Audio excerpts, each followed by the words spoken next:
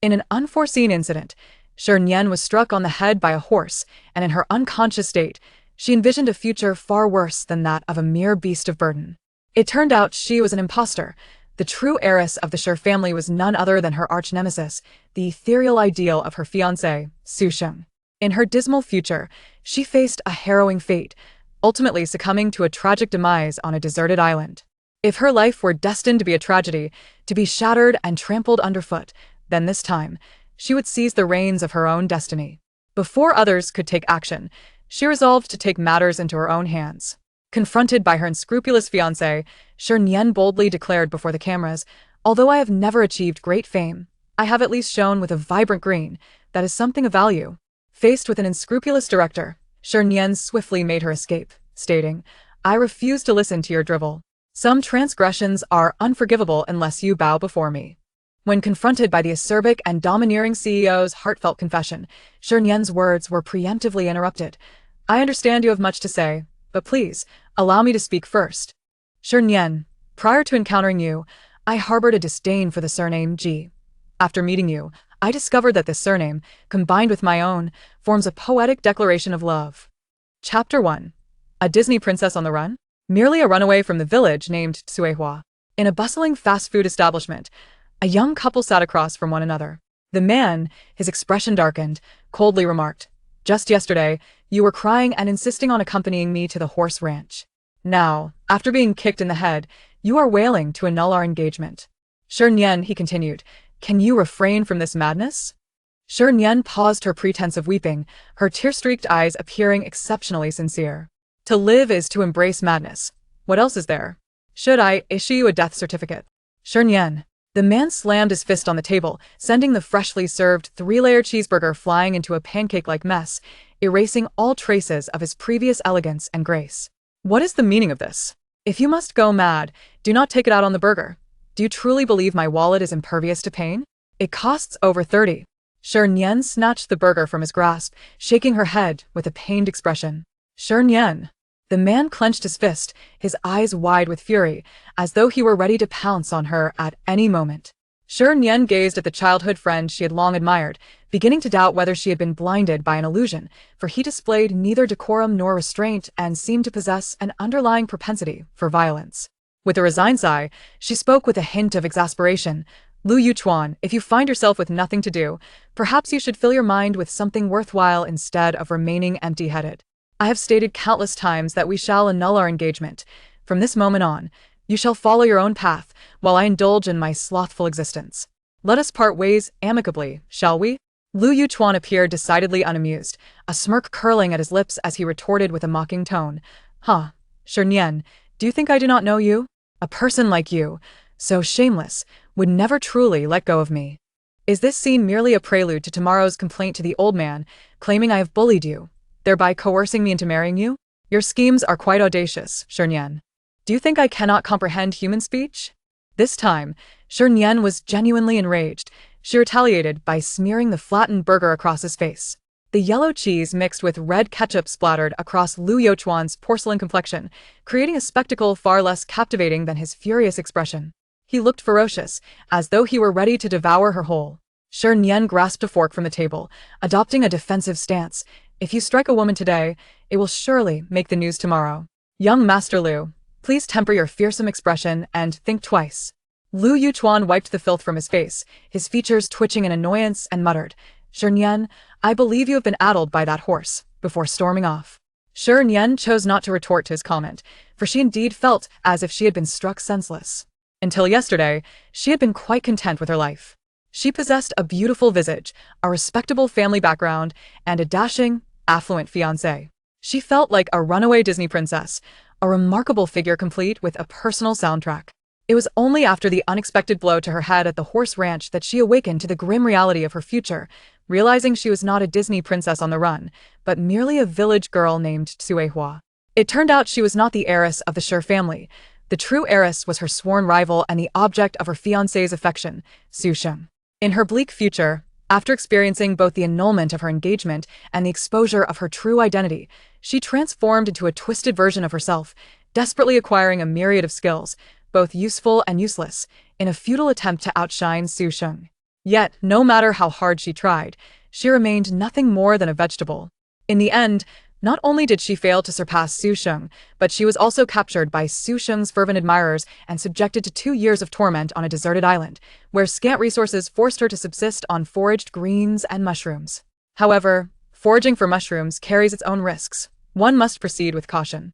On the 731st day of her exile, she met her glorious demise after unwittingly consuming a poisonous mushroom. Perhaps it was undercooked.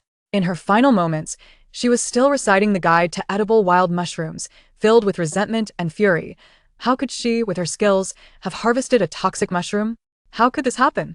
Upon awakening, Shernyen reached for her phone to verify the guide to edible wild mushrooms, confirming her memory was accurate, before contemplating another pressing question. How was she to confront a future that promised a fate worse than that of a mere beast of burden? Should she rise in rebellion? Perhaps not. Even a cabbage has its limits. Rather than engage in a relentless struggle for survival, she resolved to embrace a more leisurely existence. After much contemplation, Shernyen established her future course. Step 1. Annul her engagement with the insufferable Liu Yuchuan. Step 2. Withdraw from the entertainment industry, distancing herself from her adversary Su Sheng. Step 3. Depart with her savings as far away as possible. Yet, plans often fall victim to unforeseen circumstances. The ordinarily aloof Liu Yuchuan, upon her announcement of the engagement annulment, did not acquiesce immediately but instead erupted in anger. Shernyen was perplexed by the peculiar workings of his mind, shaking her head as she prepared to set aside the first step and focus on withdrawing from the entertainment industry. This should be a straightforward task. Having been in the industry for less than a year and having only starred in 2 productions, her infuriatingly poor acting skills had not only failed to attract fans or attention but had also exasperated her agent, Xia Rong, to the point of developing nodules. To spare Xia Rong further distress, she had refrained from accepting any engagements for months, effectively entering a state of neglect. This neglect suited her just fine. She could leave at a moment's notice. After finishing her burger, Shernyen felt a wave of contentment as she opened her contact list and dialed Xia Rong's number. Initially, there was a cacophony of noise on the other end, followed by Xia Rong's brisk voice. I am currently interviewing new talent. Please keep your message brief. Shernyen bit her lip and responded with 4 simple words. I want to retire. Xia Rong's voice suddenly escalated several decibels. What? What did you say? I didn't catch that. Please repeat. Clearing her throat, Shernyen reiterated. I said, I want to retire. Aha. Xia Rong's laughter echoed for miles, awakening the roosters and stirring the entire nation. Shernyen, you have finally reached this level of enlightenment. It truly is remarkable. Ahahaha. Shernyen smiled faintly, but her amusement was short-lived as Xia Rong abruptly changed course. Where were you hiding all this time? I just secured a variety show for you this morning, and now you wish to retire? What variety show? I was unaware, Shernyen replied, bewildered. It's the dating show you mentioned, the one featuring Su Sheng. The director reached out to me yesterday, saying they needed a beautiful female guest, so I submitted your name. Shernyen was taken aback, taking a sip of her cola before weakly asking, can it be postponed? Xia Rong's tone remained calm. It can be, but the contract has already been signed. Please send over the penalty fee. It's only 5 million. Shernyen swiftly opened a certain bank app, only to exit the interface, with a heart full of despair 3 seconds later. She felt a profound hatred. Hatred for her former self, who spent money as if it were flowing water. Let me think it over, Sister Rong, you're busy. As she hung up the phone, a casual glance from the corner of her eye revealed something that made the beautiful woman clench her fists in indignation. Someone was spying on her. The man observing her sat in the front left, clad in light, casual attire, with long legs crossed, lazily reclining against the back of his chair. He possessed striking features, a pair of gold-rimmed glasses perched on his nose, exuding an air of a refined rogue, though he seemed to be up to no good. Chapter 2. Colonel Sang versus Brother Peony. What appeared to be a casual enjoyment of cola was, in truth, a calculated endeavor, as the pair's gazes met intermittently.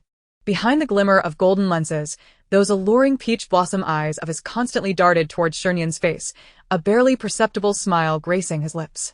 When their eyes collided, the mirth at the corners of his mouth only intensified, saturated with derision. Was this something she could tolerate?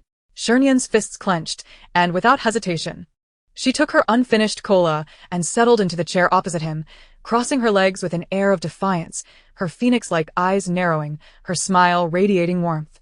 With her luscious crimson lips parting, she provocatively forced out 3 words. Is it beautiful? The man's long lashes fluttered as his gaze sharpened upon her visage. The young woman, with her snow-white skin and rosy lips, her eyes shimmering like rippling water, and her cascade of raven curls cascading down one shoulder, was indeed a sight to behold. However, this beauty was marred by an unsightly smear of ketchup just above her lips. That vivid red smudge instantaneously transformed the enchanting maiden into a comical caricature, an unfortunate sight indeed. And of Colonel Rank no less. He smirked, his eyes glistening with amusement. It was evident that Colonel Sang must look rather splendid when devoid of humor. In the midst of her astonishment, the man suddenly straightened, his elegant fingers retrieving 2 napkins, which he extended towards her while adjusting his phone to mirror mode. Pushing it closer to her, Shi Nian glanced down, and in that fleeting moment, her brain nearly short-circuited. Where on earth did this ketchup come from? Had she accidentally splattered it while slathering a burger on Lu Youchuan's face? Lu Youchuan, you truly deserve a scolding. In the days that followed, as Shi Nian reminisced about this encounter, she could never quite recall how she had taken the napkin or how she had managed to smile and utter her thanks and apologies. All she remembered was that her toes felt unbearably fatigued. After all, securing a seaside villa was no trivial endeavor. Ultimately, it was the sudden ringing of the man's phone that shattered the profoundly awkward atmosphere. Once connected, the voice on the other end boomed loudly, enough for Shi Nian, seated across from him, to hear every word clearly. Son, Mom learned a new song today. It's absolutely delightful. Would you like to hear it? The man, anticipating what was to follow, furrowed his brow, poised to decline, but before he could utter a word, the singing commenced, an exuberant rendition of the single version of The Love of the Boatman.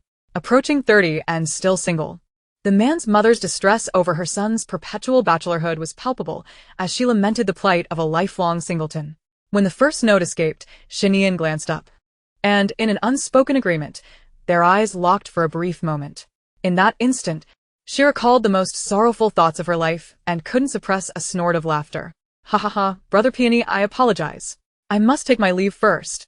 The man watched her retreating figure, spinning and leaping away, exasperation etched across his brow as he rubbed his temples, his voice tinged with an air of worldly wisdom. Miss Xia, we are acquaintances. Let's keep the conversation to business. On the other end, the singing ceased abruptly, only to be replaced by a cheerful voice. Xiao Zhou is planning a wonderfully entertaining variety show, specifically designed for young people like you who can't find partners to travel and discuss love together. Xiao Zhou mentioned that there will be plenty of beautiful girls there, and I've signed you up. Do your best to bring one home. If you can't, don't bother coming back. Before the word mom could escape his lips, the call was terminated. The man set down his phone, gritting his teeth as he muttered, Zhou Xingyan, you better keep both eyes open while you sleep at night. After leaving the fast food restaurant, Shi Nian posted a query online. What is the quickest way to earn 5 million?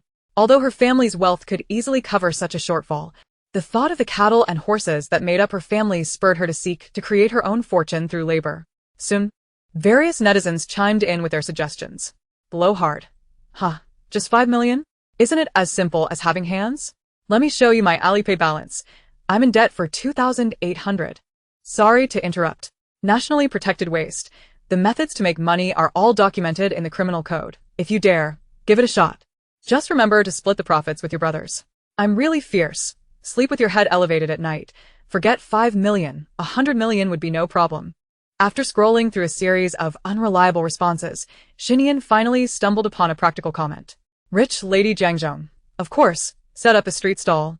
Working a lifetime as a laborer still leaves you poor, but with a street stall, you start as a boss, already a cut above the rest. Are you not tempted? Tempted. Incredibly tempted. Shi Nian, filled with determination, inquired about the most profitable items to sell and promptly hailed a taxi to the nearest market, where she splurged on a colossal hot dog grill capable of cooking 40 sausages at once.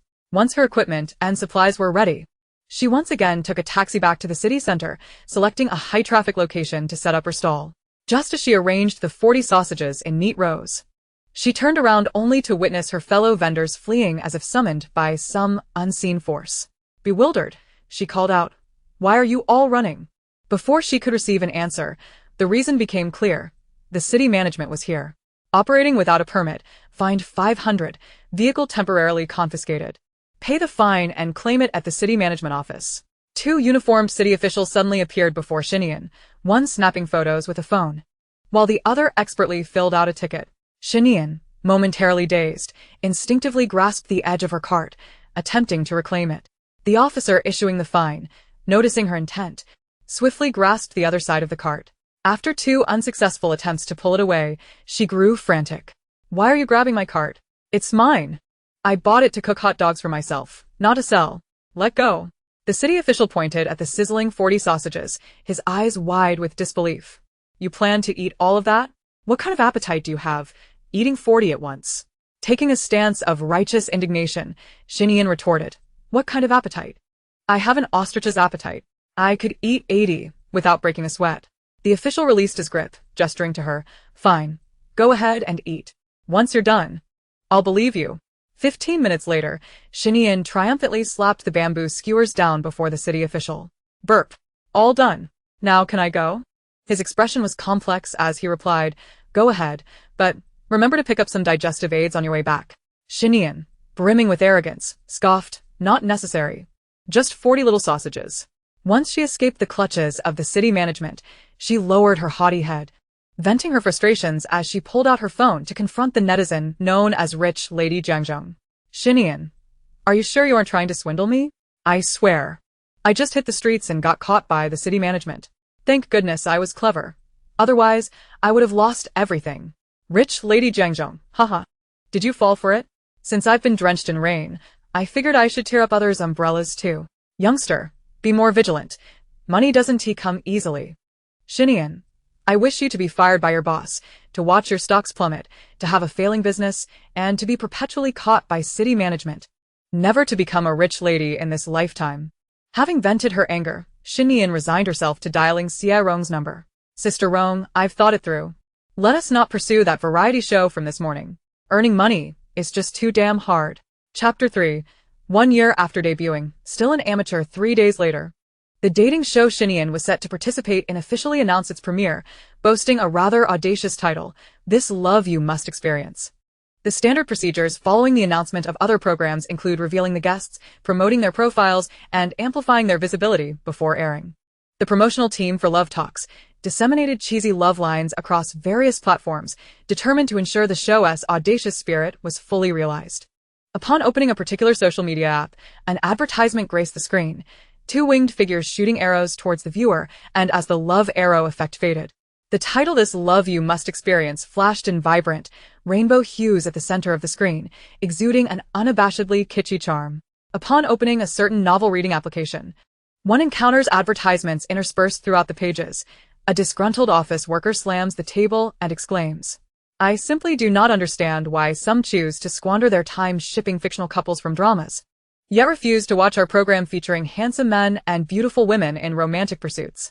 Meanwhile, a chat application displays scrolling advertisements on the social feed. "Young master. Madam has not left her room for 3 days. Oh, is she aware of her mistake? Not quite. After watching a variety show, she has experienced a revelation, declaring that engaging in her own romance pales in comparison to shipping others' couples. She intends to divorce you. Here is the divorce agreement." After being inundated with a plethora of lowbrow advertisements, a multitude of internet users could no longer contain themselves, flocking to the official Weibo account of the show to witness what sort of peculiar phenomenon had swept through the advertising realm. Upon their arrival, however, they found little more than a scant amount of program information at the top of the Weibo page, with the remainder filled with cringe-worthy love declarations, which continued to proliferate at a rate of 1 per hour. "Must I learn welding to truly catch your eye? How can I, a 10-year cerebral thrombosis survivor, fail to capture your heart? Cold are you? It's only right. Neglecting me will surely lead to your demise." The onlooking netizens exclaimed, "How tacky. Utterly ridiculous." Their irritation escalated, leading them to unleash their frustrations in the comment section. Some became so enraptured that they spiraled into a frenzy. Their chaotic presence felt in comment sections from the official account to various prominent bloggers. The show, meanwhile, gained notoriety through this unconventional marketing strategy, becoming the most anticipated variety program on the internet, alongside the yet-to-be-revealed 8 guests. Daily, netizens gathered in the comment section to engage in a prize-winning guessing game worth the value of a packet of spicy strips, speculating from esteemed actors to various rising stars. with some pulling their hair out in frustration, while the production team remained entirely silent. One user, known as Fatal Mother Baboon, was particularly tenacious, consistently leaving the same message in every comment section. With the production team spending so much on advertising, it's unreasonable not to invite the four leading ladies to host. Right? Wink, insistent. After a week of her unwavering persistence, the production team finally took notice. The official Weibo account responded, "Dear, you've misunderstood.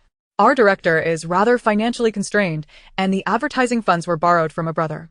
We cannot afford the four leading ladies, but we assure you, our guests will undoubtedly be handsome and beautiful, with guaranteed good looks." Fatal Mother Baboon replied, "How dull." From that point onward, her presence vanished from the comments. However, the other netizens were quite satisfied with this response. After all, who could resist handsome and beautiful faces? Finally, on the eve of the program's premiere, the official Weibo account released several livestream links with a message, "Dear, the guests you've been eagerly anticipating are here. Join us tonight at 7 o'clock. Don't miss out in the live stream." Confetti. Confetti, simultaneously, in the restaurant on the first floor of a hotel, the protagonist, Shernyen, engrossed in her meal, received a task message from the production team. Besides the content visible to the netizens, there was an additional line. First mission for Love Talk. Engage intimately with the audience. The guest with the lowest interaction value must arrive early at the recording location tomorrow morning to prepare heartfelt breakfasts for the other guests. Heartfelt breakfasts? I love you. Uncle Seven and his 4 ants' legs. The netizens were unaware of the true circumstances, but she had already gleaned all the guest information from Xiaorong. Other than herself and a male guest still in communication, the rest were either popular flowers in the industry or once renowned idols, with the least popular boasting over 1 million followers as an influencer. Only she had debuted a year ago and still remained an unknown. So obscure that there were hardly any haters. With such low popularity, wouldn't she be the one to fall behind? Just yesterday, Xiaorong had comforted her, saying, "It's just a variety show. You'll just make an appearance, it'll all be fine." Now, however, it seemed that this was no mere appearance. It felt like she was to be relegated to the role of a servant. Fortunately, she was clever and quickly devised a plan. It was just breakfast. A few boxes of instant noodles would suffice, and she had leftover grilled sausages that she could sell to recover a bit of her investment.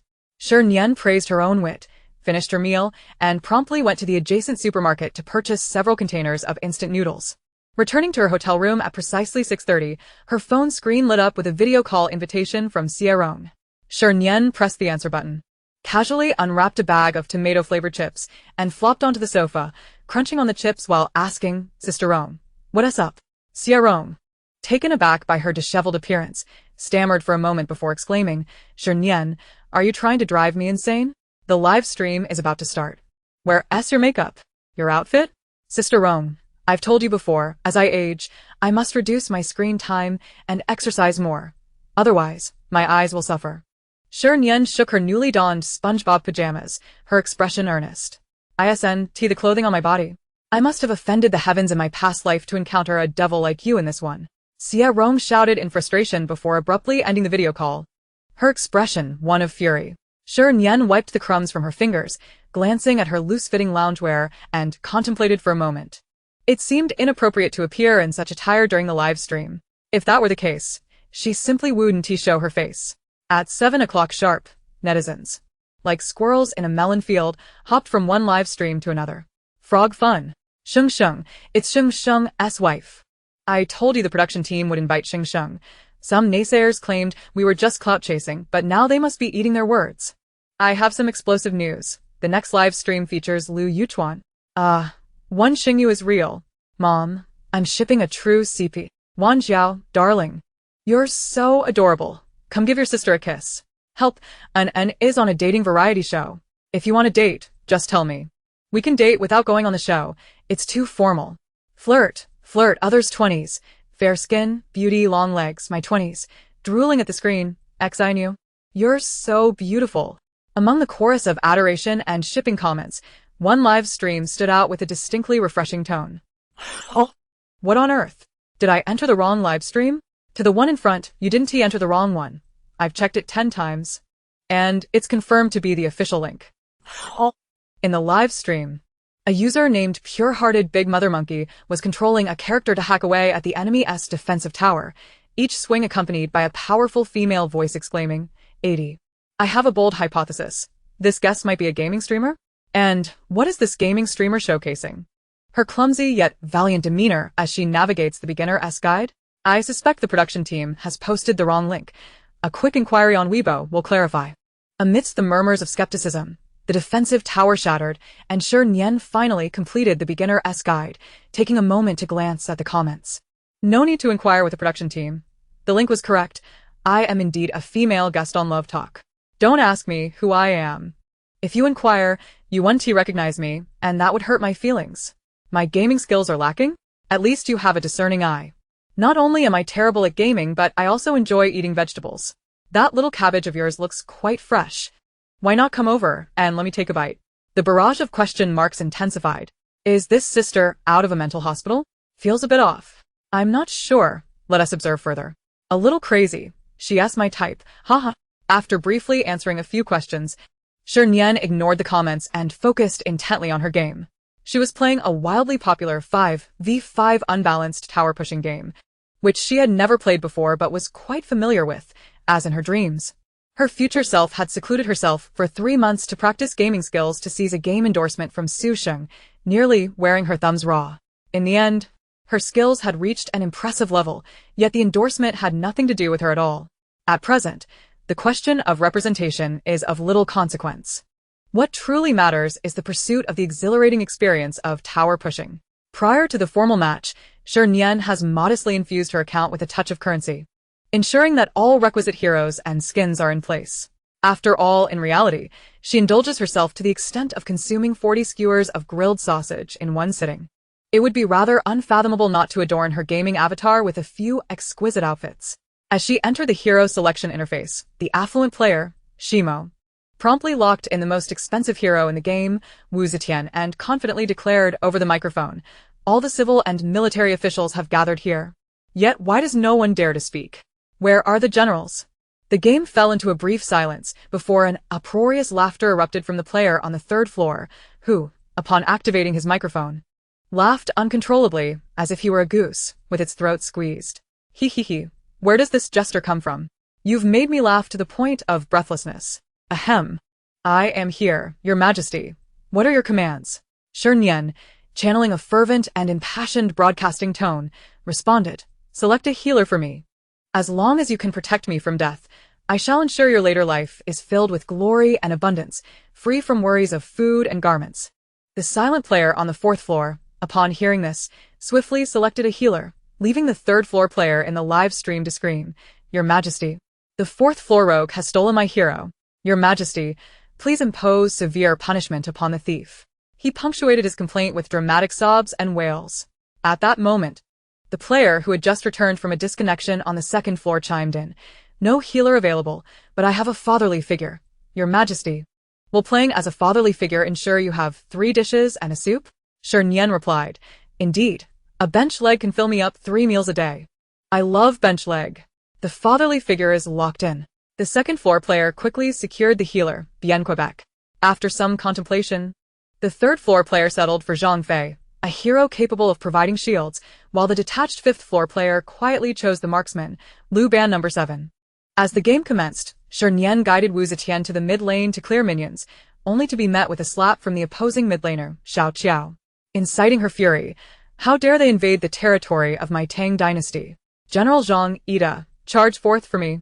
He. General Zhang, Ida charges forth. He. General Zhang, Ida has fallen. After finally clearing the minion wave, Shernyen intended to sneak into the adjacent jungle to hunt 3 wild boars for a tasty treat. But fate had other plans. An ambush lay in wait, and a massive fireball struck, depleting her health by nearly half, causing her to pound the table and cry out, Protect me. General Zhang, Ida, protect me. Healer, protect me. He. I have arrived too late to save you, your majesty. May you rest in peace. He. I have fallen again, your majesty. I must report that the healer harbors treachery within their milk, harboring sinister intentions. A crime worthy of execution. Bring forth the guillotine for this thief. Protect me. Protect me. He. The 3rd floor player was in fits of laughter, and the live stream was in a frenzy of amusement. Hey, confirm it. This lady is undoubtedly a bit eccentric. Ah, an intriguing woman. She is my type. Come. Let me have a taste. The Tang dynasty has perished. Stop playing games. Reveal yourself. I wish to see which bull or horse you are from. No. What divine being you are. 3 minutes. I demand to know everything about this woman. Report to the CEO. My subordinates have scoured the entertainment and streaming circles and found no trace of such a madcap individual. Increase efforts. Continue the investigation. This generation of netizens possesses a rebellious spirit that rivals steel. Not revealing oneself. Not being forthright? I shall uncover your identity. A domineering missing person notice spread from Shernyen's live stream to the comment section of the official account, and soon other guests' live streams fell victim to the frenzy. Even briefly trending on the hot search list. The entire internet was in pursuit of the woman whose voice could be heard but whose face remained unseen. And as the flames of curiosity blazed, the viewership of Shernyen's live stream skyrocketed from 4 figures to 7. The subject of this commotion remained blissfully unaware, diligently maneuvering her game character to save her beleaguered Tang Empire. General Zhang Ida, General Liu Ban, you must hold strong.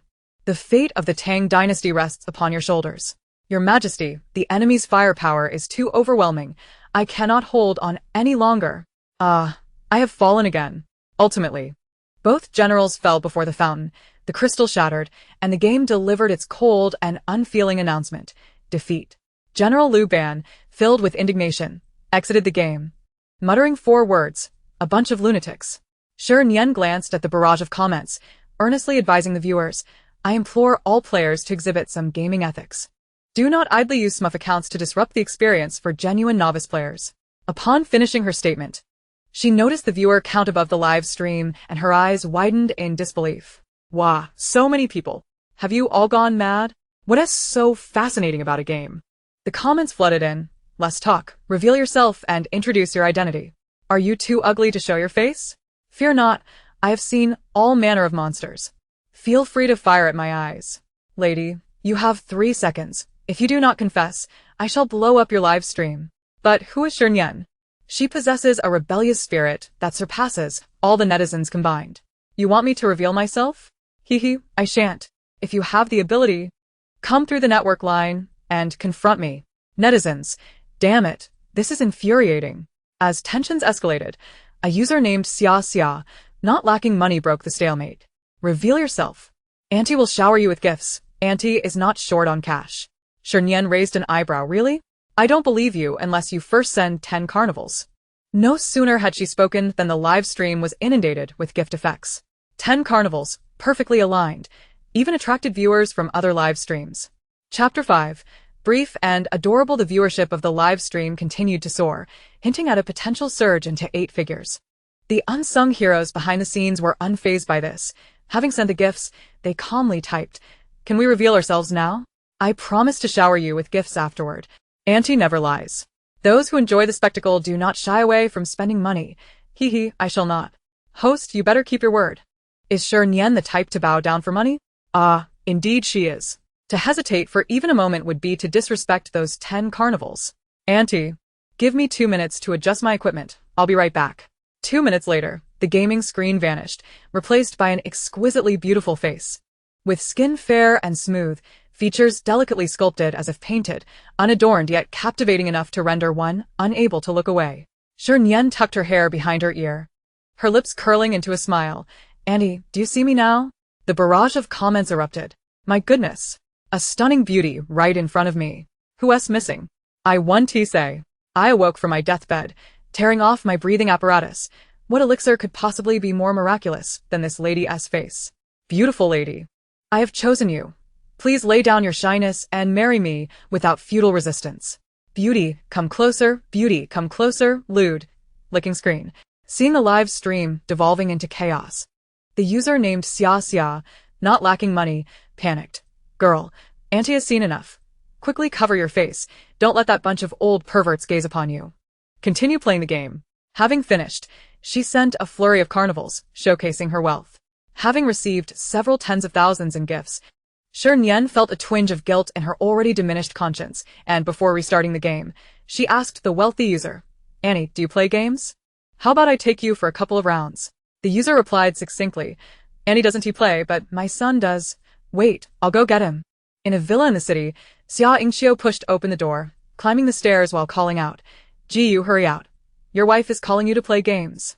Moments later, the door to the master bedroom on the second floor opened, and a tall man, wrapped in a bathrobe with water still dripping from his hair, emerged.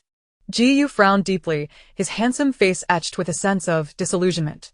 "Xia, your hysteria is severe. It's a condition that needs treatment.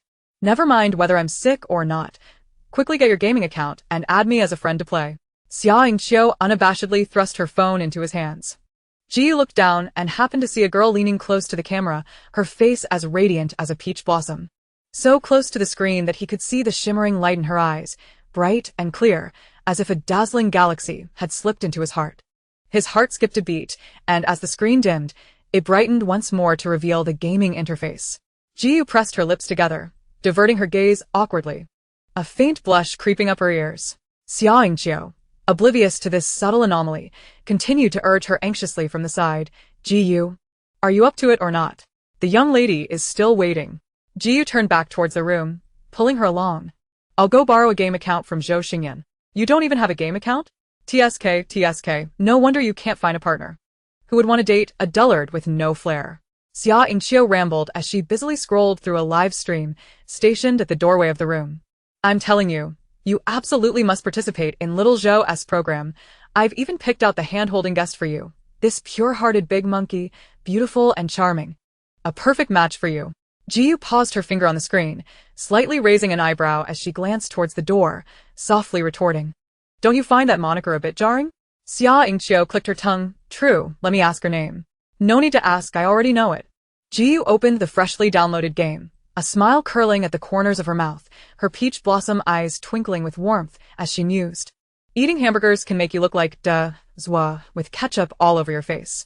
Having ample funds, Xia Yingqiu continued to lavishly shower the live stream with gifts. And eventually, Shernyen managed to add the wealthy young man as a gaming friend. This young tycoon was clearly no ordinary player.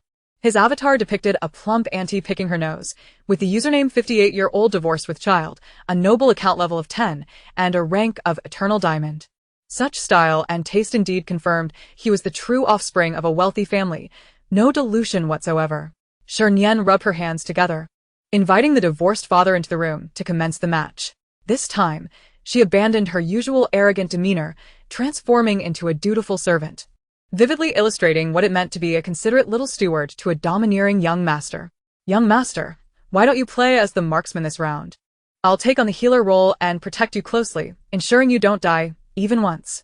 The young master, maintaining an aloof demeanor, only activated the earpiece without using the microphone, yet responded to her suggestion through his actions, meticulously selecting a short-legged marksman, Liu Ban 7. Shernyen flattered. "Young master has such great taste. This hero is wonderful, short and utterly adorable." The young master replied with a question mark. "Short and adorable.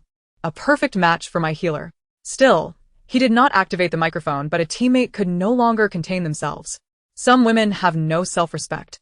The moment a man flaunts a little money, they kneel and lick. Haha, even the young master is on board.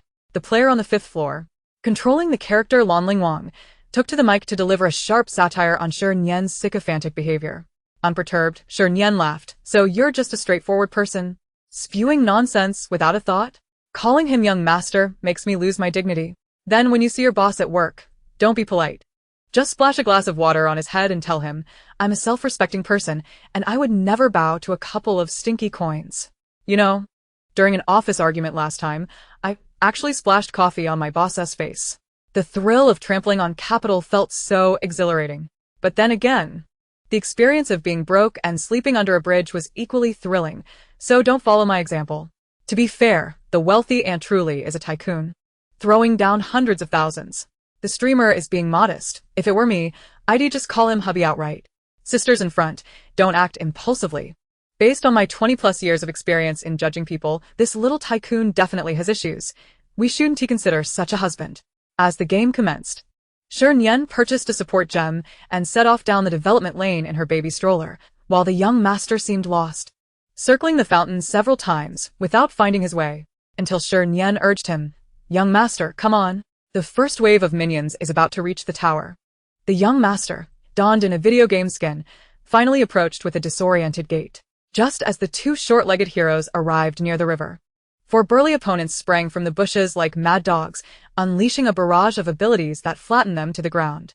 After dispatching their foes, the opponents, still unsatisfied, began taunting in the chat. Dog food harvester, we can lose the team fight, but Lu Ban must die. Stop talking nonsense, Dianwei. Brothers in this match. Just kill that V10 egg. I can't stand wealthy people. The fifth floor player seized the opportunity to mock. Two noobs can't even handle a bronze match. Stop dragging your team down in the canyon. Go uninstall the game and screw bolts in a factory instead. It's laughable. Enraged, Shernyen cleared her throat, preparing to teach him a lesson, when a clear voice rang in her ear. Are you dead yet? If not, keep streaming. Let me have a good laugh. Chapter 6. Hi, I'm the old six. The man's voice trailed off with a playful tone. Clean and infused with the youthful vigor characteristic of a boy, quite pleasant to the ear. With that simple statement, the older man in the live stream erupted in excitement. Oh, there's a handsome guy. Start the stream. Let me see. That voice sounds familiar. Let me listen closely. Oh, it's my long-lost hubby. I admit I spoke too loudly earlier. Hubby, stop playing games and hit me instead. I deserve it. In the game, the fifth floor player yelped like a dog whose tail had been stepped on, barking even louder, and after he finished, he typed in all caps. On the opposing side, Lu Ban and the noob have respawned. Go deal with them. Just as this message popped up, another followed swiftly. 58-year-old divorced with child, Lu Ban 7. Kill Lonling Wang. 50 each. The mad dog Dianwei, who couldn't stand wealthy people, immediately responded. Stop talking nonsense, Dianwei. Are you serious? 58-year-old divorced with child, Lu Ban 7. Small change. Why would I lie? Stop talking nonsense, Dianwei. Lonling Wang, die. They went completely berserk. What followed was a scene in the canyon. 5 burly men chased after Lonling Wang, slashing him down in every corner of the jungle, under the defensive towers. And even at the fountain. The fifth floor player was so furious he began cursing, and after a series of dog barks, the young master calmly replied with a few words. Can't even handle a bronze match, noobs. It's great to be rich. Who got the upper hand? I won, say. I'm so broke. I wish I could dive into the screen and kill Lonling Wang 1,000 times with a combo. Doesn't anyone think the little tycoon is being a bit excessive? It's just a game. A bit of trash talk is fine. But there's no need to bully others just because you have money. If you can't play well, just don't play. If you keep talking nonsense, I might just retaliate. Don't just focus on Lonling Wang. Look at the little egg. He has already been killed by the tower twice. That gameplay is just too delightful. He must be a complete newbie, right? Shernyen also realized this undeniable fact through various clues. For instance, the little egg's empty inventory. The voice broadcast announcing he had been slain by jungle monsters. And when she asked him to hit the blue buff, he merely typed blue in the chat. Since the little egg wasn't performing well, it was time for the healer to shine. Pausing to heal. I'll go steal the tower. Shernyen decisively sold her support gear, purchased offensive equipment, and rushed to the defensive tower, unleashing a flurry of attacks. Meanwhile, the opponents were too focused on killing Lonling Wang to defend their tower. The healer pushed through, demolishing the tower and the crystal with ease. The game concluded with Lonling Wang's record of 35 deaths, meaning he had barely survived outside the fountain after the initial phase. Glancing at the time, Shernyen noted it was 7:38. Perfect, just one more match and she could end the stream. Young master, are you still playing? She inquired, reporting her teammate Lonling Wang for intentionally feeding while being considerate. Internally, she thought, you might as well stop playing. Even a dog tied up under the tower could perform better than your marksman. Unfortunately, the young master did not grasp her insinuation, succinctly replying, let us go. Refusing to give up, Shernyen pressed on. Did those guys add you as friends? Shouldn't you add them on WeChat to settle accounts? No need. Let us consider this a lesson for them. The young master asserted confidently. Strangers cannot be trusted. In the final match, Shernyen had deciphered the young master's capabilities. At the outset, she had him select the hero Dodgy, while she chose the high-burst damage hero Angela. She then advised, this time, you don't have to do anything. Just stick close to me and use your second skill when you see someone, understood? Understood. At the outset, the clearing of minions proceeded as expected. And once the hero reached level 4, Shi Nian, accompanied by her loyal subordinates, embarked on a journey of mischief. Wherever there were thickets, their nefarious presence could be discerned. Upon spotting a target, the sequence commenced with Dodgy's second skill to stun, followed by Angela's second skill. culminating with a fiery rod to send the unfortunate soul back to the fountain for a refreshing soak. Shi Nian gradually became exhilarated. The more she fought, the greater her joy. And the more maniacal her laughter became, echoing throughout the live stream with a cackling reminiscent of an old witch. I am the old six opponent. Shut up. I am truly grateful. No one is willing to wait for you for a lifetime, except the old six. Streamer, hear me out. Perhaps you should abandon the dating show. A comedic actress discussing love? Why not thrive as a gaming streamer? The entertainment value is guaranteed. And you'll never have to worry about sustenance. Don't be ridiculous. Our streamer is a bona fide actress. Netizens have already uncovered her identity. Those interested can check out her Weibo for a delightful surprise. Meanwhile, Shi Nian, the comedic actress, was trending on social media, with the first post in the trending topic being a laudatory video showcasing her acting prowess. Upon clicking the video, the familiar opening tune of the Old Pleasant Goat and Big Big Wolf animation filled the air, presenting the verdant meadows on screen. Everything appearing normal until the first lyric rang out. Pleasant Goat with wide eyes and a pouting expression, Shi Nian's oversized head emerged atop Pleasant Goat's body. Beautiful Goat rolling her eyes and sticking out her tongue, Shernyen's visage adorned Beautiful Goat's form, descending from the heavens. Next came Lazy Goat with a crooked mouth, and Boiling Goat, charred by lightning, along with Slow Goat, grinning widely. The video concluded with Shi Nian donning Boiling Goat's body, bowing to the screen while exclaiming in impeccable accent, "Arigato." Boiling Goat-san, the comments section erupted with laughter. "Arigato, Boiling Goat-san. I think there's something wrong with my eyes. I can detect a hint of charm amidst such distorted expressions. Shi Nian, hurry here. I urgently need artificial respiration. Lewd. Woo-woo, I'm in tears. Shi Nian truly works hard. She could easily rely on her looks, but insists on showcasing her talent. Humorous. Where did the blog acquire that oversized portrait? Please point me in the right direction. I need to take notes. The web series that summer, When the Wind Blows and When Will the Moon Be Clear? Please call me Comrade Lei Feng." Concerned that other netizens might be lost, the blogger kindly pinned the comment to the top. That Summer, When the Wind Blows is a youthful campus web series wherein Shi Nian plays the fourth female lead, a lively and adorable character that she somehow managed to portray as a clumsy fool. When Will the Moon Be Clear is a grand female-led fantasy drama where she, having learned from her previous mistakes, refrained from excessive expressions, yet still ended up portraying the stunningly aloof senior sister as a blind, expressionless figure. After netizens followed the directions to view a certain video platform showcasing Shernyen's uniquely distinctive acting, they felt as though their eyes had been struck by 1,000,000 points of brilliance. What an intriguing curiosity. As Shi Nian concluded her gaming session and prepared to log off, she cast a glance at the barrage of comments, noticing a shift. No longer were they filled with lewd remarks, but rather inundated with "Arigato, Boiling Goat-san." Interspersed were pleas for her to cease acting altogether. A sudden unease gripped Shi Nian's heart. Upon checking Weibo, she discovered, with a mix of disbelief and fury, that her home had been invaded. Even more infuriating was the fact that the perpetrator was one of her scarce fans. The individual's Weibo nickname read, "Nian Nian Bu Wang" by Yu Huixiang. The personal description boldly declared her as Shernyen's die-hard fan. Chapter 7. Deliver the meals on time and avoid mischief. A good guest is truly a blessing. Shi Nian, armed with a metaphorical knife, open the private messages. Seriously? Is this how you promote me? 3 seconds later, a flurry of exclamation marks appeared from the other side, followed by a shocked expression from an animated dog. "Nian Nian Bu Wang" by Yu Huixiang. What the heck, are you alive? Shi Nian, I shall refrain from uttering a word until my lawyer arrives. Please, act wisely. Nian Nian Bu Wang by Yu Huixiang. Don't be like that. I admit my methods of attracting attention are somewhat extreme, but they are effective. Gaining hundreds of thousands of followers in half an hour. Who wouldn't applaud that? Shi Nian, so I should thank you then? Nian Nian Bu Wang by Yu Huixiang. No need for thanks, but if you could send me a few signed photos as a token of appreciation. My address is XXXXXXX.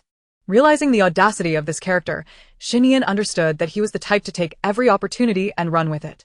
Originally, after filming the dating show, she had planned to vanish perfectly, retreating to a remote and tranquil locale for a leisurely life.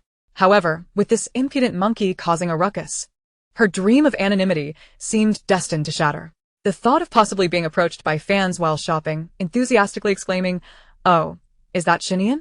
Come. Give me a pout and a glare to make my day," struck her like a thunderbolt. Her once pristine reputation was irrevocably tarnished. "Little hater, hide well. Do not let me catch you," Shi Nian declared fiercely before exiting the private message interface. At that moment, the production team sent a text revealing the interactive ranking of each guest during the live stream. Thanks to a wealthy aunt's support, she, who should have been placed last, had suddenly soared to the top. The instant noodles she had just purchased were saved. This, perhaps, was the essence of gaining something while losing something else. Having lost face yet saved her noodles seemed rather worthwhile. Shi Nian found solace in this, tearing open a bag of chips, launching a new round of mischief in the game. How delightful! The dating show you absolutely must participate in is a reality show centered around romantic travel, divided into 6 episodes, each set in an intriguing and unique location. Each episode airs from Friday morning at 8 until Sunday evening at 8, spanning 3 days and 2 nights, broadcasted live throughout, allowing viewers to engage in real-time commentary. According to the production team's rules, guests were expected to arrive at the filming location independently before the recording of each episode. However, for the inaugural episode, prior to the official filming, an interview segment was included, for which the production team generously arranged a special vehicle to pick up guests from their hotel, conducting the interview en route. This particular segment was not disclosed to the guests once the time arrived. They abruptly arrived at the hotel with cameras in tow to catch them off guard. The emphasis was on authenticity. Some guests, however, had already received this information from their agents and were prepared, donned in appropriate attire and minimal makeup, waiting to present their genuine and beautiful selves on camera. Naturally, Shernyen was not among them. After concluding a video call the previous day, Shernyen had blacklisted her, even changing her WeChat note from superficial little flower vase to devil incarnate.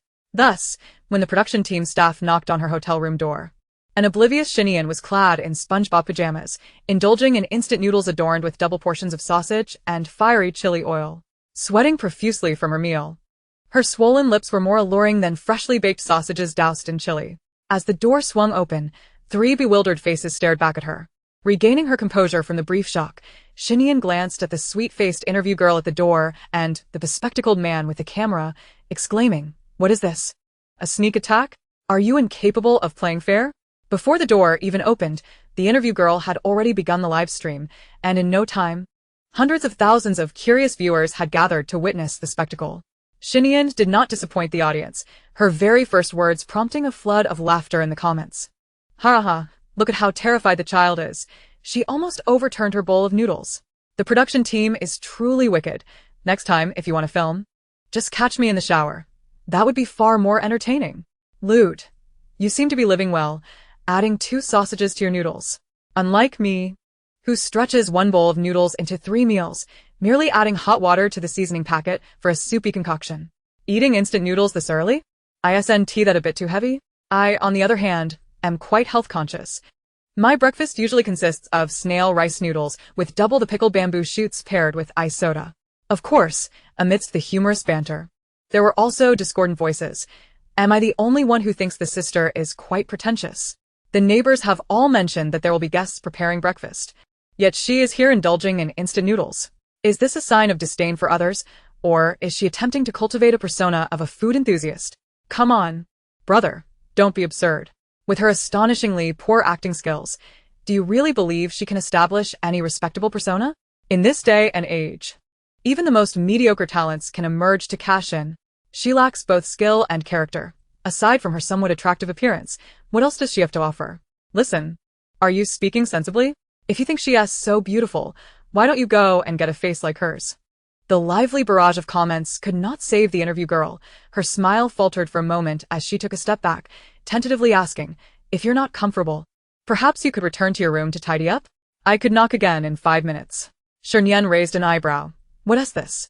Your live stream room is so advanced it even has a delete and replay function?" 10 minutes later, having finished her instant noodles and changed her clothes, Shernyen dragged a suitcase filled with noodles and snacks into the car. The interview girl had adjusted her mindset and, with a smile, handed over the recording device. "Miss." "Sure. Would you like to greet the audience in the live stream? They have been waiting for you for quite some time." Shernyen turned to the camera, waved dismissively, and offered a perfunctory smile. "Good morning, everyone." No sooner had her words left her mouth than a comment criticizing her acting skills and her surgically enhanced face flashed across the screen. She quickly added, "Except for those criticizing me, Just after that, another comment praising her beauty appeared. She continued, "Those praising me I'll take double." The previously dull livestream came back to life with her arrival. Haha, Shernyen, you know how to greet people. This dialogue, this level of familiarity. You must have lost a lot of joy beans in playing Diju, right? Other guests, my darling fans are so cute, hugs and kisses. Here, perfunctory smile, hello everyone. Who wouldn't want double praise? Big mother monkey. You're truly beautiful. The interview girl chose to overlook the latter part of her statement and calmly began the interview task. Miss Shi, may I ask why you decided to come on our show? Shernyen shot her a quizzical glance, as if to say, is this really a question that needs to be asked? Because I signed a contract and cannot afford the penalty for breach. The interview girl was momentarily taken aback. What do you hope to gain from our show? A generous remuneration, the more substantial, the better. Is there anything you would like to say to our production team or the director? Shernyen gazed ahead and said with a hint of melancholy, please deliver meals on time and refrain from causing trouble. A good guest is truly a blessing. After a pause, she added, but I know you can't manage that. So, disregard what I just said. Don't ask me this question again. It's likely to get you into trouble. Chapter 8. In every trade, there are complaints. The interview girl could no longer maintain her smile. After 2 years in this profession, she had seen all kinds of guests, but she had never encountered anyone as brutally honest as Shernyen. Perhaps her expression, which seemed to be on the brink of tears, was too unflattering. Shernyen leaned in, voluntarily clarifying, don't misunderstand, I didn't mean to target you. I just happen to be this way. In every profession, one grows weary of it, and every trade has its grievances. Ha ha ha ha ha, Shernyen. I don't want to attend this class for even a day, just let it be destroyed. Folks, who understands? Some are in the square watching the flag raising, some are at the night market enjoying skewers, some are flying kites in the park, but here I am, riding my electric bike to this miserable class. Who wouldn't he go mad? Are you worse off than me? I was caught by the boss while slacking off at work, and now he wants me to showcase my skills at tomorrow's morning meeting. The earth can hardly accommodate me. Production team, did you hear? Our Majesty demands you to deliver meals on time and stop causing trouble. If you don't comply, your nation will perish. Several kilometers away in a rural courtyard, Shernyen watched the screen as harsh words flashed by, grinning widely. Threatening me? What a joke. Am I the kind of coward who can be easily intimidated by mere words? A notice was sent out. The noontime welcome feast was cancelled. Let them go beg for food in the village. Shernyen remained blissfully unaware that her anticipated lunch had vanished, leisurely munching on potato chips after completing the interview. The interview girl, perhaps intimidated by her unfiltered remarks, remained silent throughout the drive, leaving only the sound of crunching chips filling the car. Initially, it was just one person crunching, then 2 joined in, and eventually the cameraman also participated, creating a harmonious atmosphere. However, this idyllic illusion was shattered in less than 3 minutes by a comment from the interview girl. Miss Shi, we are nearing the recording location, and according to the production team's regulations, you must complete the remaining journey on your own. Shernyen turned to look at the bumpy country road and then at her large suitcase, shaking her head in despair. I knew it. I knew you wouldn't handle anything related to others. Before departing, she had specifically researched director Shi Nian, only to find a slew of negative reviews. A life motto. As long as there's life, there's fun. Every star who had been subjected to his whims had cried out in despair, fleeing in terror. To call him a pervert would be an insult to perverts. The interview girl forced a smile, wanting to apologize. But resigned Shernyen had already single-handedly lifted her suitcase and pushed open the car door. As she exited, she gleefully chanted, fortunately, my suitcase is filled with instant noodles, lightweight. Otherwise, I would have really been done in by you lot. Highlight this, it's all instant noodles. What on earth has this child experienced? Bringing her own food to record a program.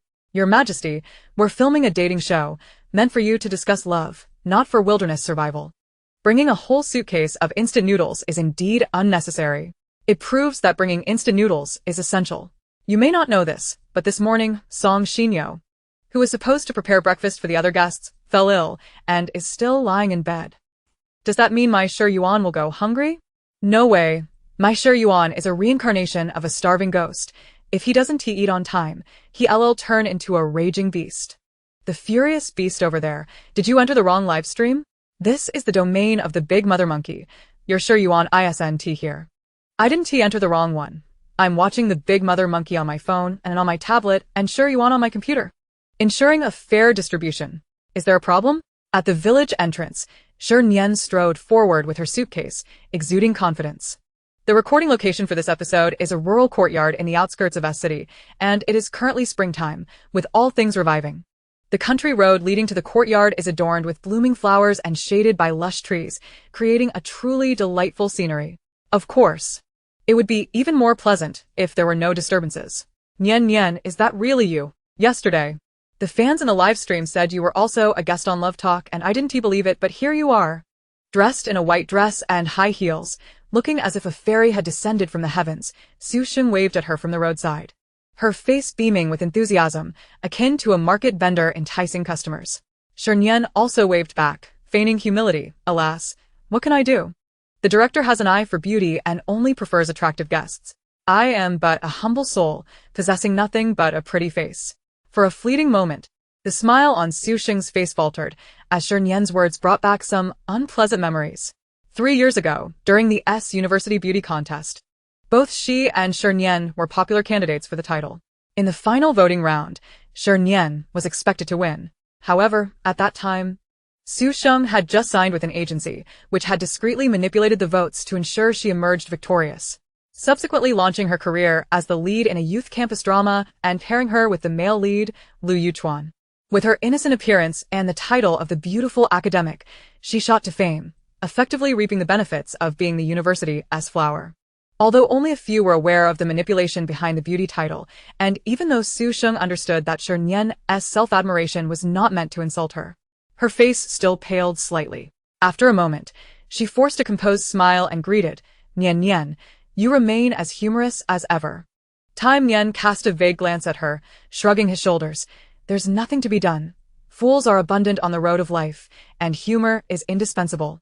After speaking, he turned his attention to Lu Yuchuan, who was striding towards them with a suitcase in tow, and let out a disdainful laugh. Help! I think I can smell something juicy. My instincts tell me these three have issues, and the tension is palpable. Here comes the archaeologist. Time Yen had previously liked a post on Weibo that contained innuendos about Su Sheng, and had also promoted Lu Yuchuan's new drama. From this, I deduced that Time Yen likely harbors feelings for Lu Yuchuan, but he is infatuated with Su Sheng. As for Su Sheng, she probably has feelings for Lu Yuchuan as well. What do you mean probably? It's a certainty. Wan Xingyu, you are indeed real. While this Time Yen who suddenly appeared is merely a clingy third wheel. Some people ship couples for fun, while others seem to have lost their minds in the process. That full remark was clearly aimed at Lu Yuchuan, who berates their love interest like that. Can those who ship couples please take a breather and focus on admiring the handsome man? Aren't you moved by such a dashing gentleman in a suit standing before you? Anyway, I'm already calling him hubby. Lu Yuchuan had evidently dressed to impress today. His suit impeccably tailored, shoes gleaming, and his hair seemingly molded with an entire can of hairspray, stiff enough to withstand an 8-level typhoon. At one point, he flashed a devilish smile at the camera. His excessive confidence resembled a peacock displaying its feathers, shaking them while teasingly proclaiming, "Just you wait, I'll enchant you." Time Nian averted her gaze, fearing that another glance would make her regurgitate the instant noodles she had just consumed. This scene of her stealing a laugh while looking down transformed in Lu Yuchuan's eyes into a display of guilt and inability to meet his gaze.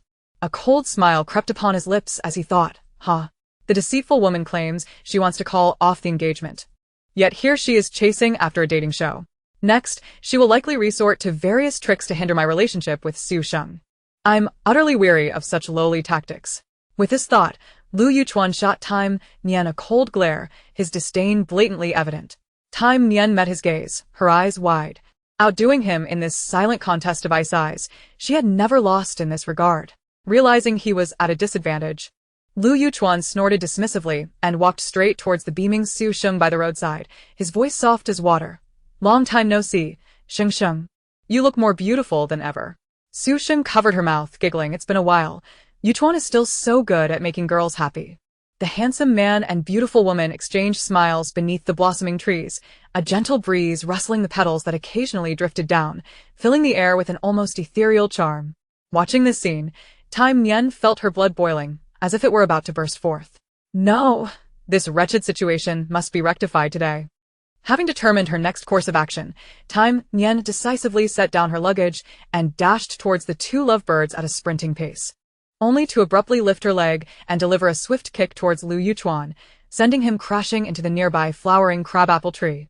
With a rustling sound, countless petals cascaded down like a waterfall, drenching Lu Yuchuan and Su Sheng, utterly obliterating their meticulously crafted appearances. Flowers adorned their heads, and with a loud proclamation, Time Nian declared, "Lovebirds, you are now forever locked in this state." She brushed the fallen petals from her clothes, concealing her own accolades, and sauntered away, leaving their faces flushed green and red. The live stream erupted in chaos due to her audacious antics. "I've set up my little stool. And this is what you show me? Get into a fight, slap faces, pull hair, can you not? I've realized Time Nian isn't here to participate in a dating show. She simply wants to disrupt this world. Which mental institution let this madwoman out?" Su Sheng and Lu Yuchuan were having a lovely chat, and she just barged in to cause trouble.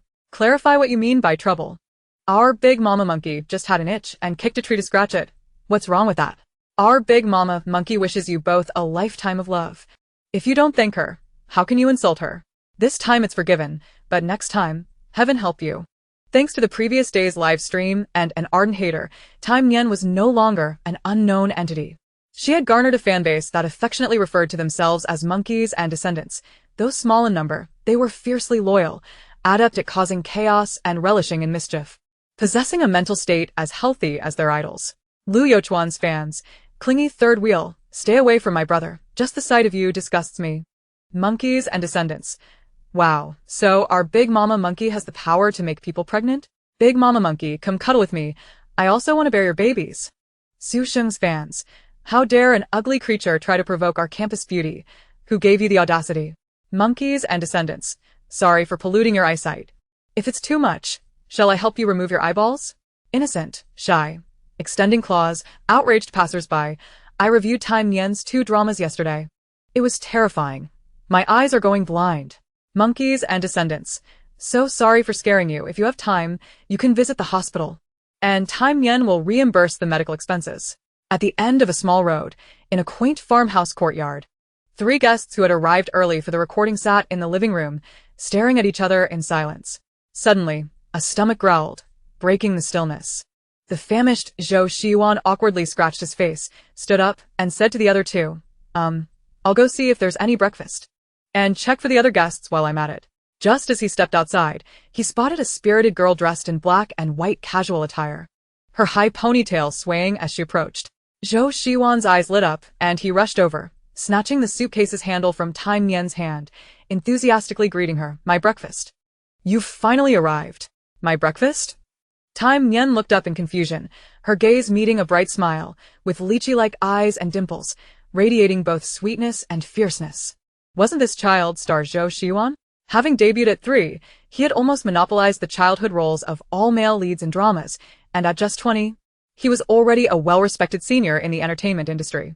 Time Nian had always held respect for her seniors and extended her hand to him, although I don't share the surname Zhao and have no relation to breakfast. I still thank you for carrying my luggage. The air stilled for a few seconds. Zhou Shiyuan's face turned red as he realized his blunder and quickly corrected himself. I'm sorry. I'm a bit muddled from hunger. Big Mama Monkey, hello. My name is Zhou Shiyuan and I am an actor.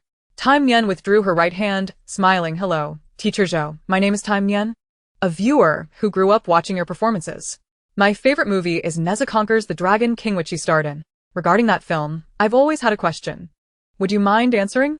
Did you wear the bitter tea costume in that film? Zhou Shiyuan was rendered speechless. As a professional actor with many years of experience, he inevitably had a few blemishes in his past, and the naked Neza undoubtedly stood out as one of the most embarrassing moments in his history. Now being publicly reminded of it by Time Nian felt akin to defecating in front of an audience. Help! My habit of feeling secondhand embarrassment has struck again. The luxurious 3-story sea-view villa is complete. Zhou Shiyuan, hurry and come collect it. Here we go again. Big Mama Monkey is at it again. Shiyuan. While I would love to help you roast someone, how can I possibly defend you when you greet a girl by calling her Big Mama Monkey upon first meeting? You need to handle this yourself and take some time to reflect on your behavior at Happy Planet. Sweetheart, hurry and apologize. We cannot afford to offend this person in front of us. She brought a whole box of instant noodles, which could save lives in a critical moment. Zhou Shiwan seemed to hear the heart of the netizen, licking his lips and awkwardly explaining, about that was so long ago that I forgot. How about we chat about something else? I heard you brought a whole box of instant noodles? As Shernyen's spirit jolted, she realized why this fellow was so enthusiastic. It turned out he had set his sights on her instant noodles. Don't listen to their nonsense. My suitcase is filled with clothes, nothing edible. If you're truly hungry, go beg the production team. A good cry and some drama will surely yield results. While denying, Shernyen reached for her luggage. No, no. Allow me to carry it for you, Zhou Shiwan insisted, gripping the handle with unwavering determination. Thus, the two began to tussle outside the small courtyard. Just as their playful struggle intensified, a man's voice, laced with teasing, echoed from nearby. Ah, it seems I have arrived at an inopportune moment. Chapter 10 Greetings. Brother Peony, the long-awaited cameraman, immediately directed the lens toward the young man beneath the willow tree at the entrance of the courtyard, tall and leggy. He was clad in a black vest over a white shirt, the vest unbuttoned, the collar of the shirt loosely draped to the sides. Below, he wore clean, straight black trousers. With striking features, rosy lips, and fair skin, he sported a familiar pair of gold-rimmed glasses perched on his nose. This attire, coupled with a nonchalant smile at the corner of his mouth, exuded a blend of sophistication and a hint of roguish charm, rendering him utterly captivating. Simultaneously, the official Weibo account of the show finally released promotional materials for the 8th guest. Clicking on the video revealed the same familiar formula and essence. Amidst a dazzling array of colorful neon stars, the male host's impassioned countdown resonated. THRETWONE. Let us extend a warm welcome to the 8th guest of this Love You Must Pursue, the president of G Group's Huagua region, one of Huagua's most prominent young entrepreneurs. GU, making his grand entrance. Accompanied by flickering lights and exhilarating background music, a handsome man in a tailored suit emerged at the center of the screen, framed by a circle of shimmering gold that accentuated his opulence. The moment his image was unveiled, both the official Weibo comment section and the live broadcast room erupted in excitement. Wow. That face, those glasses, that physique, handsome enough to steal my heart. Hubby, do you remember me? Hubby, I'm your long-lost wife. Chewing on a rose, lying sideways, tossing hair, and winking, accidentally falling off the bed, flipping over, lying on the floor, continuing to flirt. GU, I admit you possess a certain charm. If I were 20, I would pursue you without hesitation. If I were 30, I would abandon my family to be with you. But I must apologize. I am a student, overwhelmed by endless homework. Could you perhaps allow me to copy yours? I personally believe jokes should be kept moderate, constantly calling other men hubby. If this boy were your brother, younger sibling, or boyfriend, how would you feel about others saying that? Especially since this is my husband. I hope my friends can show me some respect and refrain from such remarks. Even Zhou Shiwan was momentarily dazzled by the man's beauty, slapping his thigh, exclaiming, when did the entertainment industry gain such a character? How come I don't know him? Observing the familiar gold-rimmed glasses, Shernyen thought to herself. What a small world, encountering acquaintances wherever I go. Lost in thought, GU confidently strode before her. Extending his long, elegant right hand, he introduced himself, saying Dazwa, hello. Allow me to formally introduce myself. I am GU, 27 years old, the 8th guest of AI Tan. Shernyen's lips twitched. This guy truly had a knack for picking the wrong topic. Since you brought it up, I shall not hold back. With hands entwined, she gave a gentle shake. Greetings, Brother Peony. I am Shernyen, 23 years old, with a passion for singing. Would you like me to perform a song for you right here? A smile curled at her lips as she flawlessly replicated the single version of the love of a fisherman amid GU's gradually crumbling expression. Approaching 30 and still single. Oh dear, what a dilemma. A lifelong singleton with no partner, all alone until old age. Finishing the last line, she gracefully spread her arms, striking what she believed to be a perfect ending pose, her elegant demeanor radiating a beauty that disregarded the opinions of others. Such a captivating melody stirred a wave of reactions among netizens. That was splendid. I won't watch the season of The Voice without you. In this context, is she subtly mocking GU's single status? Or perhaps implying he can't find a partner? Truly a grand matriarch, you never disappoint. Brother Dazwa, Brother Peony? What scandalous deeds have you two been up to behind my back? Spill the beans. Based on my years of being single, those two definitely have something going on. If not, I'll stand on my head while washing my hair and hand copy the Xinhua dictionary. While the foolish continue to speculate, the wise have already shipped the couple. As a dedicated shipper, I must support every pairing. As long as I have enough ships to sail, I shall never be overcome by sorrow. Let's go, fellow shippers. As the song concluded, Jiyu bit down on his molars, smiling as he applauded. That was impressive. Just in time. As I'm planning to invest in a singing program, I'll be sure to contact your manager for a contract. Shernyen clenched her fists in outrage. That wretched capitalist. She longed to knock his glasses off with a single punch. However, in front of the cameras, she needed to keep her composure. Mr. G, don't take it to heart. I was merely putting on an act.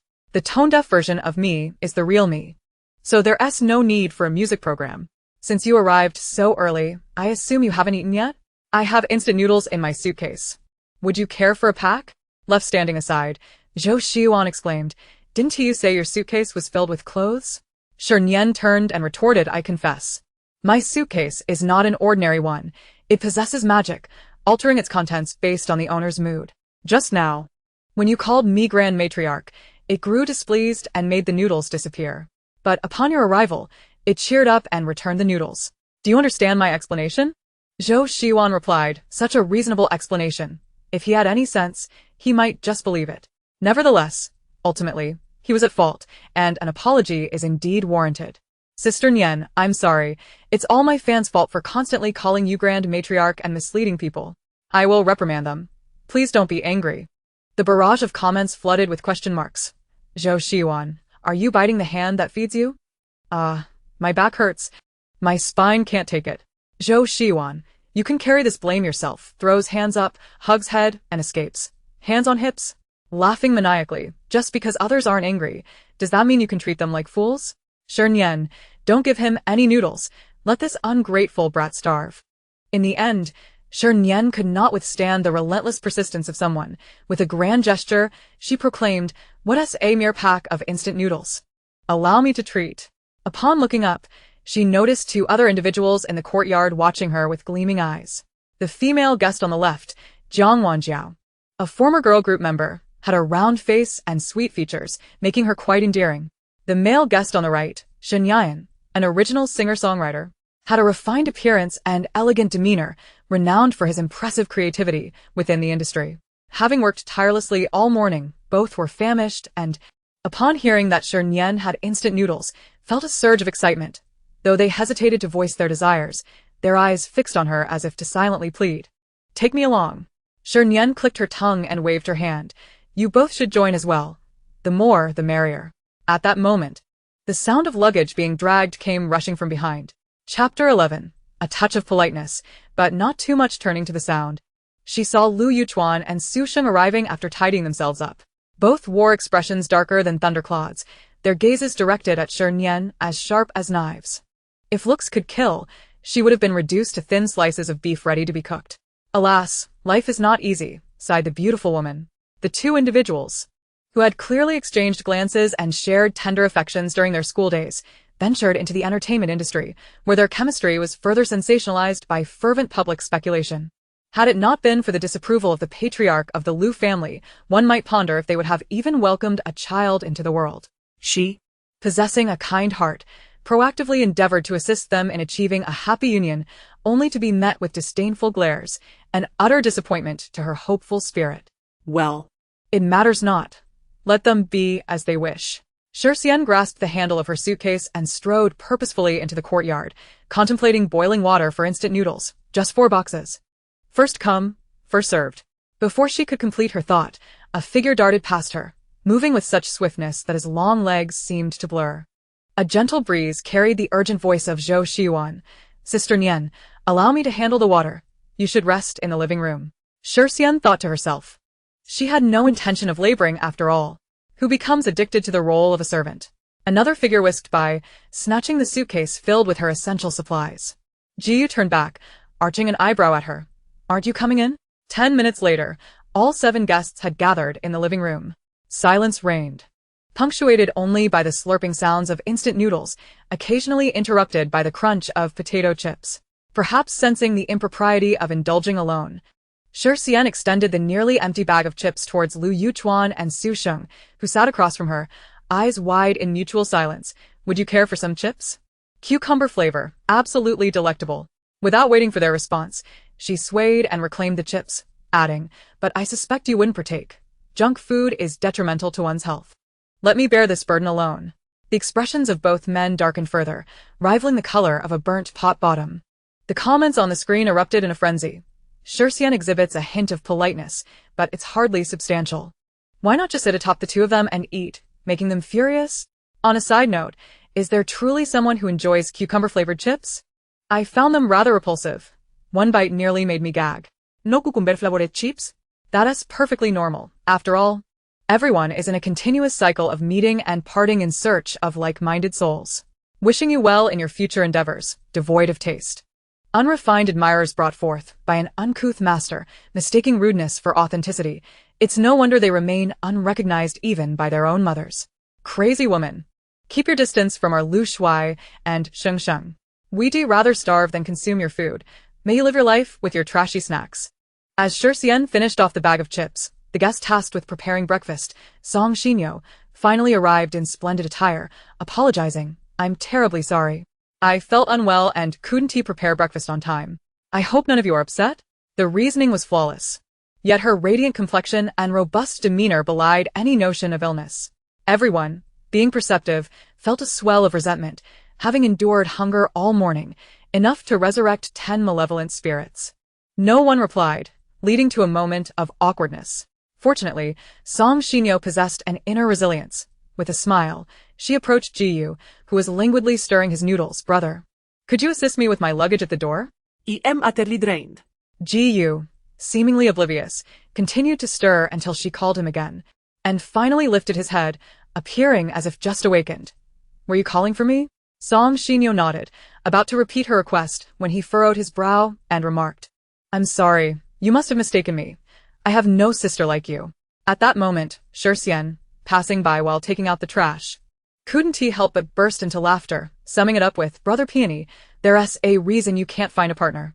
Jiyu jabbed his fork into the rim of his noodle bowl, rising with an empty bowl in hand.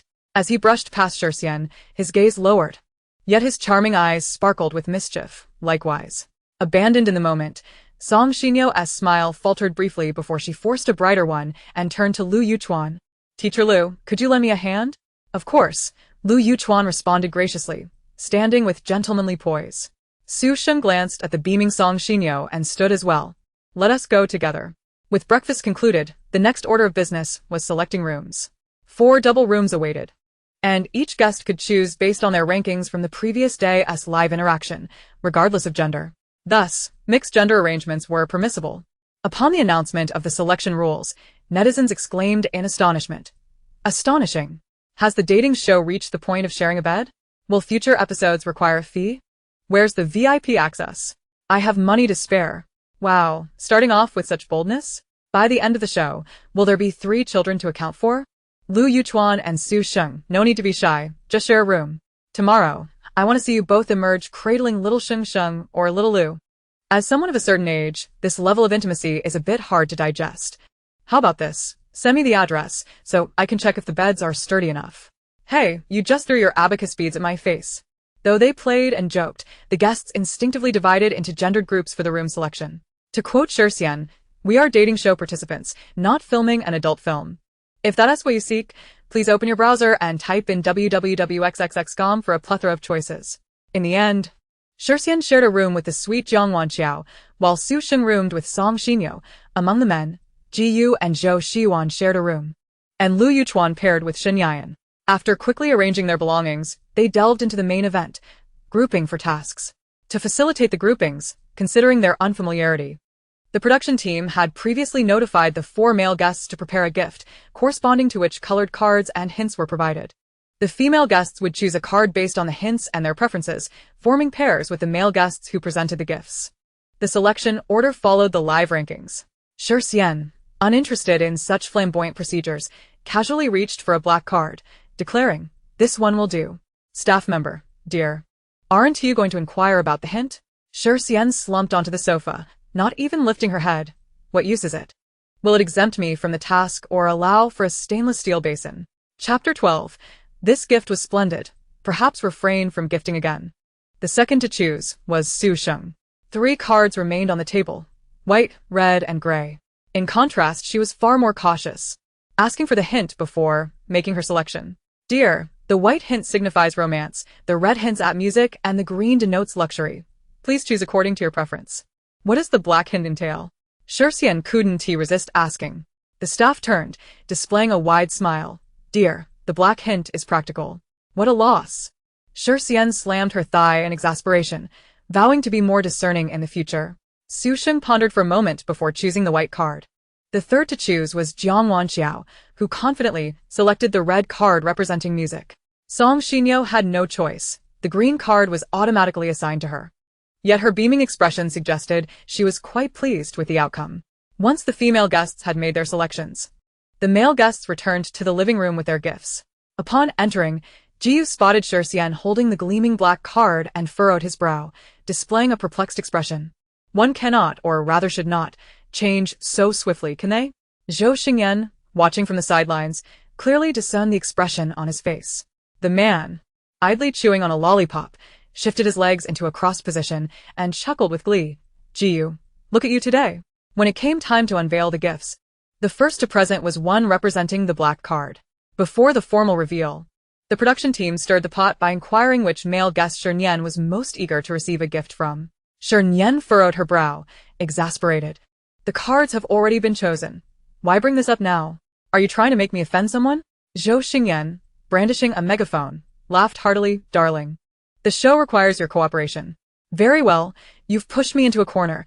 Shernyen smiled slightly, straightened her back, and gazed earnestly into the camera, declaring, I've heard that the young and dashing director Zhou Xingyan is quite the charmer. If given the choice, I would undoubtedly select him.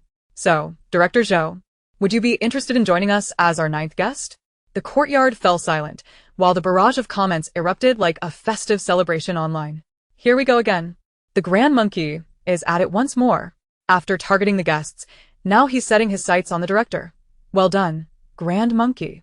Zhou Xingyan, what were you thinking? Do you really think you can provoke her? I've seen photos of Zhou Xingyan and I must admit, he is rather handsome. Having him as a guest wouldn't be a bad idea. Can someone tell this crazy woman to back off? First she annoys Lu Shuai. Then she bothers Ji Zong, and now she's pestering the director. Was she a vase in her past life? She's so adept at provoking. Not only was the online community buzzing about Zhou Xingyan, but the guests and crew present were also all staring at the man seated outside on a small stool, holding the megaphone. In that moment, Zhou Xingyan felt as though he had become the piece of meat sizzling on a barbecue, subjected to the insatiable curiosity of those around him. Jiyu, who had been standing upright, suddenly bent down, slamming the gift box onto the table before loosening his cufflinks and taking a seat. The box hit the table with a loud thud, resonating in Zhou Xingyan's ears as the deafening words, "Withdrawal of funds." He forced a smile, nearly in tears, and declared, "This segment is cancelled. Let us move on to the next." Is that it? Shernyen shrugged, her interest waning as she averted her gaze. After a prolonged wait, Zhou Shiwan stepped forward, flashing a toothy grin as he presented a gift box to her, saying, Sister Nian, we're truly fated. This gift is something I meticulously prepared after researching extensively online. And I hope you like it. Shernyen shot him a skeptical glance as she opened the box. Before she could even look closely, a black object suddenly sprang from the box and hit her squarely in the face. Zhou Shiwan. Shernyen seized the black skeleton figurine with a spring-loaded base and leapt off the sofa, ready to strike Zhou Shiwan's obnoxious face. In the live stream, Zhou Shiwan's fans cried out in despair. What was he thinking gifting a girl something like this? I want to crack open his head and see what brand of tofu brain he has inside. This ungrateful brat needs some discipline. I'll drag him home and give him a proper beating. My CP radar is tingling. Does anyone else think these two have great chemistry? I've even thought of a CP name, Double Happiness, as in, double the joy when they come together. Sister, it's fine to eat randomly, but you can't ship just anyone. Shipping anything will only lead to heartache. That's not true. As the saying goes, to hit is to love. no hitting, no loving. As a dedicated shipper, I have high hopes for them. Let us support Double Happiness. Zhou Shiwan, attempting to shield his head, shouted, Misunderstanding. It's a misunderstanding.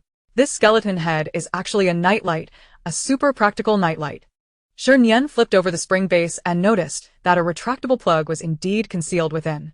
The production staff, perceptive as ever, quickly brought over a socket for Zhou Xiwan to demonstrate. Once the door was closed and the nightlight plugged in, a faint white glow emanated from the skeleton's round eyes and wide grinning mouth. The scene was hard to describe. It was eerie yet tinged with a hint of absurdity, leaving everyone present momentarily speechless. This gift was splendidly given. Please don't send another, Shernyen remarked with a complex expression as she pushed open the door and cut off the power. The light-blocking skeleton returned to its adorably grotesque form, allowing the crowd to finally release the tension they had been holding. Next up was the reveal of the gift representing the white card. Lu Yuchuan emerged holding a white magnolia flower, stopping just a step away from Su Sheng, beaming with delight. "You're lucky to have chosen my gift." Su Sheng rose to accept the flower, exchanging smiles with him. "I knew you would prepare this." Such overt displays of affection naturally sent their CP fans into a frenzy. For your information, the magnolia flower is the token of love between the protagonists in You and Me in Youth. Can you believe it? 3 years on. And they still remember. Is this what they call a couple's tacit understanding? Anyone who dares to say they're just hyping up should get this video thrown in their face. Stay right there. I'll bring a civil affairs bureau to marry you off. Get married right now. I'm shipping it. I'm shipping it. Oh. This beautiful love is a killer. The third to present was Shernyen, whose gift was a crystal ball music box. Inside the crystal ball was a little girl in a red dress, holding a microphone and singing, accompanied by a love song sung by Shi Nian himself. Jiang Wanqiao graciously accepted the gift, thanked him, and playfully added, "Great talent. Let us collaborate sometime." Shernyen readily agreed, a smile lighting up his face. This warm and sweet moment further incited the fervor of the shippers in the live stream. Finally, only Ji Yu's gift remained unannounced. Without waiting for the production team to build suspense, Ji Yu directly opened the gift box and pulled out a small booklet. The dark green cover boldly proclaimed 4 words, "Grave Certificate." Chapter 13. Look at that bamboo shoot, so robust, not an ounce of excess flesh. Song Xinyo's radiant smile faded as she realized the true nature of the gift, turning a vivid shade of green, even more so than the booklet itself. "Brother Ji." What do you mean by this? Ji Yu raised an eyebrow at her. "Can't read?" "No, Song Xinyo nervously brushed her bangs, her brain nearly overheating. What was Ji Yu implying? Cursing her to death? Surely not. Just then, Shernyen's applause echoed from across the room. Her expression filled with envy as she gazed at the green booklet on the table. "I never expected Brother Mutant to be so romantic. Who wouldn't he want such an unwavering love until death?" The key point was that this gift was undeniably extravagant. A good plot of land for a grave would cost hundreds of thousands. The viewers in the live stream finally recovered from the shocking revelation and began to flood the comments. What on earth is this notion of unwavering love? The Grand Monkey must have scored full marks in reading comprehension during elementary school. When others give gifts, it's all about romance and poetry. When Brother Mutant gives a gift, it's a plot of land to send you back home. Truly brilliant. This gift is remarkably explosive within the entire scene. Xinyo. Just accept it. This gift is quite practical. No need to worry about where to be buried after you die. The significance of the gift pales in comparison. Shipping CP is the real deal. I'll be the first to ship Ji and Xinyo. You truly have no standards. Ji Yu is practically wearing his intentions on his sleeve, and you can still ship it? Aren't you afraid he'll find your house later and scatter your ashes? What a tasteless fellow. If you're going to ship, at least ship Ji Nian CP. If she can find romance even in a grave, doesn't that signify a deep connection between them? Ji Yu turned to Shernyen, a smirk playing on his lips as he teased. "Do you like it? I can always give it to you." Perhaps not. It might not be appropriate. In truth, appropriateness was a secondary concern. Of utmost significance is the fact that Zhou Xiwan and Song Xinyo are both vigilantly observing her from either side, their eyes wide open like copper bells. She lacks the combat prowess to take on 2 individuals simultaneously. Should they seize the cemetery, it would be a disservice to her to be consigned to such a fate. With the 4 couples gathered, the director's voice resonated through the living room. To commemorate the official launch of this Love You Must Pursue, the production team has thoughtfully arranged a welcome feast for the 8 guests. However, the ingredients and dishes for the banquet must be sourced and prepared by the guests themselves. Each couple is to depart immediately in search of ingredients and return to the courtyard by noon to complete the preparation of 2 dishes. It had long been said that Zhou Xingyan was a man of questionable morals, capable of wreaking havoc with a mere gesture, and today, he proved to be just as notorious. Zhou Xiwan wore a long face as he leaned toward Shernyen and whispered in a tone that suggested he was frustrated yet restrained. Shernyen, maintaining her composure, replied, "What is there to fear? I have a secret weapon." "A secret weapon?" Zhou Xiwan's face brightened with curiosity, but before he could inquire further, the director's irritating voice echoed again. "Take note, the method of obtaining ingredients must be legal and compliant. Instant noodles, chips, and other junk food do not qualify as dishes." At this, Shernyen's expression fell. "You are right. Zhou Xingyan is indeed a sly fox." Zhou Xiwan asked, "What do you mean?" "Insidious and venomous," she replied. After a meticulous analysis, the couple comprising Lu Yuchuan and Su Sheng, along with Jiang Wangquan and Shi Nian, decided to try their luck at a local farmer's house. The villagers are simple folk. Acquiring a few vegetables and eggs should not pose a significant challenge. Throughout the discussion, Shernyen remained detached, flitting about like a diligent little bee. Once the two couples departed for their ingredient hunt, she emerged wielding a scythe she had unearthed from who knows where. Zhou Xiwan, In a state of panic, chased after her, exclaiming, "Nian Jia, do not act foolishly. I understand your disdain for Zhou Xingyan, but engaging in illegal activities is not worth sacrificing your future happiness for such a scoundrel." In front of the monitors, Zhou Xingyan, unable to contain his irritation, picked up a megaphone. "Zhou Xiwan, clarify who you deem a scoundrel. Regarding this matter, I will speak briefly. You need only understand that the situation is precisely as it stands, and I shall refrain from further elaboration." After delivering this string of verbose rhetoric, Zhou Xiwan swiftly made his exit from the courtyard. At that moment, Shernyen stood dazed in front of the bamboo grove, her gaze fixated on a certain spot, a smile gracing her face as if she had consumed some intoxicating beverage. "Nian Jia, what are you looking at?" Zhou Xiwan inquired, approaching her with confusion. Shernyen raised her hand, pointing deep into the bamboo thicket. "Look at that bamboo shoot. It is so robust. It must be delectable." The cameraman, discerning, immediately directed the lens towards the bamboo grove, capturing a close-up shot. Within the frame, a handsome, muscular man clad in a black tank top was skillfully wielding a machete to cut bamboo shoots. With each exertion, his well-defined muscles bulged, exuding a raw, untamed beauty that nearly overflowed from the screen. The viewers in the live stream could hardly contain themselves. wow, how thick. How robust. So kissable. But don't misunderstand. I'm referring to the bamboo shoot.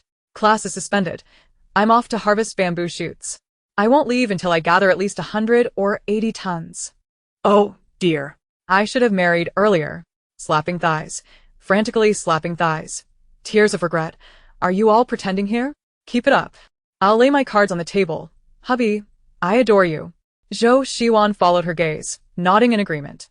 The bamboo shoot did indeed appear quite striking, though he felt her choice of words was somewhat misplaced, as even less visually appealing bamboo shoots lacked excess flesh.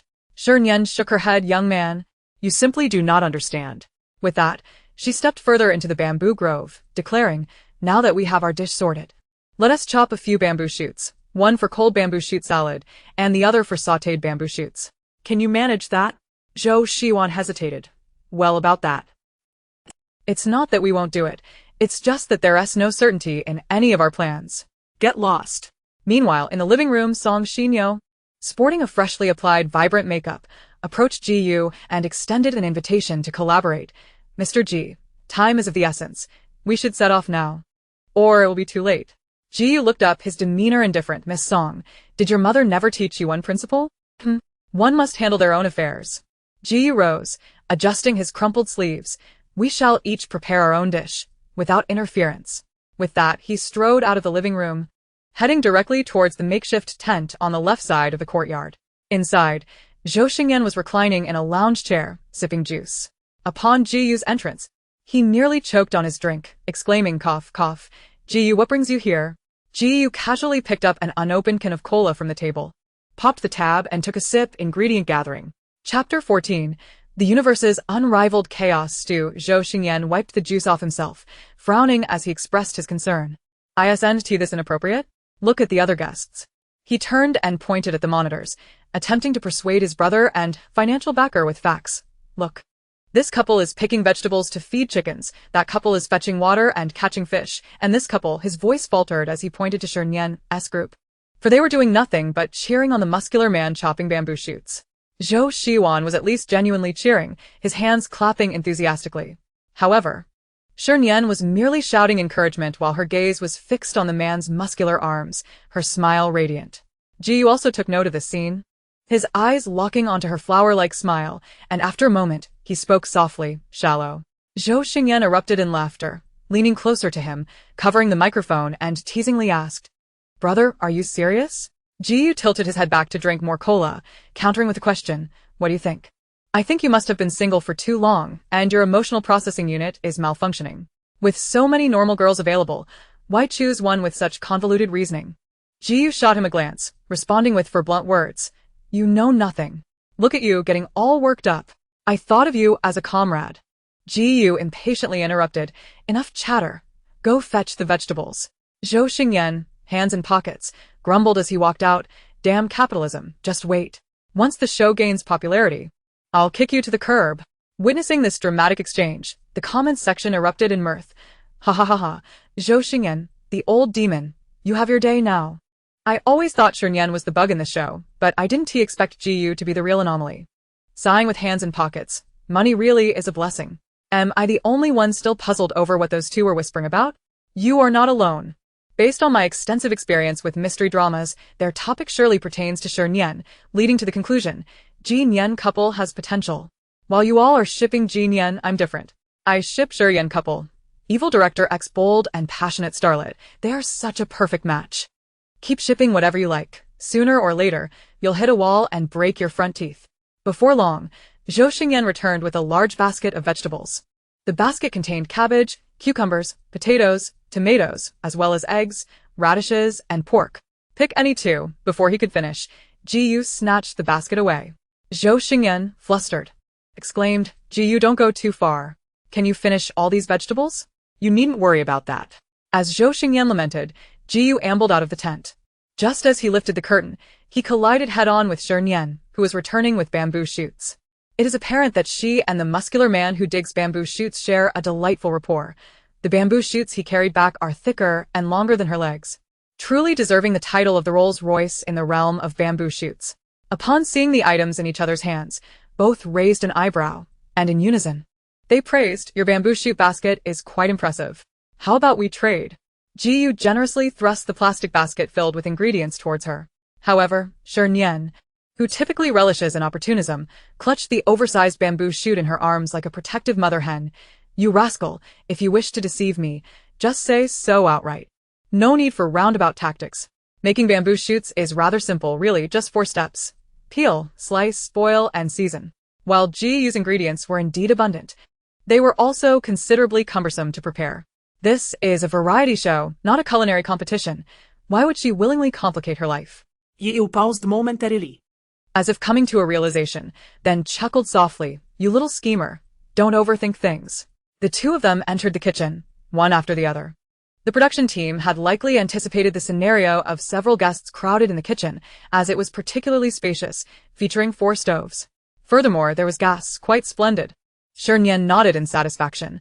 "I thought the production team might be cruel enough to make us use a wood stove." With that, she seized a knife and began to peel the bamboo shoots. Jiyu watched her for a while, noting that although her movements were slightly clumsy, she was making progress. So, he turned to select his ingredients with ease. A chunk of pork, 2 potatoes, a handful of bok choy, and a radish, his ingredients piled up, leaving the viewers increasingly bewildered. What dish is he attempting to create? A Manchuan imperial feast?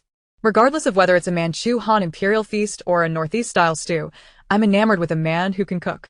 I'd happily trade my bald husband for someone like this. A man who is handsome, wealthy, and can cook so well. How could I not fear doing a 360-degree spin in midair while holding 999 roses and proposing with a diamond ring? The audience was engrossed in lively discussions when the sounds of chopping vegetables suddenly interrupted their musings. "Wait, who taught you to chop like that? Such large chunks. Are you cooking for humans or for pigs?" "I take back what I just said. This lad can't cook for the life of him." Not only the viewers but even Shernyen, who was focused on peeling the bamboo shoots, was drawn in by his vigorous chopping. "Brother Mutant, what are you preparing?" Jiyu tossed the freshly chopped potato chunks into the iron pot. I can't say for sure. If I had to name it, I'd call it the Universe Invincible Stew. Halfway through the Universe Invincible Stew, the other two CP pairs returned with their own harvests. Eggs, asparagus, rapeseed, spinach. And even a lively rooster. The owner of the rooster, Jiangwan Jiao, sighed with exasperation. I told them not to, but my mother-in-law insisted on stuffing it into my basket. How on earth are we supposed to eat this? Shernyen quietly suggested, why not keep it for a while? Based on my years of experience with chickens, this one won't thrive. It'll only get skinnier. It's best to cook it while it's fresh. Perfectly pairing with my bamboo shoots for a spring bamboo shoot chicken stew. Delicious indeed. Zhou Shiwan, who had returned from digging bamboo shoots, tossed his spoils onto the ground and squatted in front of the rooster, pointing and gesturing at it. His gestures, however, provoked the rooster, who no longer docile, leaped up in indignation and flapped its wings, charging at Zhou Shiwan. What the? Zhou Shiwan yelped and fled, but was a moment too late. The rooster accurately pecked his backside, executing a 180-degree turn. With a piercing scream, chaos ensued in the kitchen. Su Sheng, trembling, dove into Lu Youchuan's embrace, and the two exited the kitchen together. Jiangwan Jiao, with a bamboo basket atop her head, hid in a corner. Shernyen, wielding a bamboo shoot, took aim at the rooster's rear multiple times, but hesitated to strike. Jiyu discarded his spatula, extending his long arm to protect Shernyen, who was also busy at the stove. Yet, without hesitation, Shernyen ducked beneath his arm, brandishing a rolling pin as she charged forward. Hey, demon, take this. Chapter 15. Sweet and sour potato strips? One swing of the rolling pin struck the rooster squarely on the head. The rooster, in pain, released its grip and fled in a panic. Zhou Shiwan, now liberated, knelt on the ground, clutching his backside and gazing at Shernyen with starry eyes, as if beholding a celestial being descending from the heavens, exuding a dazzling aura. Shernyen, from this day forth, you are my one and only sister. Seeing him unscathed, the fans collectively exhaled in relief. Phew. Thankfully, it only pecked his backside. Had it turned around, little Yuan's future happiness would have been ruined. I hereby declare that from now on, Shernyen is officially Zhou Yuan's beloved sister. May we not share the same birth date, but may we share a meal of chicken on the same day. Eternal friendship between the two Shers. Stop being ridiculous. This is obviously about love. Wow, Shernyen's action of swinging the stick at the chicken is so cool. Zhou Yuan, our household just ran out of soy sauce. I'm heading next door to borrow a bottle from Nian. I want to be back tonight. Sweetness lies within the Sher and UCP. Did no one see them embrace just now? Ultimately, the rooster could not escape its fate of being served at the dinner table, meeting a grim end at the hands of the neighbor ant. However, its sacrifice proved worthwhile. Amidst a plethora of vibrantly green vegetables, the pot of spring bamboo shoot chicken stood out as particularly enticing. As soon as it was placed on the table, Zhou Shiwan eagerly scooped a large bowlful. But before he could deliver the meat to his mouth, it was intercepted by Shernyen, who had rushed in. After half an hour of chasing the chicken and missing lunch, he sighed. Alas, wretched fate. Zhou Shiwan paused, displaying remarkable tact, and placed the bowl in front of her with a toothy grin. Sister Nian, eat first. Shernyen looked at him, nodding in satisfaction. Not bad. Saving you wasn't in vain. Just as she pulled out a chair to sit down, another bowl brimming with food was set before her. Shernyen glanced at the unrecognizable, mushy substance in the bowl, gasping in disbelief, with visible disdain. Brother Mutin, we merely had a slight disagreement.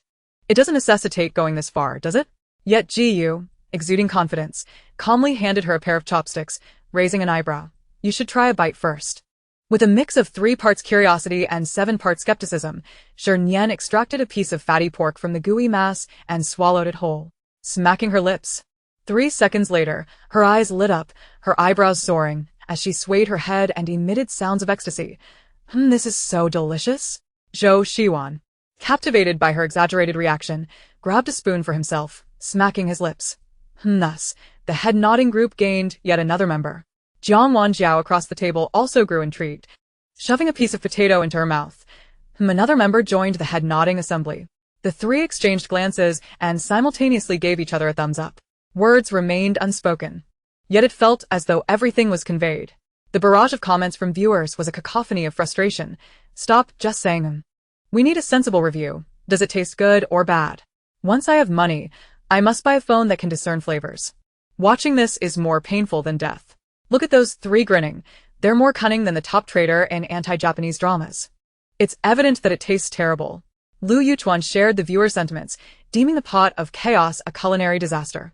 Initially, he had been concerned about his lack of culinary skills, but now, with someone else taking the fall, he saw an opportunity to shine.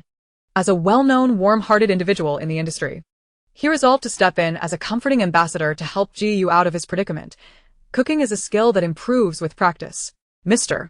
Ji has many responsibilities at his company, and it's completely understandable that he lacks the time to hone his skills. There's no need to be disheartened. Ji Yu shot him a sidelong glance, his eyelids drooping as his gaze fell upon the seemingly decent plate of potato strips on the table. A mocking smile curling at the corners of his lips. Mr. Liu, perhaps you should focus on your own affairs first. Lu Yuchuan followed his gaze, a smug smile deepening on his face. This is my specialty. Although it may appear simplistic, the flavor is delightful. Would you care to sample it, Mr. Ji? No. I have no inclination towards dark cuisine. Ji Yu flatly rejected him. Lu Yuchuan was momentarily taken aback, his expression turning somewhat grim. What a rude fellow Ji Yu is.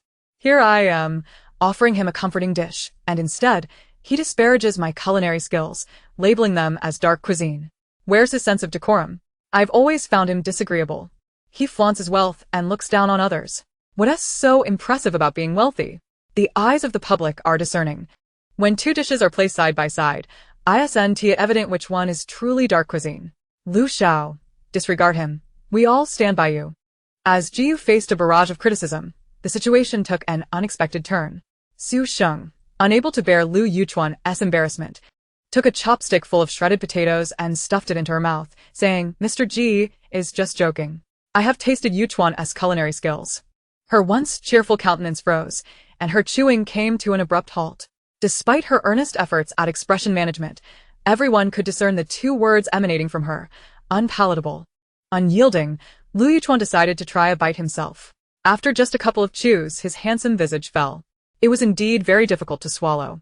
What on earth is this flavor? Let me have a taste. Curiosity piqued. Zhou Shiwan raised his chopsticks and leaned in, only to return 3 seconds later, looking ashen. Shernyen raised an eyebrow at him. Would you care to share your thoughts? Zhou Shiwan replied, It's hard to articulate. If my mouth had legs, it would have run away by now. Lu Yuchuan appeared as if his soul had left his body, staring blankly at the glistening plate of shredded potatoes, murmuring, This shouldn't be. How could this dish possibly taste sweet? Ji Yu regarded him with an incredulous gaze, as if questioning his intelligence. How much sugar did you add to this dish? Don't you have any self-awareness? Lu Yuchuan's eyes widened in realization. That was sugar? Oh. So I mistook sugar for salt. I thought there was someone with such a unique palate who enjoys sweet and sour potato strips. Ji Yu nonchalantly responded with an O, before picking up his chopsticks to select a piece of braised pork from the hot pot. The pork, upon tasting, did not possess the anticipated bizarre flavor. The meat was tender, dissolving effortlessly between his lips, seasoned to perfection. Not particularly delectable, but certainly not repulsive. Ji Yu furrowed his brow in confusion, glancing across the table at Shernyen. What's wrong with this dish? Shernyen's expression turned serious. There is indeed a significant issue. For instance, how can it appear so grotesque yet taste so exquisite? This is a clear case of dissonance, a phenomenon that should be condemned. Ji Yu fixed her with a steadfast gaze and, after a prolonged silence, managed to squeeze out a response through gritted teeth. Shernyen, it's a miracle that you have grown up unscathed. Chapter 16. Others draw the ground. He speaks of the heavens. Others answer questions. He goes mad. The tasting debacle concluded. Shernyen buried her head in 2 large bowls of rice, fearing that the production team would soon summon them to the fields for farming, leaving her too exhausted to plow. However, she worried unnecessarily. The production team had a change of heart and set a post-meal task of a game. You draw, I guess. Each team had 3 minutes. For every correct guess, a point was awarded, and the teams trailing in points would be responsible for preparing dinner for 8. As before, the ingredients would be self-supplied. The top 2 teams would be rewarded with exclusive afternoon tea and leisurely strolls at the village entrance. Afternoon tea was of little consequence. The crux lay in the chance to stroll. Wasn't it delightful to munch on chips while watching muscular men digging bamboo shoots? Shernyen rubbed her hands together, exhibiting unprecedented enthusiasm for this game, meticulously strategizing. Zhou Shiwan, how would you rate your drawing skills? Zhou Shiwan stared wide-eyed, hesitant to admit that he once transformed a beautiful woman into a ghost in his drawings. After a moment of contemplation, he cautiously replied, "They're average." Shernyen perceived his facade of bravado and sighed in resignation. "So, that means they're quite poor. But fret not, as long as you possess strong comprehension skills. I shall draw, and you shall guess. Deal?" Zhou Shiwan nodded, his voice still lacking confidence. Agreed. The game commenced with the double Shiwan pair leading. The first prompt was Mount Everest. "This is simple." Shernyen picked up her pen and sketched a few undulating lines, announcing, "Natural scenery." Zhou Shiwan blurted out an electrocardiogram. She bore no resentment. It was her overly simplistic drawing, lacking detail. Yes, it must be that. Shernyen forced herself to regain her composure, thought briefly, and added the height indication, 8848. Zhou Shiwan, upon seeing the numbers, leaped with excitement. "I know. It's the 8848 titanium phone. 8848, a tribute to successful individuals." Shernyen shot him a look of exasperation, inhaling deeply. Next question. The staff presented the next panel, Nine-tailed fox. Shernyen swiftly sketched a rough outline of a fox, emphasizing the 9 tails, while reminding him, "Pay attention to the quantity." Zhou Shiwan focused on the tip of her pen, counting along. 1, 2, 3, 8, 9. "I know. It's the 9-in white bone claw." Shernyen offered him a smile that could only be described as deathly. "Now take a closer look at the previous features. What animal does it resemble?" Zhou Shiwan's gaze drifted over the fox's pointed ears and snout, and suddenly, he exclaimed, "It's a fox." Shernyen exhaled in relief, a smile creeping onto her face. Not bad, he seemed to have gained some insight. "What kind of fox?" Zhou Shiwan pondered for a moment, tentatively asking, "Broccoli fox?" "Zhou Shiwan, can you not gather your wits before facing the world?" Zhou Shiwan wore a woeful expression. "The bottom is a fox, the top is clawing and dancing. What else could it be? A ghost claw fox?" Shernyen clenched her teeth, forcing herself to suppress a torrent of expletives, turning to the staff. Next question. Perhaps the heavens were smiling upon her, as this next one was straightforward. Lipstick. Shernyen picked up her pen, first drawing a cylinder in black, then sketching a lipstick tip in red above it. At this point, Zhou Shiwan had already deduced the answer. A matchstick. "Is it a matchstick?" Shernyen said nothing, drawing a large red lip beside it. "If you still can't comprehend this, perhaps you should consider removing your eyeballs." Zhou Shiwan, enlightened, connected the dots. "Oh, it's related to the mouth. I know. It's a candle." Shernyen's fist clenched, her molars grinding. "Zhou Shiwan. Zhou Shiwan immediately backtracked. "I'm sorry. It's my fault." "No," she interrupted. "I shouldn't have overlooked the circumstances and treated you like a person." The two continued to answer a few more prompts. Shernyen drew a beef burger. He answered pan French sandwich. She drew oil on fire, and he responded, flies diving into dung. Eventually, a disheartened Shernyen ceased her struggle. As the 3 minutes concluded, they ended the game with a score of 0 points, setting a rather dismal precedent. The barrage of comments from the audience erupted in laughter at the couple's utter lack of synergy. "Stroke of genius. You draw, I guess. You handle the drawing. I handle the chaos, haha." Poor Shernyen for 3 seconds. "I misjudged Shernyen. I always thought she was a hothead. Today, I realize her temper is truly mild. Had it been me, I would have slapped Zhou Shiwan across the face long ago. This child, Zhou Shiwan. Even a black hole of games would kneel before him and call him master. Shernyen, I am truly sorry. Shernyen, I am truly sorry. Shernyen, I am truly sorry. Shernyen, I am truly sorry," repeated 10,086 times. The second pair to take the stage was the couple Yi Xingyu and I, with Su Sheng drawing and Lu Yutuan guessing. One drew in a conventional manner, while the other maintained a logical thought process, resulting in a relatively smooth answering process. After consecutively answering 3 questions correctly, Zhou Shiwan jumped in, intending to redeem himself through action. While others discuss the earth, he speaks of the heavens. While others answer questions, he descends into madness. Under his interference, the answering speed of the pair noticeably slowed, ultimately concluding with a score of 6 points. The third pair was the goodnight couple. Shi Nian drew, while Jiang Wanjiao guessed. Zhou Shiwan prepared to resort to his old tricks, determined to pursue a policy that would harm others without benefiting himself. However, his efforts proved futile, as his influence was non-existent. The primary reason was that Shernyen's artistic prowess was unparalleled, Whatever he painted bore a striking resemblance to reality, making it nearly impossible for Zhou to interfere. In the end, both individuals secured their place at the top of the leaderboard with a solid score of 10 points.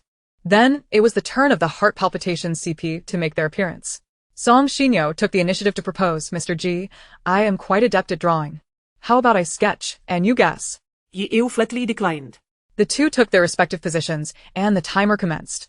The first prompt was the 7 stars aligned. After a moment of contemplation, Ji was the first to draw 7 stars, connecting them with a red pen and adding ears and a mouth, culminating in a masterpiece. Theoretically, the painting contained all necessary elements and should have been easy to guess. In reality, however, Ji's artistic skills left much to be desired. The stars resembled a tangled ball of yarn, and the ears and mouth were askew, seemingly reaching into outer space. Song Shinyo stared at the artwork for a long time, utterly perplexed. With a friendly nudge from Zhou Xiwan, she ventured an answer. "A garbage bin?" Ji Yu, expressionless, signaled the staff for the next question. The second prompt was chicken stewed with mushrooms. Ji Yu depicted a frizzy mushroom and a bizarre creature with 2 legs, finally encircling them with a line. Zhou Xiwan interjected.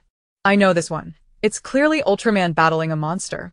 This time, Song Shinyo ignored him and provided her own answer. "Plants vs. Zombies?" Ji Yu simply turned the page. The next prompt was a diamond ring. It seemed straightforward and should have been easily guessed, barring any unexpected occurrences. Yet, Ji Yu sketched a crooked triangle to represent the diamond. To emphasize the details, he added numerous vertical lines above the triangle to signify the diamond's facets. Song Shinyo, furrowing her brow at the inverted triangle, hesitated before quietly muttering, "Is this a pair of triangle briefs?" Chapter 17. The idle time of the sloth. The audience in the live stream erupted in laughter. "Haha, triangle briefs. I must admit, it does resemble them. And they're striped too. How fashionable. Haha, I'm at work, and I can't stop laughing. My boss will think I belong in a mental asylum. Family, who will accompany me? How can you all mock others without a twinge of conscience? Unlike me, born with a naturally smiling lip, everyone praises my politeness. I have a bold idea. Let us have Zhou Xiwan and Jiu team up for a game of Pictionary. The outcome would surely be explosive." Observing this comment from behind the monitor, Zhou Shernyen felt a spark of inspiration and immediately grabbed his megaphone, calling out, "Attention, esteemed guests. It's time for a special giveaway. The trailing team will have designated guests participate in a game. Just answer one question correctly to receive a bountiful gift pack of ingredients prepared by the production team." You. Zhou Xiwan, are you willing to accept the challenge? Zhou Xiwan leaped with enthusiasm. "Absolutely. I'm in." Afterward, he confidently patted his chest, filled with self-assurance. "Sister Nian, await my triumphant return." Shernyen chuckled. "Do you think she believes that? I'm not interested." The other party involved, however, unflinchingly rejected Zhou Shernyen's proposal. To humiliate him and boost the show's ratings? Not a chance. Zhou Shernyen, undeterred, sweetened the deal. "Consider it carefully. The production team's ingredient pack is lavish, featuring not just chicken, fish, meat, and eggs, but also an extravagant, unlimited seafood feast." Ji Yu lifted his gaze, staring directly into the camera. "Extravagant, unlimited, a lavish banquet?" Zhou Shernyen, it seems the production team is rather affluent. This is a blatant threat. Zhou Shernyen felt a pang in his heart, nearly fainting on the spot. Task cancelled. "We will now have free activity time." Ji Yu shifted his ominous gaze and strode toward the kitchen. Shernyen followed closely, grinning at him. "Brother Peony, I've suddenly realized something strange." Ji Yu, recognizing her mischievous smile, knew she was about to say something ridiculous, but played along. "What seems strange?"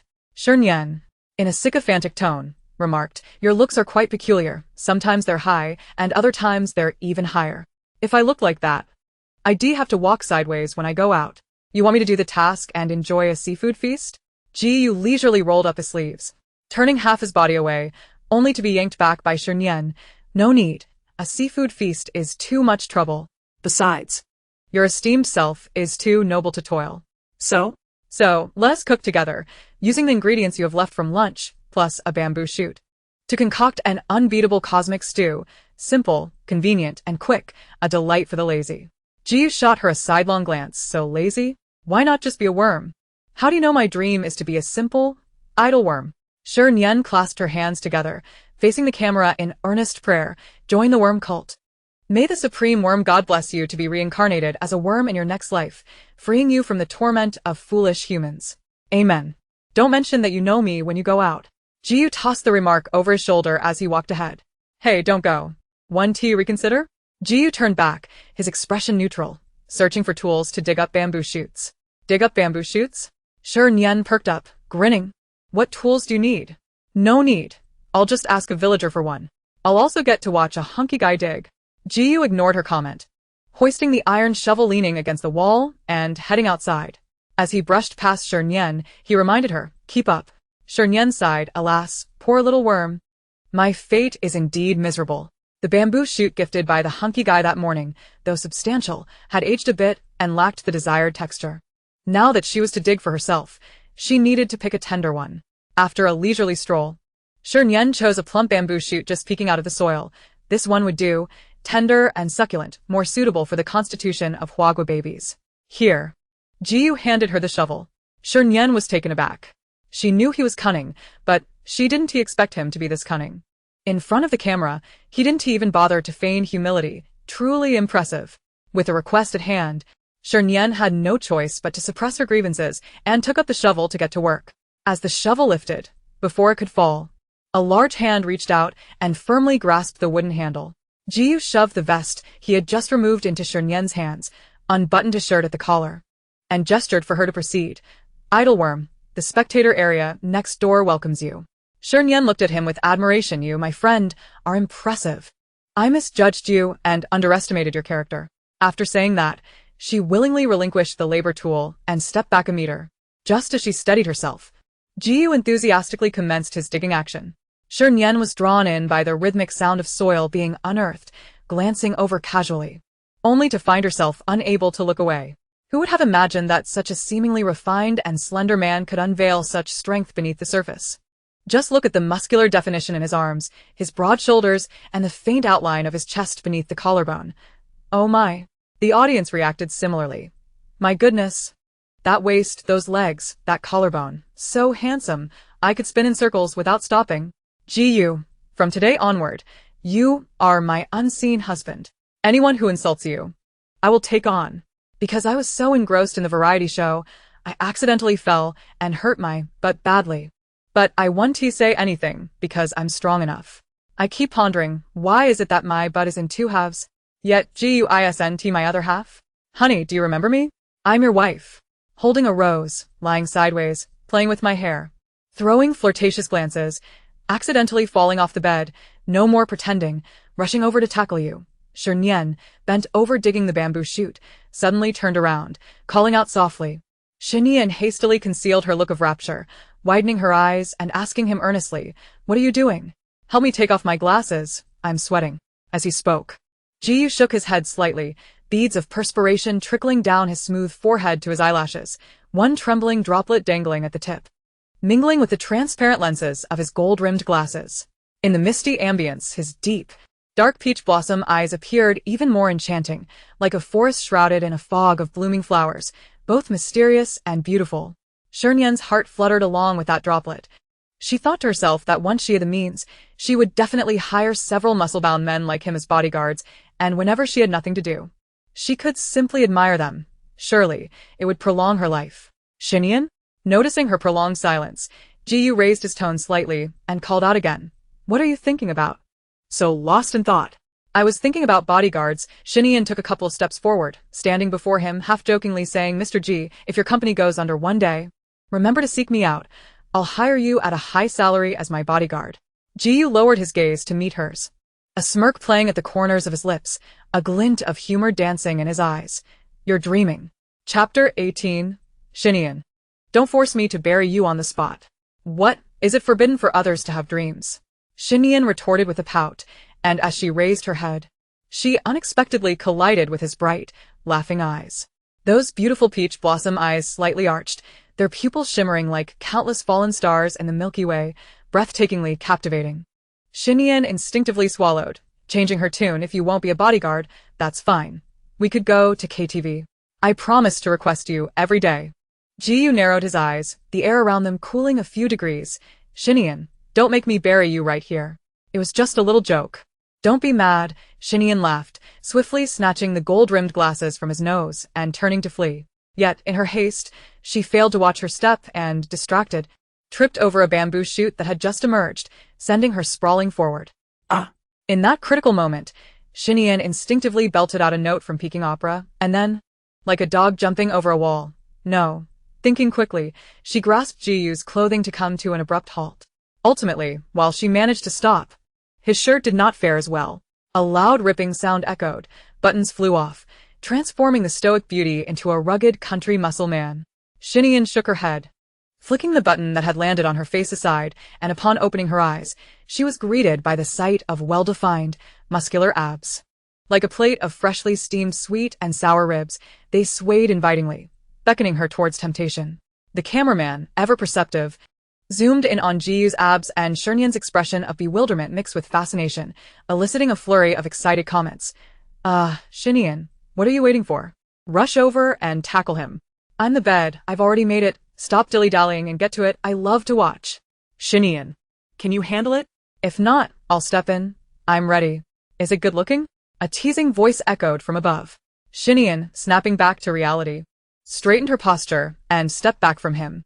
The man tugged at his shirt, concealing his front, and inquired with a smile. I'm asking you. Shernyen's lips parted, struggling to find words, but ultimately, she cleverly diffused the awkwardness. It looks good. Your smile is truly charming, like spring flowers that blow away all worries and sorrows. Indeed. One cannot expect wisdom from a foolish mouth. Shernyen's words failed to convey any profundity. That evening, around 7 o'clock, the chaotic feast orchestrated by Shi Nian and Ji Yu concluded splendidly. How to evaluate it? Aside from resembling something akin to pig slop and lacking in flavor, there were no notable flaws. After dinner, the 8 guests gathered in the living room to partake in the typical segment found in most dating shows, late-night discussions. However, it was evident that the production team aimed to stir the pot, as the selected topic was particularly provocative, discussing past relationships.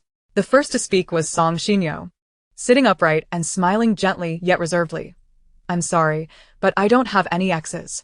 I only turned 18 last year, and my parents don't allow early dating. After saying this, she turned to Su Sheng. Sister Su must have some, right? I often saw news about you in gossip magazines back in middle school. I never imagined I'd have the chance to discuss this face-to-face. What an honor. Oh, this was going to be good. Shi Nian, lost in her daydreams, perked up at this richly layered comment, straightening her back and tuning in, ready for the juicy details. Beside her, Jiang Wanqiao was equally animated, her eyes wide open. Fearing she might miss the impending drama, the comments flooded in, full of disdain. Are some women really that desperate? ISN, T Xingxing the one who declined your invitation earlier? Why pull this stunt at night? Who are you trying to disgust? I've seen brave pursuits of love, but I've never seen someone so eager to play the third wheel. Why cling to Lu Shuai when you already have a partner? Don't you know Lu Shuai and Xingxing are a couple? She might want to team up with Ji Yu, but the cold-faced man gives no chance to anyone. Influencers will always remain on the sidelines. Xingxing, let's not entertain this clout-chasing toad. Facing Song Shinyo's unfriendly inquiry, Su Sheng elegantly tucked a strand of hair behind her ear and replied with a smile. Sister Shinyo, since you don't mingle in the entertainment industry, you might not know that many stories in gossip magazines are mere fabrications and shouldn't be trusted. Regarding this topic, I would love to elaborate, but unfortunately, my personal experiences do not permit me to speak freely. This was a veiled rejection. Lu Yuchuan also stepped in to clarify. Xingxing is the most dedicated actress I've ever collaborated with. On set, she usually only discusses work, never other matters. Unlike some who treat acting as a joke, focusing solely on romantic entanglements. Em swoonin. Lu Yuchuan, you truly care. You can't bear to see your wife suffer even the slightest injustice, can you? Oh my, how sweet. Please lock this couple down immediately. I've swallowed the key. One Sheng and you'll never break apart in this lifetime. While I'm pausing my shipper fantasies, I'm more curious about who those some are that Lu Yuchuan mentioned. I've got my seat ready. Anyone got any snacks? Some referred to Shi Nian, who at that moment was filled with confusion. What the heck? Are they really trying to insult me indirectly? She exclaimed. Have you all said your piece? Now it's my turn. You have no exes? I do. Not only do I have an ex, but he is no ordinary person. Curious. Zhou Xiwan leaned closer and pressed. Who is he? The president of M country? Or perhaps a prince from X country? Shi Nian shook her head, her expression turning dramatically pained. Neither. He is not human. He is a beast. Lu Youchuan's expression shifted, casting nervous glances at Shi Nian, signaling her to tread carefully. However, Shi Nian ignored his hints and continued, clutching her heart dramatically. Oh, it's a tale of tears. My fiancé, while proudly bearing the title of Shi Nian's fiancé, is openly flirting with other women in public, making a mockery of my dignity and reputation. Tell me, is such a man not a beast? Zhou Xiwan nodded vigorously. Absolutely. A man who straddles two boats is less than human. Jiang Wanqiao kindly handed her a tissue, comforting her. Nian Nian, don't be sad. It's not worth it for a scumbag like that.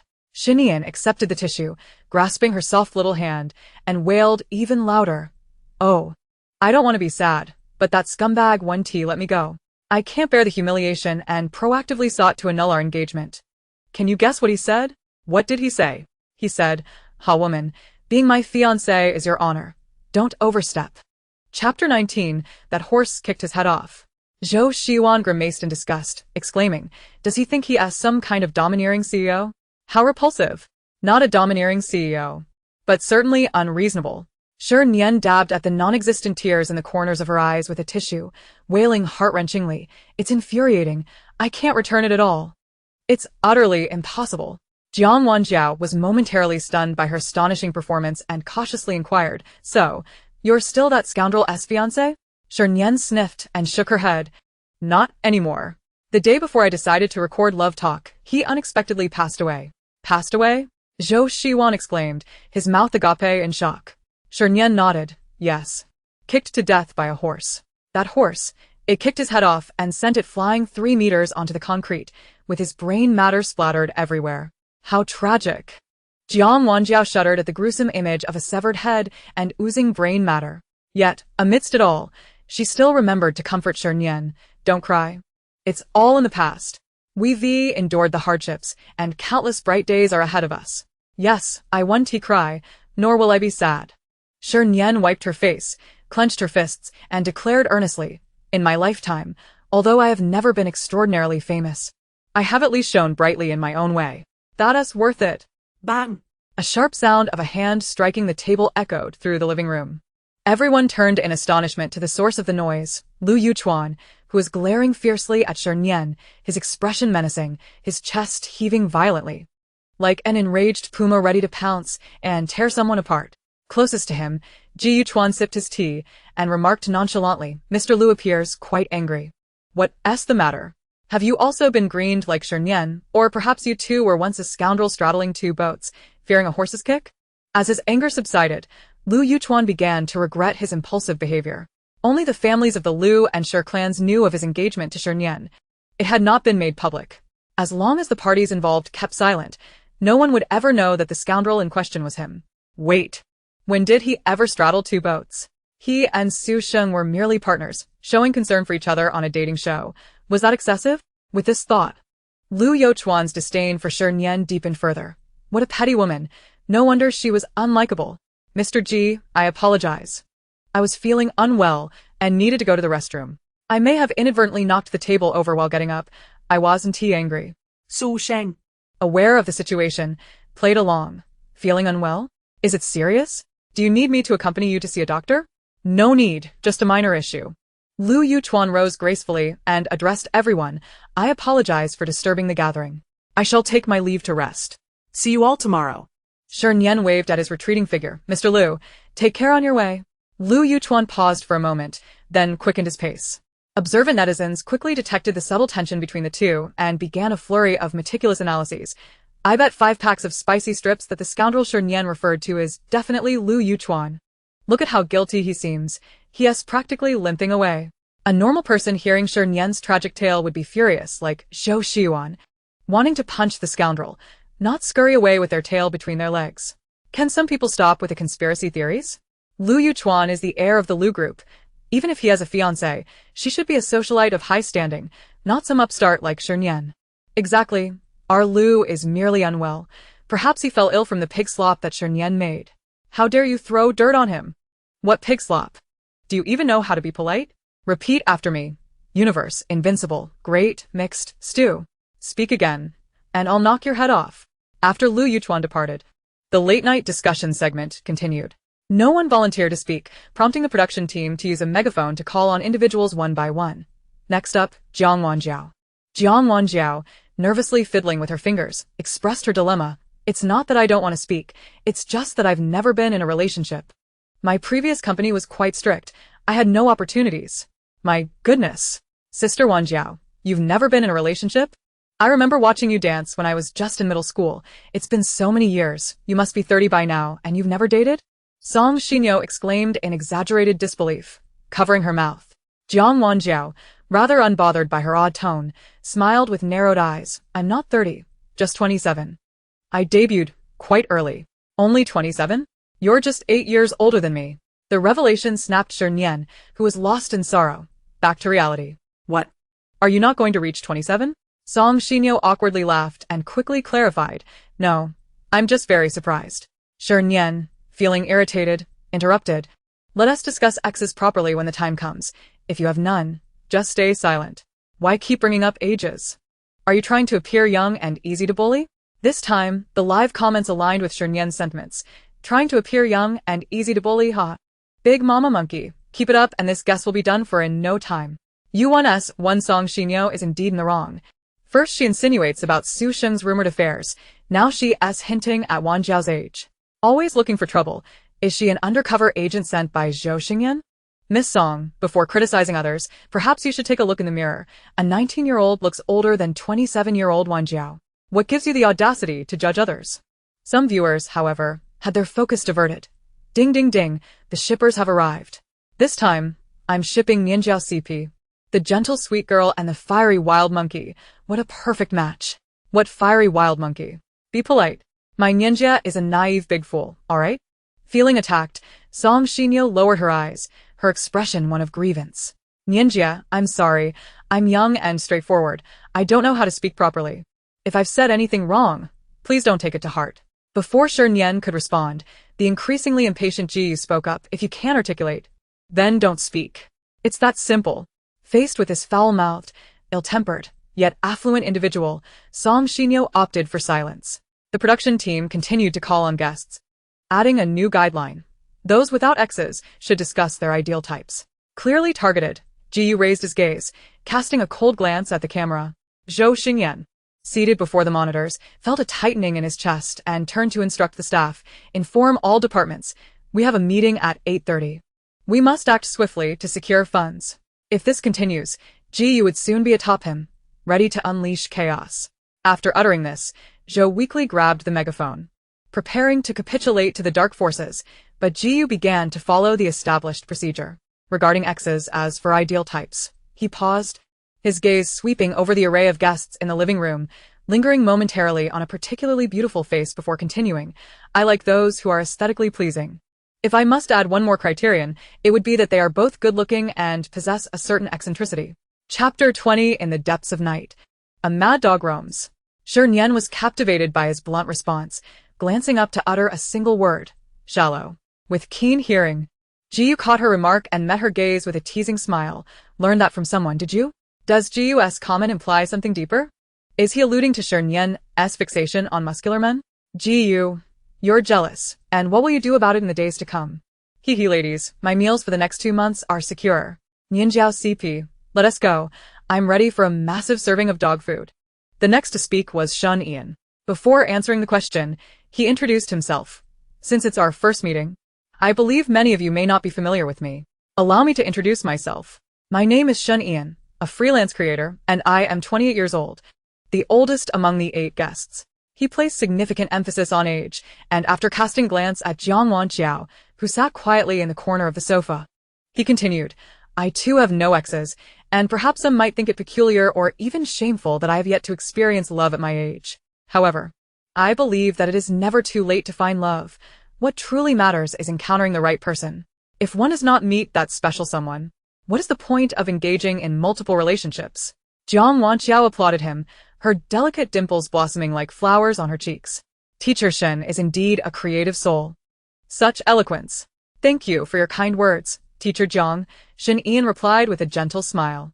As for my ideal type, I am one who believes in chemistry. When the feeling is right, everything aligns. Naturally, Zhou Xingyan could not resist seizing any opportunity to stir the pot. Grabbing a megaphone, he inquired, "Among the 4 female guests we frequently discuss, is there anyone who catches your eye?" Shi Nian chuckled softly, a hint of crimson gracing his cheeks. "Perhaps. But I'm still in the process of getting to know her." Ah. The person he refers to must be Wan Qiao, right? It has to be Wan Qiao, right? Stop with the question marks. Let me tell you, it is. Just listen to that lengthy discourse. He is clearly defending Wan Qiao. I approve of this union. You two should hasten your pace and aim to obtain your marriage certificate before the show concludes, so I can contribute to the gift money. The excitement of being close to the unfolding romance was even more intense than the barrage of comments, and at that moment, she abandoned any pretense of a tragic persona, grinning widely as her gaze flitted between the 2 involved parties. Witnessing the flush on their cheeks, she beamed with joy, reminiscent of a doting grandmother awaiting her eldest grandchild's return. Finally, the only one who remained silent was Zhou Xiyuan. "Teacher Xiyuan," Zhou Xingyan prompted, "yesterday during the interview, you mentioned you came on our show to find a girlfriend and to engage in a serious, passionate romance." Zhou Xingyan, with a teasing tone, queried, "So, may I ask, have you found someone who stirs your heart?" Zhou Xiyuan replied candidly, "Director, your question is flawed. Do you not understand? We have only known each other for less than a day. I do not even know whether they prefer chicken or fish, or whether they snore or grind their teeth while sleeping. How could I possibly feel a spark?" The room fell into a hush. "Zhou Xiyuan, do not be ridiculous. Which normal person investigates whether their partner snores before entering a relationship? Little Yuan, your bluntness will hinder your chances of finding a partner. Do you realize that? You're just being stubborn. Weren't you quite affectionate when you called Ninja earlier? Now you're putting on airs. Be careful, or you might scare off your future wife." Zhou Xingyan, clearly uninterested in his remarks, rolled his eyes and declared, "The night chat segment has concluded. All guests may return to their rooms to rest. We will convene for tasks at 9 tomorrow morning. Please address your breakfast needs beforehand." No breakfast. The food-loving Zhou Xiyuan exclaimed in exasperation, muttering a series of complaints before turning to cling to Shernyen's leg. "Nianjie, do you still have any instant noodles left?" Shernyen looked up. "Yes, instant noodles with sausage, $20 a serving. Do you want some?" 20? That's more expensive than what they sell at the scenic area. Shernyen smiled slightly. "Then you could always go buy some at the scenic area, or rise at 6 to forage for wild vegetables in the bamboo forest." After a moment of struggle, Zhou Xiyuan relented. "Fine. 20 it is. I'll buy it. And my share too. I will transfer you after the show concludes." You interjected. Shernyen gave an okay gesture and, humming a tune out of tune, happily made her way toward her bedroom. As soon as she stepped inside, a message popped up on WeChat. "Come out for a moment. Behind the poplar tree on the left side of the courtyard, I have something to discuss with you. Remember to avoid the cameras." The sender was a beast. Without a second thought, Shernyen deleted the chat box, thinking who had the time to listen to his nonsense? After a long day, wouldn't it be more pleasant to shower and play games in bed? Outside the courtyard, Lu Yuchuan had been standing behind the tree for over half an hour, his legs numb from waiting. And he was about to leave in frustration when a shadow approached gracefully through the night. Without thinking, he unleashed a tirade at the figure. "Are you bored? Do you derive pleasure from toying with others like this? Let me tell you, the more you act this way, the less I like you. I despise you. To the point of wishing I could strangle you." The person opposite him seemed momentarily taken aback by his outburst, standing silently by the roadside. Seeing her silence, Lu Yuchuan's expression grew more menacing. "Say something. You were quite talkative in front of the cameras, so why are you mute now?" After a long pause, a trembling voice emerged from the darkness. "You Yuchuan, did I offend you in any way?" Lu Yuchuan was stunned. "How is it you?" "I ate a bit too much for dinner, and came out for a stroll. Who would have thought I'd be bitten by a mad dog that jumped out from behind a tree?" Feeling awkward, Lu Yuchuan rubbed his face and stepped forward to explain. "Sheng, I'm sorry. I mistook you for someone else. I had an appointment with Shernyen half an hour ago, but she didn't show." Su Sheng nodded, hesitating to speak. "Are you and Shernyen doing well?" Lu Yuchuan forced a smile. "Things are worse than before. You can see for yourself. Shernyen's mind is completely unhinged." "Is it true that she is calling off the engagement?" Su Sheng looked up at him, her eyes filled with a glimmer of hope. "Are you two really ending the engagement?" 3 years ago, when she first entered the entertainment industry, she encountered the charming, wealthy, and gentle Lu Yuchuan. Over the course of their daily interactions, subtle feelings developed between them, but before they could flourish, Shernyen's sudden appearance extinguished the spark. Now, after 3 years, seeing this remarkable man again stirred something within her. If given a chance, she wished to fight for herself. However, Lu Youchuan's response left her disheartened. No. You know how it is, that shrew Shernyen clings to me like a leech. Without me, she cannot survive. Unfortunately, the old man favors her, and she refuses to let go. How could the marriage possibly be called off? As he finished speaking, the night wind carried a harsh voice. Idiot. Chapter 21. I advise you to be less scheming and more sincere. Lu Yuchuan furrowed his brow and turned to see a tall, slender man standing at the edge of the path. Dressed in a long coat, holding something in his hand, the moonlight illuminated his face, enhancing his already striking features. Upon seeing the familiar golden-rimmed glasses perched on the high bridge of his nose, Lu Youchuan's breath caught in his throat.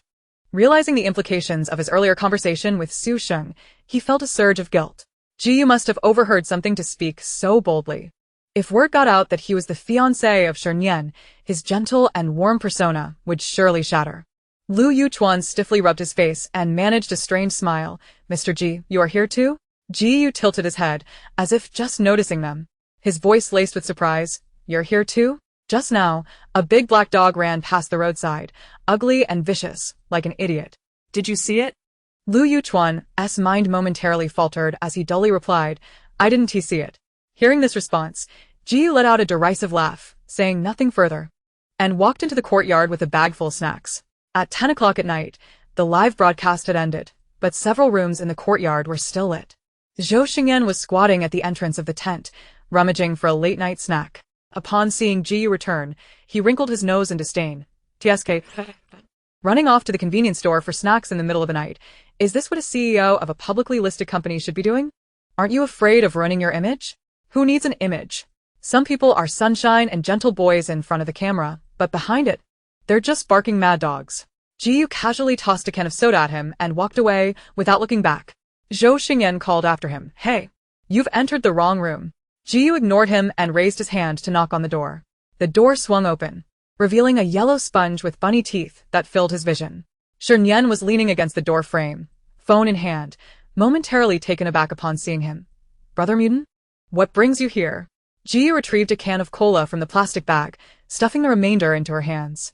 The snacks scavenged from Zhou Xingyan, which I found unpalatable, are now a gift for you. Shernyen lowered her gaze and sifted through the assortment. Wangzai little fists, Wangkai snow cakes. How absurd. Did Zhou Xingyan forget to download the anti-fraud app? Jiyu's expression grew somewhat unnatural. Perhaps it was the darkness that obscured her attention while purchasing. Check them out. If they're edible, consume them. If not, discard them. Oh, Shernyen nodded, raising an eyebrow at him, her smile bright despite the ridiculousness of it all. Yet she expressed her gratitude. Jiyu, momentarily dazzled by her crescent-shaped smile, averted his gaze slightly and replied, You're welcome. With that, he turned to leave, but suddenly recalled something and hurriedly retraced his steps. Shernyen halted her action of closing the door. Is there something else? Yes. Jiyu produced his phone and opened the WeChat interface. Let us add each other as friends. It will facilitate the money transfer. Shernyen widened her eyes in disbelief. Seriously, sir? You can't be serious. Jiyu frowned, scrutinizing her, and his gaze fell upon the snack bag dangling from her hand, leading to a moment of realization. Young lady, I advise you to be less cunning and more sincere. Considering the dwindling amount of her savings, Shernyen resignedly raised her phone, scanning to add him as a friend while muttering, How much in total? Given our acquaintance, could you perhaps offer a slight discount? If it's too pricey, I may have to return them. Jiyu rubbed his forehead and sighed in exasperation. What I meant by transfer is for tomorrow's instant noodle expenses. Shernyen's thumb froze above the red envelope icon for a moment before she lowered her head, her eyes fixated on the ground, spinning in contemplation. Jiyu withdrew his phone, watching her with amusement. What are you searching for? I'm looking for a hole.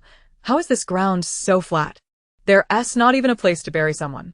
Jiyu's eyelashes fluttered as he covered his mouth, a low chuckle escaping from deep within his throat. No need to search. Just go back to your room and sleep. Then, see you tomorrow? See you tomorrow. Perhaps feeling indebted for receiving a favor, the next morning, Shernyen surprisingly woke up early, boiled water, cooked instant noodles, and unwrapped sausages in one fluid motion. Zhou Xiwan, drawn by the aroma, praised her as a beautiful and benevolent fairy, showering her with compliments like a rapid-fire barrage.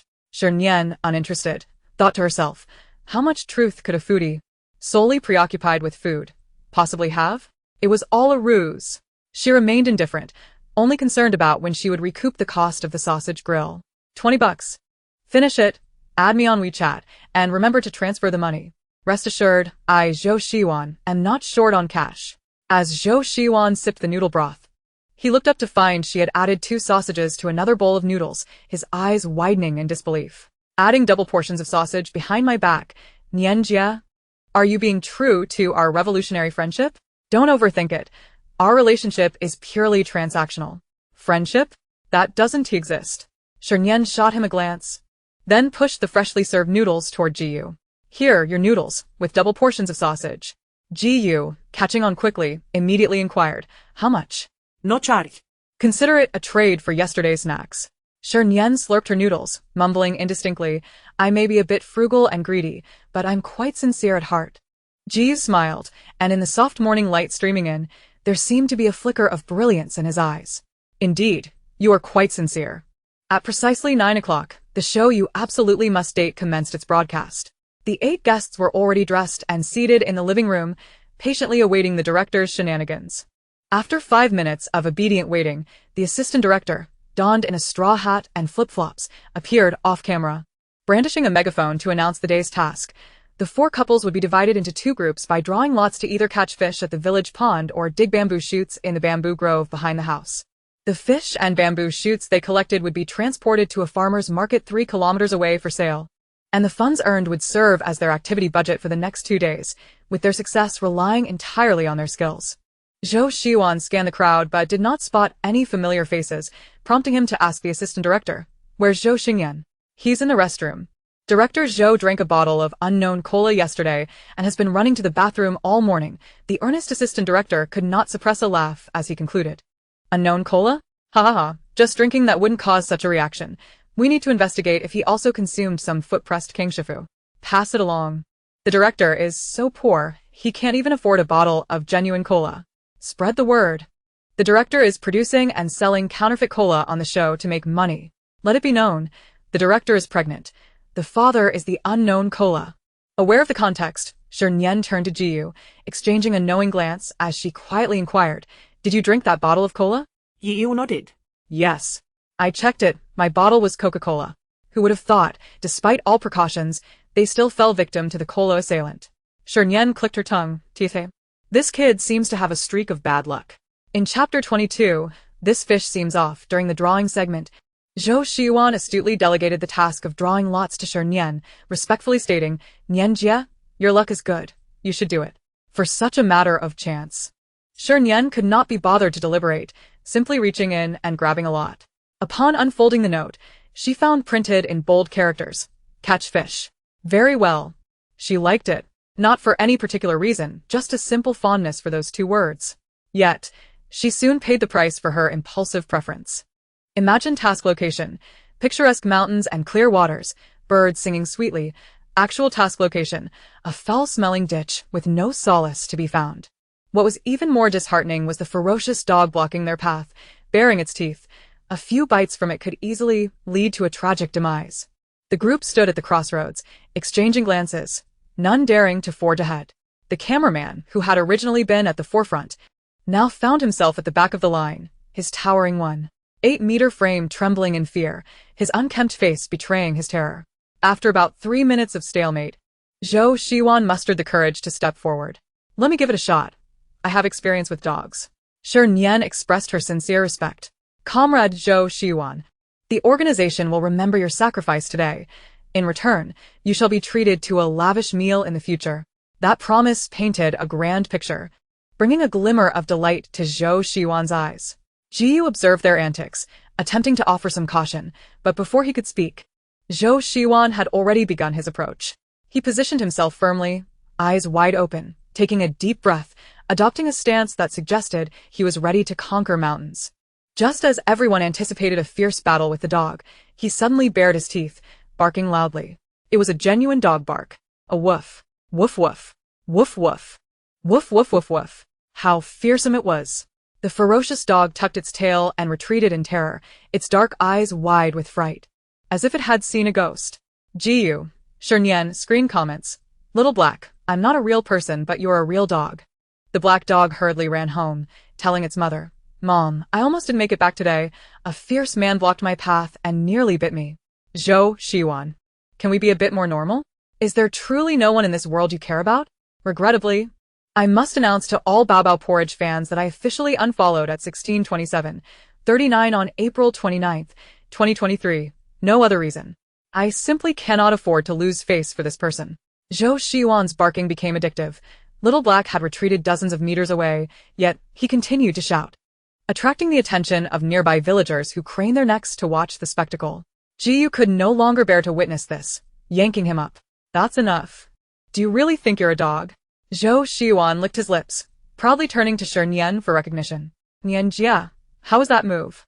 Shernyen gave him a thumbs up, impressive. With the danger averted, the four donned their water pants and sequentially leaped into the fish pond.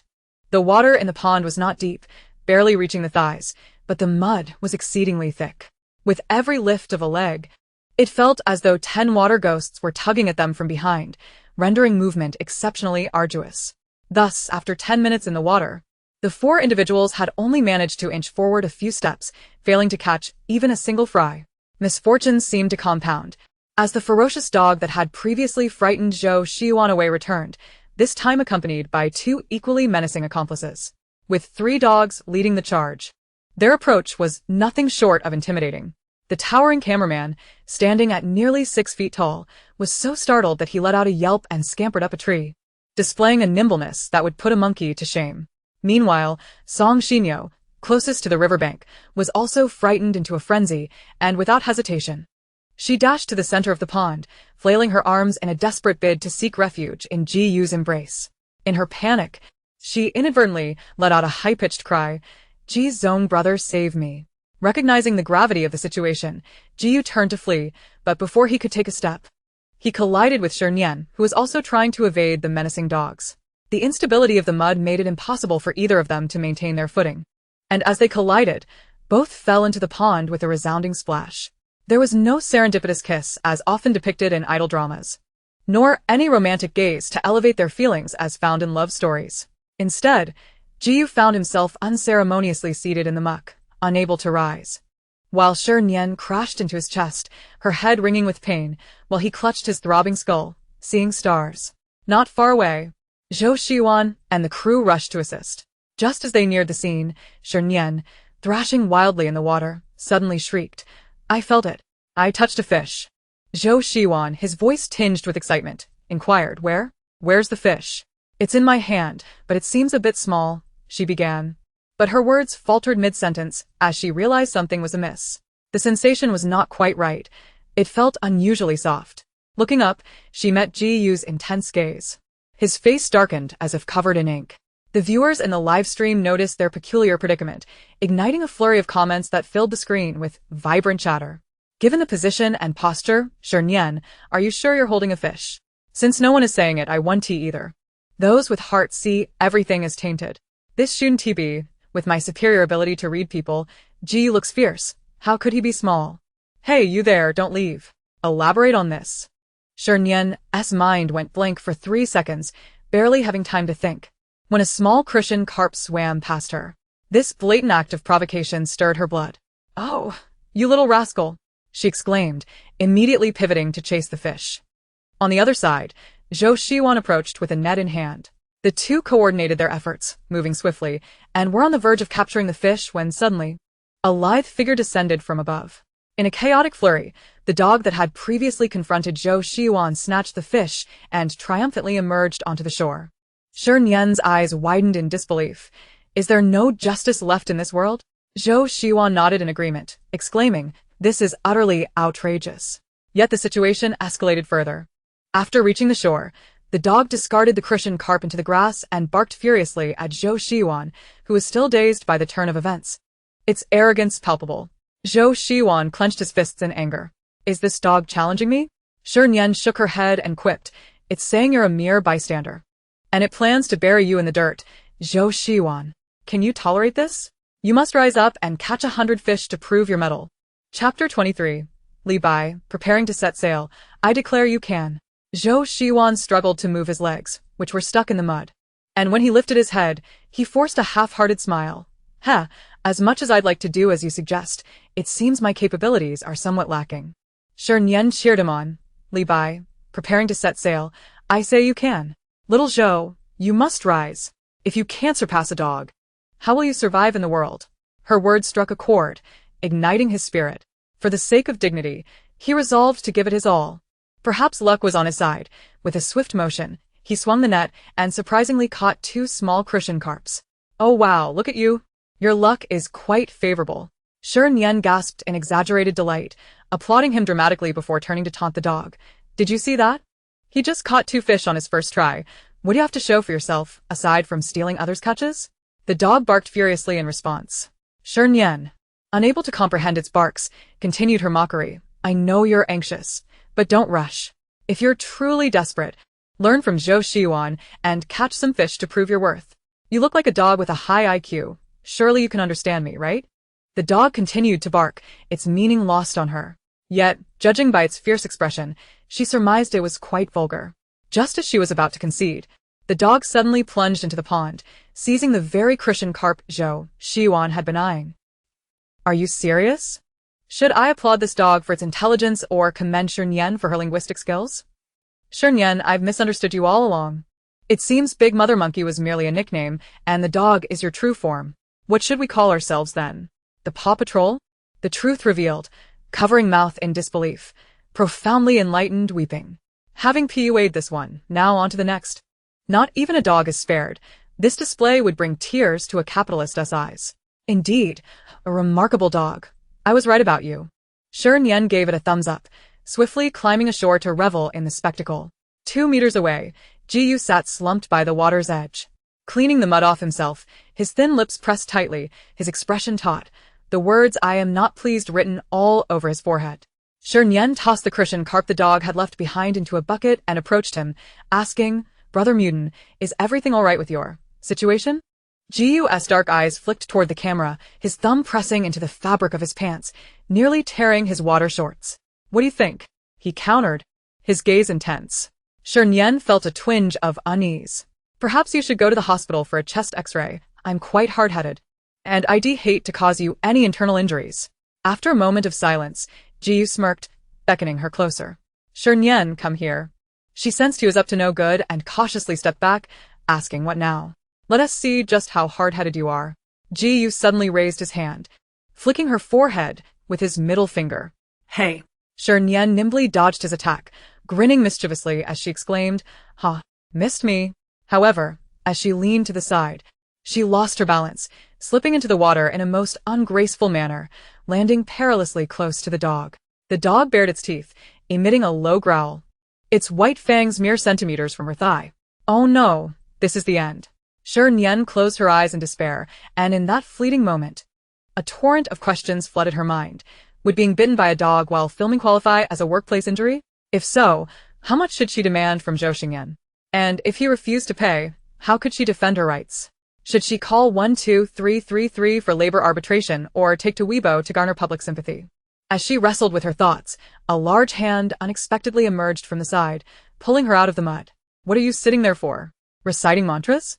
Upon opening her eyes, the first thing that met her gaze was Jiyu's perplexed yet handsome face, and the anticipated pain failed to materialize. Turning her head, she saw the mischievous dog joyfully wagging its tail while clutching a large carp, its glossy black tail transforming into a propeller as it frolicked. So, it was fishing after all.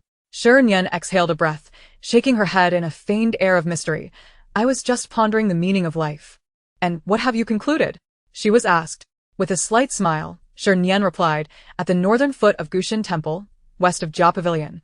I truly crave fried chicken. Brother Mutant, shall we swiftly take action? After securing this major haul, let's indulge in some fried chicken? Not a bad idea, Jiyu remarked, casting her an approving glance as he picked up the net left on the shore.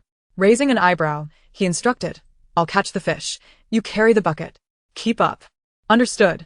An hour later, their fish-catching mission was a resounding success.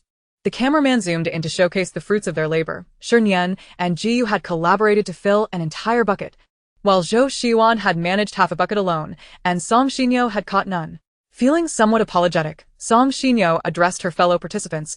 "I'm so sorry, teachers. I'm a bit afraid of the water. Maybe next time, I'll do better.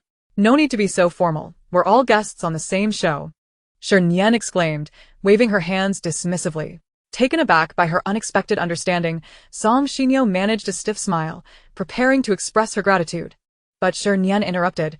"Why wait for another day? You should make up for it today. I've already devised a plan. Let us borrow a loudspeaker from the production team, and you can stand at the entrance of the market and yell, just like you did earlier in the water. The louder, the better. It's all about the business. The more you shout, the more excited the customers will be." After a moment, she added with concern, "Xinyo, you don't have a fear of crowds, do you?" Song Xinyo's face fell. Her lips moved as she struggled to respond, finally managing a stiff okay. With their roles defined, the group gathered their tools and set off towards the market a few kilometers away. Just before they departed, the cameraman timidly raised his hand. "What should we do with the fish? The production team spent a lot of money on them. It would be a shame to lose them." Far away on the riverbank, several fish lay scattered about, while the mischievous dog, Xiaohei, guarded them with an air of triumph, wagging its tail as if it were a victorious general returning from battle. Jiyu shot him a glance and quipped, "Why don't you go have a fight with it? Huh? If you win, we'll all thank you for retrieving the fish. If you lose, it's no problem. We'll help you." Shernyen quickly interjected, "Brother Mutant, that one do." Jiyu chuckled softly and retorted, "Call 120. Chapter 24. One down, one to go. If not, you're out of luck." The cameraman remarked, "While you're all busy with tasks, I'm the one on the front lines. Is this polite?" He had a point. With so many fish, selling them at the market could yield several boxes of instant noodles. Come on, someone has to brave it. For the freedom to eat instant noodles, what's a little bloodshed? Shernyen had also set her sights on the lively fish, her eyes darting between the fish and Xiaohei, grinning mischievously. "Xiaohei, can we negotiate?" Xiaohei's eyes widened, ears perked, his expression clearly saying, "Don't come any closer or I'll bite you." Jiyu blocked her advance, offering a friendly reminder. "Fried chicken can be enjoyed at any time, but you only have one life. Please think carefully." "Don't worry, I value my life," Shernyen reassured him, patting his shoulder as she pulled a few sausages from her pocket, ready for negotiation. Upon seeing the food, Xiaohei visibly perked up, his tail once again transforming into a propeller, wagging furiously. His two little companions also abandoned their aloofness, shaking their heads and tails in eager submission. See? There are no naturally indifferent puppies. They just haven to encounter the treat that stirs their heart. How about we trade fish for sausages? Shernyen crouched down to negotiate with Xiaohei. In response, a jubilant figure darted towards her, and in the end, she managed to exchange just 3 sausages for all of Xiaohei's treasures. Though the comments labeled her ruthless, the dog itself was overjoyed. Not only did they exchange fish happily, but Xiaohei also accompanied them back to the courtyard before marking its territory with a satisfied wag of its tail. Upon returning to her room to change clothes, Shernyen emerged to find Zhou Xinyan, who had been absent all morning, squatting against the wall, clutching his stomach. His face was pale, resembling that of a corpse that had been dead for 3 days. Shernyen smirked, asking the question on everyone's mind. "Director Zhou, is the cola good?" Zhou Xinyan shot her a resentful glance, turning away without a word. Noticing a damp spot near him, she continued, "How about the dog urine? Is it fragrant enough?" Zhou Xinyan paused, instinctively inhaling sharply, a wave of indescribable odor filling his nostrils, sending his stomach churning. "Lao Zhao, pause work. Take me to the hospital." "No, wait, I need to go to the restroom first." Jiyu stepped out of his room just in time to see Zhou Xinyan hunched over, moving towards the restroom in a rather distorted manner. He casually inquired, "Did you soil yourself?" "You're the one who soiled yourself." Zhou Xinyan yelled in anger, but as soon as he finished, he felt a tightening in his stomach, prompting him to run even faster. Shernyen called after him, "Director Zhou, can we borrow your loudspeaker?" Before she could finish, he had already disappeared around the corner. Shernyen turned her gaze, her attention shifting to the assistant director sitting at the door, munching on watermelon. The assistant director, perceptive enough, put down the watermelon without her prompting and picked up the blue loudspeaker resting beside him. "Here, take it. Use it as you please." He generously handed the loudspeaker to Shernyen, then turned to Jiyu, grinning widely. Mr. Ji, would you be interested in investing a bit more in our show? Jiyu frowned. Are you still short on funds? Are you building a rocket? No, it's just that advertising costs a fortune, the assistant director replied meekly. Mr. Ji, have some pity on our director Zhou. He cries out in his sleep for money. He is really suffering. What a wasteful venture, Jiyu said impassively.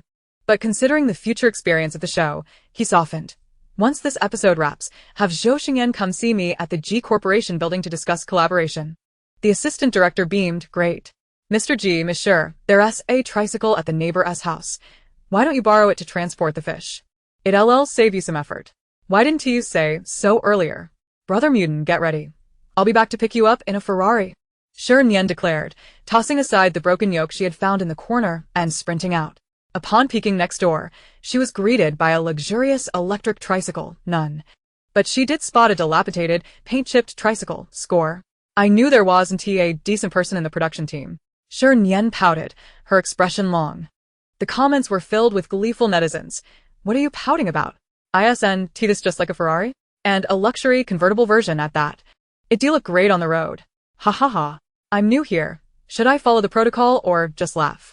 To be fair, the vibe of our big monkey really matches this tricycle. They both exude a rural vendor charm. Simply stunning. It brings tears to my eyes. Do not indulge the production team. Hop onto your little tricycle and head over to the neighboring creators. Let's create havoc one by one. If one doesn't perish, then it's simply your misfortune if it topples over first. As a law-abiding and virtuous citizen, Shernyen naturally refrained from engaging in any actions that would harm others while also being detrimental to herself, incurring medical expenses in the process. With the principle of gaining something from her visit, she begrudgingly mounted the dilapidated tricycle. The moment she hopped on, the sensation was instantly transformed. Despite the tricycle's diminutive and shabby appearance, it carried an orchestral charm, and when it sped off, it exuded a certain flair. A gentle breeze met her face, and she hummed a little tune, instantly elevating her status. Shernyen, in an upscale fashion, pedaled the tricycle around the open space. And once she acclimated to this exhilarating feeling, she executed a foot brake right at the entrance of the courtyard, tossing a handful of wildflowers into her mouth. Tilting her head and casting an awkward flirtatious glance at Jiyu. Handsome, hop on. Jiyu glanced at the shabby, chipped tricycle and politely declined. No need. I am not worthy of such a fine vehicle. Indeed, with his physique, he suited the role of a bodyguard perfectly. Shernyen pressed down on the pedals, the tricycle creaking as she maneuvered it into the courtyard, then waved at Jiyu. Bodyguard Ji, hurry and load the water bucket onto the cart. I shall lead you to conquer the vegetable market. Jiyu lifted a bucket of fish and placed it into the cart, a subtle smile gracing his lips. President Shi, your aspirations are rather modest. I suggest we aim to conquer the global village, venture into outer space, and become the overlord of the universe. Imagine then, all the fried chicken and hamburgers at your beck and call. How splendid would that be? Fried chicken and hamburgers? Where are the fried chicken and hamburgers? Are you all planning to sneak a bite behind my back? Suddenly, Zhou Xiwan's voice rang out, alarmed. Sister Nian, President Ji, are we still friends? The two exchanged a glance and replied in unison no. Chapter 25. In the enormous restroom, pulling the group hurriedly made their way, finally arriving at the vegetable market just before noon. Unfortunately, it was mealtime and most people were engaged in lunch. Only the more eccentric would venture to the market, leaving the vast expanse nearly vacant. Given the circumstances, it was impractical to attract customers with a loudspeaker at the entrance.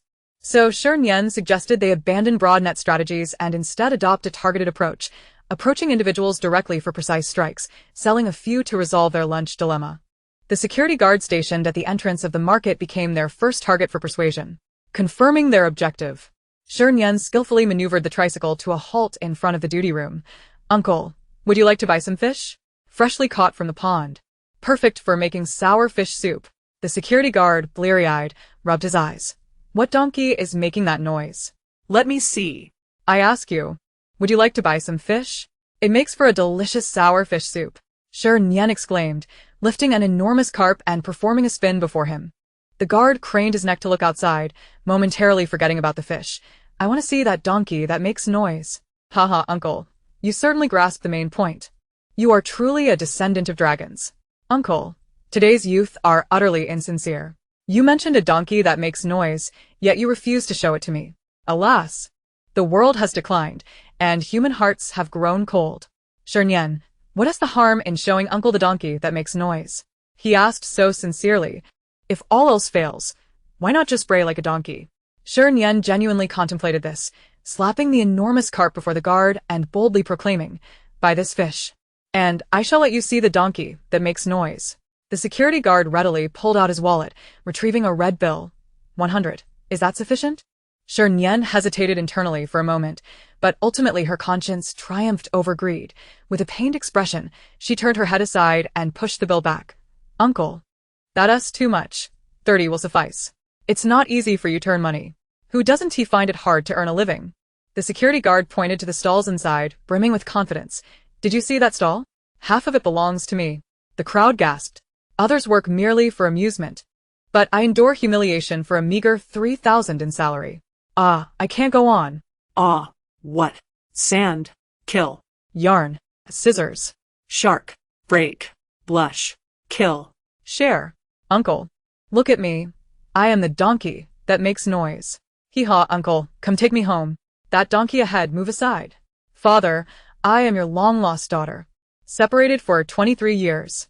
With so many wealthy individuals in the world, what difference does one more make? Shernyen tightened her grip on the fish, nearly crushing it. Uncle, let's not say anything further. Take both buckets of fish. Not expensive. Just 3 or 400, 5 or 6,000. Or 7 or 8 million will do. I don't want that. I just want that one. The security guard exited the duty room, slapping the red bill onto the cart, eagerly urging her. So, where's the donkey? Shernyen turned back, signaling Zhou Xiwan. Senior Zhou. It's time to showcase your acting skills. Zhou Xiwan instantly understood but hesitated. Isn't this inappropriate? What's inappropriate about it? There's money to be made. It's not undignified. That seemed somewhat reasonable. Considering his lunch, still unknown in its whereabouts, Zhou Xiwan steeled himself and committed. He bent down, clasped his hands behind his back, and in a high-pitched voice exclaimed, Hee-haw, here comes the little donkey. Hee-haw, I am the little duck brand donkey, little duck, little duck. Hee-haw. As he wagged his hips, preparing to sing a tune, the exasperated security guard swiftly covered his mouth. Little duck brand donkey? I'll be a swan brand washing machine. Young lady, this is fraud. I'm calling the police. Shernyen attempted to calm his overly agitated demeanor. What fraud, uncle? Just tell me if this performance resembles a donkey, and does it make a noise? Although the guard was older, he was quite sharp. It looks like one, but it's not. At that moment, a little girl, around 4 or 5 years old with pigtails, approached, softly calling out, Grandpa. Grandma asked me to call you home for dinner. In the presence of his granddaughter, the guard's expression changed in an instant. His face broke into a wide smile, revealing a multitude of wrinkles. Grandpa will be home right away. Seizing the opportunity to provide herself an escape, Shernyen asked, Then, do you still want this fish? If not, I'll refund your money. The guard, quick-witted, wasn't he easily swayed? Of course I want it. I, Zhao Laosi, never take back money I've given. But while gifts are given, you must also show some appreciation. I can't be left feeling like a fool. How about 2 more? The guard waved his hand dismissively. No, I have 3 large fish ponds at home. I don't need that. Then how about this? If you have any talents, show them to my granddaughter. If she's happy, we'll consider the matter settled. Finally, the ever-present backdrop, Song Xinyo, found her moment to shine. Raising her hand. I'll do it. I can dance. With that, she unbuttoned her denim jacket, revealing her slim waist, and began to twist in front of the camera. That waist, that chest. Sister, let me bury you, please.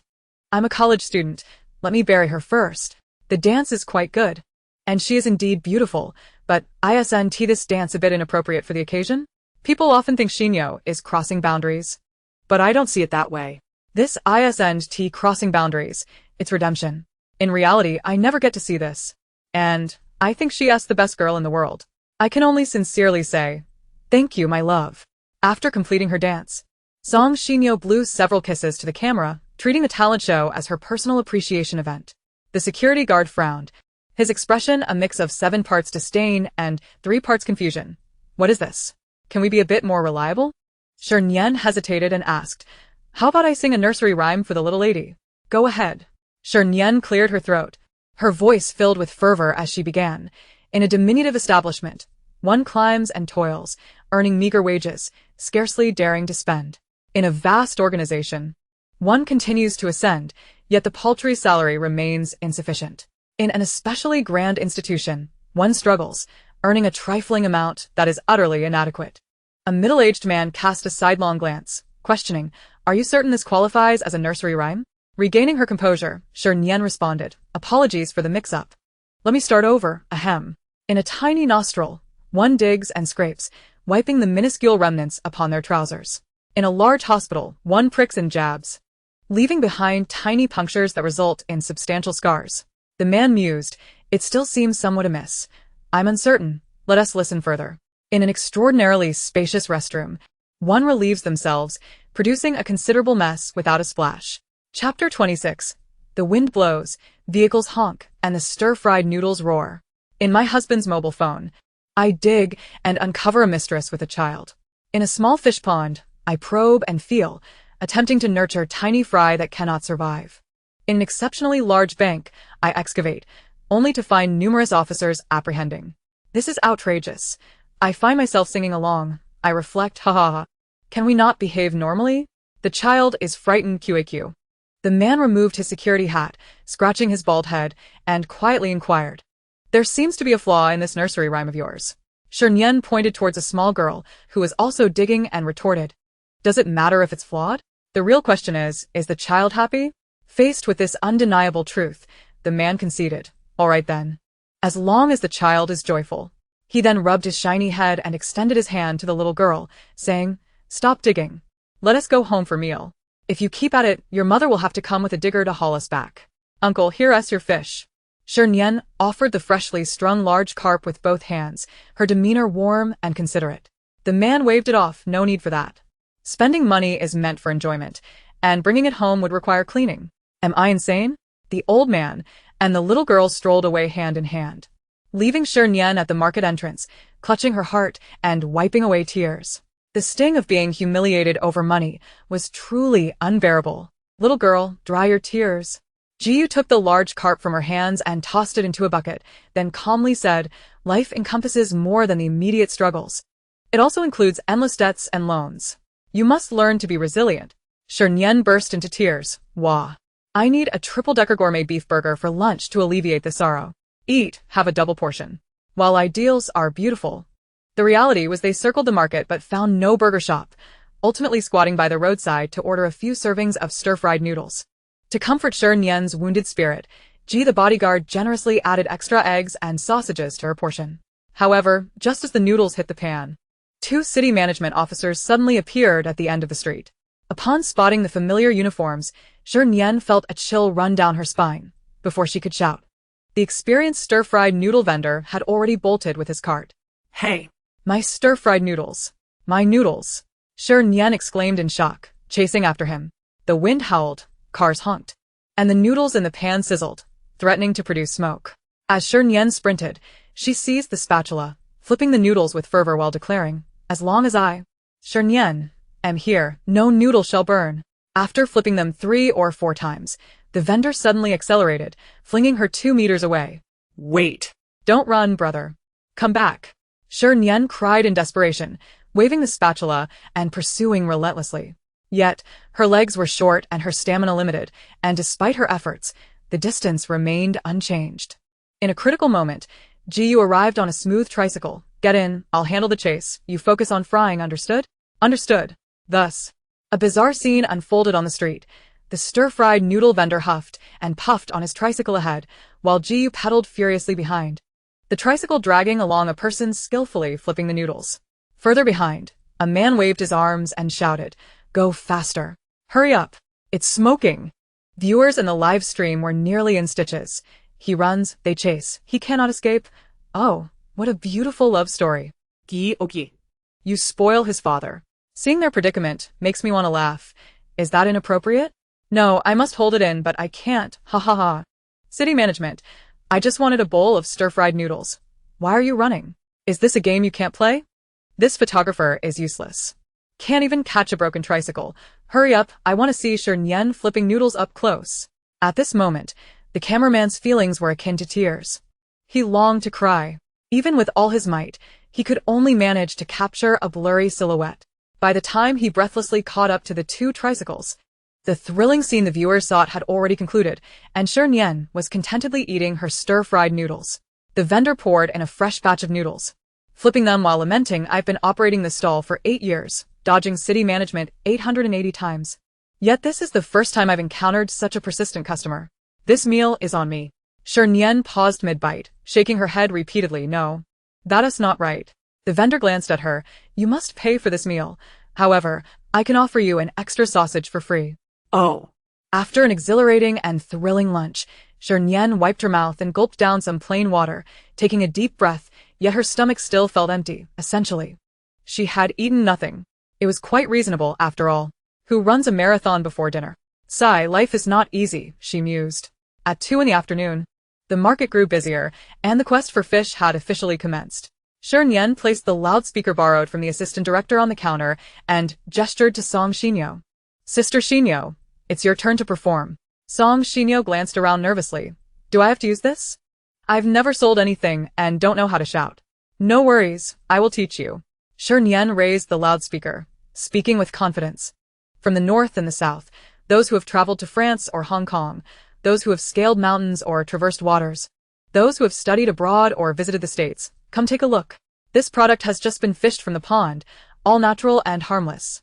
Buy a fish for just a few bucks, and your family will be delighted. Having completed a lengthy spiel, Shernyen left Song Shinyo dumbfounded. Ji shot her an astonished glance that was smooth. "Did you grow up on smooth plums?" Shernyen shook her head. "No, I grew up with street vendors." 2 servings, crispy and fragrant. A nearby aunt selling vegetables chimed in. "Wow, the girl is beautiful, but eats so fiercely. If I buy your carp, can you promise not to eat me?" Shernyen snapped her fingers. "Of course. Buying from the girl means being friends. The girl never eats her friends." All right. The aunt laughed heartily. "Then give me 2. That one with the curled tail looks good."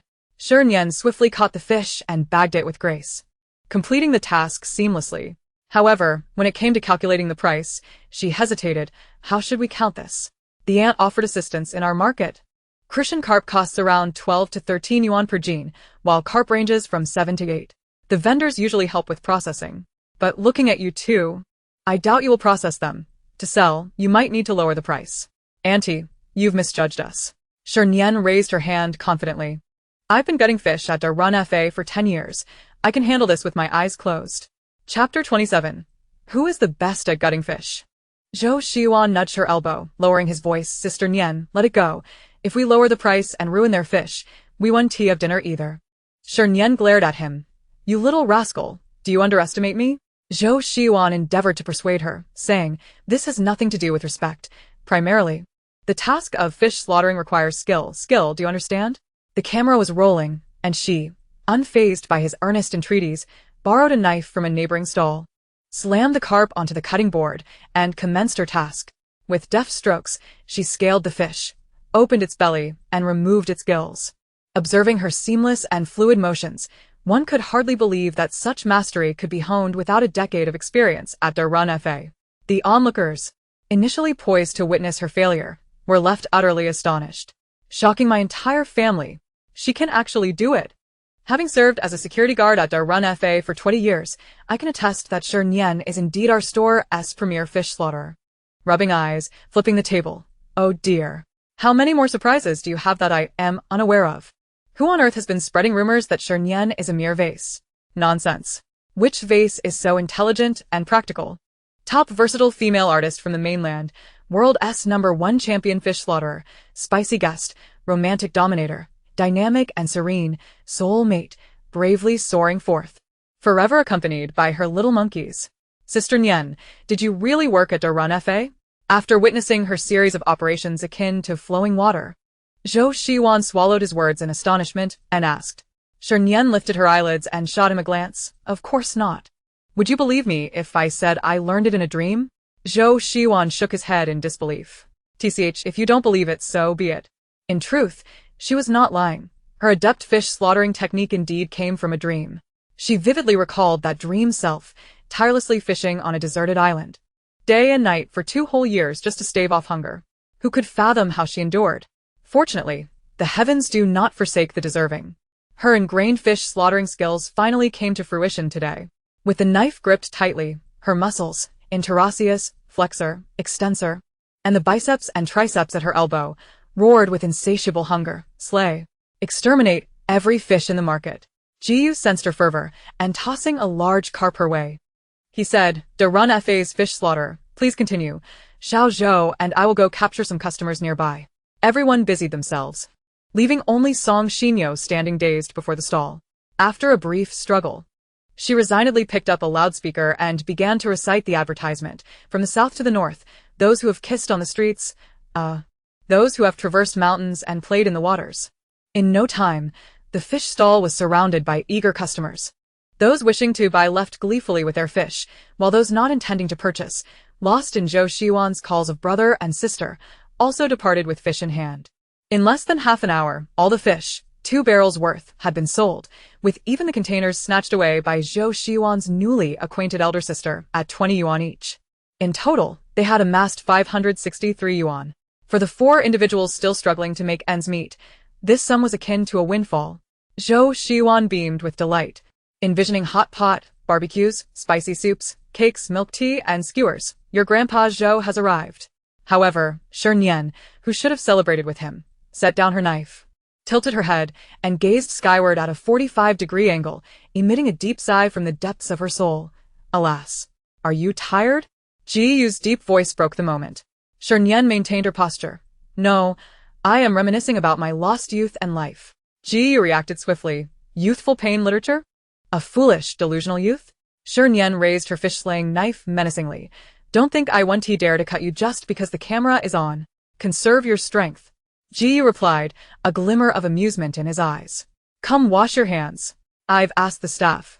There's a fast food restaurant 1,000 meters north of the market, and your fried chicken burger awaits.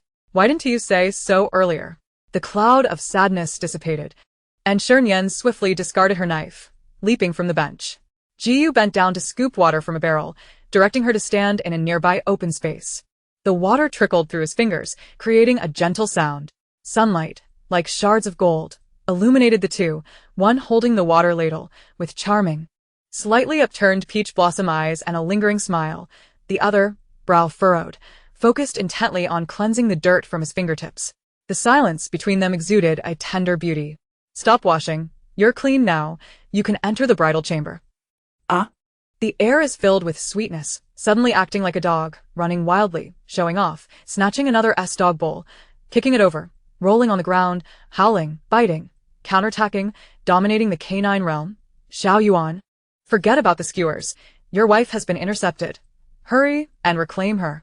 Zhou Shiwan, having immersed himself in a 5-minute culinary listing, finally stepped out of the food fantasy world and dashed over to Jiyu and Shernyen, asking, So, what are we having for dinner tonight?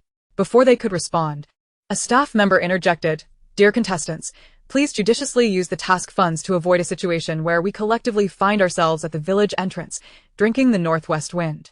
Zhou Shiwan's brows furrowed, and with a grin that exuded innocence, he replied to the staff with utmost sincerity. Thank you. The staff returned the smile. You're welcome. It's my honor to clarify any doubts for you. That damned politeness. Zhou Shiwan had no choice but to turn to Jiyu and Shernyen for their opinions. What should we do? Are we really having fried rice for dinner? Let us head to the fast food restaurant. Jiyu's response was succinct. Shernyen sped along on a tricycle, reaching the fast food establishment Jiyu mentioned in under 5 minutes. At first glance, the place seemed somewhat shabby, yet nothing else was amiss. Upon pushing open the glass door, she was greeted by a familiar face. Uncle Security. Uncle had traded his security uniform for a floral apron.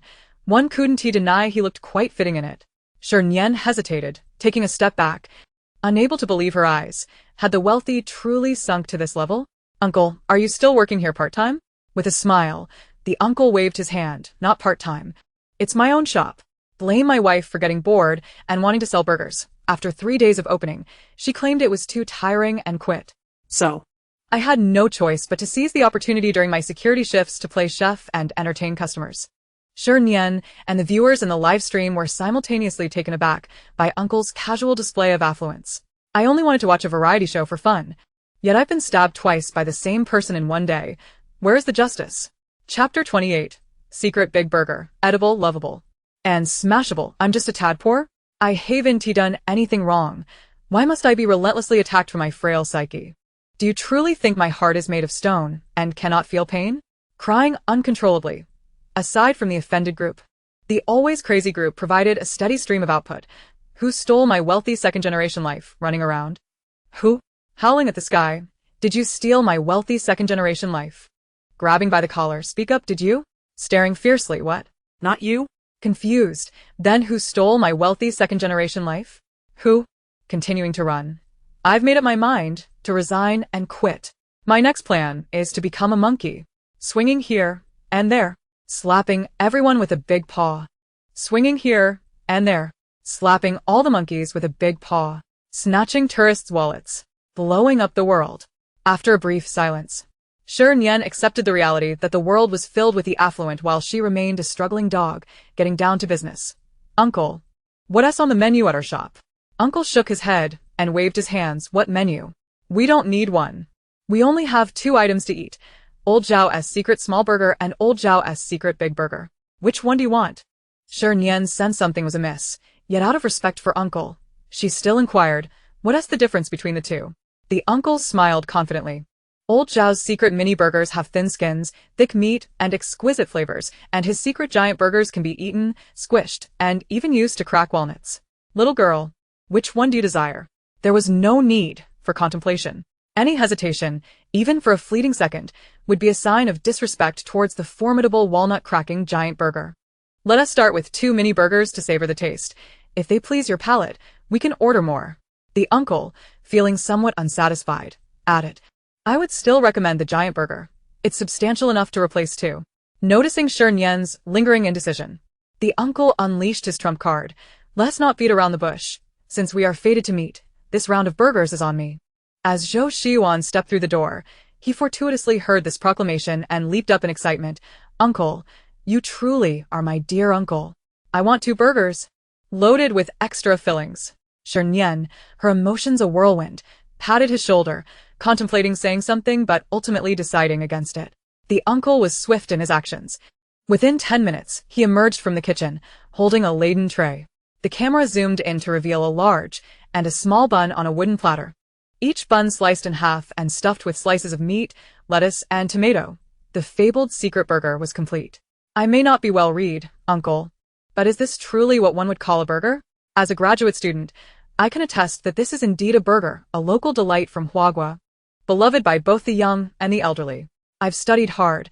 I could have my mother whip up 70 or 80 of these. Zhou Shiwan gazed longingly at the steaming giant burger, hesitant to take the plunge. The uncle, undeterred, thrust the oversized burger into his hands, exclaiming, What are you waiting for? Eat. Shernyen stifled a laugh, and just as she began to chuckle, the uncle turned and presented a mini burger to her. Don't dawdle either. Eat it while it's hot. I'll fetch the other 3 from the pot. Trusting in the basic tenets of humanity, Shernyen took a tentative bite and found it reminiscent of a meat sandwich. Quite delicious. Meanwhile, Zhou Shiwan, gnawing on the giant burger, expressed his opinion. The meat is thick. The filling's ample, but the bun is too tough. It's quite a challenge to bite through. Shernyen chuckled. Of course, it must be tough. How else could it crack walnuts? Zhou Shiwan. Can I retract that statement? Just then, the uncle's authoritative voice boomed from the kitchen. Too late. Your giant burger is already in the pot. You must eat it today, and if you can't finish it, you shall not leave. By evening, the 4 of them, satiated and content, returned to the small courtyard. The living room was deserted, as the bamboo shoot gathering team busily prepared dinner in the kitchen. Jiang Wanqiao and Shi Nian had taken over Shernyen's shift, crouching by the window, diligently peeling bamboo shoots. Su Sheng was at the stove. While Lu Yuchuan was assisting, the 2 of them exchanging spatulas and feeding each other vegetable leaves, occasionally sharing glances that filled the room with a bubble of pink atmosphere. The comments from both groups echoed with a serene nostalgia, fervently shipping the couple to the point of cramping their lips and drooling over their looks. Shernyen lingered at the kitchen door to inquire. Discovering that they had only made a profit of 300 after selling bamboo shoots and spent over 100 on groceries. Satisfied, she returned to the living room to munch on potato chips. At 7 in the evening, dinner concluded, and the production team announced a new task. Each guest would randomly connect with an audience member from the live stream and answer their questions. Shernyen relished this opportunity. No labor, no mental strain. She could simply relax and bask in the moment. Thus, while the other guests were busy tidying themselves up, hydrating, and preparing to face the audience in their finest state, Shernyen had already settled into a meditative state, clutching her potato chips. The first guest to connect was Su Sheng. She was fortunate enough to be linked with a fan. As the video call connected, the living room erupted with a high-pitched scream akin to a rooster crowing. "Aw, it's really you, Su Sheng. I'm your fan. I love you. I love you." Su Sheng smiled gently, her expression warm, reminiscent of a delicate flower blooming on a branch, fresh and beautiful. "Dear little fan, I have received your affection.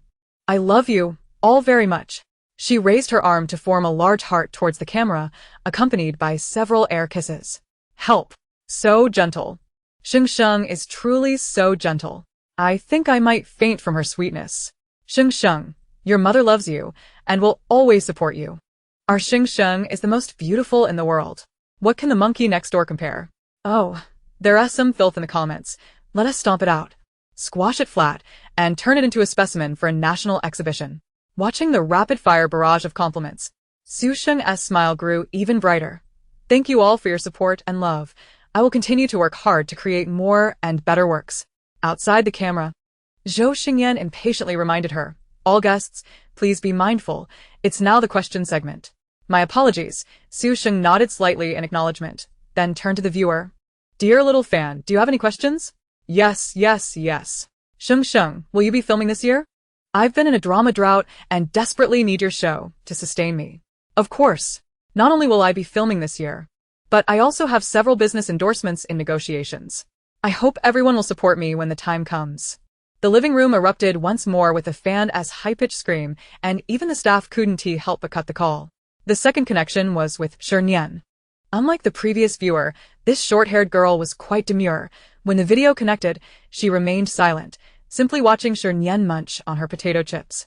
Crunch, crunch, crunch. Under Zhou Xingyan's urging, the short-haired girl finally mustered a shy smile and posed a question that made Shernyen's heart race and Jiu's expression shift. "Great mother monkey, may I ask if what you touched in the pond this morning was truly a fish?" Shernyen froze for 3 seconds, then forcefully swallowed her potato chip, glancing around, her face a portrait of discomfort as she retorted, Is this something I can discuss?" Jiu, seated nearby, casually flexed his wrist, his peach blossom eyes sparkling with interest as he observed the shifty-eyed girl beside him, maintaining a calm demeanor. However, the short-haired girl was resolute in her judgment. Pressing on, "What is so hard to say? Great mother monkey, you must bravely be yourself. You cannot be swayed by dark forces." After a brief pause, she lowered her voice, adding, "If it's inconvenient to answer, you can add me on WeChat, and we can chat privately. My WeChat ID is 15039. Stop." Shernyen raised her hand in a gesture for pause, putting down her unfinished potato chips, straightening her back, and adopting a stance of heroic sacrifice. "I'll come clean. You guessed correctly. I did not catch a fish this morning. I actually grabbed a handful of mud."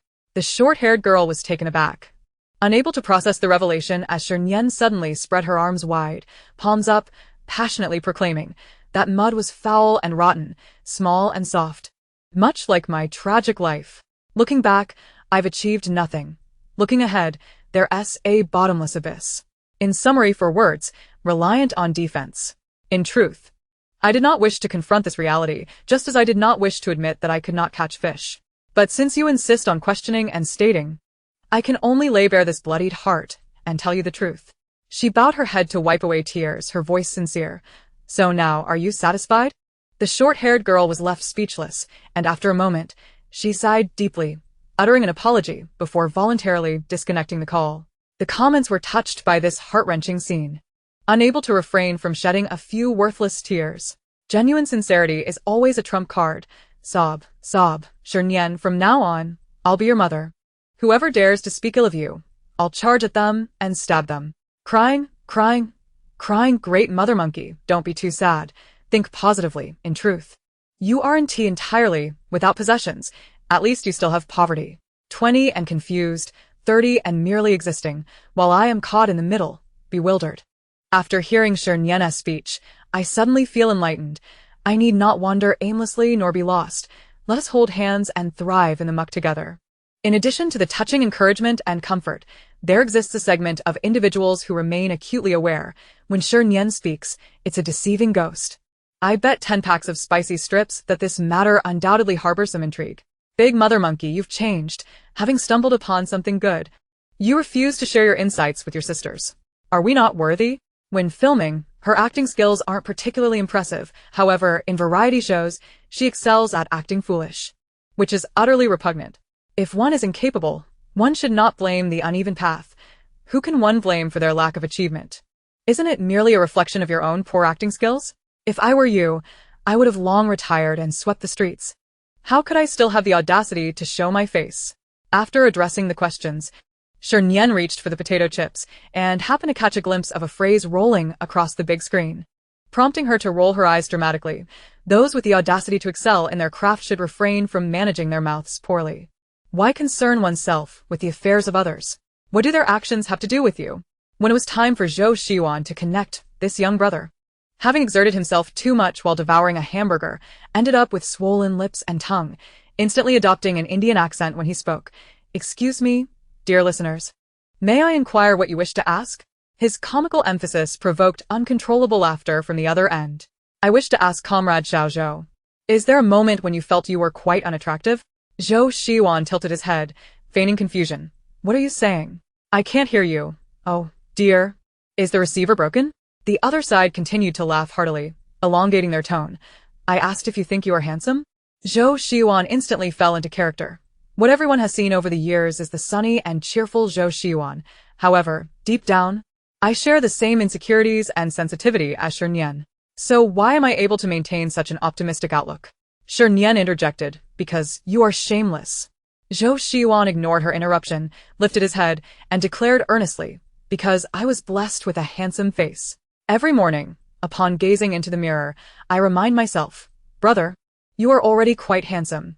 Do not aspire for too much. Thus, it is my charm that heals my wounded soul. Let us join our hands in gratitude and say, thank you. Zhou Shiwan's handsome face. The connecting staff member interjected, beep, the call has been unceremoniously cut off by one party. Following this, the next guests to connect were Jiang Wanxiao and Shi Nian. Coincidentally, both were linked to fans of the Goodnight CP, proving they were indeed single dogs sharing the same bowl of rice, as their questions were strikingly similar.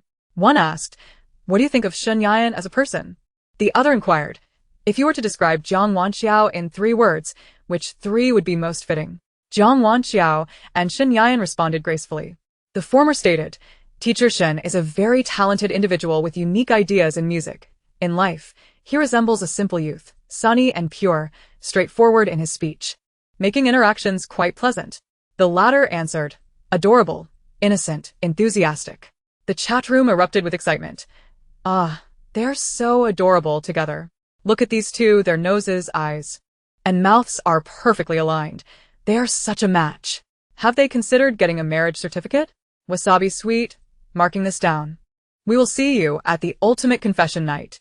The viewers in the live stream fervently expressed their delight, their enthusiastic shouts drowning out other comments, effectively flooding the screen. Consequently, the subsequent guest, Song Xinyo, became an overlooked presence. Nevertheless, she remained unperturbed. As an exceptional influencer, she knew how to create her own topics. Oh dear. It seems we might witness a genuine couple emerging from our program. Initially, I thought I would remain indifferent to this, but witnessing others' sweetness firsthand has left me a tad envious. A viewer, struggling to formulate a question, seized the opportunity presented by her remark. Sister Xinyo, my question is, up to now, has there been a male guest on the show who has captivated your heart? That's hard to say. I can only say that all 4 male guests on our show are quite exceptional, but whether I feel enamored remains to be seen through further interactions.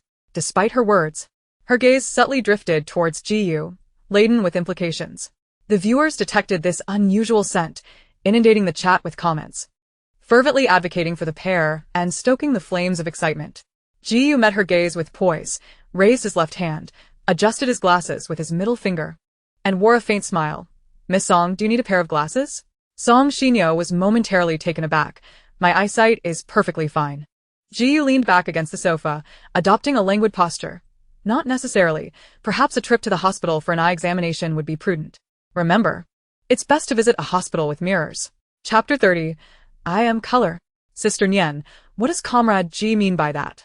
Zhou Shiwan, bewildered, whispered to Shernyen.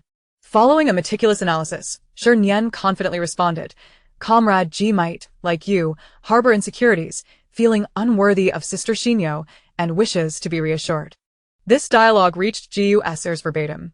The man, who had appeared composed moments ago, suddenly changed countenance, gritting his teeth and forcing a smile as he looked at the two.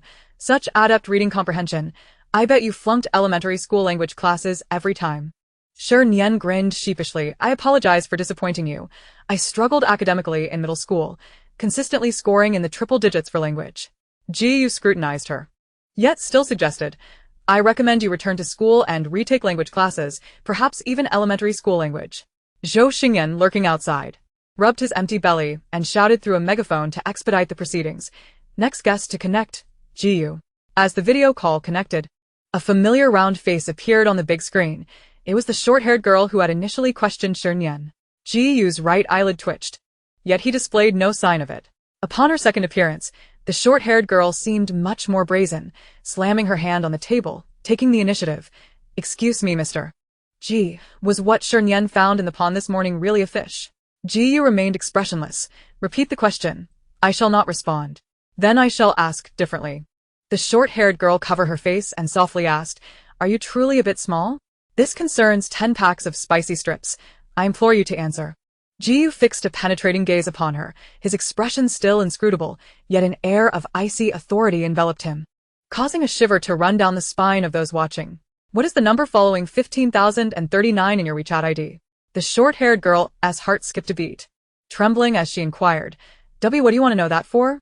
Jiu lowered his gaze, resuming a relaxed demeanor. So my personal lawyer can investigate.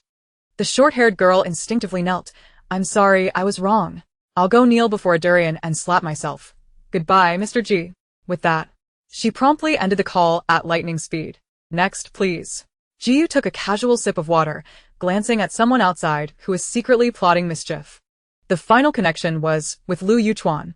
Due to the previous guest's explosive antics, this one garnered minimal discussion, with only a few fans sporadically praising his looks. Lu Yuchuan, noticing the barrage of comments on the screen and the lack of attention towards him, wore a displeased expression. The viewer connected was not particularly adept at engaging, throwing out a random question, thus concluding that evening's Q&A segment. The final day would be the date day, where each CP group was required to fulfill the date theme as stipulated by the program, with the venue, scene arrangements, and necessary funds all being the responsibility of the participants. In short, the program would not provide any financial support and would still present a myriad of tasks. The theme for the first date was a spring outing, and each group of guests could interpret it to create a romantic and warm spring rendezvous. After the task was announced, Shernyen cast a glance at her delightful CP across the room, sighed, and walked away towards the bedroom without looking back.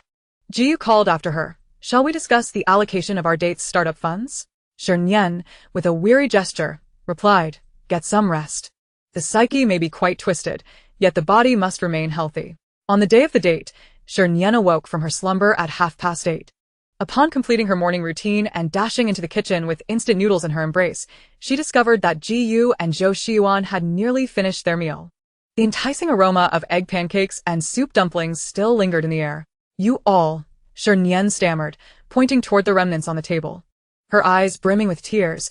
How could you commit such an egregious act behind my back? Are you not fearful of incurring the wrath of the heavens? You. Seemingly unfazed, produced 2 plastic bags from who knows where and placed them before her, offering her a choice between soup dumplings and egg pancakes. Trembling, and with a mixture of timidity and caution, Shernyen asked, Can I have both? Jiu, effortlessly pulling out a chair for her, replied, Of course. As she finished the last soup dumpling, the clock struck 9, signaling the commencement of the live broadcast. The first hour was designated for procuring supplies for the date, which inevitably raised questions of financial allocation. The 2 factions involved in the resource gathering agreed to split the funds evenly, parting ways amicably at the entrance of the small courtyard. When it came time for the fish catching group, Ji spoke up first. How about we collaborate? We can share the venue and props, which would save us a considerable amount of money.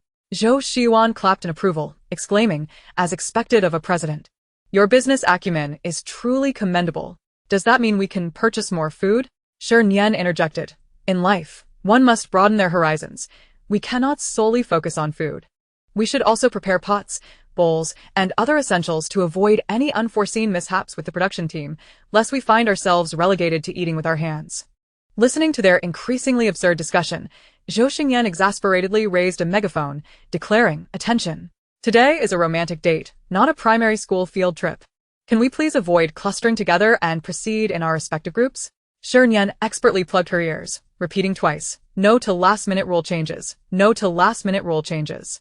Ha ha, big mother monkey, you truly know how to handle the production team. Honestly, the CPs in these two groups are a complete mess. There's nothing interesting about them being separate. They might as well join forces for some entertainment, as each guest is more bizarre than the last. Hey, I don't appreciate that comment. How can you say the Shuangshi CP is a mess? They are incredibly sweet and perfectly matched, okay? The Jianyan CP is the most impressive. I proudly raise the flag for them. After a brief exchange, Zhou Xingyan chose to turn a blind eye and let them have their way. The fish-catching group proceeded to conspire further. Ultimately, the four decided to split up.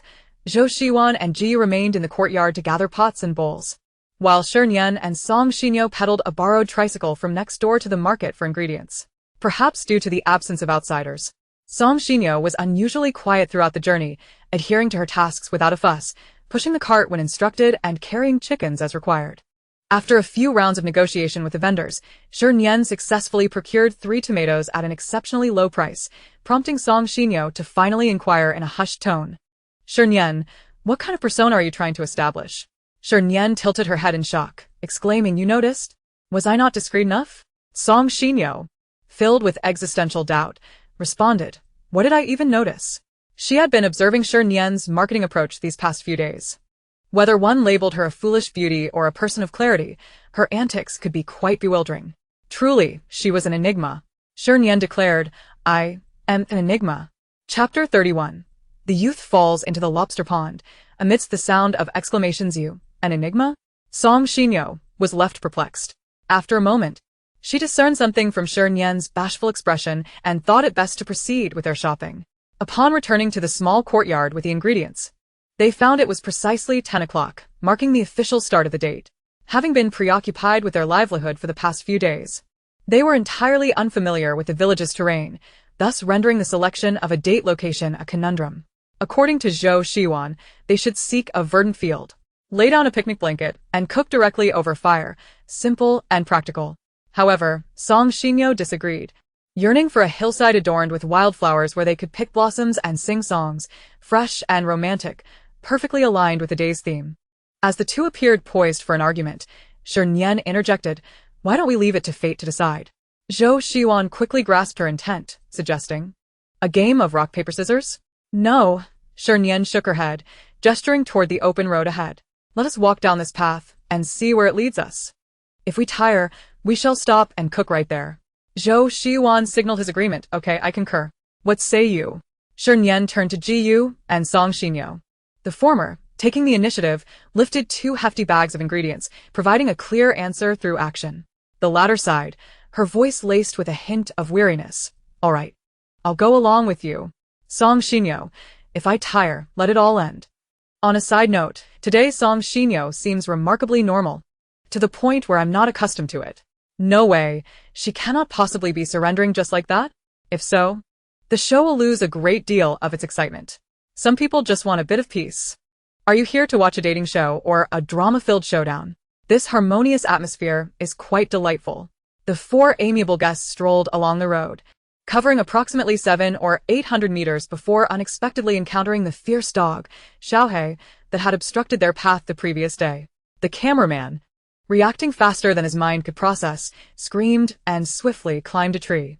Xiaohei bared its teeth, barking at him, but upon spotting Shernyen, it immediately retracted its fangs and wagged its tail joyfully, clearly considering her one of its own. Good dog, Shernyen praised, giving it a thumbs up before producing a sausage from her pocket, unwrapping it and offering it to the eager pup. Xiaohei eagerly snatched the sausage and trotted away, seemingly indifferent to the chaos it had caused. Just as the audience criticized it for being a dog that forgets its friends, Xiaohei returned, this time with a clawing little lobster in its mouth. With a clear target, Xiaohei bounded up to Shernyen, dropping the lobster at her feet, tail wagging with pride as if to say, well, am I impressive or what? Good dog. Shernyen bent down to ruffle its furry head, and as she stood up, a smile spread across her face, inspiring a whimsical thought. Looking at these lush green trees and vibrant red flowers, I can't help but recall a poem. Last night, in a tranquil pond, I dreamt of falling flowers. Today, I crave some little lobsters. Gee, you seamlessly chimed in. You want little lobsters? You rascal. Your literary prowess is quite commendable. Shernyen playfully clapped her hands and turned to the other two, suggesting, why don't we change our course and go fishing for lobsters? We might even have a delightful meal by noon. Given the stakes concerning lunch quality, Zhou Shiwan had no objections, but he queried, however, we have neither rods nor bait. Are we supposed to fish with our mouths? At that moment, Song Xinyo, who had been out of sorts all morning, surprisingly engaged. Fishing for lobsters is different from fishing for fish. There are no stringent requirements for rods. You can simply break off a branch and tie a line to it.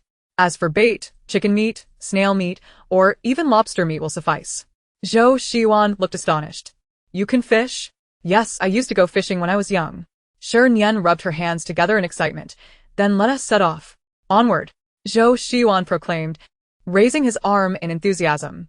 The four, led by Xiaohei, navigated through the winding forest paths until they stumbled upon a lobster farm. Shernyen's gaze fell upon the sign declaring, private lobster base, no fishing allowed, and her heart sank with regret. Had she known it was here, she would not have come. Jiyu glanced toward the red-tiled house at the southern end of the pond, a slight smile tugging at his lips, as if to say, you could come too. I could simply find a new master.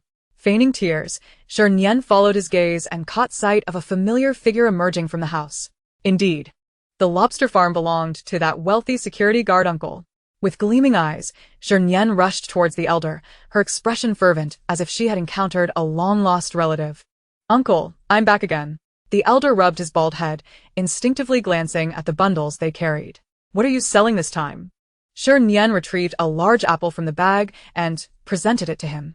We're not selling anything today. We're just here for a date. A date? Yes. A date with the crayfish. The elder quickly understood, gratefully accepting the apple and taking a hearty bite, saying, there's a net inside. Feel free to catch as you please. Seeing the elder's generosity, Shernyen smiled even more sincerely. We don't need that. We just want to fish for a couple of hours to pass the time. How do you charge for that? The elder took another bite of the apple, his tone jovial. Charge? Nonsense. I, Lao Zhao, am not short on cash. What a condition. Crayfish are free to catch, but I'm the one who is so poor I can only slurp the heads of crayfish. Lao Zhao. You're still not generous enough. If you were truly generous, you'd give me the location of the crayfish farm, so I could catch 200 pounds for free. Right. If you were really generous, you'd personally drive to the school to pick me up.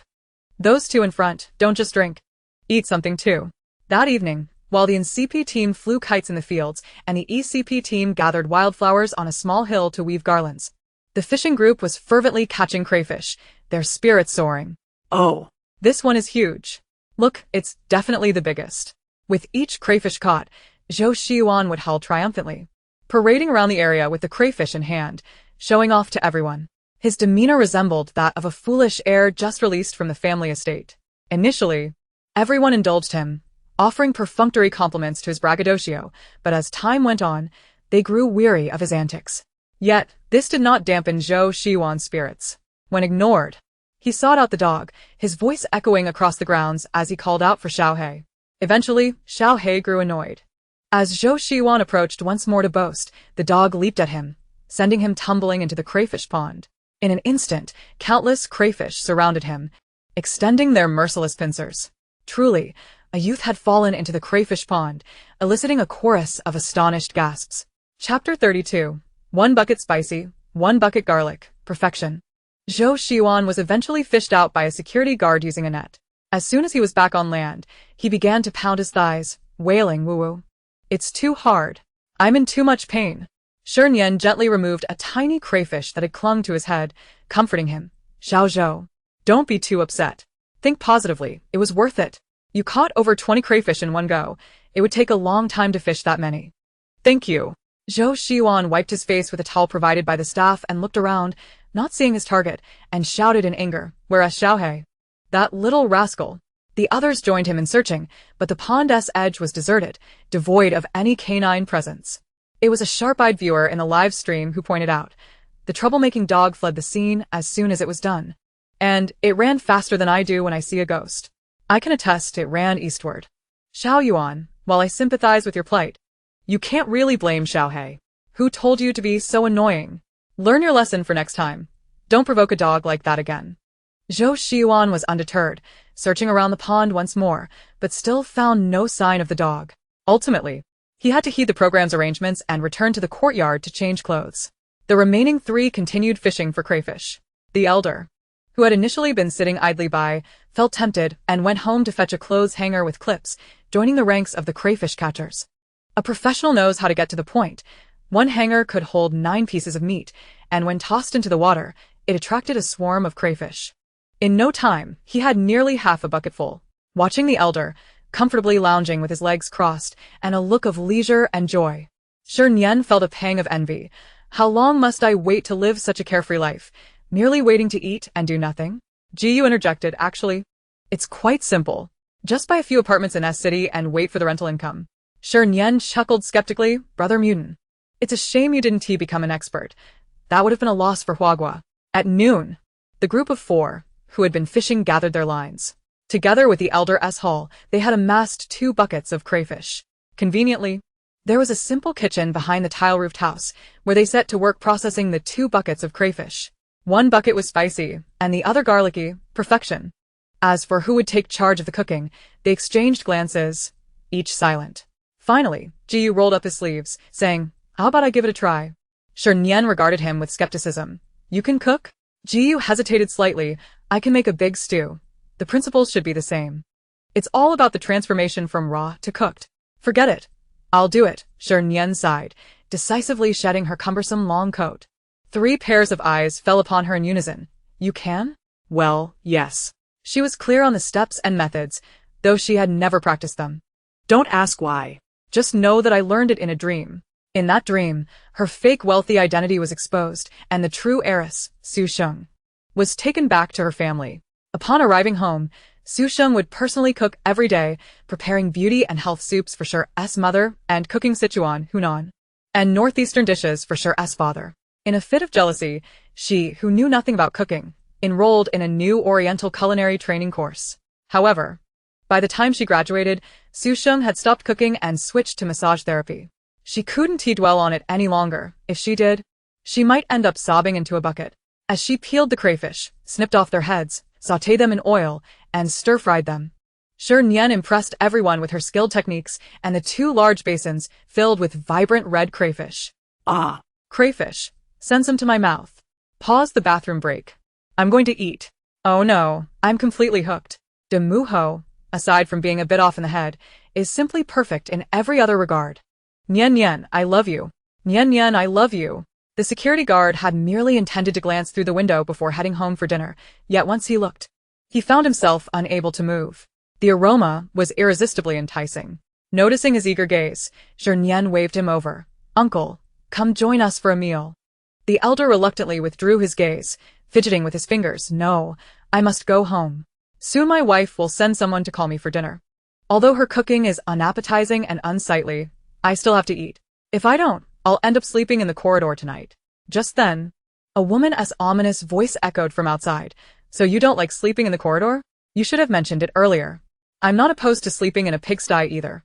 The elder shivered, turning around with wide eyes. Wife, how did you get here? I was just telling them how beautiful and delicious your cooking is. Come on, let us go home for dinner. Watching their receding figures, Shernyen smiled with satisfaction. Seeing that even the wealthy have their troubles brings me comfort. As for whether they were troubled or not, that could be set aside for now. The pressing question was, when would they eat? Zhou Shiyuan locked his gaze on the crayfish, unwilling to blink. Now. What followed was a grand feast for the audience. The 4 guests feasted with greasy mouths, joyfully soaring. Meanwhile, viewers watched with fiery eyes and drooling mouths. Some viewers, unable to bear the torment, fled to the neighboring live stream for relief. Jiang Wanxiao and Shi Nian, fully aware of their culinary limitations, had not purchased any ingredients, and for lunch, they settled for 2 bags of instant bread and a few packets of cookies. Yet, their situation was not the worst. The most unfortunate were Su Sheng and Lu Yuchuan. They had bought a plethora of ingredients and even brought cooking utensils, planning a romantic picnic on a small hillside. Who could have anticipated the weather would turn against them? With strong winds blowing fiercely, the two spent half an hour trying to ignite a fire on the ground, only to find they couldn't get the kindling to catch. By the time the four-person group finished their meal of crayfish, Su Sheng and Lu Yuchuan were still struggling to cook half-raw potato strips on the hillside. Jiyu glanced at Lu Yuchuan's ashen face, and then at the dark, unappetizing potato strips in the pot, letting out a derisive laugh. I knew it, you lad. Your taste is rather unconventional. Lu Yuchuan's expression darkened, his lips moved, but he couldn't muster a single word for quite some time. Su Sheng, said Mi Ling. Intervened. President Ji has misunderstood. Yuchuan is quite an adept cook. It's just that the winds are too strong today, making it difficult to start a fire. By the way, have you all had lunch? We have, Shernyen replied, her smile gentle and reserved. The four of them had devoured 2 buckets of shrimp, one spicy, the other garlic-flavored. Utterly delicious. And even now she could still taste it on her lips. As though to corroborate her words, Zhou Shiwan inadvertently let out a loud belch. My apologies, I overindulged. I shall reflect on this, he said, covering his mouth and quietly retreating behind Jiyu. Su Sheng found it amusing but couldn't quite laugh. After a morning spent running errands at the market and climbing mountains to pick flowers, she hadn't eaten a bite yet and was truly on the brink of starvation. Yuchuan, she said softly, meeting Lu Yuchuan's eyes, shall we head back? We can have a meal, and then come out again. Lu Yuchuan nodded, casting a fierce glare at Shernyen as he rose. She responded with a roll of her eyes and, once the two had walked away, burst into laughter. Zhou Shiwan, puzzled, asked Sister Nian, what are you laughing about? They didn't bring the pot, she replied. And there are no seasonings at home either, Jiyu added. Chapter 33. The love-stricken brain takes a breather with wild vegetables. These 2 sentences prompted a flurry of comments to erupt in the chat, with some laughing along. But many more of Su Sheng and Lu Yuchuan's fans unleashing a torrent of insults. Are these 2 the pinnacle of shamelessness? Why do they always engage in such disgraceful antics? How low can they go? Sheng and Yuchuan haven't offended you. What's with the hostility? I can't stand to see others do well, can you?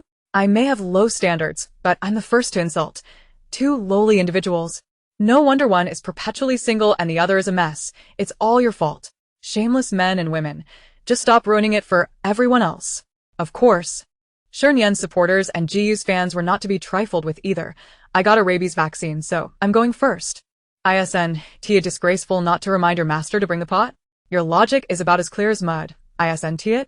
While Xiao Yuan was busy grabbing pots and seasonings in the kitchen, your master just stood there watching. Did you all forget?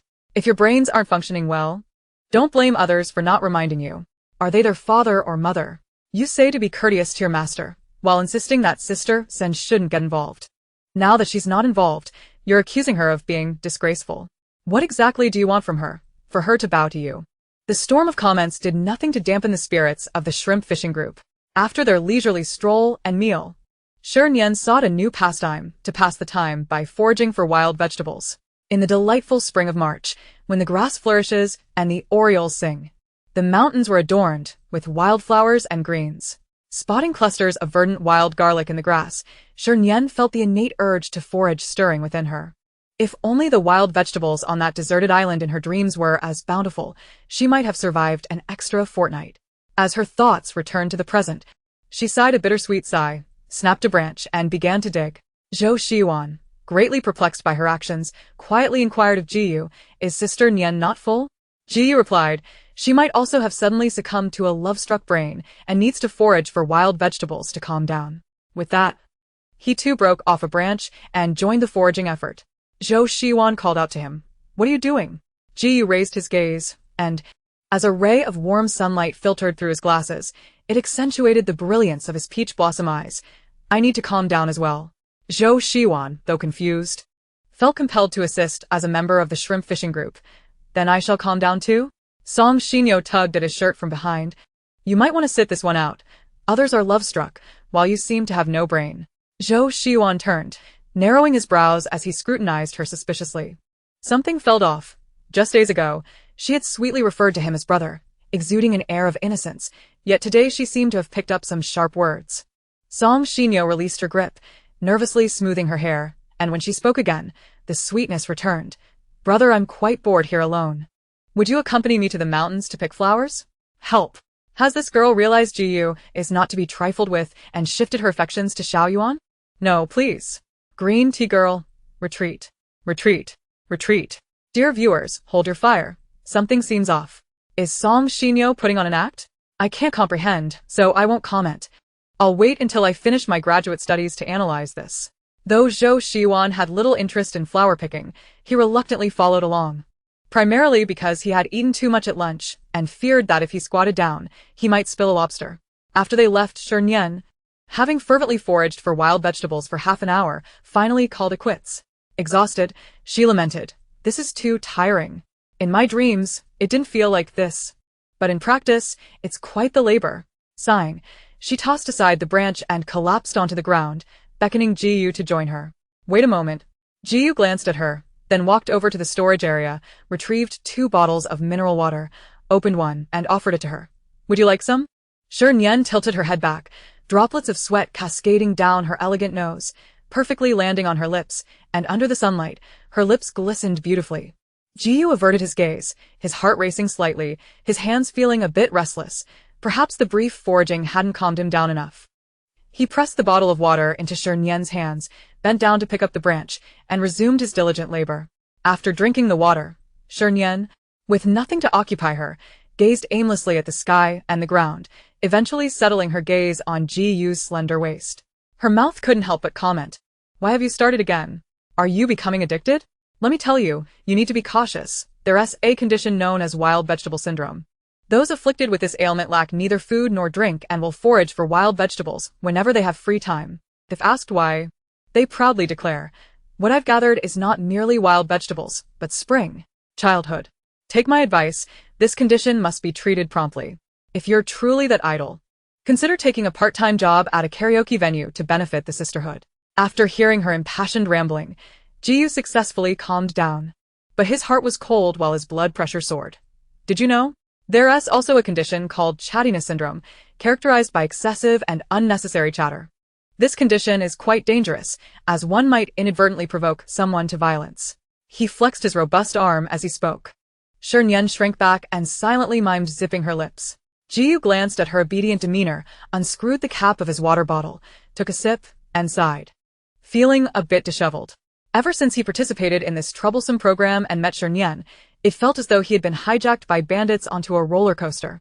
With his blood pressure fluctuating and his heart racing, she was undeniably the same person. Sometimes, upon seeing her, he couldn't help but smile. Other times, he found himself gritting his teeth, wanting to pry open her skull to see what brand of junk food was inside. He had never been in love, nor had he seriously loved anyone. Life experience told him that love was not like this, at least not like others' experiences. Yet, the heart within his chest surged like a ravenous dog that had not eaten in 30 years upon spotting prey, wildly thrumming. It was truly perplexing.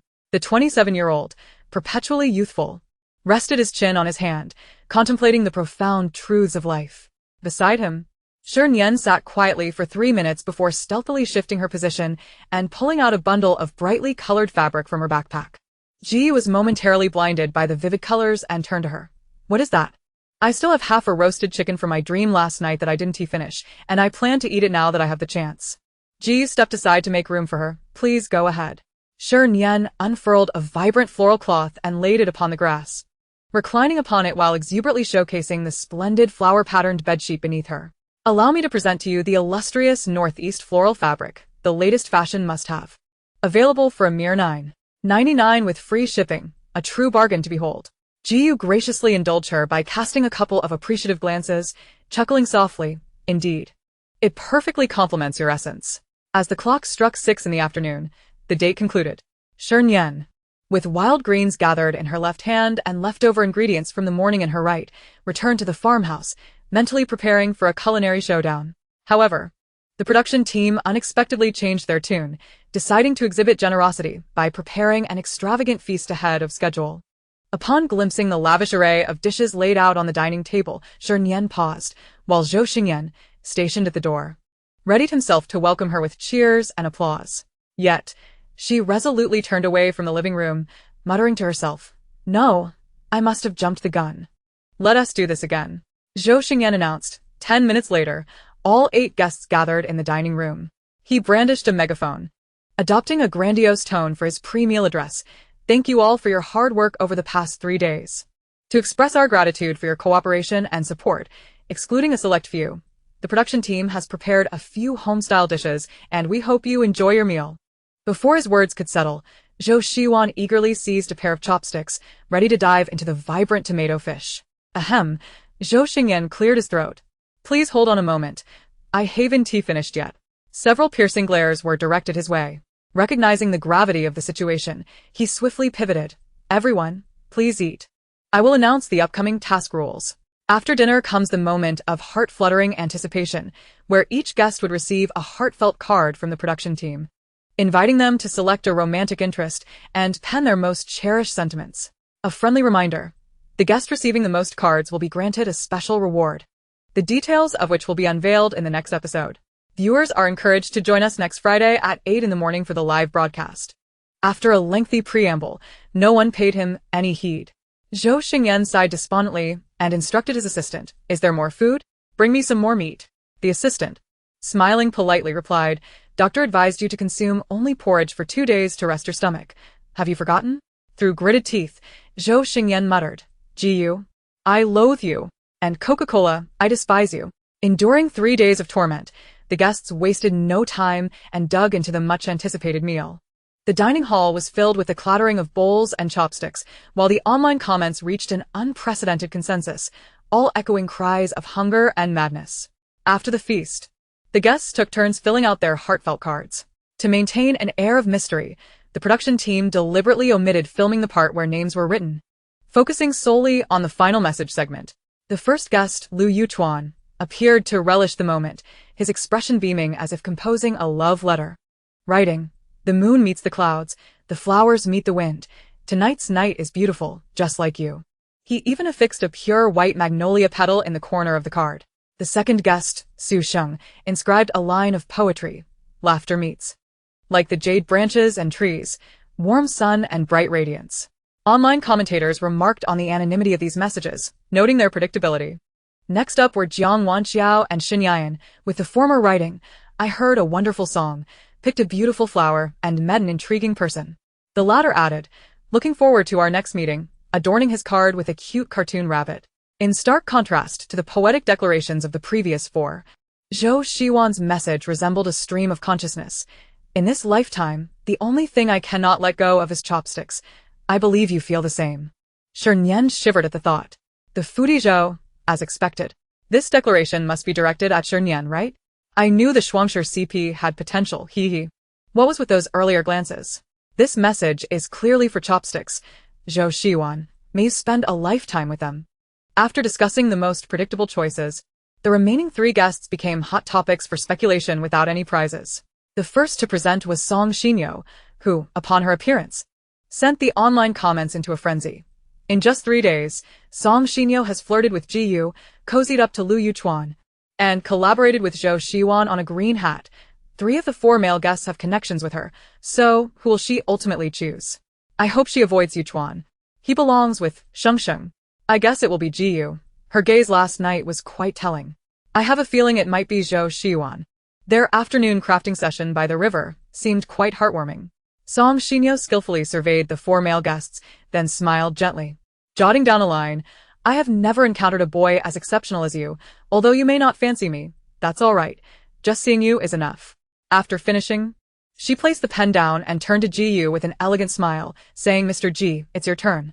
This is too intense. I need to retreat to the corner for half an hour to recover. This card is undoubtedly directed at Ji Yu, right? Did you see his expression? He looked more pained than if he had eaten something unpleasant. It's hilarious. So, who will Ji Yu write to? Shernyen, perhaps? Most likely.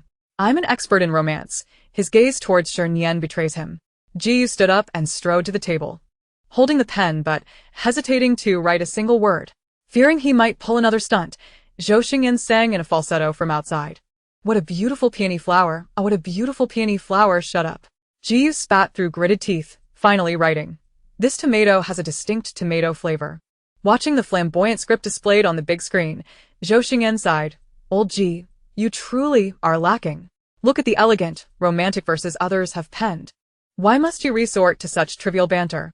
What other flavor would a tomato have? The taste of a worn-out shoe? Rambling nonsense. I bet a box of spicy strips this card is for Shernyen. Shernyen should also write to Jiyu. After all, they foraged for bamboo shoots, cooked noodles, and gathered wild greens together. It would be remiss not to express something. As it was Shernyen's turn to write her card, she moved with alacrity, swiftly penning her name and composing a line. Ding ding, dong dong, who knocks on the evening bell? Opening the door. Oh, it's the beautiful you. This adjective feels slightly off yet also somewhat fitting. The only male guest deserving of such a description is Jiyu. It seems you two are indeed on a mutual journey. Zhou Xingyan may not possess the best character, but his discerning eye is remarkable. With 4 teams of guests merging into one, you must be the top disciple under the god of love. While the CP fans rejoiced, one of the main characters, Jiyu, wore a grave expression. His instincts warned him that someone was orchestrating a grand scheme, without a doubt. As for the nature of the scheme, it would remain a mystery until the production team unveiled it in the following week. Once all guests completed their heartfelt cards, the staff produced a locked iron box, sequentially placing the 8 cards inside before sealing it shut. Thus, the recording of the first episode of Love Talks officially came to a close. The final scene depicted the guests bidding farewell, chatting amiably as they exited the courtyard, waving goodbye to the production team and the audience. Inside the tent, Zhou Xingyan exhaled a sigh of relief, grateful to have seen the back of this lively group. He instructed the various departments to convene in half an hour for a meeting to discuss next week's production plans. The assistant director nudged his elbow and said, Zhou, turn around. The tall man leisurely leaned against the door frame, the golden-rimmed glasses glimmering softly under the light. Zhou Xingyan, your anxious and flustered demeanor for the sake of money possesses a strangely humorous beauty. Zhou Xingyan pulled a long face. Didn't you leave? Why are you back? Did your mother throw you out for failing to catch a wife? Save your imagination for merchandise. Ji stepped into the room, casually dragged a stool over, and sat down. Fong Dada's car had a flat tire halfway, so he won't be able to make it tonight. I need to stay here for the night. No objections. Right? Zhou Xingyan deftly took out his phone, chuckling, no objections. It's 20,000 for one night. WeChat or Alipay.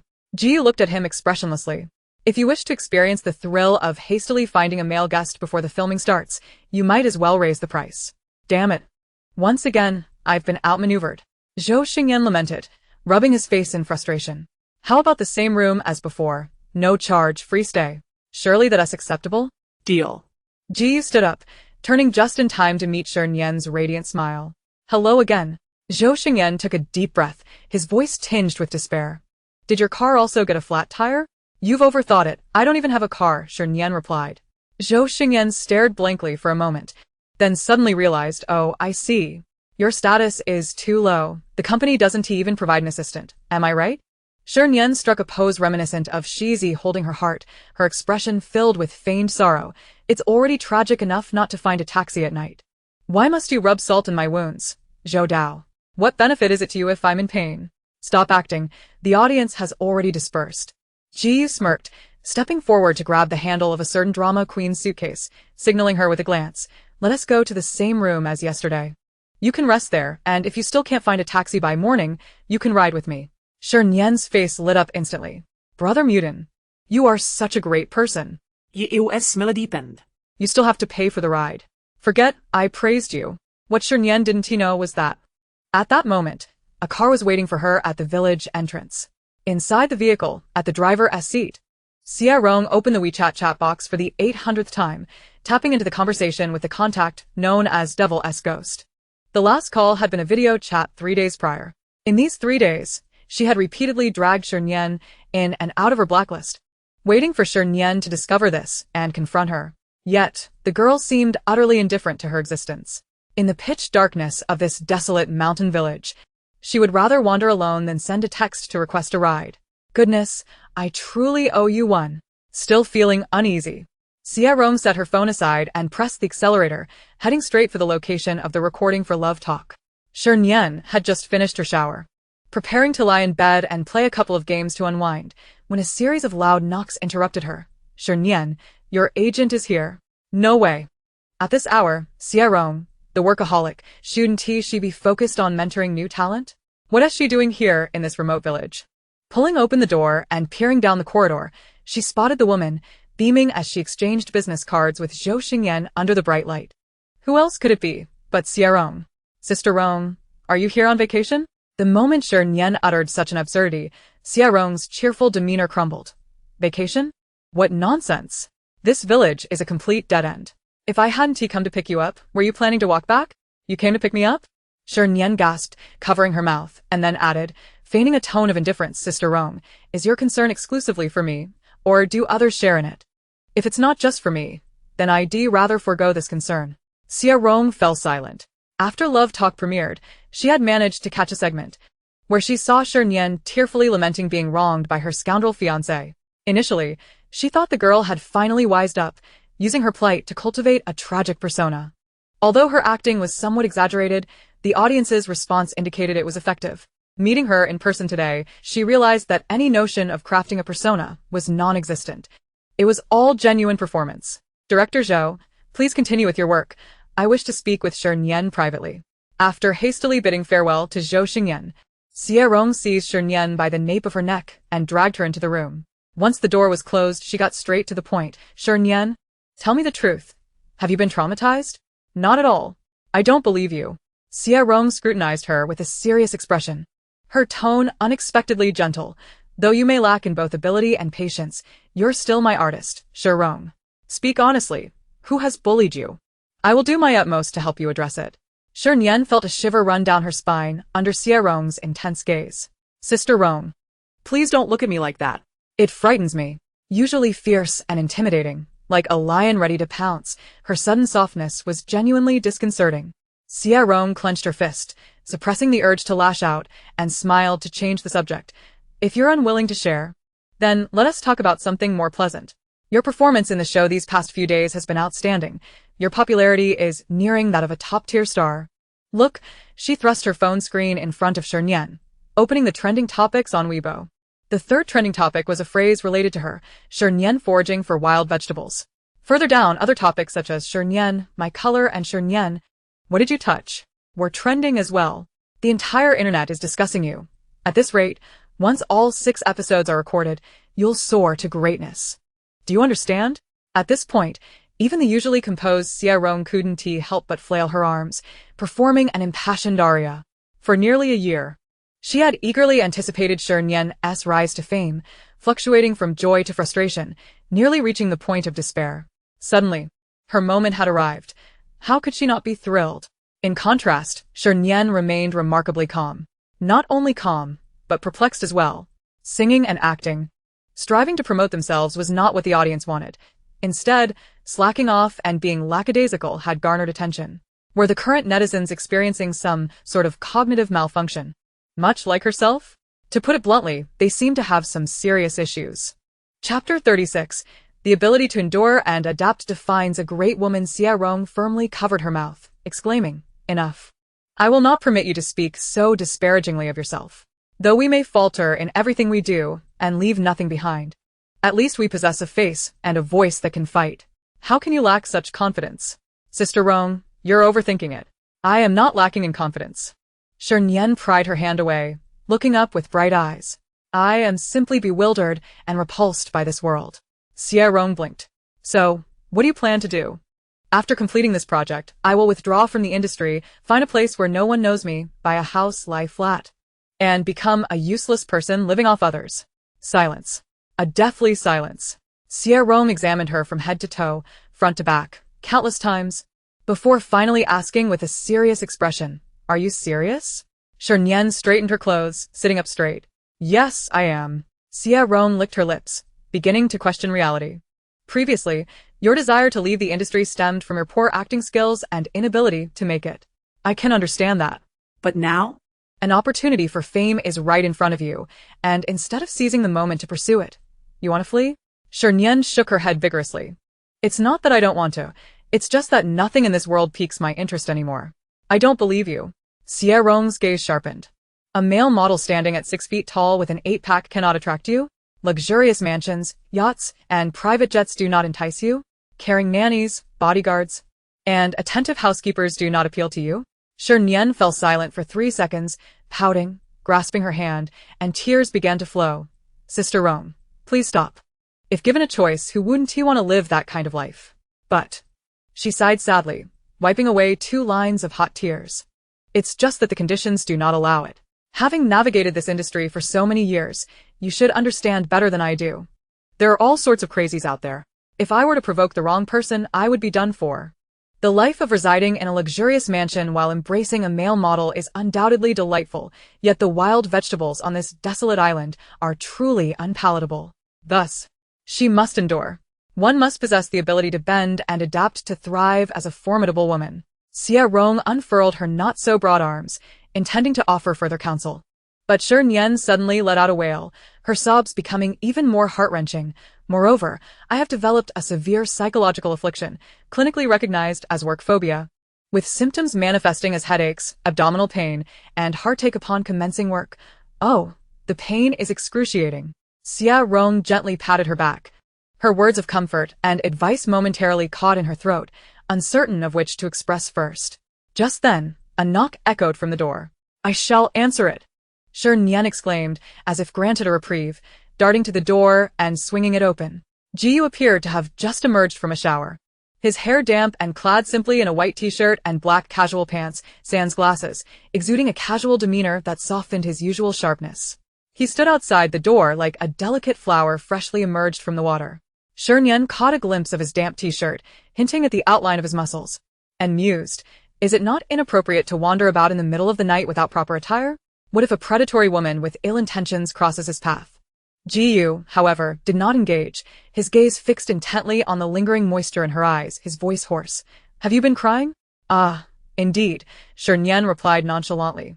"I was simply overwhelmed with emotion at the sight of my beloved manager after such a long absence." Jiyu, well aware that she would divulge no useful information, bypassed her and directed his penetrating gaze at Xia Rong. As a seasoned figure in the industry, Xia Rong understood his implications immediately. He regarded her as a potential threat to his delicate flower. Yet her eyes flitted between the two, pondering how in just 3 days her precious vase had attracted the attention of someone so formidable. Impressive, indeed.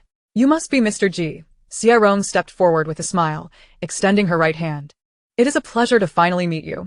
Jiyu glanced at her outstretched palm, refraining from reciprocating, and coldly inquired, "Which company do you represent?" Realizing the gravity of the situation, Shernyen clutched Xia Rong's arm, attempting to clarify, "Surely, there has been some misunderstanding? Sister Rong may have a fiery temperament and a sharp tongue, but her heart is genuinely kind." "Such a rascal." Xia Rong shot her a glare and seized the opportunity to defend herself. "Rest assured, Mr. Ji, I have not descended to the level of abusing my own artists." Jiyu exhaled, his expression softening slightly, though his tone retained an eerie edge. "If you continue to wail like a banshee in the dead of night, I shall send you to the zoo for exhibition." Having rushed out mid-shower, Bubbles still clinging to him, only to be informed, "Brother, you have it all wrong. We are merely crying for fun." How absurd. After sending off the stern-faced president, the atmosphere in the room shifted unsettlingly. Xia Rong turned and settled onto the sofa, her silence laden with scrutiny as she fixed her gaze upon Shernyen, a teasing smile gracing her lips. "Sister Rome, why do you regard me thus? Could it be that you have developed feelings for me?" "Surely not." Shernyen crossed her arms, retreating into the corner of the sofa, feeling small and helpless. "I know I am quite attractive and endearing, but we are not suited for one another." I leaned towards the male persuasion. Xia Rong shot her a sidelong glance before averting her gaze and calmly sipping water. "As for your decision to withdraw from the industry, consider it carefully. I shall refrain from advising you further. Just let me know once you have reached a conclusion. Additionally, the company intends to hire you an assistant. Feel free to express any preferences or requirements you may have." Shernyen's eyes sparkled anew. "Could we recruit someone who stands at 6 feet tall? With a B? No." The light in her eyes extinguished. "Oh, then do as you wish." Having concluded the matter, Xia Rong displayed little interest in further conversation, grabbing her bag as she announced, "I shall retire to the adjacent room for rest. We depart for S-City at 8 tomorrow. Sleep well." Shernyen nodded, transitioning from the sofa to the bed, initially preparing to indulge in a game before sleep, but her fingers betrayed her, clicking open Weibo instead. Instantly, a deluge of private messages and notifications engulfed her.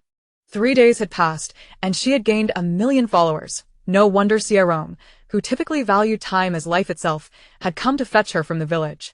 Such a remarkable beauty, she too would be entranced. Reclining on the bed, Shernyen reveled in the flurry of compliments about her beauty, intelligence, and charm. Laughing joyfully until a derogatory message caught her eye. Has the lunatic lost her mind again? First leeching off Yuchuan, then Shiyuan, now Jiyu. You can't even leech off a car tire properly. Crazy woman, get out of the entertainment industry. Or else, I shall tear you apart every time I see you. Shernyen replied, location information, come here, and if you can't kick your own ass, at least make sure you clean up after yourself. After sending that message, feeling unsatisfied, she swiftly posted on Weibo. I am aware that some individuals cannot stand me.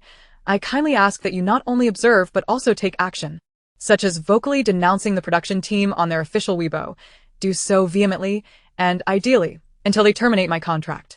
This contract cannot be dissolved. If you fail, it is your loss. Accompanying the post was an image of a panda giving the middle finger. Chapter 37. One must consume the mess they create, it must be said. The feeling of being famous is exhilarating. Less than a minute after her Weibo post went live, the comment section was inundated with responses. Flirtatious little mutt. Criticize the production team? Terminate the contract? You must be joking. Melancholic impoverished girl. It's quite difficult to garner help when you merely speak empty words. How about this? First fee me 5,000 to demonstrate your strength. Marriage certificate of commemorative significance. Shernyen, please confess. Did you touch little Jiyu that day? Is he really that small? The beloved of my heart. The world adores your intriguing spirit, yet I am enamored with your lovely visage. Nian. I am your 24K pure fan. Please send an 18-grid selfie in gratitude for my appreciation. Naturally, the internet is rife with delusional individuals. Some misguided souls genuinely believed she was making sense and took to the production team's official Weibo to unleash their tirades, with director Zhou Xingyan not escaping unscathed. One knife for one madwoman. Zhou Xingyan, are those two holes under your brows for breathing? With so many talented and beautiful actresses in the industry, why choose a morally bankrupt lunatic? Together for eternity. Terminate the contract with the madwoman immediately. If you do not, I shall never lay eyes on this program again.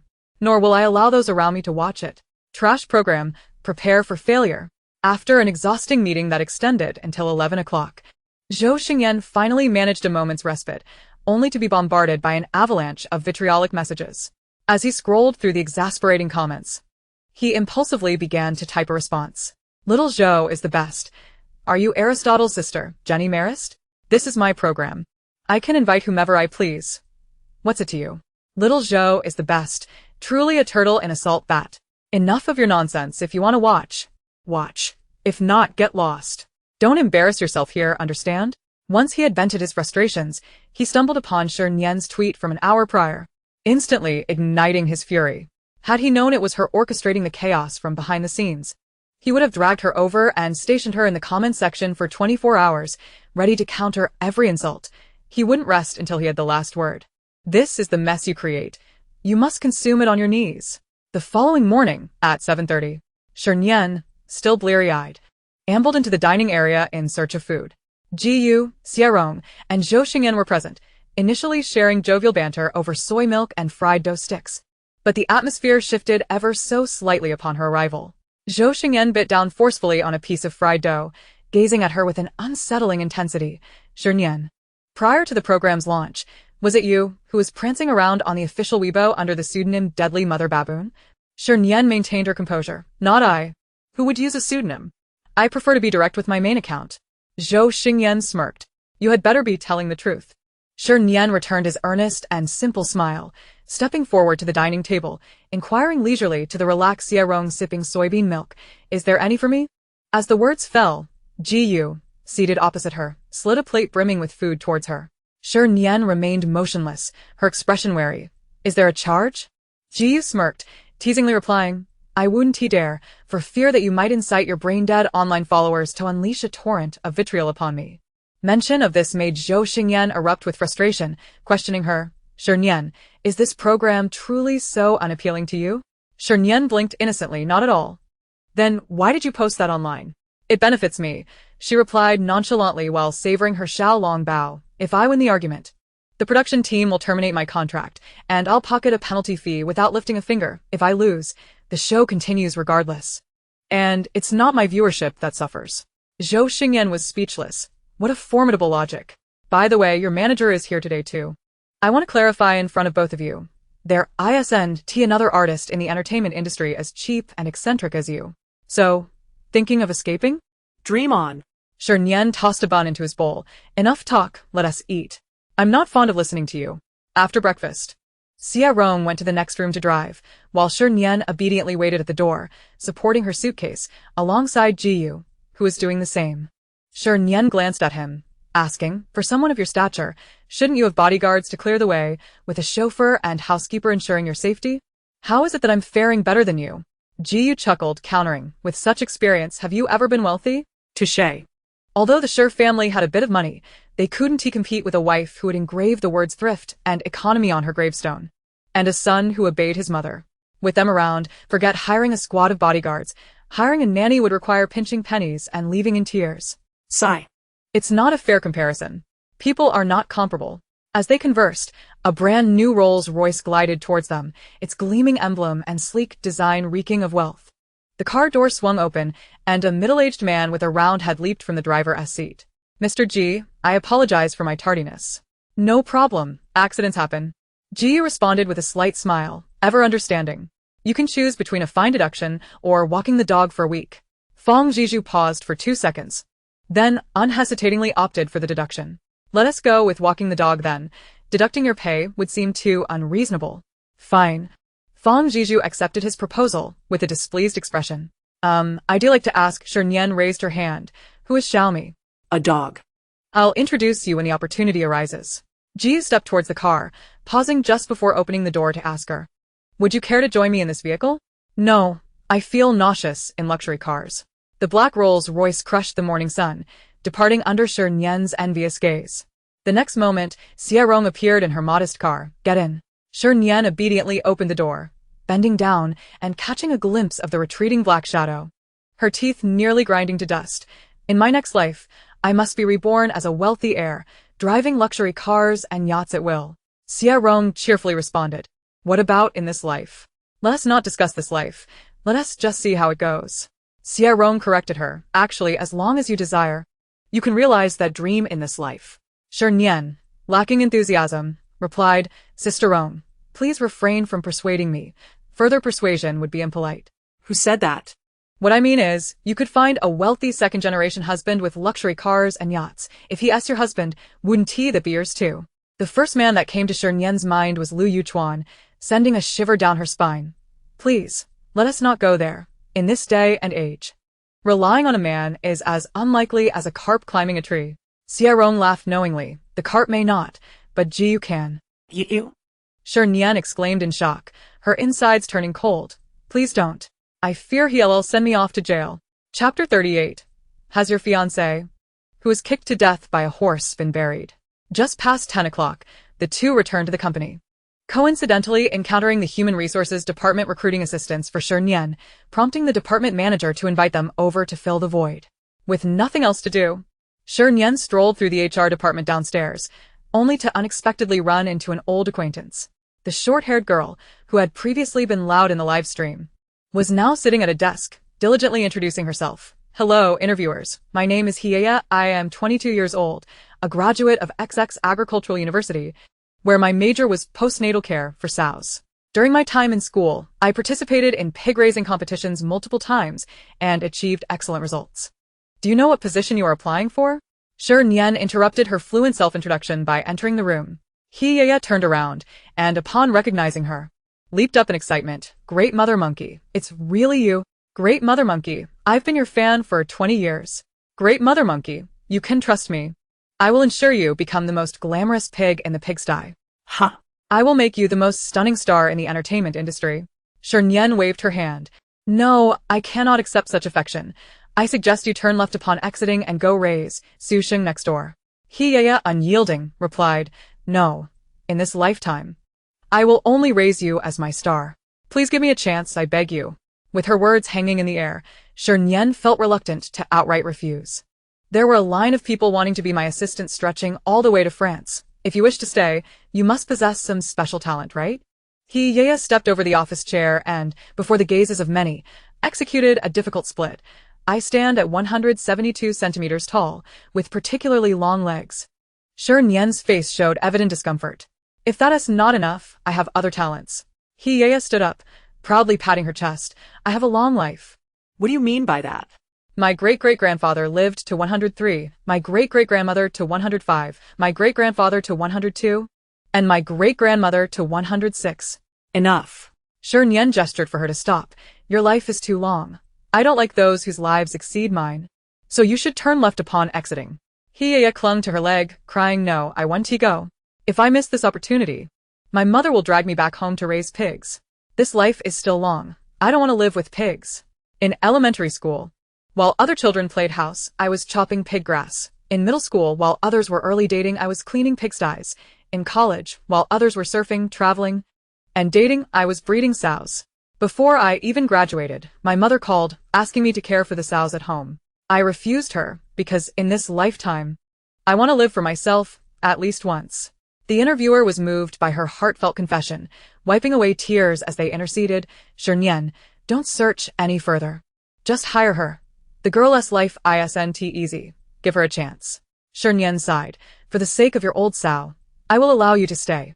Heiress was overjoyed, grasping her hand and shaking it vigorously. Thank you, great mother monkey. Thank you, old sow. Shernyen narrowed her eyes, her expression turning dangerous. What did you call me? Heiress immediately changed her tune. Thank you, Sister Nian. Sister Nian, are you thirsty? Are you hungry? I will go downstairs to buy you something to eat. I'm neither thirsty nor hungry. Now, please go and complete the onboarding procedures. And I will contact you if needed later. Shernyen pulled out her phone, displaying the WeChat QR code. Come, scan it, and add me as a friend. 3 seconds later, a friend request popped up on WeChat. Upon opening it, the profile picture was of the pig from Pig Hero, named Feifei, complete with an emoticon of a princess riding a white horse. At the bottom was a line of small text. Princess has arrived. Everyone clear the way. WeChat name, AAA Pig Meat Wholesale Xiaohe. Shernyen's lips twitched. To be honest, Xiaohe, you are better suited to raising pigs. After adding her as a friend, another message popped up on WeChat. Brother Mutant, I have a question for you. Village flower from the neighboring village. What is up? Brother Mutant, has your fiancé, who was kicked to death by a horse, been buried? Village flower from the neighboring village. Why? Are you coming to eat at the funeral? In the neighboring village, the village beauty, Shirda, lamented, though I have missed the warmth of the banquet.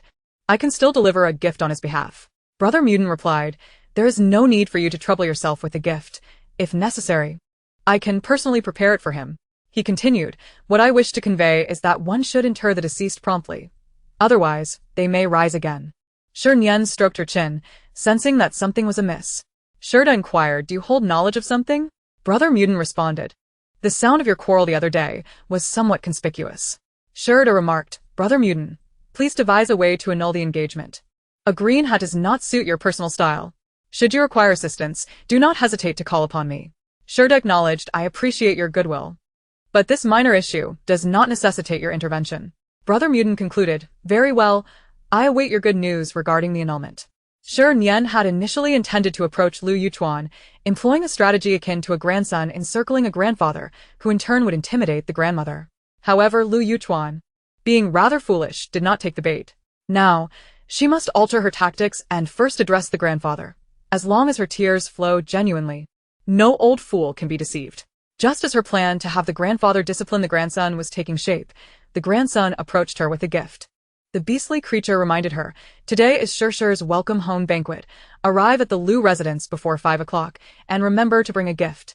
Shernyen responded with an empty wallet emoji, followed by the words, some matters are not that I do not wish to, but rather that I am unable to. The beastly creature then initiated a transfer. Transfer amount, 10,000. This was tenfold the expected amount, quite satisfactory. Shernyen contentedly pressed the receive button, deleted the chat, and tidied up her belongings before heading to a fast food restaurant near her company. She ordered hamburgers, fried chicken, French fries, and cola, indulging in her feast. Just as she was enjoying her meal, her phone buzzed with a new message. Be honest, do not create a ruckus. Shirda replied, that's hard to say. It depends on my mood. If you continue to flatter me, my mood might improve. Lu Yuchuan understood her implication and wisely refrained from sending further messages. After her meal, Shernyen took a taxi back to her rental, washed her hair, took a shower and collapsed into bed. Originally intending merely to take a short nap, she found her bed too inviting and accidentally slept until evening. Upon awakening, she noticed a flurry of missed calls from Lu Yuchuan and a multitude of unread messages on WeChat. It was evident that he was quite anxious. Shernyen, indifferent, swiftly blocked him. After tonight, their relationship would be over, making his number redundant. After all, she had no habit of visiting her former fiancé's grave. Setting her phone aside, Shernyen approached her wardrobe and selected an exceptionally striking dress, a white long gown with a splash of red at the hem that could dazzle under the light. To complement her attire, she chose a comfortable pair of sneakers, should the need arise for a hasty retreat. Once dressed, she applied her makeup exquisitely and set off with the oversized sausage grill she had purchased recently. Chapter 39. Don't go. Let's discuss more. The rental was somewhat distant from the Lu residence, so Shernyen hailed a taxi downstairs. The driver, a woman around 50, was exceedingly warm-hearted. Noticing her struggle with the grill, she willingly exited the vehicle to assist. As they lifted the machine into the trunk, their eyes met, and in that fleeting moment, the driver's expression suddenly shifted. You. The lady opened her mouth, furrowing her brow, hesitating to speak. Shernyen felt a flutter of anxiety. Touching her face to check her appearance, everything seemed fine. What is it? The driver's gaze fixated on her face, unwilling to look away. My dear, has anyone ever told you that you resemble a celebrity? So that was what she meant. Shernyen felt a surge of joy. To think that in just 3 days, she had gained notoriety among the anti-circle. How impressive. Though elated, she maintained a facade of nonchalance and retorted, which celebrity? After posing the question, she rubbed her hands together, eager to hear the driver pronounce her name with admiration and pride. However, the driver's response disappointed her greatly. Which celebrity? My daughter mentioned someone, but I can't recall the name. She has a nickname, something like Big Mother Monkey. It's puzzling why such a beautiful girl would have such a nickname. The real Big Mother Monkey. This feeling of joy and gratitude was ultimately misplaced. Oh. You mean that Big Mother Monkey? I've heard of her. She's quite pretty, though she pales in comparison to me. The driver scrutinized her once more. You know, your features are distinct, you have a beautiful nose, and your eyes are stunning, truly captivating. I do enjoy having guests like you. It brightens my day. Enough talk. Get in. This ride is on me. Shernyen thought, this renewed feeling of joy and gratitude has returned. Once inside, the driver chattered incessantly, discussing her recent passengers, the international situation, and her daughter's many troubles. My daughter. Oh, she's not attractive, lacks figure, and her financial situation is dismal. At 20, all she does is stare at her phone and grin foolishly. It gives me a headache just looking at her. Shernyen encouraged her. In life, what is most important? Happiness is paramount. If your daughter can achieve that, she surpasses 90 of the world's population. You should be proud of her. Not a chance. The driver shook her head, a look of disdain on her face. What is there to be proud of? Proud that she scrolls through Weibo endlessly or that she chases after celebrities. Her Weibo name, something like what is remembered must echo, makes me nauseous just hearing it. Yes, I heard that was the fan name specifically created for Big Mother Monkey. What a coincidence to encounter a little troll from Weibo who had previously mocked her. Truly, the world is small. Shernyen smirked, her smile mischievous. Annie, could you repeat what you just said about your daughter? I'd like to record it. The driver, puzzled, asked, why would you want to record that? I feel your words were quite impactful. Storing them might come in handy during future arguments. The driver relished this and cleared her throat, launching into her critique. My daughter. Oh, she's not attractive. After recording, the driver, still unsatisfied, generously offered a few more witty insults, wishing her future triumphs in verbal battles. Shernyen, thrilled, saved the audio as a token of gratitude, transferring 200 yuan to the driver. The driver was taken aback. Oh, this is too generous. There's nothing to feel awkward about. It covers the fare, plus a little extra for your help. It's not like it's coming out of your pocket. Still feeling uneasy, the driver insisted, I can't accept it. You didn't have to give me anything. Don't worry about it. It's just a small token of appreciation. How about a photo together? Shernyen seized on the driver's earlier comment, half-jokingly saying, I'm not really Big Mother Monkey. There's no value in a photo with me. The driver laughed heartily. As long as you resemble her, it's perfect. I can take it home to make my daughter envious. Such a fortunate little troll indeed. Shernyen readily agreed to the photo. Alright, let's take one when we reach our destination. 15 minutes later, the taxi arrived at the Liu residence. Together, they unloaded the sausage grill and took a photo in front of the pristine white fence. After bidding farewell to the enthusiastic driver, Shernyen pushed the cumbersome grill towards the butler, Uncle Chun, who was waiting at the door. Uncle Chun, this is a gift I specially selected for Shir. A deluxe edition sausage grill. It can cook 40 sausages at once, doubling the efficiency, ensuring a more reliable and satisfying experience. Uncle Chun was momentarily taken aback. But as an exemplary butler, he quickly regained his composure, smiling as he accepted the gift and politely expressed his gratitude. Thank you, Miss Shi. I will certainly convey your thoughtful gesture to Miss Shi Yao. Now, please proceed inside to dine. Shernyen smiled slightly, gracefully lifting her dress as she stepped through the gate. Just as her foot touched the ground, a gasp pierced the air beside her. As I lifted my gaze, I spotted two men standing not far from the flower bed, one tall and the other short. The taller one was unfamiliar to me, but the shorter one bore a slight resemblance to a relative of Liu Yuchuan. The two were engaged in a rather inappropriate tete-a-tete, their heads bent together conspiratorially. The taller man remarked, "That new girl is quite a looker. Which family does she belong to? Could you introduce me?" The shorter one responded, "She is my cousin's fiancé."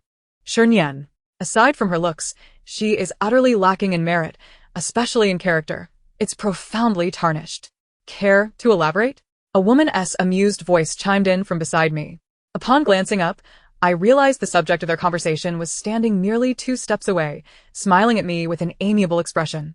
The short fellow, feeling guilty, tugged at his lanky companion and attempted to make a hasty exit, suggesting they check inside, as dinner should be ready. "Don't leave." Shernyen pursued them. "Do tell me more. I adore hearing such tales. I can't sleep a wink without them." The short man quickened his pace. Although Liu Yuchuan harbored no affection for his eccentric fiancée, the Liu family patriarch held her in high regard. If this reached the old man's ears, there would be no favorable outcome for him. Thus, the 3 of us engaged in a playful chase until we reached the Liu family's main residence, where we fortuitously ran into Liu Yuchuan, who had stepped out in search of Shernyen, effectively intercepting us. "What are you all up to?" The short man, resembling a frightened chick, scurried behind Liu Yuchuan to lodge a complaint. "Cousin, you ought to keep your fiancé in check.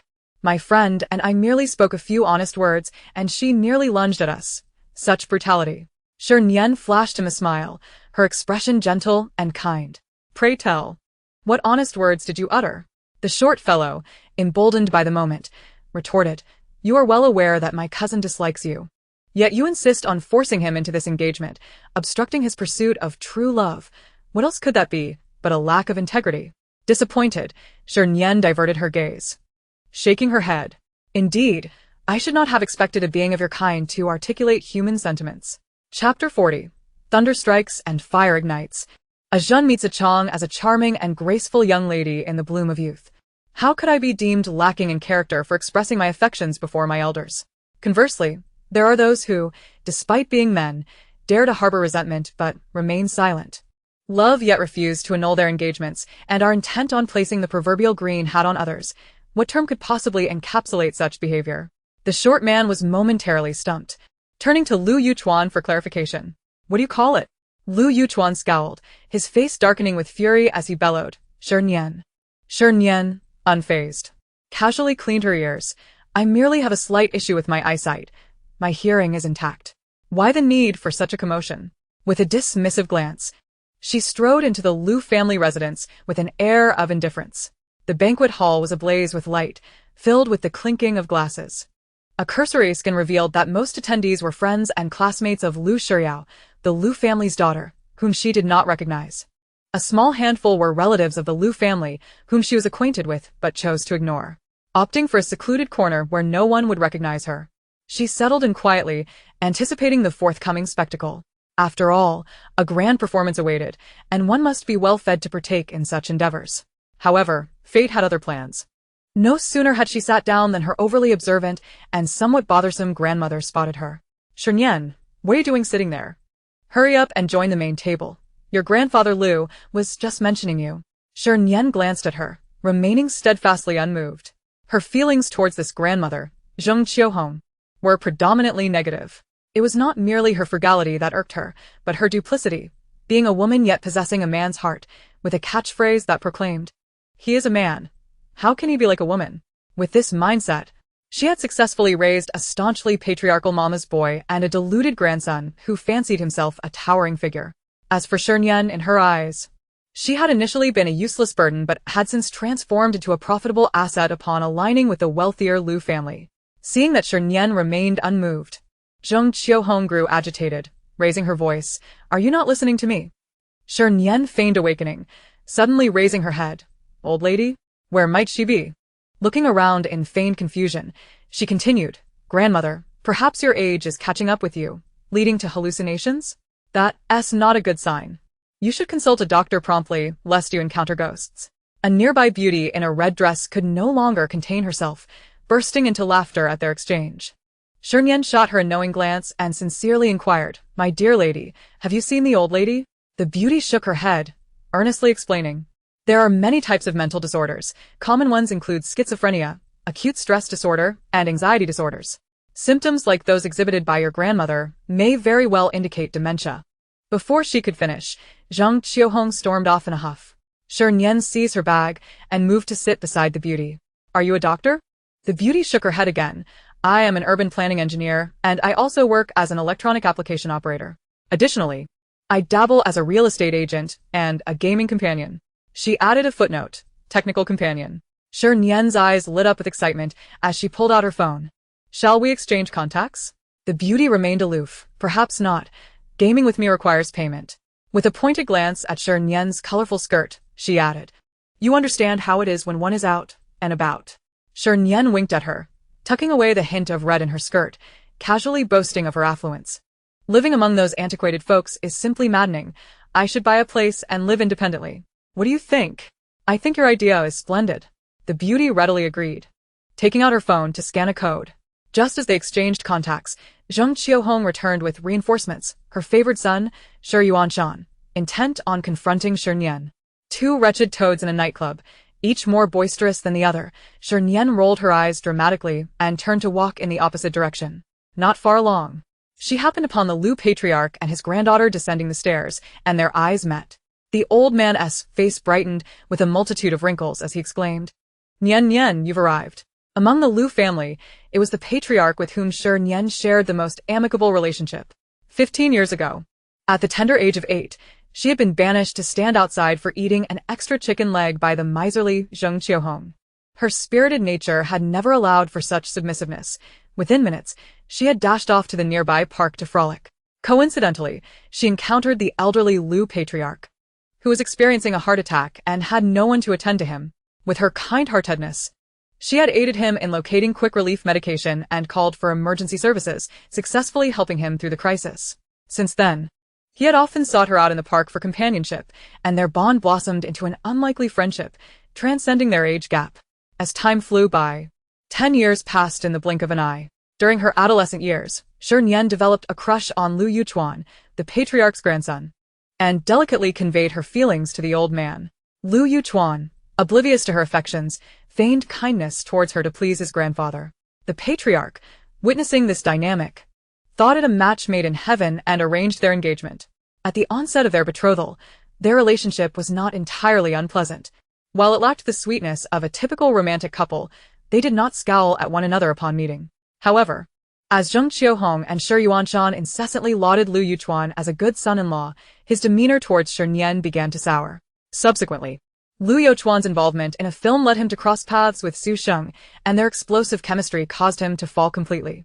Upon hearing the news, Shernyen rushed to the film set to confront Su Sheng, revealing her identity, prompting Su Sheng to sever ties with Lu Yuchuan for the sake of her own career. Due to this incident, Lu Yuchuan has developed an unrelenting resentment towards Shernyen. While he presents himself as cultured and refined, he never fails to cast her a cold glare in private, met with either derisive laughter or scorn.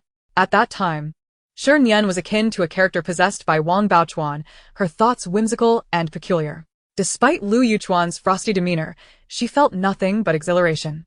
Why does he treat me differently than others? He must surely harbor feelings for me. Thus, the two engaged in this tumultuous entanglement for several years. Yet the nature of their engagement remained as perplexing as ever. It wasn't until the day she was kicked in the head by a horse that Shernyen finally awakened from this self-indulgent reverie. Lu Yuchuan had never truly liked her. As for her notions of love, they were sheer nonsense. Living well is the only priority. Chapter 41. Remember, you still owe me a call of father. Though she resolved to sever ties with Lu Yuchuan, she could not afford to lose this old companion, who was both wealthy and loyal.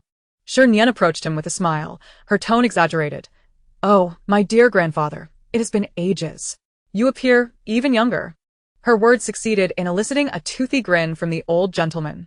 Nian, you truly know how to flatter. I relish your words, unlike that boy Yuchuan, who is utterly insufferable. Shernyen interjected, "Grandfather, you are mistaken. Yuchuan possesses many talents." The old man shook his head with a chuckle. "You, my dear, are far too indulgent with him." Before he could finish, Shernyen began counting Lu Yuchuan's flaws on her fingers. Our Yuchuan can defecate, can pass gas, can cuckold others. What an impressive fellow. The old man's smile froze at the corners of his mouth. "Have you quarreled with Yuchuan?" "Grandfather, what jest is this?" At that moment, Lu Shiao chimed in with a mocking laugh. "How could Nian, who adores my brother, ever bear to argue with him?" Shernyen turned her gaze towards Lu Shiao, scrutinizing her before finally resting her eyes on the extravagant, fluffy hem of her gown, her expression one of astonishment. 2 years apart, and you've fallen so far? Did you not afford a proper gown, and simply donned a large bath ball instead? Lu Shiao's face turned a sickly shade of green. "Shernyen, do not go too far." Zheng Qiuhong, arriving shortly after, overheard the outburst, and, without inquiry, unleashed her fury upon Shernyen. "Lu Shiao invited you here as a courtesy. Do not disgrace her kindness. Apologize at once." Shernyen retorted, "My presence at her welcome banquet is already a favor. I hope she knows better than to take it for granted," and promptly kneels to apologize. Lu Shiao's complexion grew even paler. Zheng Qiuhong's face turned crimson with rage. Nearly choking on her indignation, "Yuan Shan, look at the daughter you have raised. She is rebelling against the heavens." Yuan Shan slapped his hand on his mother's back, glaring furiously at Shernyen. "Wretched child, you need not attend any welcome banquet. Return home and kneel until you realize your wrongs. Then come back to apologize to Miss Lu and your grandmother." Shernyen turned, sowing discord. "Miss Lu, he just called you a disgrace." Yuan Shan's eyes blazed with fury, and in a moment of exasperation, he raised his hand, as large as a frying pan, to strike Shernyen. "Wretched child, if I do not make you crawl on the ground today, I shall call you father." With that, the old gentleman struck his cane upon the ground, his voice filled with fury. "I dare you." Yuan Shan's arm faltered, his face contorted with reluctance. "Uncle Lu, this child needs discipline." "I say she does not." The old man's commanding presence enveloped the room. Yuan Shan, both agitated and intimidated, trembled as if electrified, particularly at the corner of his mouth, which twitched uncontrollably. The old man, disregarding him, turned his gaze affectionately towards Shernyen, saying, "Come upstairs with me, dear. I have something to discuss." Shernyen supported his arm and, before departing, turned to remind Yuan Shan, "Do not forget, you still owe me a call of father." Upon entering the room, the old gentleman expressed his vehement dissatisfaction with the dating show that Shernyen and Lu Yuchuan participated in. "Nian, that nonsensical show you and Yuchuan were on. I watched it, and I can succinctly describe it in 3 words: dull, tiresome, and absurd. I cannot fathom why you and Yuchuan, such a perfect match, were not paired together." Shernyen sighed in resignation. "I suspect you might be the only one who thinks we are a good match. Surely, there must be others who share my sentiment. Allow me to find them for you." The old man stubbornly retrieved his phone, donned his reading glasses, and, after a few moments of fumbling, exclaimed, "Found it. This user named Xingsheng, who is a friend of my wife's, tweeted, 'Shernyen and Lu Yuchuan make the perfect pair. A chaotic, outlandish match. Truly a heavenly fit.'" Shernyen replied, "Do you believe this tweet is a compliment to us?" The old man calmly removed his glasses, arguing, "I care not whether it is praise or insult. One thing is certain. You and Yuchuan are indeed a perfect match."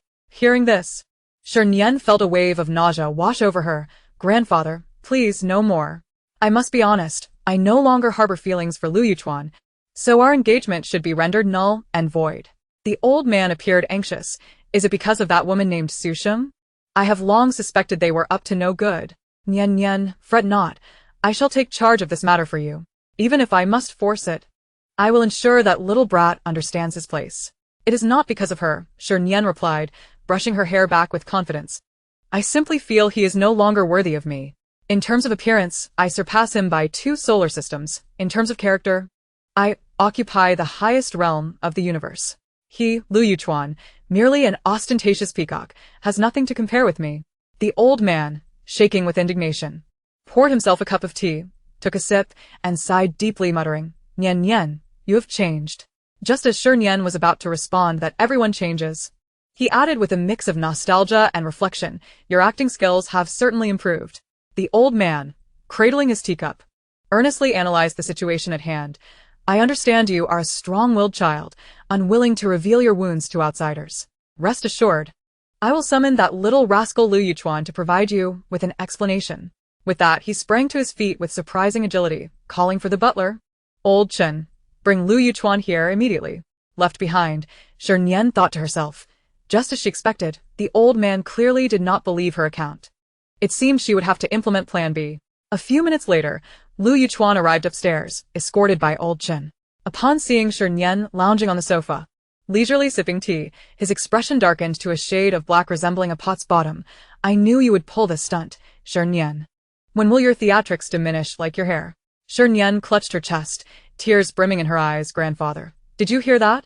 Yuchuan's disdain for me has reached such a level that he fabricates nonsensical accusations. The reigning champion of hair volume, how could I possibly be lacking? The old gentleman struck his cane against Lu Yuchuan's rear, admonishing Shernyen, do not pay him any mind. He simply cannot see beyond his own baldness. Shernyen shook her head, choking back her sobs. Grandfather, I cannot ignore him. Today he ridiculed my hair, yesterday he slandered my character, and the day before, he accused me of being shameless. The old man could bear it no longer. He raised his cane and struck Lu Yuchuan again once, twice, 3 times, growing more vigorous with each blow. Shernyen watched with increasing excitement, crying out, I may have feelings for him, but I cannot sacrifice my well-being for that. Grandfather, do you understand how deeply these words wound a blossoming young girl? Chapter 42. If all else fails, let my grandmother marry him. Shernyen, enough. Lu Yuchuan roared, veins bulging on his forehead, his face twisted in fury. Shernyen raised her delicate finger, pointing at his grotesquely contorted visage. Grandfather, do you see this? Whenever we are alone, he treats me this way, time and time again, inflicting wounds upon my fragile heart with his brutal demeanor. He speaks the truth. I have had enough. I am truly worn out. You little brat. You deserve to perish. You truly deserve to perish. The old man, consumed with fury, swung his cane in a broad arc, his demeanor suggesting he was ready to hurl himself into the fray. Observing this, the butler, old Chen, could not bear to watch and rushed forward to halt his actions, exclaiming, Master, please. Lu Yuchuan exhaled in relief, his gaze towards the butler brimming with gratitude. Yet, in the very moment that Lu Yuchuan hoped for support, the butler seized the old man's cane, rolled up his sleeves, and resolutely declared, This method is ineffective. Allow me to take charge. With that, he raised the cane and struck Lu Yuchuan sharply at the knee, causing him to stagger and execute a remarkable slide kneel on the spot. The resounding thud echoed, shaking the floor beneath them. Shernyen felt a thrill of satisfaction, her lips curling into a grin that nearly betrayed her composure.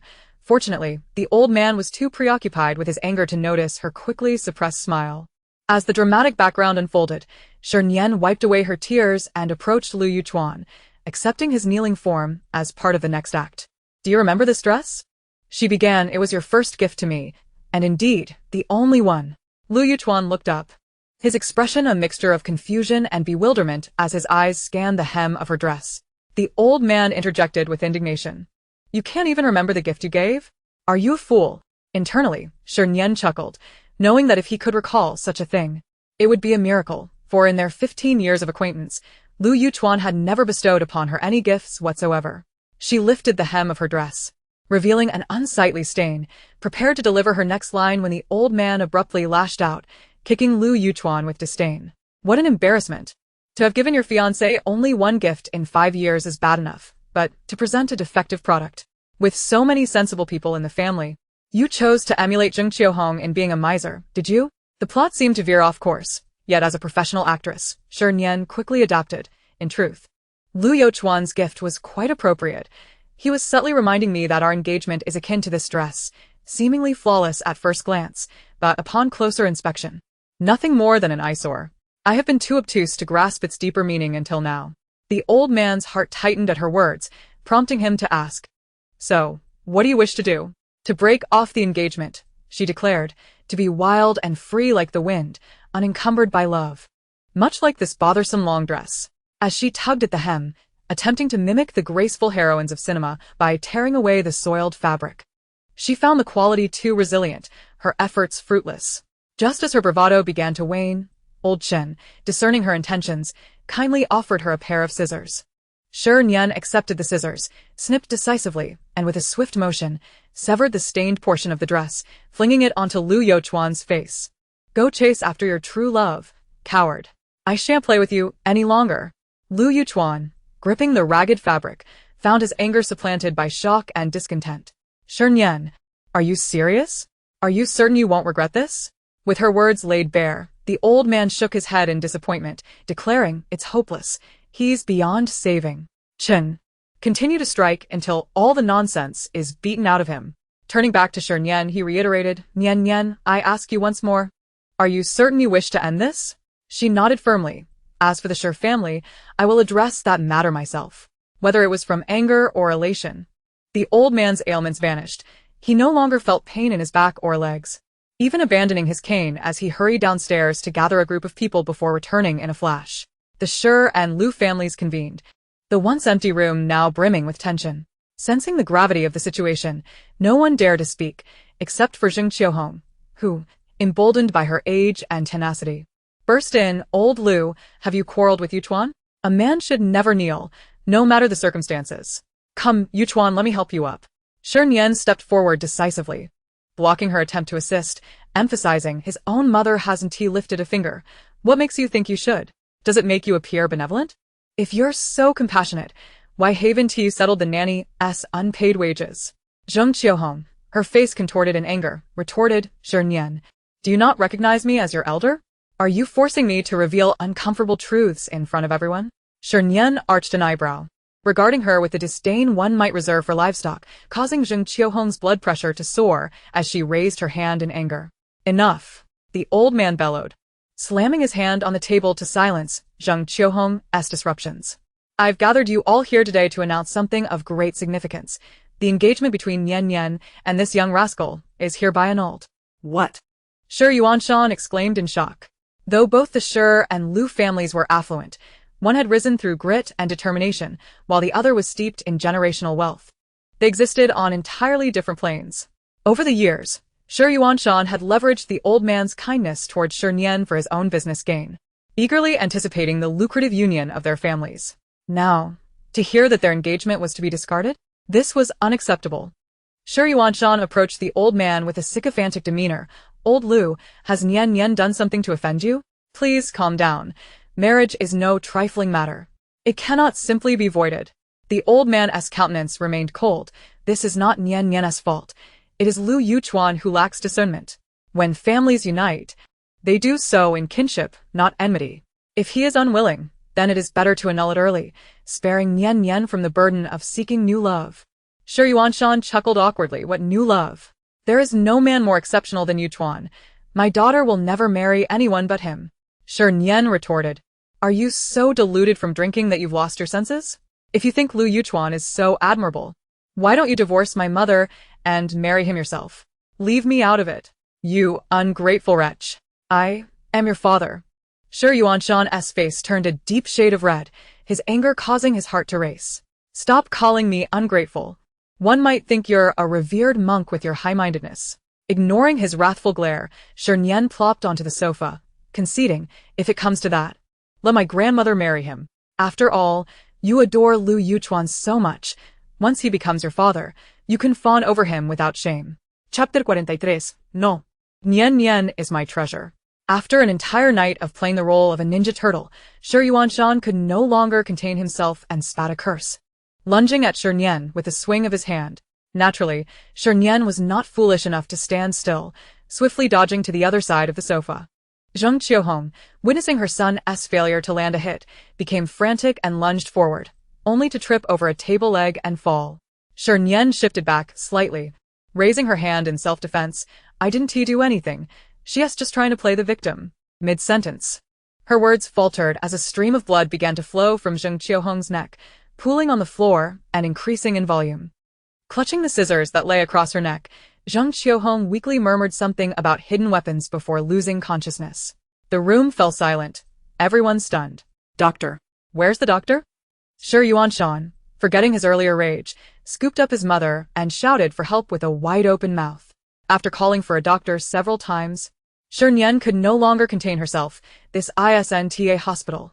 Where on earth is a doctor? Hurry and call 120. The professional butler, Old Chen, held his cane in one hand while dialing with the other. I'm on it. Hold on, the doctor is on the way.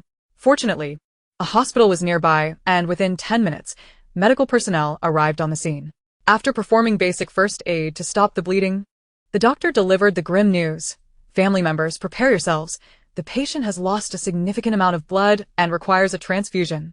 As they lifted Zheng Qiuhong onto the ambulance, Shernyen felt a fleeting sense of déjà vu. In her dreams, she had traversed the desolate corridors of a hospital, where a doctor had uttered the same phrase to her and her mother, Shernyen. Yet back then, it was Shi Nian who lay in the hospital bed. The timing of the unfortunate incident needed to be pushed back, likely to the autumn of next year.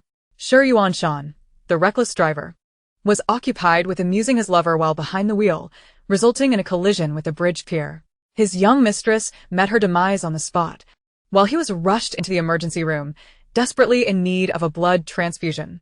At that moment, both Shernyen and her mother were summoned by Zheng Qiuhong to have their blood types tested, and this examination revealed a troubling discrepancy. Shi Nian had type O blood, Shernyen had type A blood, and she possessed type B blood, an impossibility for a child born to parents with A and O blood types. The nurse responsible for the blood tests found this curious and murmured her thoughts, which Zheng Qiuhong overheard. Without conducting any further inquiries, she concluded that Shernyen had betrayed her son, disregarding the fact that Shi Nian lay in a hospital bed awaiting a transfusion, and proceeded to give her a thorough beating. The meek and submissive Shernyen offered no resistance, repeatedly insisting that she had not wronged her husband, until a compassionate nurse suggested a paternity test.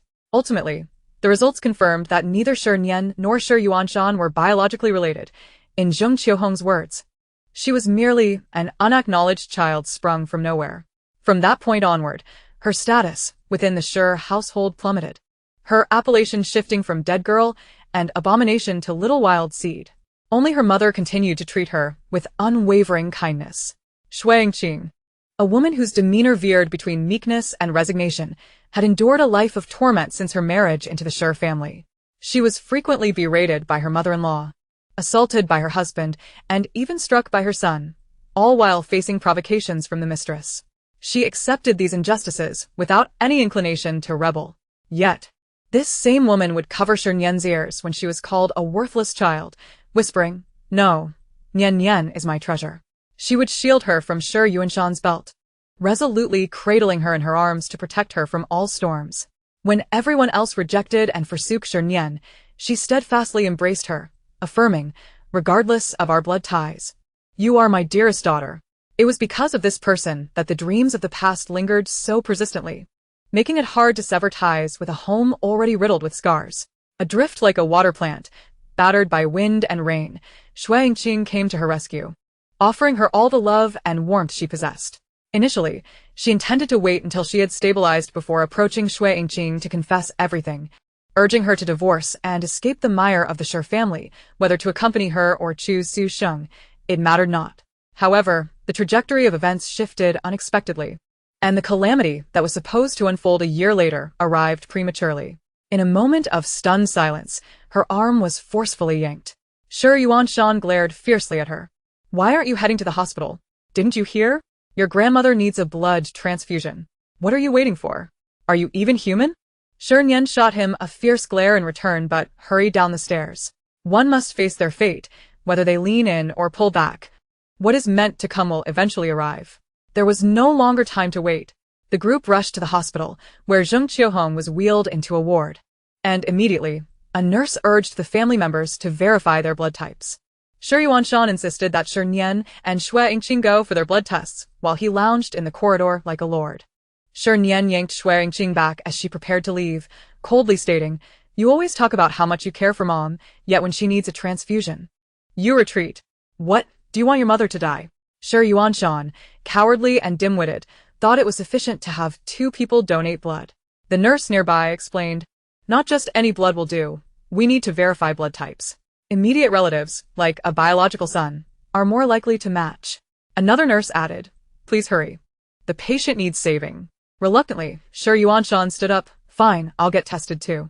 The results emerged within minutes, confirming what had been dreamt. Shernyen was of type B blood, Shui Yingqing type A, Shi Yuanshan type O, and Zheng Qiuhong also type O, making them perfectly compatible. Shi Yuanshan was taken in for the transfusion, leaving the 2 in the hospital corridor waiting. At that moment, Shui Yingqing remained blissfully unaware of the underlying issues. Glancing anxiously into the ward, "Mom," Shernyen called out to her. Shui Yingqing turned and smiled gently. "Don't worry, Nian, your grandmother will be fine." Shernyen approached and pulled her onto a chair, stating earnestly, "No one cares whether she's fine or not. Right now, I have something very important to tell you." Shui Yingqing, now somewhat anxious, asked, "What is it? Haven't you noticed? Our blood types don't match." "They don't?" Shernyen met her gaze, speaking clearly and powerfully.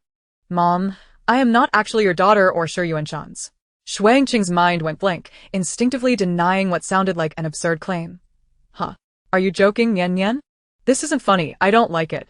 Shernyen sighed, about to find a reason to explain and persuade her to take a paternity test when Shi Yuanshan suddenly burst out like a rabid dog.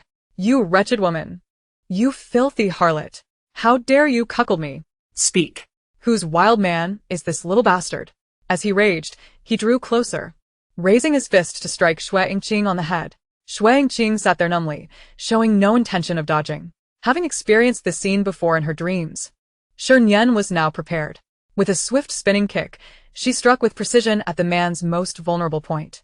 "I've seen thieves robbing gold and silver, but never someone eager to wear a cuckold's crown. Shi Yuanshan, your taste is remarkably peculiar." Chapter 44. "Thank you, you're quite nice. Little wild seed, you're courting death." Shi Yuanshan was thoroughly enraged, clutching his groin with one hand while seizing a medicine bottle from the nurse's cart with the other, aiming to strike Shernyen's head. Just then, a swift figure darted between them, raising a long leg and delivering a fierce kick to Shi Yuanshan's abdomen. Caught off guard, he toppled over, his bulky body crashing onto the cart, causing a cascade of medication mixed with glass shards to rain down upon him. The corridor of the hospital erupted with sounds akin to a slaughterhouse. Shi Yuanshan rolled on the ground, clutching his head, thrashing about in a frenzy, emitting shrieks like a toad floundering in boiling water. Perhaps his cries were so dramatic that patients from nearby wards abandoned their ailments to witness the commotion. Clogging the already narrow corridor, the hospital administrator rushed over, observing the writhing man on the floor and coldly inquired, "What is going on?" Shi Yuanshan cried out in pain, "Call the police. I want to report attempted assault." "What nonsense! We were merely acting in self-defense." Shernyen intervened, tearfully recounting the inhumane treatment she and her mother had endured. "Brother, don't listen to his lies. The one lying here is my father, a domestic abuser whose greatest hobby is to drink and beat my mother, striking her by day and night. Just moments ago, because my blood type didn't match his mother's, he got angry and attempted to assault us both. Thankfully, this brave man intervened. Otherwise, it would be us crying on the floor now." As she spoke, she wiped her tears, breaking down in genuine sorrow. "For over 20 years, we have endured him. In these countless days and nights, not a single day has passed without fear. Many have witnessed his violence, merely standing by to watch. Only this brave man dared to step forward." Shernyen approached the man, hands clasped, prepared to bow in sincere gratitude, but as she lowered her head, she caught a glimpse of those familiar eyes above his mask. A pair of beautiful peach blossom eyes, deep and shimmering, captivating in their allure. You? Shernyen froze, surprised to see him. However, it was evidently not an opportune moment for familial recognition. She averted her gaze, adhering to the predetermined plan, bending down to bow gracefully, and proclaimed with clarity, "Brave warrior, allow me to express my gratitude." The onlookers, swept up by the atmosphere, applauded enthusiastically. observing her flushed cheeks and her eloquence. Jiyu felt a weight lift from his heart, and with a slight smile, he remarked, "No need for thanks, yet I suggest you learn to stand on your own. When faced with a violent partner, retaliate if you can. If not, flee. Remaining passive while enduring blows will earn you neither praise nor sympathy, only scorn." The young man had a point. A man who strikes his wife is unworthy of her affection and should be swiftly abandoned. After the separation, seek out an aunt who can introduce you to someone far better. A stout aunt, her arm bandaged, spoke with conviction. Her eyes filled with hope as they turned towards Shui Yingqing. Shui Yingqing dared not meet anyone's gaze, her eyes downcast, gripping the wrist of Shernyen tightly, and timidly shook her head. "No divorce, Nian, please don't say any more. Let us take your father to bandage his wounds." Yet Shi Nian, undeterred by her plea, roared, "Wretched woman! If you dare betray me, I have every right to beat you senseless." Betray? The crowd gasped in shock. One bald old man in particular, seeming afflicted by a case of shared cuckoldry, indignantly cursed from the back, "Shameless woman! You cheat and then blame the man for hitting you? You deserve it. A woman who strays should be punished. Death would be a service to society." Shernyen raised her gaze, a cold smile gracing her lips as she directed her attention towards the source of the voice. Oh. "Let me see where this old mad dog has come from. As soon as someone opens their mouth, you leap to bite. Perhaps next time, before you snap, you could engage that walnut-sized brain of yours and ponder who the true master is?" The bald old man was incensed. "Who are you calling a dog? What? Is your mother's infidelity justified now?" Shernyen retorted sharply. "You believe every word he says? If he claims eating excrement prolongs life, would you then proceed to clear out the sewer?" You. The old man stammered, unable to articulate a coherent response. His face contorted in rage akin to a zombie freshly risen from the grave, his mouth crooked, eyes askew, and limbs twitching, looking quite frightful. His stout son hastily supported the elder, turning to Shernyen with reproach. "Do you possess no sense of decency? Why engage with an elder? If you provoke him to the point of illness, you will regret it." Suddenly, Shernyen clutched her chest, transforming into a fragile Lindayu. "Is he still angry? What right has he to be angry? Shouldn't it be I who is indignant? I, a loving daughter, have done nothing wrong. Yet you douse me with this bucket of infidelity. To whom can we voice our grievances?" With that, she squatted beside Shui Yingqing, weeping earnestly. "Woe, Mom. It's all my fault. I've caused you so much distress." The old man's stout son was left flabbergasted. Is this woman practicing Sichuan opera, face-changing? Jiyu stepped forward, gently patting Shernyen's shoulders that shook with suppressed laughter, and softly advised, "Crying will not resolve insurmountable problems. I suggest seeking assistance from professionals." Shernyen tilted her head. "Brave warrior, please enlighten me." Jiyu surveyed the panicked expressions of the bald father and son, his lips parting slightly as he spoke. Measured and unhurried, according to Article 246 of the Criminal Law of Huaguo, openly insulting others or fabricating falsehoods to slander them, if the circumstances are severe, may constitute defamation, punishable by up to 3 years of imprisonment or other forms of detention. His slender fingers delved into his coat pocket, retrieving a business card which he offered to Shernyen. "This is the card of my private attorney. Their professional capabilities are commendable. I hope it proves beneficial to you." Shernyen accepted the card, wiping away her tears, and grinned. "Thank you. You are quite kind." The back and forth between them left the bald father and son visibly shaken. They pushed through the crowd, confronting Shi Nian with dirted faces. "Brother, we merely sought to assist you and got embroiled in this mess. Did your wife truly engage in infidelity? Please provide a definitive answer. Do you think I would speak without evidence?" Shi Nian rose from the shards of glass, blood dripping from his forehead, glaring menacingly at Shui Yingqing and her daughter. "Damn it, you've even produced a bastard child, and yet you dare to act innocent?" Shui Yingqing wiped the tears from her face and declared resolutely, "I have never wronged you. I am guiltless." "You filthy whore." Still defiant, Shi Nian raised his arm, preparing to strike again, but was swiftly restrained by Jiu's elbow, pinning him against the wall. "Sure, control your arms. If they extend too far, it could lead to the collapse of your company." Chapter 45. Rejecting mental exhaustion. Go crazy. Directly Jiu's words fell like a bucket of cold water upon Shi Nian. Extinguishing his rage, he refocused his attention on the man before him. Dressed in casual attire, a thin striped shirt paired with black trousers, his face obscured by a mask, one could discern from his brows and voice that he was relatively young. Yet the powerful aura he exuded was not diminished by his youth. Rather, it was enhanced by a unique pride and sharpness, rendering those around him breathless and reluctant to meet his gaze. Shernyen felt a chill run down his spine and gulped nervously. Who are you? Ji offered a dismissive glance. Mind your tongue. Do not ask pointless questions. Shernyen, being astute, recognized the man was not to be trifled with and surrendered. All right, I want to ask. I assume I can manage my family affairs without interference? Ji remained silent, turning his gaze back to Shernyen. She, receiving his unspoken cue, took the initiative to steer the conversation. This back and forth is futile. Let us conduct a paternity test. To be fair, let each of us undergo one, and we shall let the facts speak for themselves.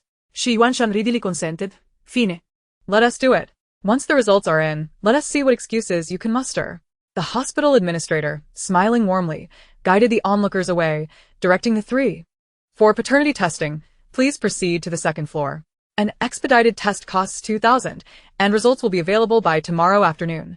The trio efficiently ascended to the second floor to provide blood samples. After the blood draw, Shernyen went to tend to his forehead injury. Shui Yingqing intended to go upstairs to care for her mother-in-law, but Shernyen swiftly yanked her back. Mom, do you know why the old witch doesn't favor you? Shui Yingqing, bewildered, asked. Why? Shernyen, feigning seriousness, replied, because you lack perceptiveness. The past few days have been the perfect time for them to nurture their bond. Why must you insert yourself and become a third wheel? Who wouldn't he find that irritating? Shui Yingqing pondered deeply, sensing there was something amiss, yet found a glimmer of truth in her daughter's words. Shernyen did not allow her mother time to dwell on it.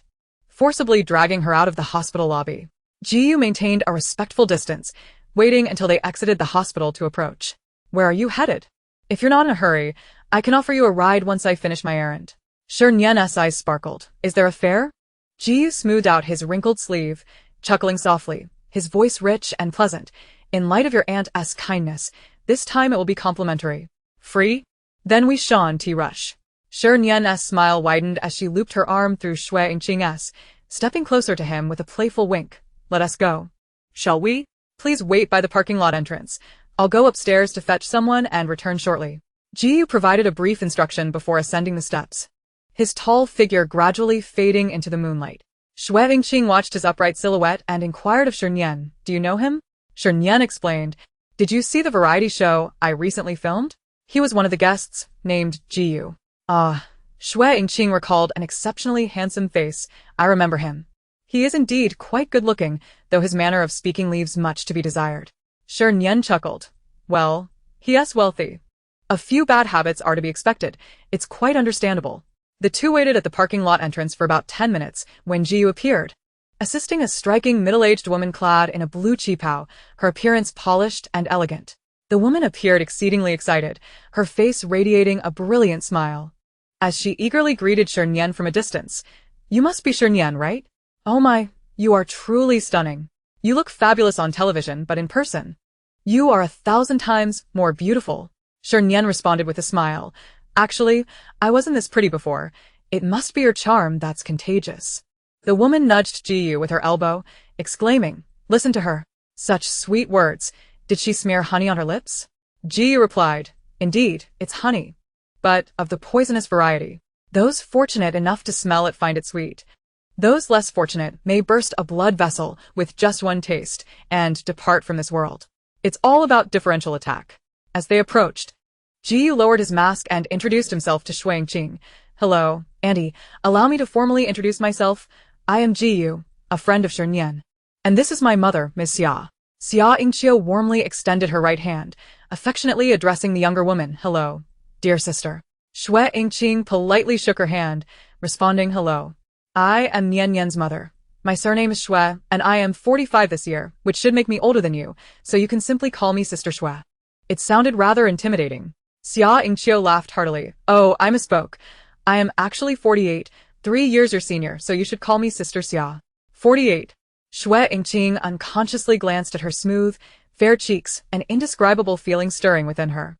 Both women were in their 40s, yet while others adorned themselves with radiance, their faces free of wrinkles, some could even pass for 30, she had already begun to show signs of graying hair and a hunched back, resembling a frail old crone. A pang of discomfort surged through her, akin to a needle prick. She lowered her head, unable to meet the other woman's gaze, forcing a smile. Sister Xia. You take such good care of yourself. You hardly look like someone approaching 50. Xia Yingqiu shook her head with a sigh. But age is catching up. In my youth, I could down 2 bottles of baijiu and still manage to dance for an hour without faltering. Today, I could only manage 2 cups before my legs gave way. She gestured towards the bandages on her ankle. Look, I twisted my foot after just a few jumps. Isn't that embarrassing? Shui Yingqing found it challenging to keep up with her exuberance, offering a courteous laugh. Not at all, it was just an accident. Ew. Sensing her discomfort, urged his mother, if your legs can't handle it, there's no need to stand guard outside. Let's get in the car. Yes, let us. Xia Yingqiu shrugged off his arm and turned to link arms with Shui Yingqing, affectionately calling her sister. Sister, what are your hobbies? Shopping, playing mahjong, drinking, perhaps? Shui Yingqing shook her head. No, I generally don't go out much. Oh, so you're a homebody. I used to be one too. The longest I stayed indoors was half a month. When I got hungry, I just made a big stew. Guess what? I ended up gaining 5 pounds. Shui Yingqing laughed at her exaggerated tone, contributing to the conversation. Indeed, eating without exercising can easily lead to weight gain. I gained a full 20 pounds during my confinement period, my chin layered upon layers. Listening to the joyful exchange, Shernyen's eyes crinkled with laughter as she glanced at Ji Yu beside her, praising, your mother has such a wonderful personality. Yu smiled softly. A hint of amusement in his eyes. She's always like this, sociable and lively, but when she gets carried away, it can be quite overwhelming. Suddenly, Shernyen recalled their first encounter, the quirkies singing on the other end of the line, and chuckled. It's great to be a little crazy. It helps avoid mental exhaustion. When something's on your mind, just let loose. In short, it's all about one thing. Happiness. Chapter 46. The carefree days of drinking and feasting. The 4 of them arrived in front of a familiar, brand-new Rolls-Royce. Xia Yingqiu glanced back at the young couple standing side by side, her face beaming as she urged Shui Yingqing to join her in the back seat. She proclaimed, Sister and I hit it off instantly. Sitting in the back will facilitate our bonding. Shernyen, without a second thought, opened the passenger door and slid into the seat. Just as she fastened her seatbelt, a bottle of mineral water and a box of motion sickness pills appeared before her. Shernyen asked, Huh? You. Gripping the steering wheel and gazing ahead, remarked, Didn't he say you get car sick in luxury vehicles? Oh. Shernyen pushed the motion sickness pills back. I have a controllable form of motion sickness. I get sick in the morning but fine by the afternoon. How miraculous. Ji Yu cast her a sidelong glance, teasing. Just be careful. You might get abducted by some mysterious organization for dissection. Shernyen slumped in the leather seat, relishing the comfort enveloped by luxury. Squinting her eyes as she mused, it's too late to worry about that. I've probably been dissected 800 times already. They even gave me a particularly cruel codename, Little Girl Slice. Ji Yu chuckled and started the car. So, Little Girl Slice. Do you still remember the headquarters of that organization? I'll take you for revenge. Shernyen promptly recited the address of a Sichuan restaurant near her rented apartment. What was initially a plan to enjoy a meal had turned into a blood draw, leaving her starving. If she didn't indulge in a couple of dishes to make up for it, she feared she wouldn't sleep that night. A mere 10 minutes later, the Rolls-Royce parked in front of the restaurant. Shernyen eagerly opened the car door and stepped out, only to politely inquire if Ji Yu and Xia Yingqiu had eaten and if they wanted to join her. She intended it as a casual gesture, but she hadn't anticipated that they had no intention of being polite in return. The mother and son replied in unison, No, we haven't eaten. And without waiting for her response, they followed her out of the car. After a brief silence, Shernyen waved her hand grandly, her tone exuberant. Let us go in. Tonight's feast is on me. It was merely a meal. No way could she spend all the difference she had earned from Lu Yuchuan. However, she underestimated Xia Yingqiu as spending power and curiosity. Upon entering the Sichuan restaurant, this affluent lady was like a pig entering a cave of wonders, marveling at everything and wanting to taste it all. Xia Yingqiu exclaimed, Spicy chicken. I haven't had that in ages. I wonder if this place does it well. Shernyen replied, If you want it, order it. Xia Yingqiu continued, Stir-fried intestines, I've never tried that. Consider it done. Xia Yingqiu then pointed at the couple's lung slices. That looks delicious. Order it. When Xia Yingqiu finished perusing the first menu and had ordered over a dozen dishes, intending to continue, Ji Yu firmly pressed down on her hand that was about to turn the page. Have you heard of the idiomoderation? Xia Yingqiu glanced at her orders and laughed awkwardly. It does seem a bit much. Let me cross off a few. Shernyen stopped her. No worries. Let us keep it this way. If we can't finish, we can take it home and eat it tomorrow. With delight, Xia Yingqiu handed the menu to the waiter, grasped Shernyen's hand, and praised, I adore girls like you. Dear, you're beautiful, and you handle things so well. It's just right for my taste. Shall we go shopping tomorrow? Bring your mother along, and we'll conquer them all. Jiyu interjected coolly. Have you forgotten your leg is still wrapped in bandages? Xia Yingqiu paused, then boldly retorted, so what if my leg is bandaged? I can use a wheelchair. Jiyu replied, as long as you're happy. After dinner, they returned to the rented apartment. Shernyen sat cross-legged on the sofa and poured a glass of water for the visibly distracted Shui Yingqing across from her, asking, Don't you have anything to say to me? Shui Yingqing clenched the hem of her clothing, avoiding her gaze, and softly suggested, Perhaps I should just go back. Someone needs to be home. As if to echo her sentiment, her phone suddenly vibrated in her pocket. She looked down to see the name Shi Yuanshan glaring on the screen. As soon as she answered the call, a man's irate voice erupted from the other end. Shui Yingqing, where the hell have you been? Mom and I have been starving all night. Not even a drop of water. Didn't you think to bring us food? Shui Yingqing's lips moved, but before she could speak, Shernyen snatched the phone from her. Starving, are we? That's simple. Let me teach you. Just wait by the hospital bathroom door, see who comes out, and rush in to grab something. You might even get some warm food. After that, she hung up the phone and turned it off. Shui Yingqing looked at her. Her expression blank. Nian, stop with the Nian. Let us talk business. Shernyen cast her phone down onto the table and resumed her seat. What I am about to recount may sound utterly absurd, yet it is indeed a reality that transpired. She took a sip of water, her expression grave. A month ago, I encountered a fortune teller beneath the overpass, who revealed that neither Shi Yuanshan nor Jin Xiuhong are my biological parents. Initially, I was skeptical, however. The fortune teller spoke with such conviction that it seemed implausible to be false. With a mindset of inquiry, I procured hair samples from you and Shi Yuanshan for a paternity test, which confirmed that I am, in fact, not your daughter. Impossible. Shui Yingqing interrupted, her voice tinged with agitation. I have raised you since childhood. There must be some mistake. Shernyen countered. What if I was switched at birth? Shui Yingqing fell silent, deeply immersed in recollections of the details from 23 years prior, when she gave birth in a modest hospital as the Shi family business was just beginning to flourish. On that day, another woman in the same ward also welcomed a daughter. If there had been an error by the medical staff, it was conceivable that the two infants could have been swapped. As this thought crossed her mind, a flicker of panic crossed Shui Yingqing's face. Although she had just consumed water, her throat felt parched, rendering her speechless. After a prolonged silence, she managed to utter two words, Nian. Shernyen clasped her anxious hand, her expression light-hearted, questioning why she bore such a demeanor. Without the presence of Shi Yuanshan and Jin Xiuhong, those heartless relatives, there should be celebrations with firecrackers and drums. Shui Yingqing observed every subtle shift in Shernyen's expression with slow, tender scrutiny. Upon confirming there was no trace of sorrow, she felt a wave of relief wash over her. Your ability to think this way brings me great joy. My dear. After a brief pause, she firmly grasped Shernyen's hand and added, however, I still want to convey that regardless of the test results, you will always be my daughter. Even though she had anticipated this sentiment, Shernyen felt a sudden swell of emotion at the words, nearly brought to tears. She leaned in to embrace Shui Yingqing and, in the most buoyant tone she could muster, asked, So, mother, would you be willing to soar away with your daughter? To leave the Shi family behind and escape those treacherous souls, living a life of indulgence and freedom? Shui Yingqing's arm, resting on her shoulder, stiffened. But no buts, Shernyen interjected, releasing her embrace to meet her gaze. I can see that you yearn for such a life. Your eyes sparkle when you look at Aunt Xia, brighter than the stars in the sky. This time, Shui Yingqing did not hold back, candidly admitting, I do envy her, the ease with which she lives, her carefree spirit. Yet, I am not her.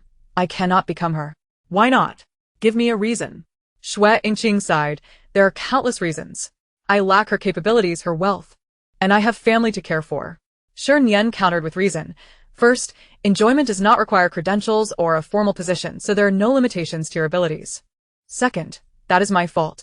I indeed lack the fortune of Jiyu, but I assure you that with your daughter's talents, even if you do not achieve great wealth, A life free from want is still within reach. Third, and this is simpler, divorce Shernyen.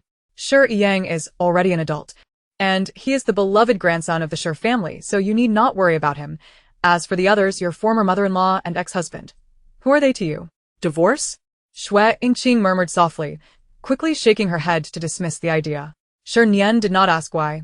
Instead, she pulled out her phone and opened a pre-saved video, thrusting it before her mother. In the video, a frail, silver-haired elderly woman addressed the camera, her voice trembling. "Dear sisters, just yesterday, I was diagnosed with cancer. And the doctor said, I have only 2 months to live." As she spoke, her emotions spiraled out of control, and she choked back tears. Upon learning this, I lay awake all night, my mind racing, feeling as though it might explode. Some may say, aren't you afraid of death? It's inevitable for everyone. Just accept it. But I am not afraid of dying. I simply feel it is too suffocating to leave this world without having truly lived. Wiping her tears, she continued, I must express what follows. If I do not, it will weigh heavily on my heart, and even from the grave, I must speak before I go. My life has been so bitter. The first 20 years, I toiled like a beast at my parents' home, never receiving much education. The following decades, I endured abuse in my husband's home, living a life worse than that of a dog. In my youth, people urged me to divorce, but I refused, saying my child was still small and needed her mother. As my child grew, others again urged me to leave, yet I thought, at my age, without knowledge or skills, and with not a penny to my name, how would I survive post-divorce? I thought I could just make do, taking it one day at a time, waiting for death to come as a relief. Suddenly, she slapped her own face twice, the sound echoing sharply, startling Shui Yingqing, who had been intently watching the video. But I was wrong. I was truly wrong. From the very beginning, I should not have thought this way. Had I not thought this way, if I had divorced that scoundrel sooner, I would not have suffered so badly. If I had not suffered so badly, perhaps I would not have developed cancer, or die so early. To those contemplating divorce yet still hesitating, I implore you, hurry and leave. Even if we end up sweeping the streets, rummaging through trash, or sleeping under bridges, it is better than serving a wretched old man. The video concluded with the elderly woman weeping uncontrollably, her cries echoing for a full 5 minutes, gasping for breath as she lamented, I regret it. I do not want to die. I have never tasted lobster, never ridden a train, never seen the ocean. I have not even danced a square dance. Listening to the heart-wrenching cries of despair emanating from the phone, Shui Yingqing found her eyes brimming with tears. Half of her sorrow stemmed from being moved, while the other half was a reflection of her own experiences. Like the elderly woman, she found herself ensnared in a quagmire, too afraid to resist. Akin to a turtle withdrawn into its shell, muddling through life. But is this truly worth it? Will there be no regrets? She felt a sense of confusion. Shernyen settled beside her, silently opening the comment section of the video. The first comment read, "Show us your divorce certificate." The elderly woman, beaming with her divorce certificate in hand, declared, "Sisters, I am divorced. I have lived freely in this life and will depart freely as well. It feels wonderful." The second comment also displayed a divorce certificate, this time held by a woman in her 30s, equally radiant. She wrote, "Dear sisters, I too am divorced. After 5 years of domestic violence, with a 7-year-old child, I finally feel liberated. Thank you, dear elder. You have given me the courage to resist." The third, fourth, and fifth comments also showcased divorce certificates. As Shui Yingqing observed the faces, some haggard, others confident, yet all adorned with smiles, she could no longer contain herself and buried her face in her hands, sobbing uncontrollably. Shernyen remained silent, holding her hand throughout, quietly offering her tissues from time to time. Once an entire pack of tissues had been used, Shui Yingqing finally ceased her tears. Her eyes red-rimmed as she clutched Shernyen's hand, her expression one of confusion and helplessness, much like a child. "Nian, can I truly do this? Can I really be like them?" Without hesitation, Shernyen replied, "You can." With that, she swiped the screen and opened another video. This one presented a stark contrast to the previous, amidst the pulsating beats of an energetic dance track. A cleaning lady donned in work attire danced exuberantly with a mop in a bar illuminated by vibrant neon lights. Her movements were far from graceful, and her singing lacked charm, yet the confident smile upon her face captivated everyone present. A group of young people set down their drinks, clapping and cheering for her, creating an electrifying atmosphere. When the video concluded, Shui Yingqing remained transfixed on the cleaning lady frozen on the screen, unable to tear her gaze away. When she looked at Xiao Yingqiu, her eyes brimmed with envy. When she looked at the cleaning lady, there was also envy, yet the nature of that envy differed entirely. The former is a distant dream, elusive and unattainable. The latter ignites a fervor within her, prompting her eager anticipation. Shui Yingqing paused for a few seconds in quiet contemplation before resolutely lifting her head and declaring to Shernyen, "I wish to venture out in search of employment. Whether it be washing dishes, sweeping floors, or serving trays, anything will suffice. Once I secure stable work, I shall proceed with a divorce. Yes, divorce." With the video persuasion method successfully taking effect, Shernyen let out a sigh of relief and reached out to help her up. "There's no rush regarding job hunting. Let us prioritize rest for now. You can stay here for the time being, as I will be heading out to record a program in a couple of days anyway. The house would be empty otherwise." "All right," Shui Yingqing replied with unwavering agreement. After finishing her shower and preparing for bed, she called out to Shernyen, her expression softening, "Nian Nian. Regarding today's events at the Liu family, you acted rightly. Liu Yuchuan is no virtuous man." Shernyen smiled brightly. "I share that sentiment." The following morning at 8 o'clock, Shernyen was roused from her slumber by the notification sound from WeChat. Groggily, she reached for her phone and discovered a message from Jiyu. "Brother Mutant, my mother asked me to inquire when you will be departing. Neighboring villages, Shida Flower?" Brother Mutant. Image Brother Mutant. The wheelchair has already been purchased. Neighboring villages, Shida Flower. Are you serious? Brother Mutant, what do you think? Neighboring villages, Shida Flower. Tell your mother to meet us at the World Trade Center at 9.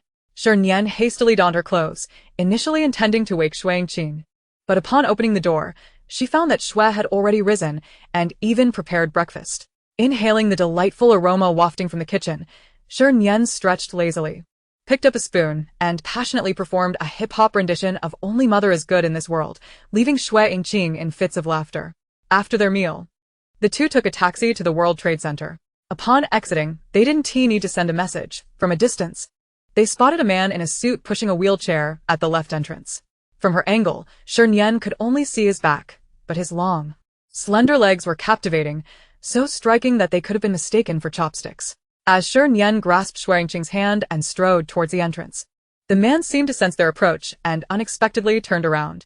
The brilliant morning sun glinted off his golden-framed glasses, accentuating the allure of his already captivating gaze. Shernyen felt as though her heart had been struck by a wild wolf and instinctively raised her arm to wave at him. "Hey there, good sir. You are truly a sight to behold." Chapter 48. You just say whether it's exciting enough. Ji was taken aback by her compliment, his gaze sweeping over her rosy lips before he chuckled in response. "This little girl, you truly are like a sparrow that has feasted on strawberries. Quite beautiful indeed." Having overheard their exchange, Xia Yingqiu trembled slightly as she pulled out her phone, her heart racing as she composed a Weibo post. Xia doesn't lack money. On XX month XX day, they praised each other. "Ah, it's so sweet. Sweet enough to make me bang my head against the wall. Please hurry up and get together." Scrolling further down, she found numerous similar posts. Xia doesn't lack money. On XX month XX day, they exchanged confession cards. The air was thick with the aroma of sweet romance. "Mother, I am starting to believe in love again." Xia doesn't lack money. On XX month XX day, they exchanged glances under the sunset, the sunlight elongating their shadows, and also curving my lips. "Oh, my mouth is so sour. Let's pop open a bottle of red wine." A curious stranger, having stumbled upon her series of exuberant Weibo posts, asked, "May I inquire which couple you are shipping? It's more fun to enjoy together. Do share."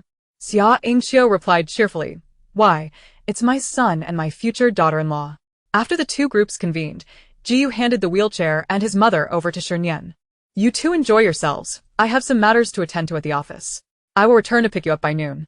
With that, he produced a gleaming black card from his pocket and presented it to Shernyen. "My mother can be quite the shopper, so do your best to rein her in. But if you can't, that is all right." Shernyen clasped her hands together, trembling slightly as she accepted the black card, her demeanor markedly different from her earlier self. "Young master, rest assured, I shall not fail in my duty to care for the madam. So, is this black card my compensation for services rendered? Dream on." Jiyu chuckled softly, mimicking her tone. "I will cover all expenses today, but remember to reimburse me once we're finished." "Thank you." Upon entering the mall, their eyes were immediately drawn to the dazzling array of jewelry displays. The shimmering gold bracelets stir desires within them, making it difficult to resist. Noticing Shernyen's excited gaze, Xia Yingqiu generously patted her hand, urging, if you want it, buy it. Don't be shy, we're not short on money. Am I really going for it? Absolutely. Shernyen pushed the wheelchair in front of Shui Yingqing and, to their astonishment, bypassed the jewelry section entirely, charging into the only bubble tea shop on the first floor, where she ordered 3 large cups of bubble tea, overflowing with toppings. Xia Yingqiu received the drinks, shaking her head like a maraca. This one tea do. You could barely spend $200 like this. Shopping isn't meant to be done this way. Lowering her voice to avoid the crowd, Shernyen suggested, what if we spice things up and gamble a bit? Xia Yingqiu raised an eyebrow. You have that hobby? Shui Yingqing chimed in. I'm scared. 10 minutes later, the three found themselves in the durian section of the supermarket in the basement. Shernyen picked up a round, plump durian and asked, tell me, is opening this thing exciting enough? Xia Yingqiu replied, it's somewhat thrilling, but in the wrong direction. However, as long as my daughter-in-law is happy, everything is worth it. Xia Yingqiu nodded vigorously, absolutely. Come on, each of us pick one, and whoever has the lowest meat yield treats us to lunch. Shui Yingqing glanced at the price list overhead, feeling a twinge of pain. 3 at once. Would they even finish? Xia Yingqiu explained, we're shopping for fun. It doesn't matter how much we eat. If we can't finish, we can share. No waste. Shernyen encouraged her, Mom, it's a rare outing. Don't overthink it. Just enjoy, eat, and have fun. Happiness comes first. Seeing their beaming faces, Shui Yingqing couldn't help but smile in return. All right. I'll follow your lead. Happiness is paramount. They each set off on their quest, rummaging through the durian section with the fervor of detectives on a manhunt. Ultimately selecting 3 durians of varying sizes. Xia Yingqiu chose the largest one, weighing 10 pounds, which was nearly impossible to lift with one hand. However, despite its size, the fruit was oddly shaped, and the thick skin yielded only 3 pieces of flesh. Shernyen teased her. Aunt Xia, with luck like yours, if you ever entered a casino, you'd probably come out sideways. Xia Yingqiu retorted, pointing at the minuscule durian chosen by Shui Yingqing. Look at this one. It's too small. It surely won't yield much fruit. Yet Shui Yingqing remained confident. Not necessarily, although I've never bought one before. I often watch others pick them online. A creamy pointed tip with a thick stem guarantees a high yield. As fate would have it, her prediction proved accurate. The small durian had thin skin and thick flesh, exuding an irresistible fragrance, a true delicacy among durians, earning her praises from the vendor. Gradually, Shui Yingqing became enamored with the compliments, her smile widening. In the end, Xia Yingqiu, with a yield of less than 20, inevitably earned the right to treat everyone to lunch. Glancing at the time, she suggested, it's not even 10 o'clock yet. It feels a bit early for lunch. How about we browse the clothing section? Sounds good. The trio ascended to the 3rd floor in the elevator, laughing and chatting. Upon exiting, they unexpectedly collided with a familiar figure wrapped in bandages. Standing beside him was a stylishly dressed young woman, their hands interlinked, exuding an intimacy that resembled that of a father and daughter. Shui Yingqing's gaze froze, her smile evaporating in an instant. Even though she had resolved to pursue a divorce, witnessing this scene still brought her profound sorrow. Shernyen, gritting her teeth, couldn't contain her anger and exclaimed, damn it all. What a world we live in, where all manner of despicable individuals dare to offend the senses. Xia Yingqiu sensed that something was amiss and quietly inquired of Shernyen, what is happening? Do you know that man? Shernyen nodded in affirmation. Indeed, his marriage certificate bears a striking resemblance to my mother's. Goodness. Have we stumbled upon a cheating scoundrel? Xia Yingqiu slammed her hand on the chair and, turning swiftly, retrieved a piece of durian skin from a plastic bag. This cannot be tolerated. He must be dealt with. Shui Yingqing averted her gaze and shook her head. Let it go. Let us stroll across the street and ignore them, as if we have not seen anything. Xia Yingqiu, feeling unsatisfied, discreetly shot Shernyen a look. Can you really endure this? I cannot, Shernyen replied, loosening her wrist as she picked up a piece of durian shell. As she walked forward, she reminded her, should I get caught, remember to come bail me out. Xia Yingqiu felt a twinge of panic, suggesting, how about we let them flaunt their arrogance for 10 more minutes? Then find a secluded spot to ambush them? No need. You stay here, and I shall return shortly, Shernyen instructed, clutching another piece of durian skin. Striding boldly into the women's clothing store where the two were situated. Shi Nian was currently engaged in flirtation with his mistress when he caught sight of her approaching with the durian. Startled, he stammered, "What are you planning?" "Don't act recklessly." Chapter 49. Who says I want to divorce you? Shernyen grinned menacingly at him, advancing while clashing the two pieces of durian together. The sound startling Shi Nian, causing the flesh on his face to jiggle. Observing the precarious situation, a sales assistant hurriedly pulled out her phone to call the police. Just as she dialed the first digit, Shernyen twisted her mouth into a smirk, her eyes glinting with mischief as she spoke in a mocking tone. "Oh, my dear President Shi, is this your newly acknowledged daughter? No wonder she called me a little wildling yesterday. You've found yourself someone new. I even wept all night over this." Laughter erupted in the store, and it was clear to anyone with eyes that the relationship between the couple was anything but innocent.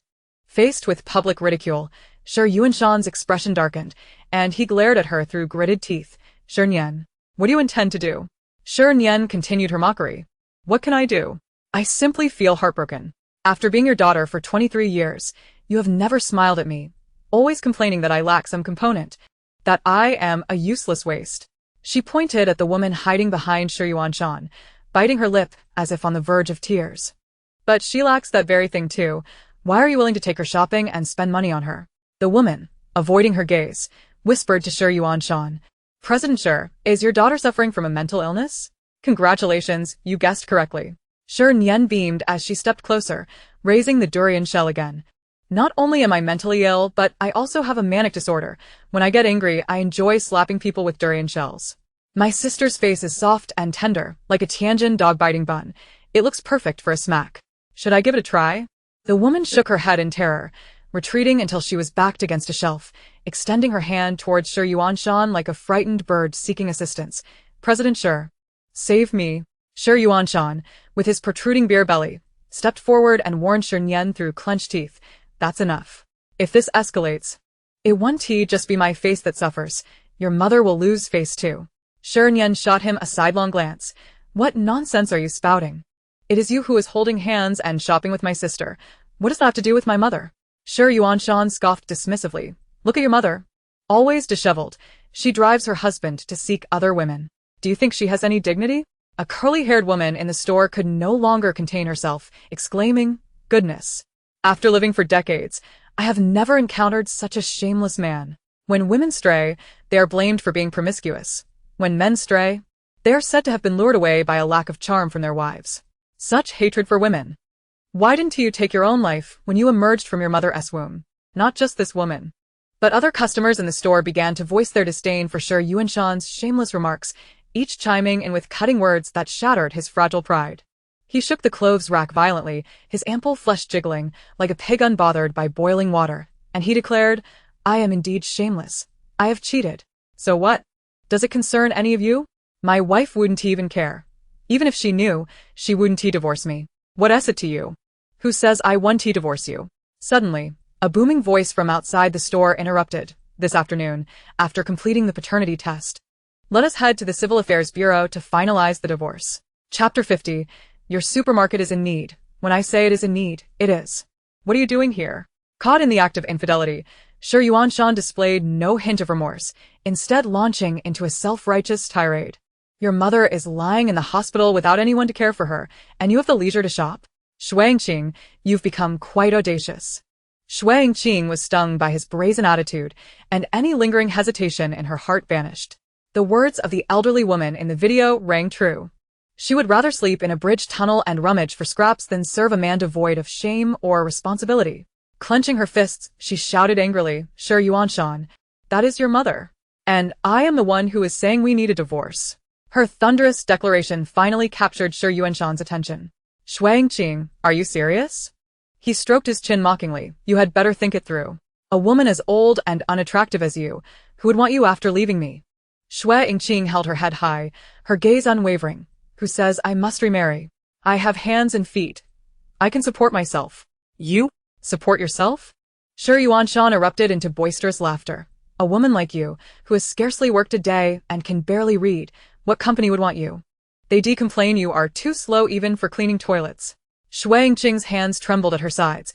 Although her face remained composed, her heart was clearly unsettled. For sure Yuanshan spoke the truth. For someone so disconnected from society, establishing her own career would indeed be a formidable challenge. Sure Yuanshan, sensing her vulnerability, smugly patted his belly. Shuangqing, why so silent? Aren't you going to support yourself? Show me you can find a job.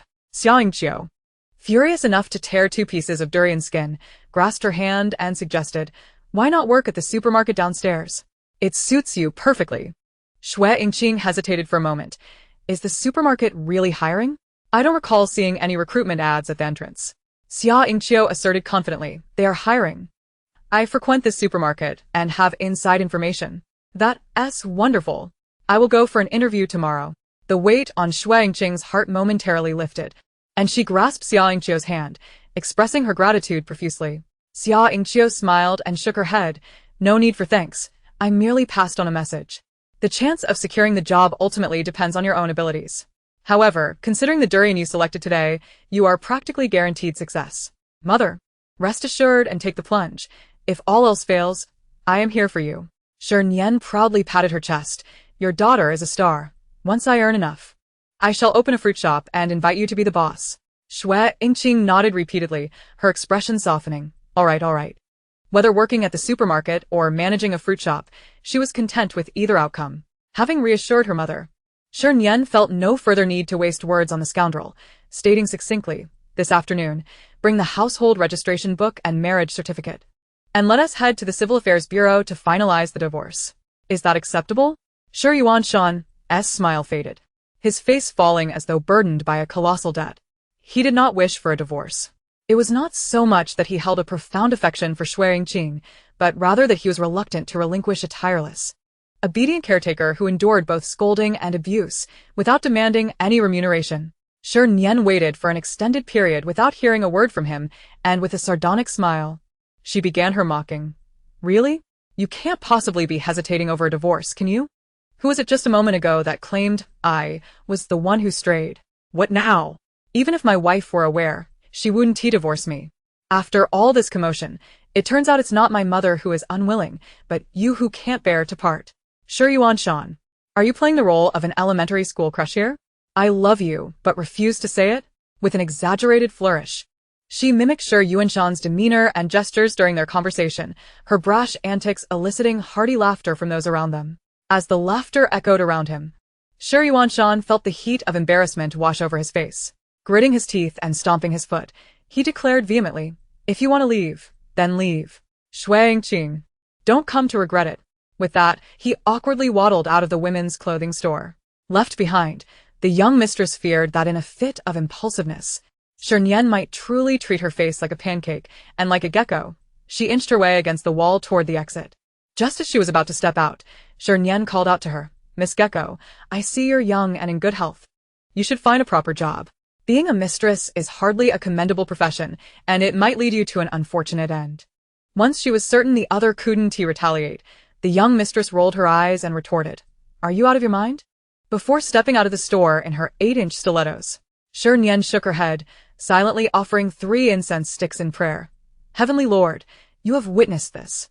It is not that I lack kindness, but this creature is intent on destruction, and there is no way to stop her.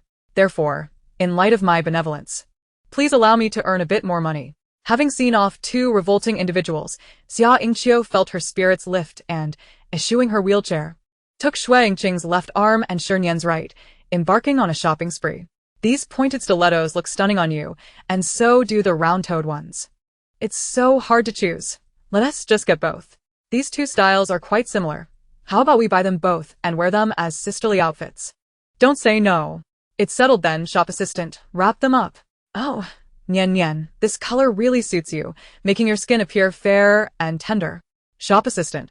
Wrap up every piece in this color from your store. The shop assistant went from delight to shock, and ultimately to exhaustion as they purchased clothes, shoes, and hats. Had Shernyen not intervened slightly, the entire store would surely have been stripped bare. There's too much. It's impossible to wrap it all. At 11:50, Ji finished his work and returned to the mall to take them out for a meal.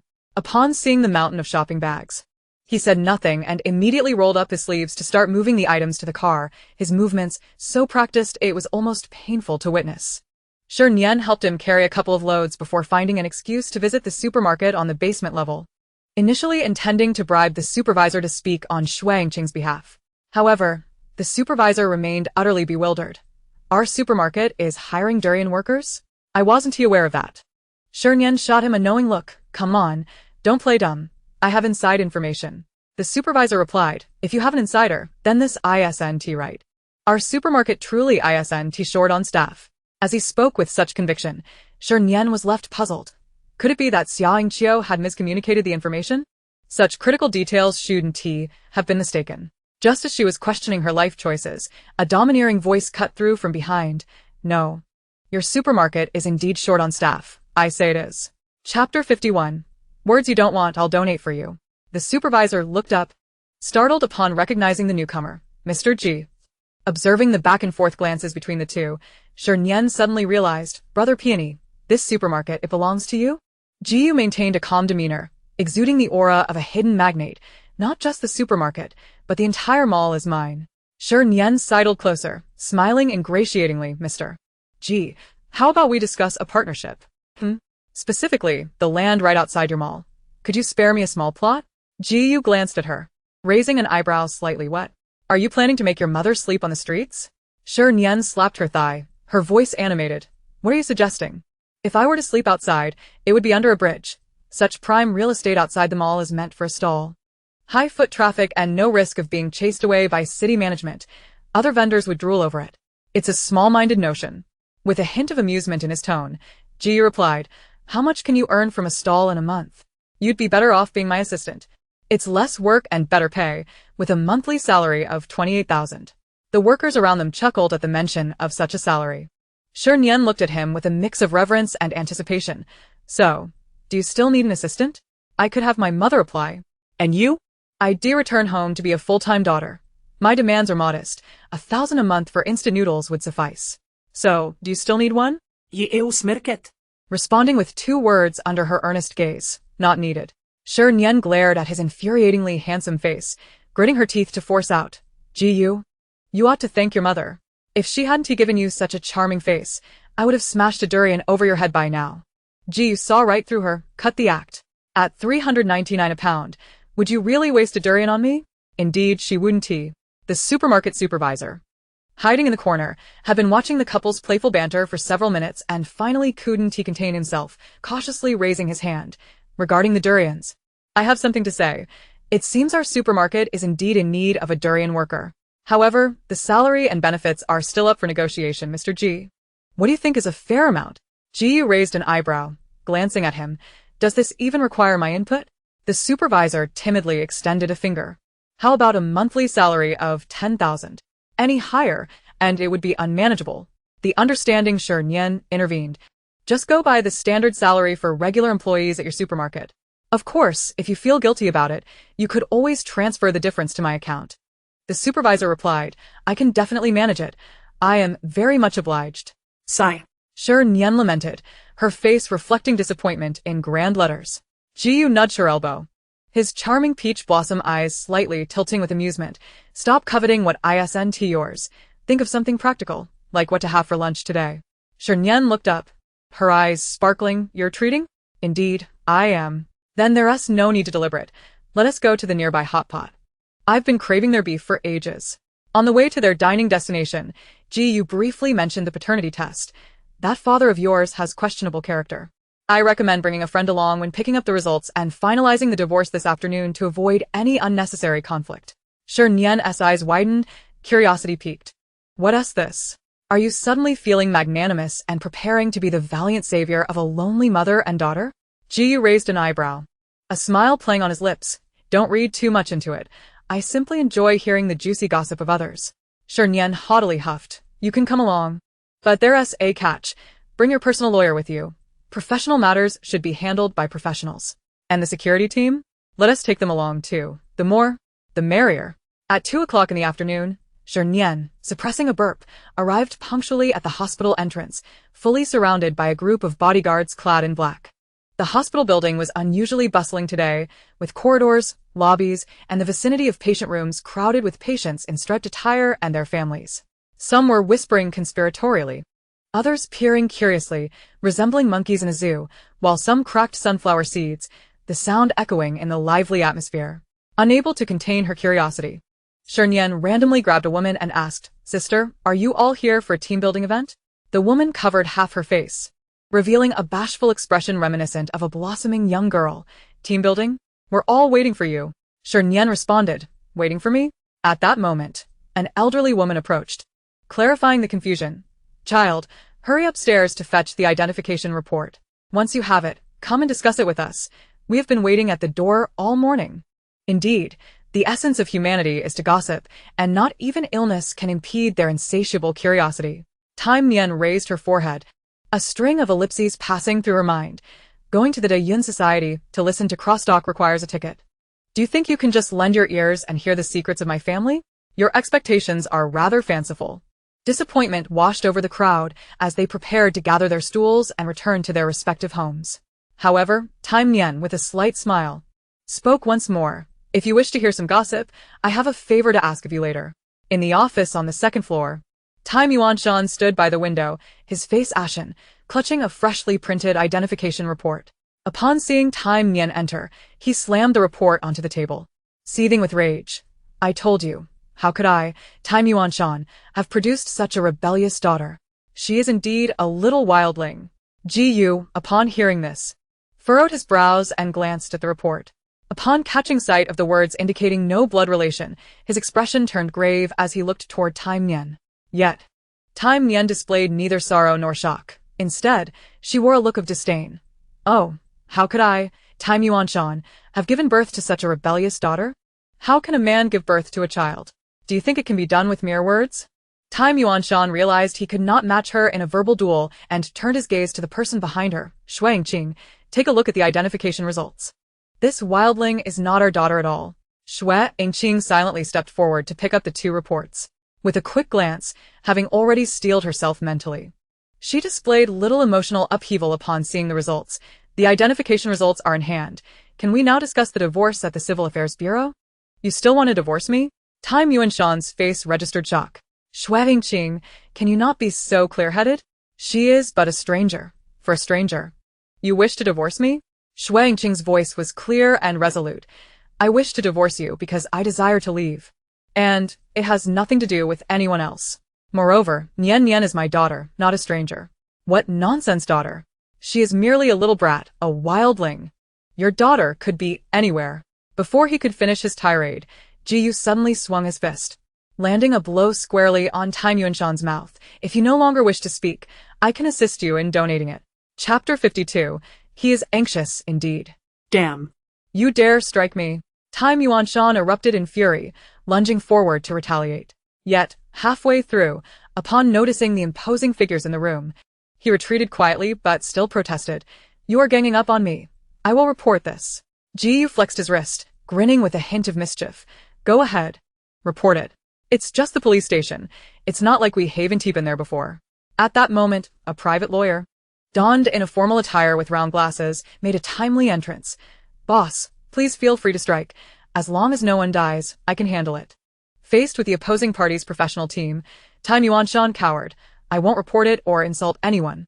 But you must at least be reasonable and let me settle my family affairs." Ji Yu gestured for him to continue. Time Yuanshan, wiping the cold sweat from his forehead, turned to Shuangqing, softening his tone significantly. "What happened yesterday was my fault. I apologize. Please do not pursue the divorce. Your mother is still bedridden, and our son has yet to graduate. Our daughter is struggling somewhere. Can you bear to abandon them?" He was deeply engrossed in his performance when a sound of applause suddenly erupted from outside. The eldest sister, brimming with youthful infatuation, peeked through the door, clapping her hands while praising Time Yuanshan. What a deeply affectionate man. Even with his wife bringing bodyguards to confront him, he still hesitates to divorce. Tsk, such devotion, such love, truly makes Shuepingui choke on his blood and Shinshimi hang himself. Before she could finish, another voice quickly chimed in. "Sister, this man is not to be praised. Just yesterday, he was in the hospital assaulting his wife, swinging his fists like sandbags, striking her head without hesitation. It was quite terrifying. The eldest sister scrutinized Time Yuanshan, shaking her head repeatedly. This shouldn't be. He seems to care for his wife. I see it now. He must be lacking in that department. Generally, men who are incompetent in that regard tend to be volatile, and they like to vent their frustrations on their wives.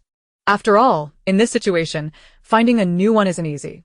Questioning his masculine prowess incited Time Yuanshan's indignation, blood rushing to his head, nearly causing him to spit blood. You wretched woman! What nonsense are you spouting? Anxious, he became furious, and the eldest sister pointed at him, flaunting to the crowd. Look, I was right. He's angry now. A middle-aged man in the crowd, disapproving of the spectacle, came to his defense. Brother, I believe you. Let us hurry and divorce this woman to prove your worth. Just yesterday, he was cursing and threatening, yet today, he shamelessly refuses to let her go. How spineless can one be? What kind of man are you? The onlookers chimed in, each adding fuel to the fire, with every utterance echoing divorce and every word laced with humiliation. Time Yuanshan felt akin to a pig roasting on a spit, with no avenue for retreat. Damn it. Let us divorce then. Who-s afraid of whom? He could not fathom how he would find another obedient and diligent woman. Time Nian discreetly gave a thumbs up to the crowd outside, then produced the divorce agreement she had just drafted, flinging it before Time Yuanshan. This is the divorce agreement. If there are no issues, please sign. Time Yuanshan's gaze immediately fixated on the section regarding asset distribution, his pupils dilating dramatically. East City property, 5 million in cash? Time Nian, why don't you just go rob a bank? Time Nian's lips curled into a smile, her expression turning cold. Time Yuanshan, as someone decades older, you must have heard of the term marital community property. Haven to you? Time Yuanshan, with his bulging belly, adopted a defiant stance. I don't care about shared property. I only know that I built this company all by myself. She never assisted in any way, so you think she deserves money? Not a chance. The lawyer adjusted his glasses, re-entering the fray. Sir, allow me to enlighten you on marital law. According to... Shut your mouth. Time Yuanshan interrupted him directly. Don't waste my time with this nonsense. I'll say it plainly. Divorce is fine, but for the house and money, no way. If not, we'll see each other in court. I have plenty of time to drag this out. Time Nian, are you certain you want to give anything? Time Yuanshan stood firm as a mountain. Absolutely not. Very well. Time Nian chuckled coldly. Tomorrow, I will invite old Master Lu to dinner and have a good discussion with him about business matters. After all, I am no longer a member of the Time family. Whether the Time family is prosperous or not has nothing to do with me. The lawyer remained expressionless.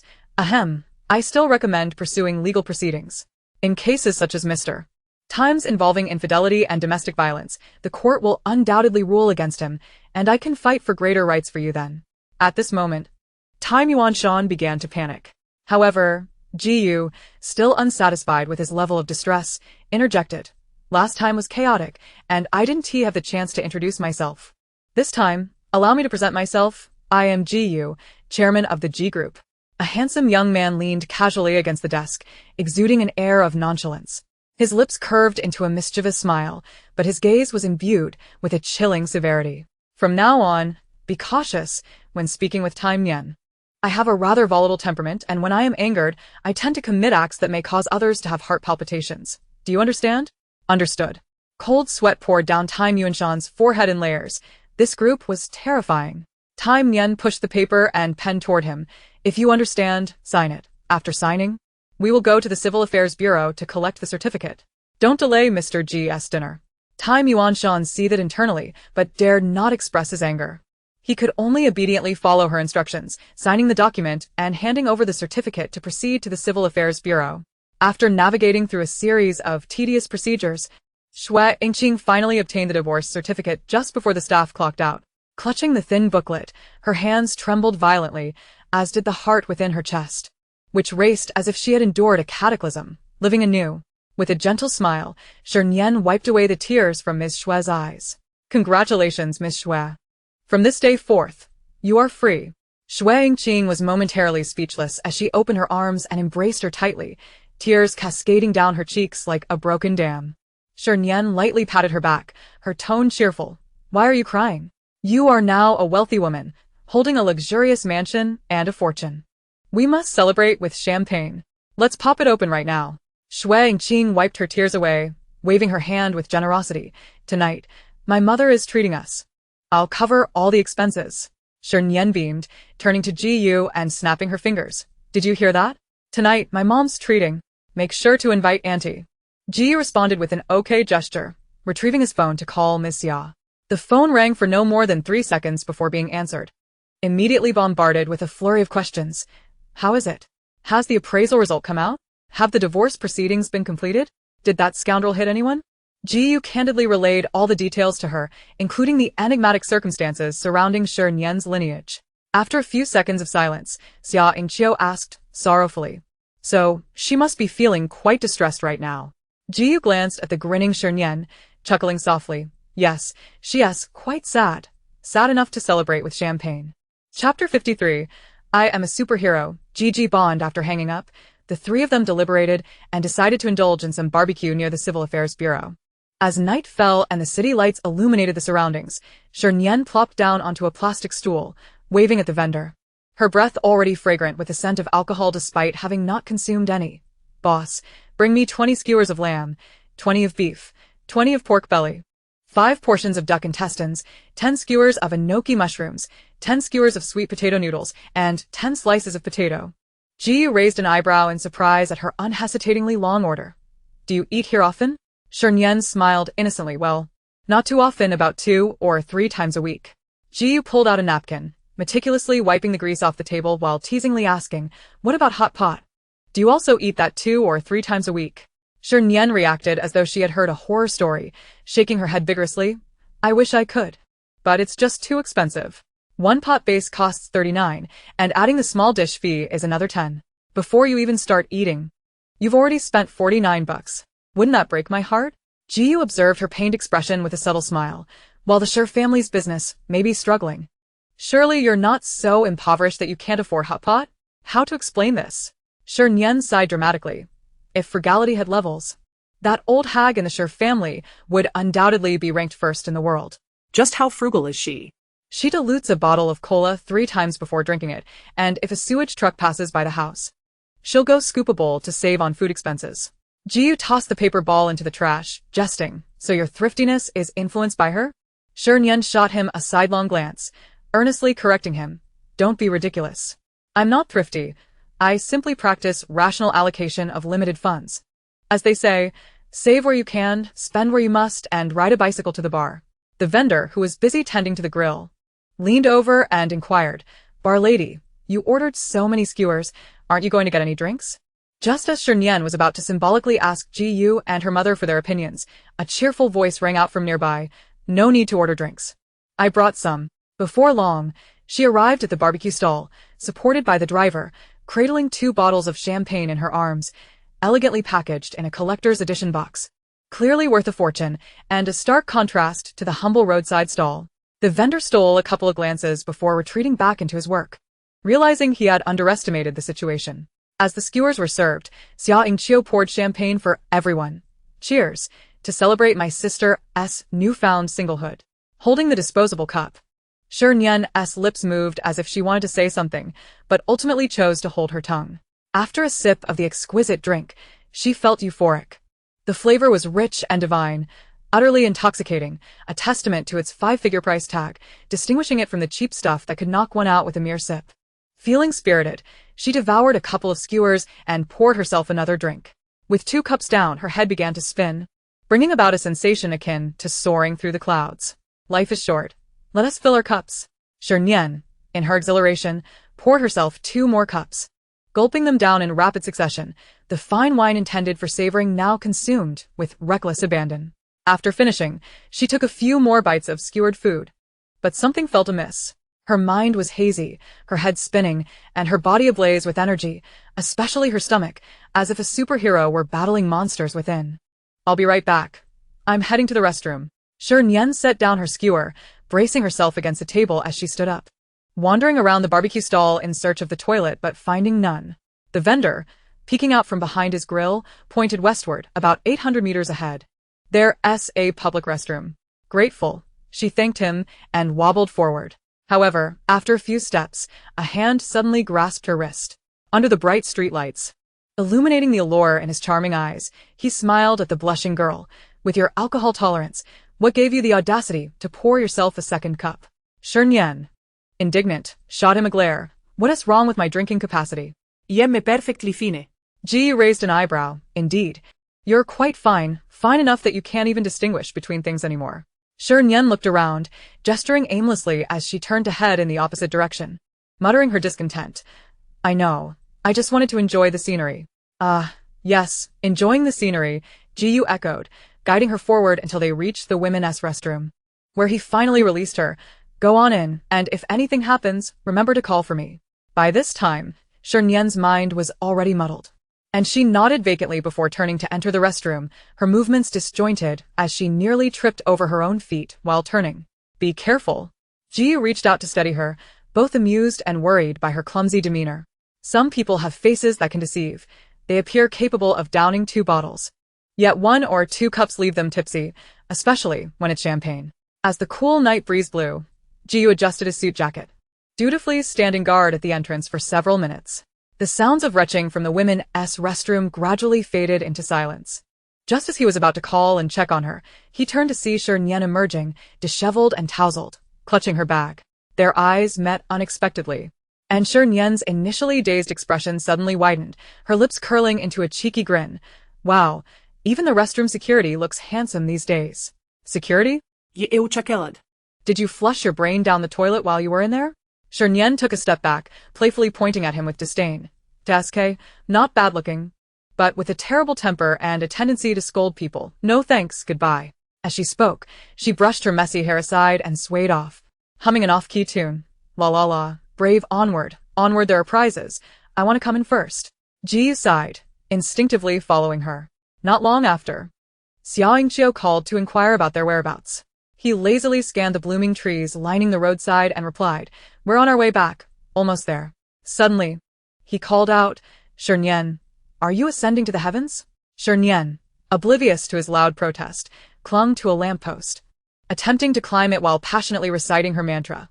Moon, moon, don't sleep. I'm a superhero, Gigi Bond, coming to save you. The moon? Jiu glanced up at the brightly lit streetlight, instantly understanding, and swiftly rushed over, grabbing her ankle and pulling her down. Your moon is over there. Jiu adjusted her shoulders, pointing towards the bright moon hanging in the sky, his tone gentle yet exasperated. Where? As Shernyen rose to her feet to take a look, her legs suddenly weakened mid-motion, and she fell into his embrace. Her shoulder collided with his chest, her hair brushing against his cheek, as the night breeze carried a faint, delicate fragrance. Chapter 54. Unable to be mother and daughter. We can still be brothers. Jiu felt a rush of warmth to his ears, his heart pounding like a drum. Unbeknownst to the instigator of this tumult, she supported herself on the ground with one hand while the other rested on his shoulder, struggling to change direction. She beheld a vast, round moon. Wait. There was another one below, no, many more, 1, 2, 3. The little drunkard squatted by the roadside, earnestly counting the streetlights, while Jiu remained in his position, dazedly gazing at her. Her skin, already fair, glowed under the streetlight, resembling exquisite white porcelain.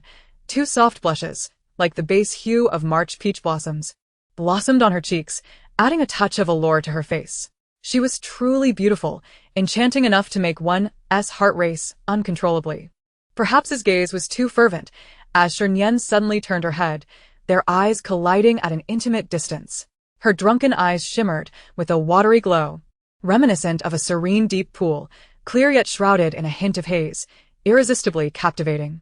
In contrast, his own peach blossom eyes were slightly raised, harboring a searing and perilous light within their depths. Shernyen, drawn in by the beauty of his gaze, raised her hand, her fair fingertips resting on the golden-framed glasses, her smile turning her expression even more beguiling.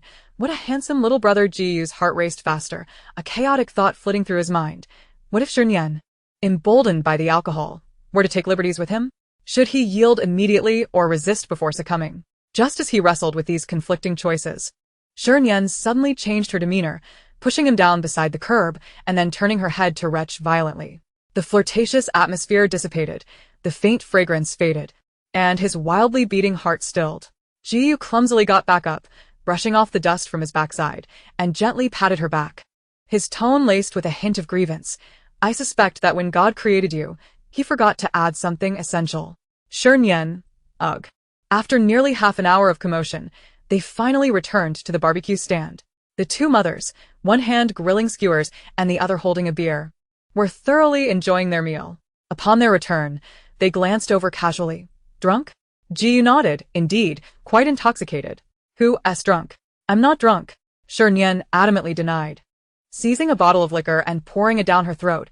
If you're not drunk, I'm not drunk. Who'll sleep on the street? Cheers.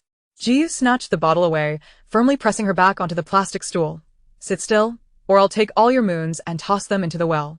Shernyen bared her teeth at him, fierce as a lion. You dare? Ji Bond, absolutely will not allow such wickedness to occur. Ji found himself at a loss with her defiance, resorting to calling out for the owner. Do you have kanji? The owner smiled politely. Guess why this place is called Little Fat Barbecue? Ji replied nonchalantly. 10 times the price. Please help me get a bowl. Why didn't you say so earlier? The owner ceased grilling, extinguished the fire, and pedaled away on his old bicycle in a flash. Eventually, the exorbitantly priced kanji was procured. But Shernyen barely took a sip. Her mouth was far from idle, one moment proclaiming her intention to save the earth, and the next expressing her desire to travel to Olympus Island to marry Princess Feifei. Shui Yingqing noticed her extreme inebriation and lost interest in the skewers. Turning to Xia Yingqiu and Jiyu, why don't you two continue eating? I'll settle the bill and take her home to rest. As she was about to call for the owner to settle the bill, Jiyu preemptively paid, gently steadying the swaying Shernyen. Let us go together. I've called my assistant. He'll arrive in 10 minutes. Shernyen, ever the advocate of frugality, despite being on the verge of floating away, reminded him to pack the leftover skewers. Take them all. We paid for them. We can't waste them. They'll make a great midnight snack if we get hungry later. In the end, the skewers were packed, but they did not end up in Shernyen's hands. As compensation, once they alighted from the vehicle, Jiyu bought her a bowl of kanji. Here, your midnight snack, nourishing and easy on the stomach. Perfect for a superhero's constitution. Oh. Although Shernyen donned an unwilling expression, her hand reached out eagerly. As the two groups parted ways, Xia Yingqiu deliberately inquired of Shui Yingqing, I heard Jiyu say you got quite a sum from the divorce. You needn't worry about eating and dressing. Do you still want the job at the supermarket? The latter answered succinctly. Yes, since sitting at home is boring, it's better to find something to do. Besides, compared to living off my savings, I'd rather venture out and test my abilities. Regardless of the outcome, she sought to relish the journey. Xia Yingqiu nodded in understanding. Well, if I ever crave durian, I'll come find you at the supermarket. You must help me pick the meatiest ones. Shui Yingqing laughed heartily. That's a given. As they waved farewell, Shui Yingqing helped the inebriated Shernyen, who clung to her like an octopus, into the house, pouring her a glass of water while chiding. You usually enjoy your food and drink so much. How come your alcohol tolerance is so poor? Shernyen grasped her hand, giggling foolishly. Mom, little rich lady from now on, I'll stick with you. Don't go falling for those other charming suitors and forget about me. Shui Yingqing was both amused and exasperated. What nonsense are you talking about? You're my daughter. Who else would I want? Though Shernyen was intoxicated, her thoughts were clear. No, I'm worried. How about we make a pact? That way, even if we can't be mother and daughter, we can still be brothers.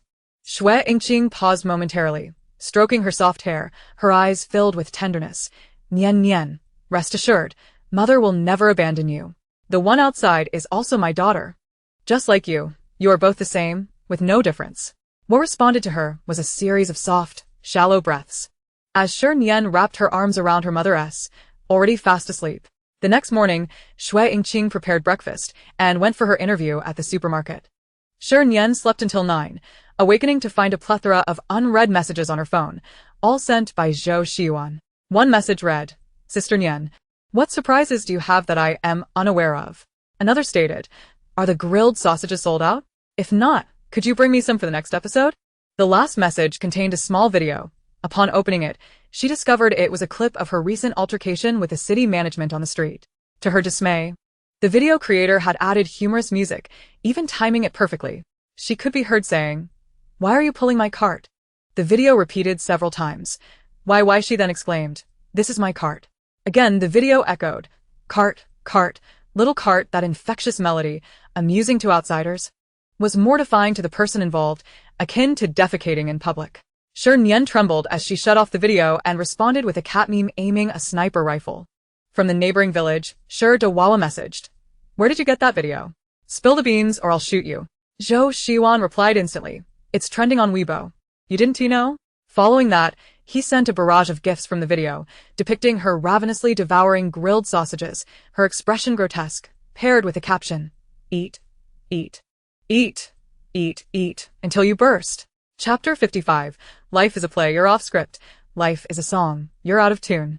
Shernyen chose not to reply and stormed into Weibo. Sure enough, the entry about her selling grilled sausages was trending prominently. Upon clicking, the first post was that very humorous video shared by a familiar adversary known as Nian Nian Buwang by Yu Huixiang.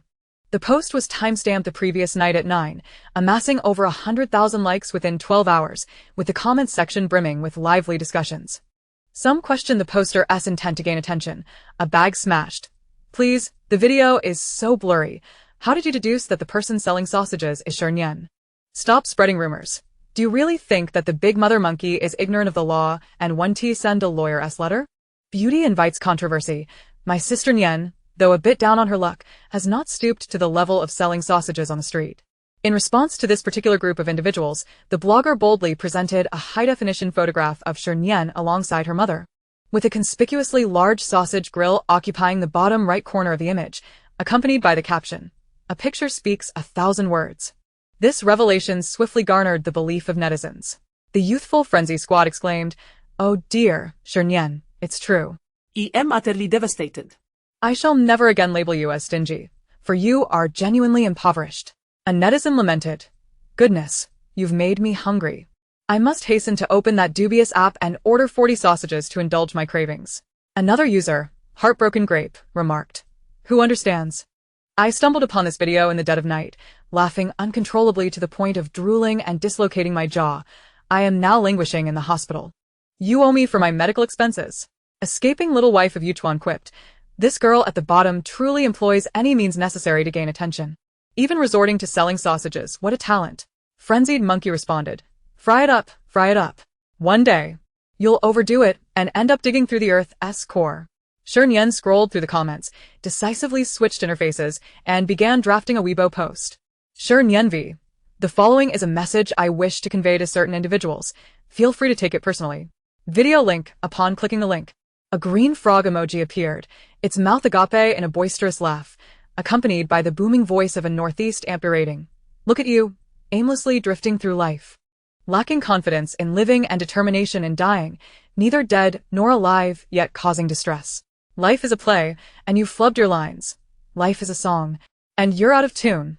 Life is a dream, and you're suffering from insomnia. With such audacity, you still dare to surf the internet? Pack up and be gone." As soon as the Weibo post went live, the comments section erupted. "Night all baby. I was merely idly scrolling through Weibo. Why must you curse me so? I am speechless. Little snack. That's a personal attack. I'm reporting it. Dozing off in class. A 19-year-old beautiful girl just passed by. That was close. I almost got scolded. Stealing time from Shernyen. Wow, such a way with words. I adore it. Kisses. Heart." The one who could not forget sent Shernyen a private message as soon as he saw the Weibo post. "Never forget. There will be resonance." A muscular man shivering. "Never forget, there will be resonance. Please, delete it quickly. It's terrifying. I feel as though my mother is already on her way with a knife." Shernyen. "I roll, what, can you handle it?" Never forget responded with an emoji of a muscular man collapsing dramatically. In this round, Shernyen emerged victorious. To reward and indulge herself, she closed Weibo and turned to a certain dubious app, placing 3 takeaway orders in quick succession. Half an hour later, the deliveries arrived in succession. Shernyen eagerly unwrapped the takeaway packages, picked up her phone, opened the camera, and found the most flattering angle to snap a picture. While netizens were still lamenting in the comments section of the previous Weibo post, she quietly shared another infuriating update. Shernyen v. "Let me see who can eat without gaining weight. Oh, it turns out it's me." The accompanying image showed Shernyen with a chicken leg in her mouth, a cola in hand, and a slice of strawberry cake before her, grinning more arrogantly than the green frog emoji itself. After posting, she disregarded the netizens' despair, set her phone aside, and joyfully began her feast. For the next 40 hours, Shernyen embraced a lifestyle of waking up to eat and sleeping after eating, embodying the essence of a carefree sloth. However, such blissful moments are fleeting. Before she knew it, it was Friday again. This episode of Love Talks was set to be recorded in a private villa in S City. Upon receiving the detailed address, Shernyen couldn't help but roll her eyes, for despite being marketed as a travel-themed dating show, they had yet to venture beyond S City over the course of 2 episodes. Truly, it was a program by Shi Nian, adept at deceiving audiences with empty promises. At 7 o'clock on Friday morning, Shernyen donned a fruit green shirt gifted by Ms. Xia, paired with denim jeans, and hopped into a taxi, heading to the recording location. During the ride, her phone chimed with 2 notifications. Jiu had messaged her. "I forgot to ask. Have you dealt with your late fiancé, who was tragically kicked by a horse?" Shernyen replied, "Of course. The grass on his grave has grown 3 meters high." After sending the message, she sensed something was amiss and followed up with another question. "Why are you so concerned about my late fiancé? You wouldn't be interested in him, would you?" Jiu promptly responded with an emoji of a large yellow figure covering the mouth of a smaller yellow figure. The caption reading, "Shut your dog mouth." Shernyen retaliated with a rolling-eyed Shiba Inu emoji. 40 minutes later, the taxi came to a halt in front of a grand private villa. Gazing at the sprawling emerald lawn, encircled by a sea of flowers and the imposing architecture, Shernyen realized her earlier assumptions had been overly hasty. Zhou Xingyan indeed possessed some acumen. Upon entering the villa, a butler clad in a black suit and white gloves promptly took her suitcase, warmly ushering her inside. "Miss Shi, please come in. The young master has been waiting for you." "Young master?" Shernyen paused, quickly comprehending. "Is the theme of this episode role-playing? What is my character?" The butler tentatively suggested, "Perhaps you are the beloved young lady deeply entwined in a love-hate relationship with the young master?" That role sounded splendid. One that could easily endure to the finale. Shernyen bestowed a satisfied glance upon him, akin to Lu Laolao entering the Grand View Garden, leisurely exploring as she strolled. Upon reaching a cluster of flowers, she abruptly looked up to find Jiu standing on the second-floor balcony, observing her. Dressed casually in a black jacket and deep blue jeans, he held a can of cola, lazily leaning against the railing, appearing as though he had just awakened. In truth, Jiu was perhaps the most unpresumptuous CEO she had ever encountered, while other domineering figures exuded an air of aloofness, clad in bespoke suits. He possessed a sharp tongue and preferred casual attire, with his shirt collar undone and gold-rimmed glasses perched on his nose. He exuded a vibe reminiscent of a charmingly rebellious academic from school days. Shernyen had always been forgiving of handsome men. She flashed a wide grin and waved at him without holding grudges. "Hey, you're here so early?" Jiu shook the cola can, his voice crisp. "Not early. This is my home." Truly, he was extravagantly wealthy. At that moment, the exuberant voice of Zhou Xiwan echoed from outside the door. "Sister Nian, Mr. Ji, good morning." Turning around, she spotted him struggling to drag 2 oversized suitcases into the courtyard. Chapter 56. To the most beautiful Ms. Shernyen in the world. Shernyen wore a perplexed expression. "Wait, it's just 3 days. Why bring so much?" Zhou Xiwan patted his suitcase, pride radiating from him as though he were a dog praised by its owner. "It's all food. This time, I want to go hungry." Shernyen silently gave him a thumbs up. Indeed, his persona as a foodie was solid. At 8 o'clock sharp, the program commenced, drawing countless viewers into the live broadcast. Everyone settled comfortably with their snacks, ready to witness the antics of the production team. Yet, Zhou Xingyan deviated from his previous malevolent demeanor, directly inviting the 8 guests to the dining room for a meal. Beholding the sumptuous breakfast still steaming on the table, Zhou Xiwan trembled slightly as he held his instant noodles, incredulously turning to Zhou Xingyan. "You didn't poison the food, did you?" Zhou Xingyan shot him a glare, a sincere smile laced with cunning. "What are you thinking? Am I that kind of person? Eat without worry." Shernyen felt a chill at his smile and cautiously inquired, "You're not planning to harvest our kidneys, are you?" The two continued to press him, leaving Zhou Xingyan quite vexed, slamming his speaker. "Eat if you want. If not, then don't." "Ah, now that was more like it." Shernyen felt relieved and enthusiastically invited everyone to sit and share the meal. "Zhou Xingyan, you should reflect on this. As a person of striking appearance, how have you sunk to such a level of public disdain? Listen to me, Zhou Xingyan, you don't need to change at all. Unleash the vigor of the last episode and give that domineering monkey a thorough thrashing. She is truly insufferable. Ever since I saw the Weibo post from Shernyen 2 days ago, my tears have not ceased." Even the silicone prosthetics in my nose are about to cry out. Shernyen, how will you repay me for what you owe? She's eating again. Oh. The dark god of gluttony. Woe is me. The dark sorceress has transformed. The transformation into a pig spray. Sizzle yet, regardless of how high the netizens leap. They cannot impede the rhythm of Shernyen indulging in a feast. After a delightful and satisfying breakfast, the staff brought forth a box containing heartfelt cards, inviting each guest to draw one at random and read it aloud. Following the seating order, Shernyen was the first to go, and she happened to draw a card that Lu Yuchuan had penned for Su Sheng.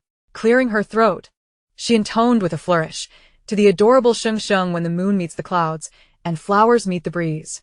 Tonight's night is as beautiful as you. Su Sheng gracefully rose to accept the card from her, expressing her gratitude with a soft thank you. Shernyen waved her hand dismissively, smiling warmly. No need for thanks. Do remember to send me an invitation when you two get married. I shall sit at the children's table, with the gift money charged to the director. Su Sheng suppressed a smile, not responding but feeling elated nonetheless. 3 days prior, she had learned from Lu Yuchuan that their engagement had been dissolved. After 3 years of delay, she could finally pursue her love openly. How wonderful. The other guests sequentially drew their cards. Jiang Wanjiao, Shi Nian and Zhou Shiwan all revealed their romantic interests as anticipated by the netizens, with no surprises. Then came Song Xinyo's card. She drew it herself and read it aloud. Her splendid voice, nurtured by years of drinking ancient green tea, sending shivers down spines upon her first utterance. As soon as she mentioned Brother Jiyu, the other party could no longer contain himself, sneaking away under the pretense of needing the restroom. With the audience gone, Song Xinyo swiftly reverted to normal, articulating a quote from Fei Yongyang with clarity before tossing the card onto the table. Zhou Shiwan drew Jiu's card, and as expected, the nonsensical phrase was directed at Shernyen. After reading the brief sentence, he turned to Jiu, who had just returned from the restroom. Are you and Shernyen secretly indulging in tomatoes behind my back? Jiu casually scanned Shernyen's daydreaming face and replied. We didn't eat tomatoes. It was a beef burger with ketchup. What? Are you inviting us? Oh my heavens! What have I just heard? You and Shernyen have been dining together in private? If you've already shared a meal, it would be rather rude not to be together, wouldn't it? If today you dare to dine behind our backs, tomorrow you'll dare to kiss in secret, and the day after, will you stealthily have a child? Can't you be a bit more straightforward? Just livestream it for us. Finally, only Shernyen's card remained unannounced. The sole guest who had drawn a card, Jiyu, took it, and upon reading the beautifully penned name, raised an eyebrow without any surprise, to the most beautiful Miss Shernyen in the world, Ding Ding Dong, who is knocking the evening bell. Upon opening the door, oh, it turns out to be the beautiful you. After reading the card, instead of handing it to the recipient like the others, he tucked it into his pocket. With all 8 cards revealed, Shernyen emerged victorious with an overwhelming 3 votes, granting her special privileges for housing distribution and household chores for the next 3 days. The news filled her with joy, akin to a maid transforming into a queen. Who could understand such a contrast? However, some positions of authority are not without their challenges. During the first room allocation, the production team set a trap for her.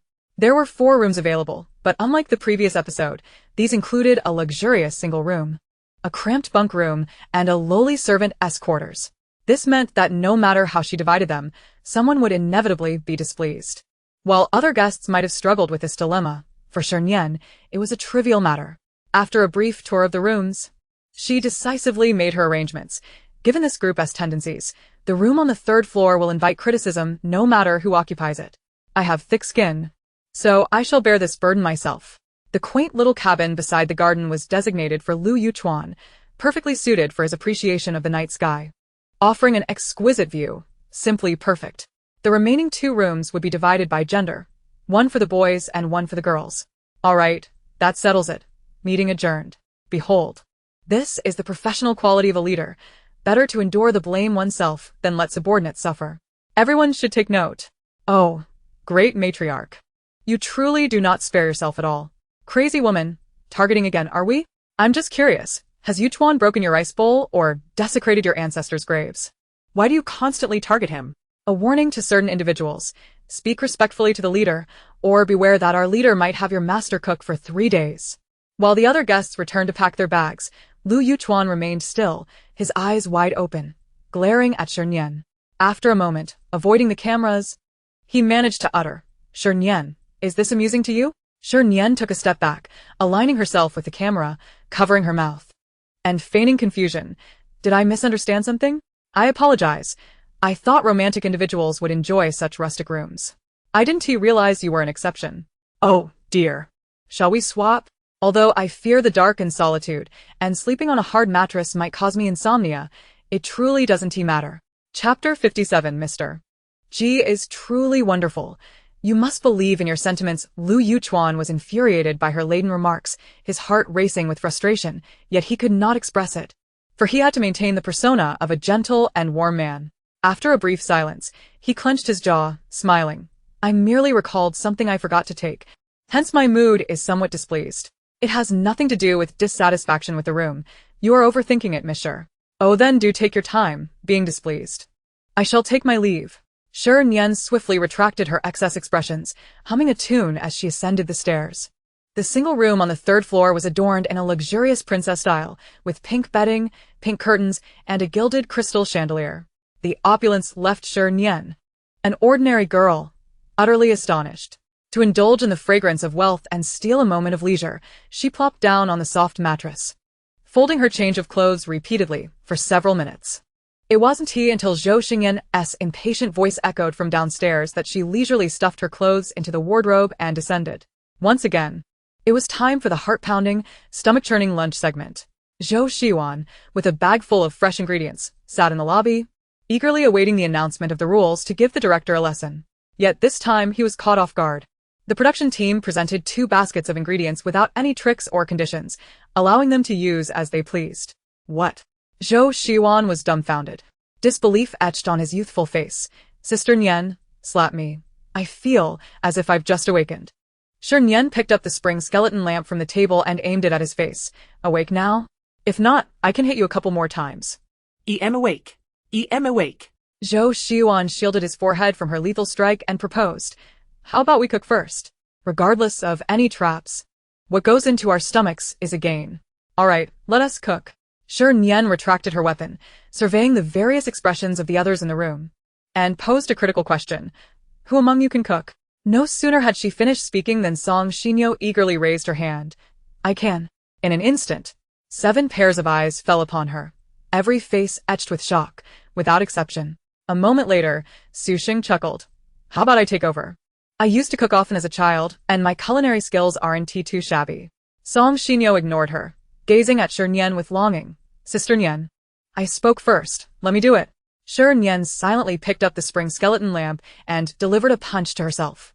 Truly, after living for so long, one encounters the most extraordinary circumstances. In this day and age, there are still people vying to be servants. Absurd. You two, stop competing. Let us be fair and work together.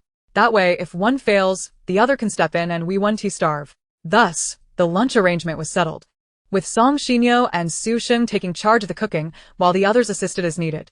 The mansion's kitchen was spacious, and the 2 girls busied themselves without interference, creating a relatively harmonious atmosphere. However, the online comments were a different story, as the fans of Song and Su clashed vehemently. Wasn't the previous episode just a frail little green tea? Now, she's suddenly adopting the virtuous wife and devoted mother persona? Do they really think the audience is foolish enough to be deceived? Song Xinyo, thank you. I've felt nauseous for 2 days. It feels much better to let it out. Can some fans please refrain from being so domineering? Is the kitchen yours? Our Xinyo merely wishes to cook a meal for everyone. What is wrong with that? Do you really think she looks like someone who can cook? What if she burns down the kitchen? What will she use to compensate? Everyone was waiting for the spectacle. But Song Xinyo unexpectedly shed her usual affected demeanor and swiftly began chopping vegetables, revealing herself to be quite adept. When Shernyen brought her the ingredients, he couldn't help but compliment her. Wow, such skill. Have you taken classes? Song Xinyo shyly smiled. No, I often cooked as a child. It's just practice. Su Sheng, who also cooked frequently as a child but had mediocre knife skills, felt a pang of envy, her face partially obscured by her hair darkening slightly. Among the 8 guests, she ranked in the top 3 in terms of popularity, and coupled with her pairing with Xingyu, it was expected that her discussion volume would be the highest following the show's airing. However, the reality proved otherwise. The first episode aired, and there were only 2 trending topics about her. most of which were from old fans promoting her, while Shernyen's name bounced around the trending list with flair. Her manager concluded that she had too few opportunities to showcase herself and advised her to display her talents more in the upcoming recordings to generate buzz.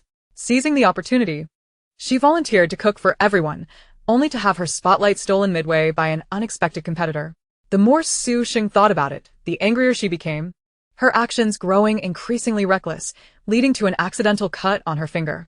The cooking demonstration swiftly transformed into an incident scene. Lu Yuchuan, concerned, furrowed his brows tightly and hurriedly pulled her aside to bandage her wound. Glancing at the half-cut potatoes and the unprocessed plump duck, Shernyen offered to take over the potatoes, but admitted defeat with the beer duck. Reluctantly, Shernyen had to pause her leisurely pursuits and stepped up. "It's just a beer duck, right? I can handle it," she declared, raising the knife to chop the duck.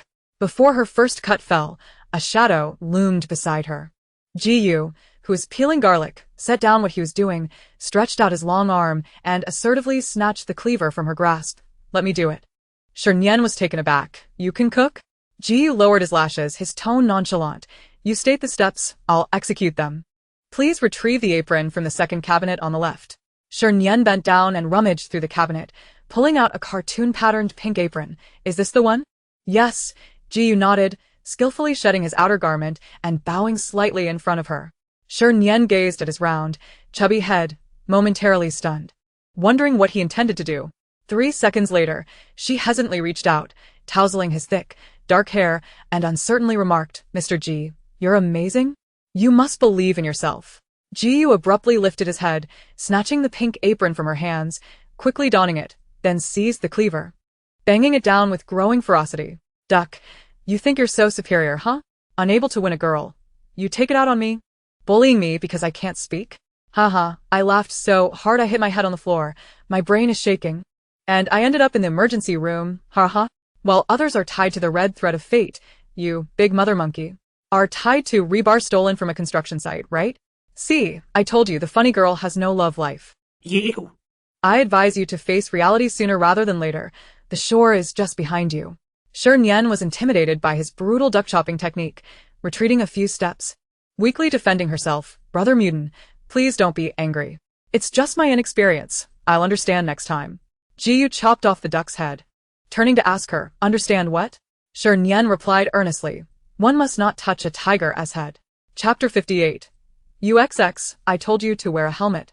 But you wouldn't. In the following half hour, Jiyu said nothing, his expression darker than the beer duck simmering in the pot.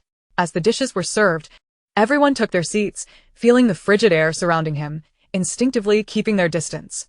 After some polite insistence, Shernyen settled beside him, first grabbing a bowl of rice, then a large duck leg, pushing it toward him with grandiosity. "Come on, let us toast to this bowl of rice. We're still good friends." Jiyu gazed at her with a deep look, sighed after a long moment. "Just eat. Weren't you just complaining about being hungry?" After this remark, the atmosphere lightened up again. Everyone chatted and laughed as they savored the dishes on the table. Aside from Jiyu's freshly learned beer duck, the other dishes were appealing in color, aroma, and flavor, leading to high praise for Som Xinyo from Shernyen. After lunch, Zhou Xingyan, who had been lurking for most of the day, finally revealed his true intentions, to ensure the future quality of life for the guests. The production team had hastily prepared a batch of merchandise, urging the guests to select items of interest to cooperate in filming promotional advertisements. Shernyen coldly and ruthlessly interrupted, "That's not acceptable. That's a separate price." Zhou Xingyan directly ignored her, continuing with enthusiasm. "The production team guarantees that all profits from the sale of merchandise will be used to improve the guests' lives. Any surplus will be donated to charity and will never fall into private pockets." Su Sheng led the charge. "If it's for charity, I'm willing to cooperate with the filming." Lu Yuchuan quickly followed suit. "I'm willing too." Their goodwill immediately drew praises from the audience, prompting the other guests to express their willingness to cooperate as well. With the objective achieved, Zhou Xingyan grinned broadly, resembling a wolf grandmother wrapped in a red scarf. There are 4 types of merchandise available for sale: small keychains, heartwarming stickers, shopping bags, and helmets. Please pair up for filming and editing the advertisements.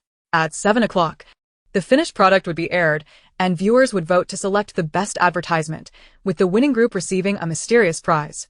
All guests, please give it your all. 2 staff members entered, carrying trays with the 4 types of merchandise. Shernyen immediately set her eyes on a vibrant green frog helmet with bulging eyes. Oh my god. Look at this delicate color and rebellious gaze. It's simply tailor-made for me. Everyone, I'm going for this one. Is anyone else interested? Let us team up. Zhou Xiwan hesitated to raise his hand but was a moment too late. Someone else had already stepped forward to grab the helmet, linking up with Shernyen. Let us go. We'll brainstorm the filming plan. Shernyen snapped her fingers. Let us go. Abandoned. Zhou Xiwan looked up at the sky and then down to the ground, dejectedly grabbing a shopping bag adorned with a sad dog face. Is anyone interested in this? Let us team up. Song Xinyo voluntarily stood up, her face drooping. Is there anything left to choose? It's just us. Following suit. Su Sheng and Lu Yuchuan selected keychains of the 8 guest cartoon characters, while Jiang Wanjiao and Shi Nian opted for colorful children stickers. Each group then proceeded to their filming time. Some groups diligently designed their scenes, others meticulously prepared props, some stared blankly at each other, while others enjoyed afternoon tea at a milk tea shop. After finishing a cup of milk tea, Shernyen placed the frog helmet on the table and asked Jiyu opposite her, I already have an idea. Now for the role allocation. Are you taking the lead or being the underdog? Jiyu replied, I choose to read the script first. At 7 o'clock, after dinner, the guests sat in the hall, awaiting their judgment from the online audience. The first short film to be played was Su Sheng and Lu Yuchuan's work. Título é de Encontro em Romance. The general premise involved a female student dropping a keychain from her backpack, which was picked up by a male student who secretly admired her, leading to a series of flirtatious exchanges as they grew closer. During the guest evaluation segment, Jian Yan delivered a sharp critique. The filming is commendable, and the costumes and settings are aesthetically pleasing. However, the male student appears somewhat haggard. Do remember to rectify this next time. Jiyu continued with vigor. Had I not been privy to the rules beforehand, I might have assumed you were filming a promotional piece for 520. The second short film presented was the work of Jiang Wanjiao and Shi Nian, titled Tight Tight Fun. The duo donned colorful neon outfits, playfully lying on a vibrant neon mat, engaging in a whimsical exchange of stickers and toys, all centered around a single theme, fully embracing the children's channel. Jian Yan commended them. Well done. Were there children in my household, I would certainly consider purchasing a few copies, but alas, I do not. Jiyu added. Neither do I. The third short film showcased the collaboration between Zhou Xiwan and Song Xinyo. This advertisement exuded a palpable sense of apathy, characterized by a lack of props, scenery, scripted dialogue, and even a title. The opening was a mere matter of finding the right angle, with everything else relying on improvisation. The salesman, Zhou Xiwan, wandered the streets with a shopping bag, while passerby Song Xinyo, captivated by the bag's flamboyant design, approached to request a link. What followed was Zhou Xiwan's solo sales pitch. This shopping bag is not only uniquely designed but also boasts exceptional quality. Just take a look. He seized the bag, gripping its edges tightly, and with a forceful tear, the bag split open. The phrase indestructible was silently swallowed, morphing into an awkward chuckle. This was merely an accident. Let us switch props. Song Xinyo promptly provided a new bag. Zhou Xiwan continued to tear at it, resulting in another gaping hole. He then unabashedly declared, well, you all can see the quality of this shopping bag. Hurry and buy one, or you shall regret it for a lifetime. Jian Yan incisively rated it. 6. Ji remarked, I choose to regret for a lifetime. The final short film featured the collaboration of Jian Yan and Jiyu, titled Have You Worn a Helmet Today? The first scene depicted a young couple at a milk tea shop, where the man, with a cold demeanor, abruptly stated, let us break up. The woman, with tears welling in her eyes, asked, why? The man, devoid of expression, replied, because you look utterly ridiculous wearing that helmet. The second scene showed the man discarding a frog helmet in disdain as he rode off on an electric scooter. Suddenly, a sharp screech echoed through the street, and the man found himself sprawled on the ground, lifeless in a pool of blood. The third scene featured the woman arriving at the accident site, donning the frog helmet, and launching into an impassioned rap. You, XX, I told you to wear a helmet, yet you refused.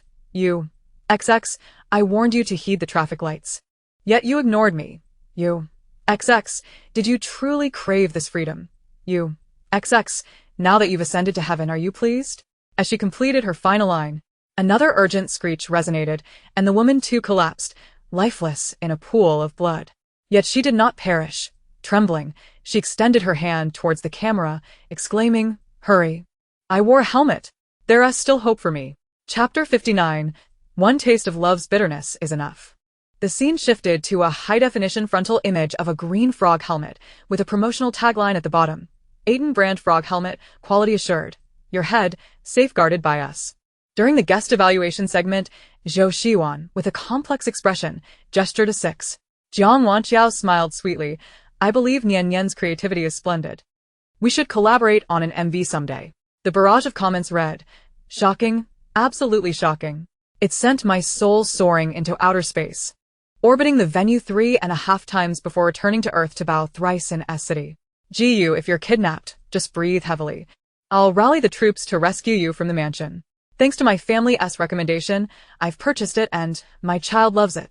I can attest. The Aiden brand frog helmet is indeed of excellent quality. I just wore it while out for a late-night snack, had a minor mishap, but while I may be gone, the helmet remains intact.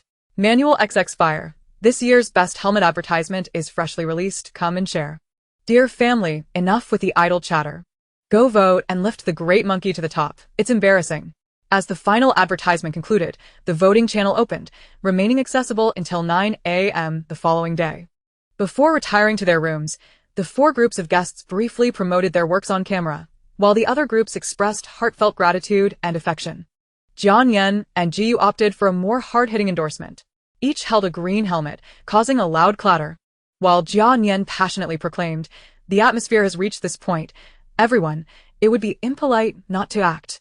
As the chaotic day drew to a close, while the other guests queued for their evening routines, Shernyen had already reclined on the luxurious bed, engrossed in a game. Ever since she had added that stunningly talented gaming sister, her rank had skyrocketed, ascending from a mere bronze to an everlasting diamond in just a few days. If all went according to plan, she might ascend another tier tonight. At exactly 10 o'clock, the live broadcast ended, and Shernyen shifted to a more relaxed position, ready to collect a few more stars, when a knock echoed from outside. Upon opening the door, she found Lu Yuchuan, still clad in his outfit from earlier, resembling a cold-hearted specter as he stood in the corridor. The moment he spotted her, he radiated an aura of menace. Shernyen arched an eyebrow, regarding him with a disdainful expression. Speak your mind. If there's nothing to say, I shall close the door. Lu Yuchuan, his expression frosty, gritted his teeth and inquired, Shernyen, what must I do for you to let me be? Shernyen, taken aback, retorted, on what grounds do you say that? I have neither confined you to a pigsty for fodder nor stranded you on a deserted island to forage for wild vegetables. How can you claim I won't let you go? Yet you assigned me the worst room and publicly insulted my appearance. Lu Yuchuan's eyes widened, gesticulating animatedly as he shouted at her, as if he had suffered a grave injustice. Fearing being drowned in his spittle, Shernyen hastily retreated behind the door, peering through the crack at him. Today I'm in a good mood, so I'll take a moment to clarify your misunderstandings, but just this once. Next time, I want to indulge you. First, the reason I assigned you that room has already been explained.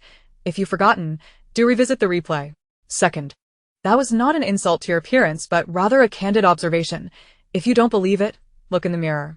Most importantly, I have no intention of holding a grudge against you, nor am I targeting you. I simply find you thoroughly detestable.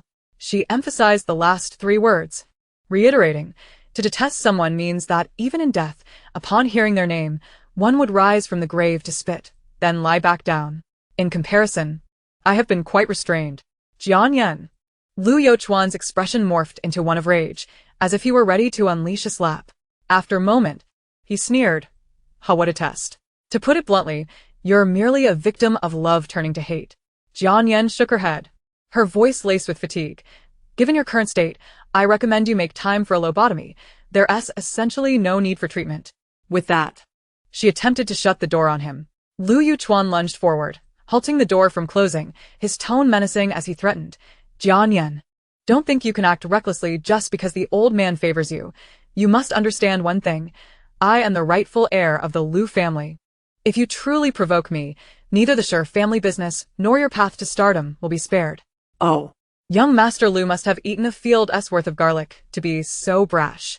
Jiu's voice echoed mockingly from around the corner. He approached with an indifferent smile, carrying a bag of snacks, and deftly tugged Lu Yuchuan away by the back of his collar, his peach blossom eyes narrowing, exuding a sharp brilliance. Young man, temper your words. After all, no one can predict what tomorrow holds. Who knows, perhaps in a few days, The Lu group might find itself in dire straits? Perhaps tomorrow, as you step outside, you might be bitten to death by a rabid dog? Although Lu Yuchuan was filled with indignation, reason still prevailed. The Lu family could not compete with the Ji family. This was an undeniable fact. And there was no need to throw oneself into the line of fire. Yet, he transformed into a vigilant hound, surveying his surroundings before letting out a derisive laugh. Ah, I see now. After years of love, how could you suddenly harbor such hatred? It appears you have already secured a backup, Shernyen. You truly are something else. With that, he scoffed once more and, with a facade of dignity, exited the battlefield. Shernyen spat in his wake and then turned to Jiyu. Her gaze more resolute than when she submitted her application to join the party in college. Do not heed his nonsense. My feelings for you are purely those of camaraderie in battle, nothing more. After all, having tasted the bitterness of love once is sufficient. Enduring it a second time would surely indicate a lack of discernment. Jiyu curled the corner of his mouth into a smile, one that was both genuine and elusive. And what of love's sweetness?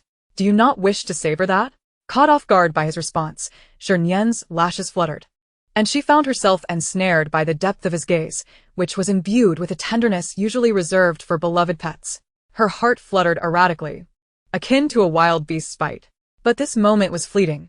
In the next, she regained her composure, triumphantly brandishing her phone, declaring, "Cease your charming words. I have downloaded an anti-fraud app, and the police have informed me that love only brings bitterness, never sweetness. I suggest you download it too, lest you fall victim to deception. It would indeed be their loss not to have you as their ambassador." Jiyu, momentarily taken aback, swiftly shoved a bag of snacks into her arms. "This is a gift, pilfered from Zhou Xiuan." Shernyen lowered her gaze, her eyes darting with curiosity, as if attempting to discern the contents through the plastic. Jiyu saw through her intentions in an instant. "Rest assured, I've verified that they are all authentic." The joy that radiated from Shernyen was palpable. "Brother Mutant, thank you. Please convey my gratitude to Zhou Xiuan and encourage him to bring more next time." As Jiyu glanced back at her, he walked away, his melodious voice echoing in the corridor. "Young lady, do try to consume less junk food." That night, as Jiyu lay in bed, sleep eluded him. Ultimately, he retrieved his phone and posted a query on a certain Crimson app. "I have developed feelings for a girl with a distinctive personality, yet lacking in emotional depth. How might I win her affection?" The internet, teeming with night owls, quickly provided a flurry of responses from self-proclaimed relationship experts. A domineering female CEO chimed in, "I have experience with this. Girls are often enamored with aloof and assertive men. You must showcase your personality during your interactions. For instance, if she declines your invitation for a date, assertively cover her mouth and declare, 'Woman, cease your pretense. I know what you desire.'" Ji retorted, "Woman, you may silence yourself now." A master of bamboo shoots advised, "Do not heed the previous advice. The times have changed. The archetype of the domineering CEO is outdated. Contemporary girls prefer independent men who do not cling. Thus, when dining or sipping milk tea, remember to split the bill." Ji responded, "I may be inexperienced in romance, but I am not lacking in intellect." A love expert named Xiao Luo suggested, "To pursue a girl, one must be proactive. Send her good morning and good night texts daily, and compliment her beauty and grace, likening her to a fairy. With enough praise, she will inevitably fall for you." Jiyu pondered this advice for a long while, hesitantly opening the WeChat dialogue, typing good night, then glancing at the time and silently deleting the message. Returning to the post, he discovered another reply. A glamorous cockroach advised, "Dear poster, do not heed the misguided ramblings of the previous commenters. Should you believe them, you will never find a partner." Jiyu questioned, "Are you knowledgeable on this matter?" The glamorous cockroach replied, "Absolutely. The art of pursuing a girl is vast and intricate. One must not operate haphazardly. I possess a love manual, originally priced at $99.99, now available for only $999. Should you require it, I can impart its wisdom." Jiyu countered, "I have downloaded the anti-fraud app." The glamorous cockroach responded, "In all seriousness, I am not employing any tricks. You may trial it first before making any payment." Jiyu clicked on the cockroach's profile, which featured a single post, "How to amass 5 million quickly." Clearly, this individual was in dire financial straits. Nevertheless, with a mindset of curiosity, he clicked on the private message. "Love manual?" The response was instantaneous. "What stage are you at in your relationship?" Jiyu tilted his head toward the moon. memories of his interactions with Shernyen flashing through his mind, and he sighed softly. We are merely friends who can converse. The glamorous cockroach understood. I will devise a pursuit plan for you. The glamorous cockroach continued. Step 1. You must display your advantages in her presence. If you possess a fine physique, flaunt it. If you have a handsome face, showcase that. If you are financially secure, let that be known. Should you lack in all three areas, I suggest you retreat to H province and become a monk. Ji replied. I possess all three. The glamorous cockroach expressed disbelief. Really? I find that hard to believe. The glamorous cockroach retracted a message. The glamorous cockroach added, then proceed to demonstrate gradually. Just remember, casually reveal your strengths in daily interactions rather than thrusting them directly in her face. That would be too crass. You acknowledged, understood. The glamorous cockroach continued. Step 2. You must discover her interests and cater to them. Gift her items, initiate conversations, arrange dates, and gradually establish a soulful connection. Ji confirmed. Understood.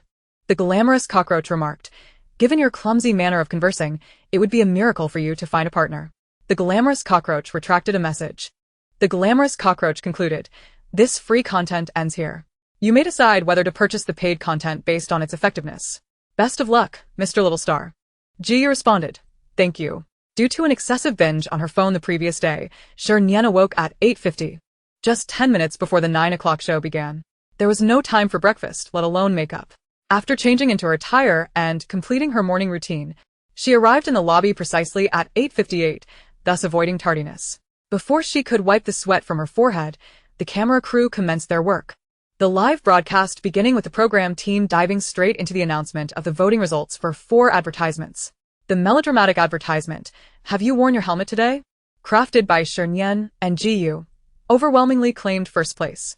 Zhou Xiwan and Song Xinyo's lackluster rendition of Tear the Dogs had surprisingly secured second place, while the most earnest youth idol drama, Encountering Romance, proudly finished last. Amidst a stirring musical score, the staff presented the eagerly anticipated mysterious grand prize, a complete set of merchandise. The moment the green frog helmet was unveiled, Shernyen's expression shifted to one of disdain. Next time, we can simply skip this tedious segment. It is a waste of life. Zhou Xingyan, now an established director, expertly disregarded her complaints, cheerfully announcing the next challenge. The heart-pounding challenge. Prior to the filming of the second episode, the official Weibo account of the show released a post titled Morally Questionable Challenges, soliciting bizarre tasks from the public. After a series of selections, 8 tasks were chosen for their feasibility. The 8 guests would draw lots to randomly select a task and complete it within the designated time frame. The 8 tasks were as follows. Dyeing a single strand of hair green at a barbershop, standing on the street in a frog costume, and hugging 100 passersby. Hailing a taxi to Guangbing Alley and greeting every person encountered, scaring NPCs in a haunted house until they cried. Purchasing lemonade from Mishua I City and paying 4 yuan in various ways, buying only one of each fruit from a fruit shop.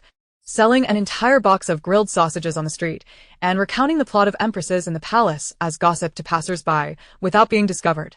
Shernyen assessed the tasks and categorized them into 2 types, social anxiety-inducing and mortifying. One was maddening, and the other was mortifying. Both were quite challenging. She drew the short straw, landing the ultimate socially anxiety-inducing task, greeting every passerby. Furthermore, Jiu intends to visit the hair salon to dye his hair green, while Zhou Xiwan wishes to don a frog costume and embrace passersby. Song Xinyo plans to purchase fruits at the market.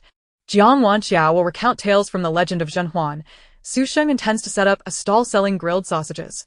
Lu Yuchuan is headed to Mishua I City for lemonade, and Shin Ian aims to frighten NPCs in a haunted house. Considering the long journey ahead, Shernyen resolves to first seek some nourishment in the kitchen to fill her stomach before setting off. To her dismay, the kitchen is utterly bare. Not a single dish remains. Just as she prepares to leave on an empty stomach, Jiu appears at the kitchen door, bearing 2 large bags of breakfast, buns, oil sticks, egg pancakes, chive pancakes, sandwiches, and beverages including soy milk, 8 treasure porridge, millet porridge, and milk. What would you like? Shernyen is left dumbfounded. Have you taken over the breakfast shop? Not quite to that extent. Jiu smiles warmly as he pulls out a chair for her, displaying impeccable gentlemanly manners. Come.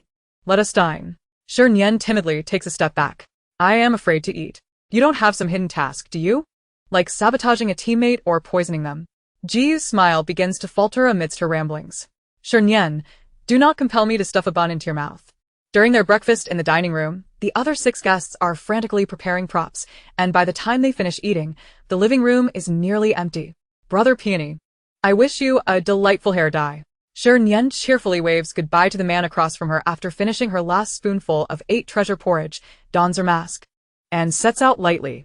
Upon exiting the villa's gates, she is greeted by a broad asphalt road, flanked by lush green trees and vibrant flowers, an environment truly splendid.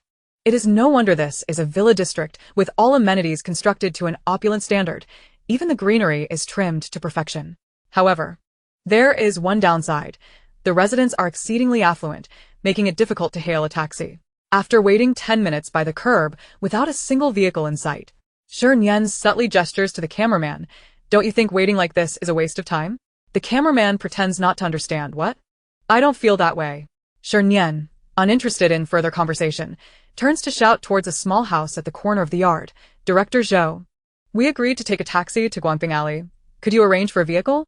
Zhou Xingyan leans out of the window, grinning smugly. You just can't get a taxi. You can walk there. It's not a big deal. Shernyen doubts her sanity. 5 kilometers? You want me to walk? A bit of exercise is good for you. Zhou Xingyan shrugs, his expression one of mischief, clearly anticipating the unfolding drama.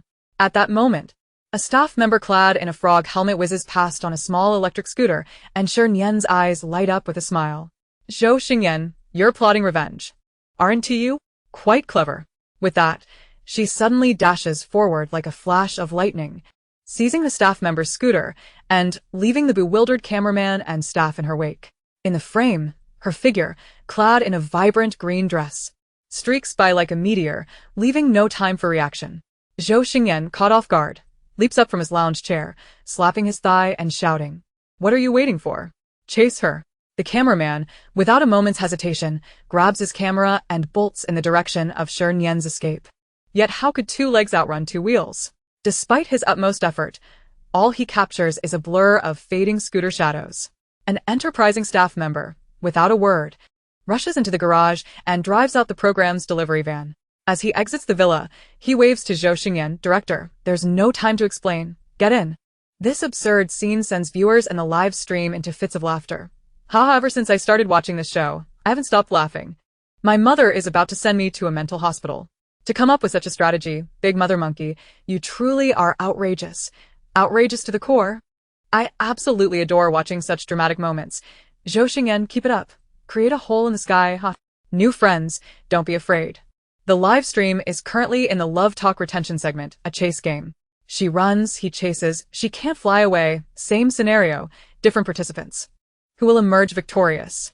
Let us wait and see. Isn't anyone going to speak up for the cameraman? Others work to earn money. Yes, risking his life. The dedicated cameraman runs 2 streets and finally catches up with Shernyen in a bustling crowd. But no matter how enthusiastically he and Zhou Xingyan shout from the car window, she remains focused on driving, oblivious to their calls.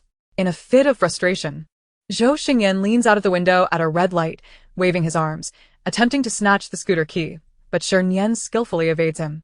After his failed ambush, he concedes, leaning back in defeat. The most beautiful Shernyen, I acknowledge my wrongs. Let us get in the car and film properly, shall we? Shernyen straightens her back, her expression cold as she stares ahead, refusing to offer him a glance.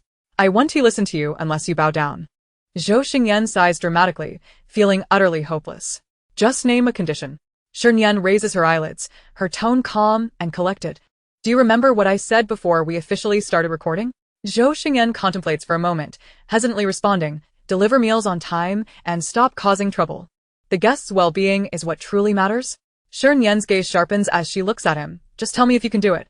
Taking a deep breath. Zhou Xingyan nods vigorously. I can. Everyone heard that. Shernyen scans the staff in the car and then faces the camera.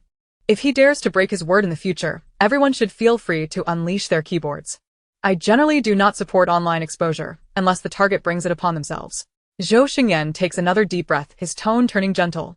So how do you plan to get there now? By van, or should we call another taxi? Shernyen pats the handle of the scooter. The electric scooter is just fine. I'll ride slowly, can you keep up? Absolutely. Zhou Xingyan quickly agrees, visibly relieved as he climbs back into the van. 10 minutes later, the group arrives successfully at their task destination, Guangping Alley. Guangfeng Alley is a street filled with food stalls, and due to it being the weekend, it is bustling with crowds of young people queuing for snacks, a sea of heads, as far as the eye can see. Shernyen glances at the throng and, feeling overwhelmed, addresses the viewers. I have always thought that those who spend their days surfing the internet are utterly inept, but today I realize you are not without skills.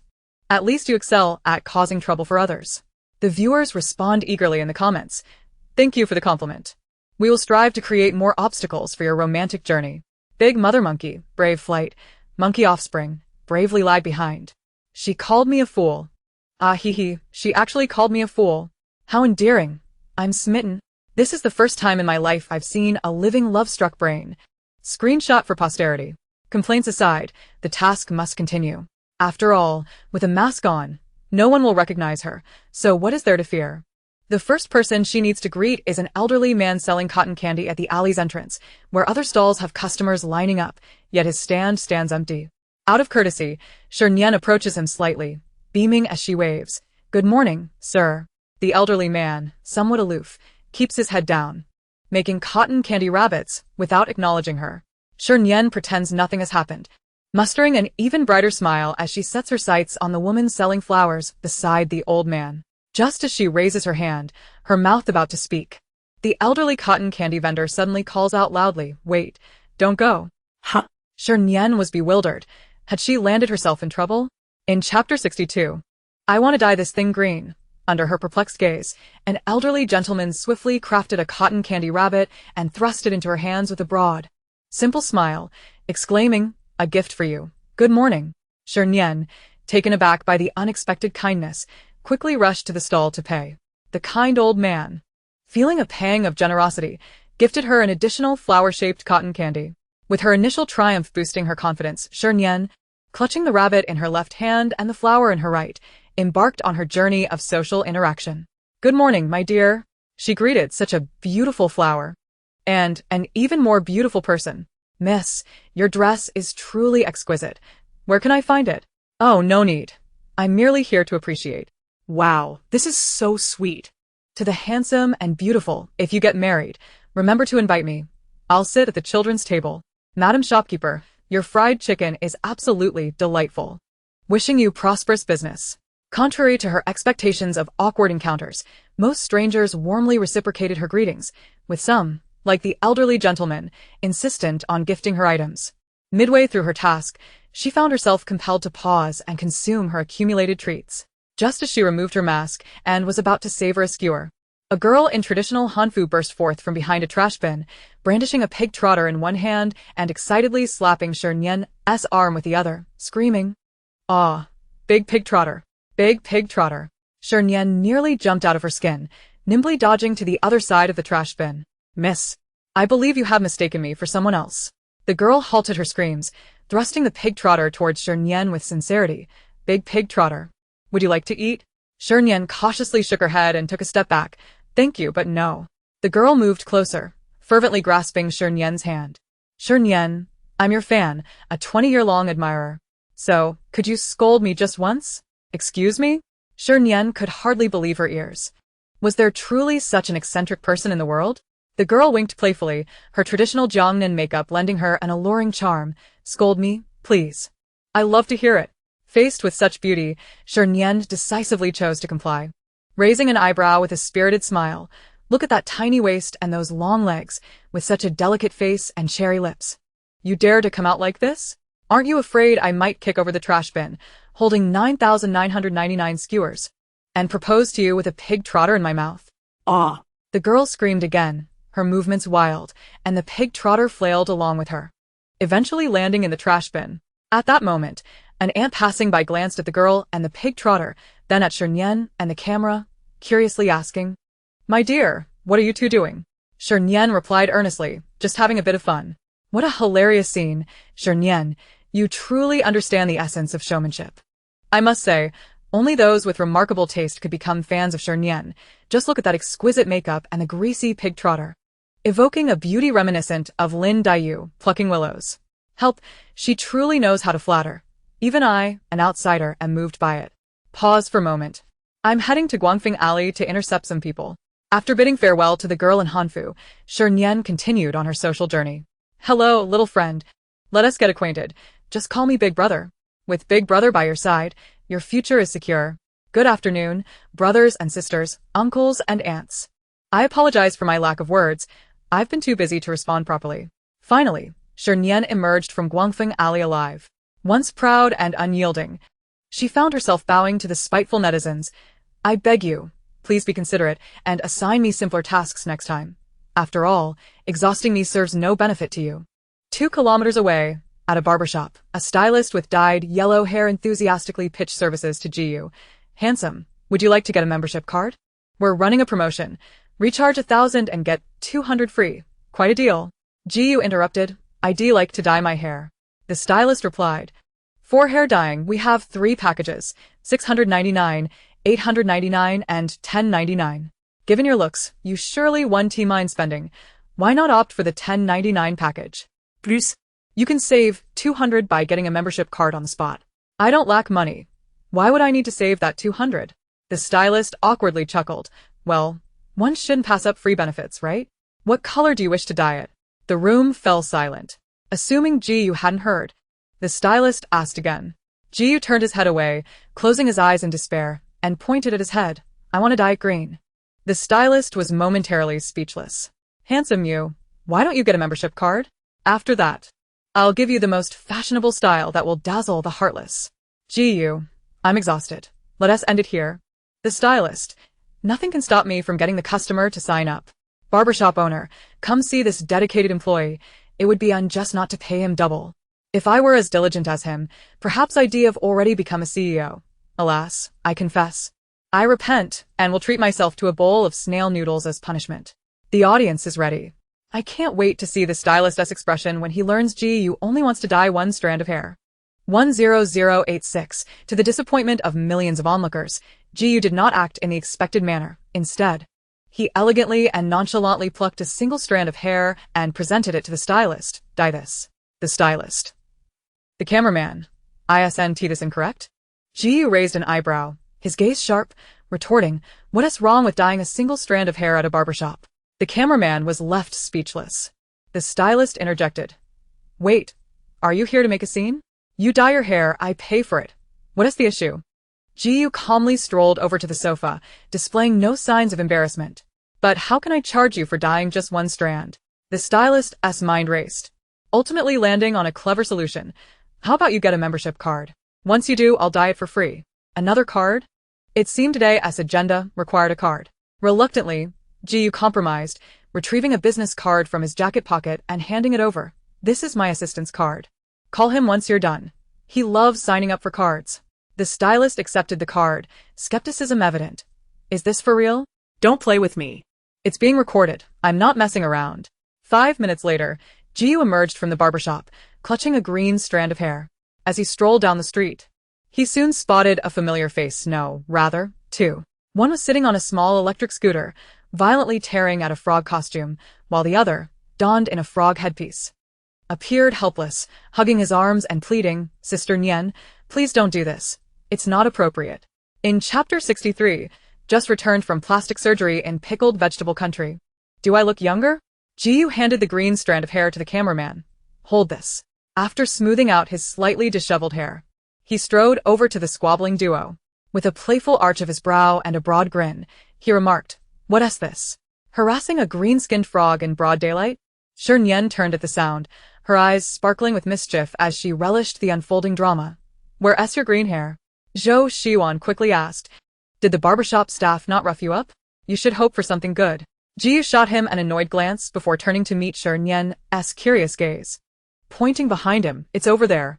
The staff, with a delicate flourish, held up the swaying green strand, smiling slightly.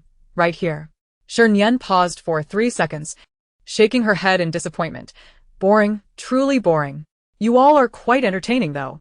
Jiyu strode forward, assisting Zhou Shiwan with the nearly collapsing frog skin, and retorted, prattling on, what is the intention behind this? Shernyen sighed, her tone laden with the wisdom of an octogenarian. I merely observed him standing idly on the street for quite some time, and thought to devise a means to assist him. Jiyu lifted his eyelids, his gaze piercing. Is your plan to snatch away someone else's frog skin for your own use? Not at all, she replied with conviction, as a successor of socialism. I would never engage in such underhanded dealings. It is beneath dignity. Shernyen puffed out her chest. Speaking with righteous fervor, I merely intend for him to shed the unsightly frog skin, revealing some of his robust musculature to attract the attention of potential female frogs. Jiyu scoffed. Are you certain it is only female frogs you seek? With unwavering determination, Shernyen declared.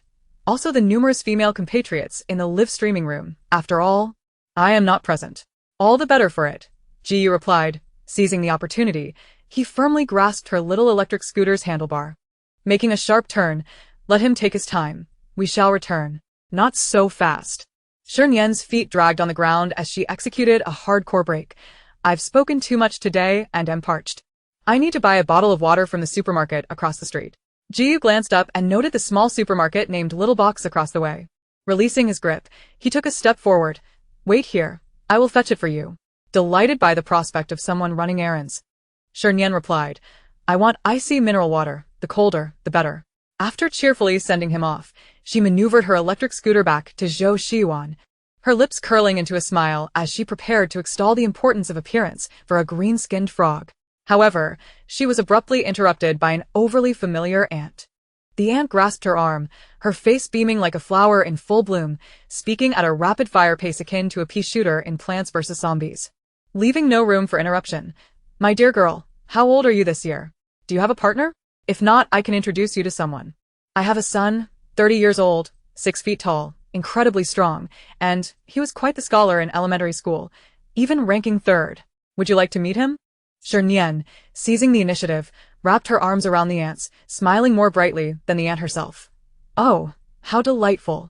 I am 38 this year, divorced with 2 children, and I am quite worried about finding a partner. What is your son's WeChat number? Let us add each other and chat. If things go well, you will become a grandmother. The ant, stunned as if struck by lightning, stared at her in disbelief. You are 38? Divorced with 2 children? Shernyen, pleased with herself, touched her face and raised an eyebrow at her. I just had some work done in pickled cabbage country. Don't I look youthful? Chapter 64. Preemptively registering with the King of Hell. You seem to have grasped the essence of nonsensical literature. Indeed. When I return home for the new year and encounter relatives urging me to marry, I shall say the same. If I cannot have a good life, then neither shall anyone else. I truly hope everyone goes mad together. It makes me feel less out of place, but you are all too normal. Are you all secretly taking medication behind my back? Damn it, this world should be filled with lunatics. Young, far too young. So young. I should be rewarded with a chance to be buried alongside me. Open your phone now, send a message to 146 to unlock the coffin sharing plan. Space is limited. So reserve quickly. I am a contrast girl. Do not be fooled by my abstract online persona. In reality, I am serene and elegant, calm and composed, introverted and modest. I adore classical music, poetry, and renowned literary works. I am a perfect little fairy. The ant's face contorted, her smile more akin to a cry than a laugh, as she trembled to free her arm from Shernyen's grasp, stammering. I suddenly have a stomach ache and must use the restroom. Perhaps we shall meet again by fate. With that, she attempted to make a hasty exit. At that moment, Jiyu returned with a bag of mineral water, lifting the plastic bag in front of Shernyen, his tone casual and familiar. All brands of mineral water are here. Take your pick.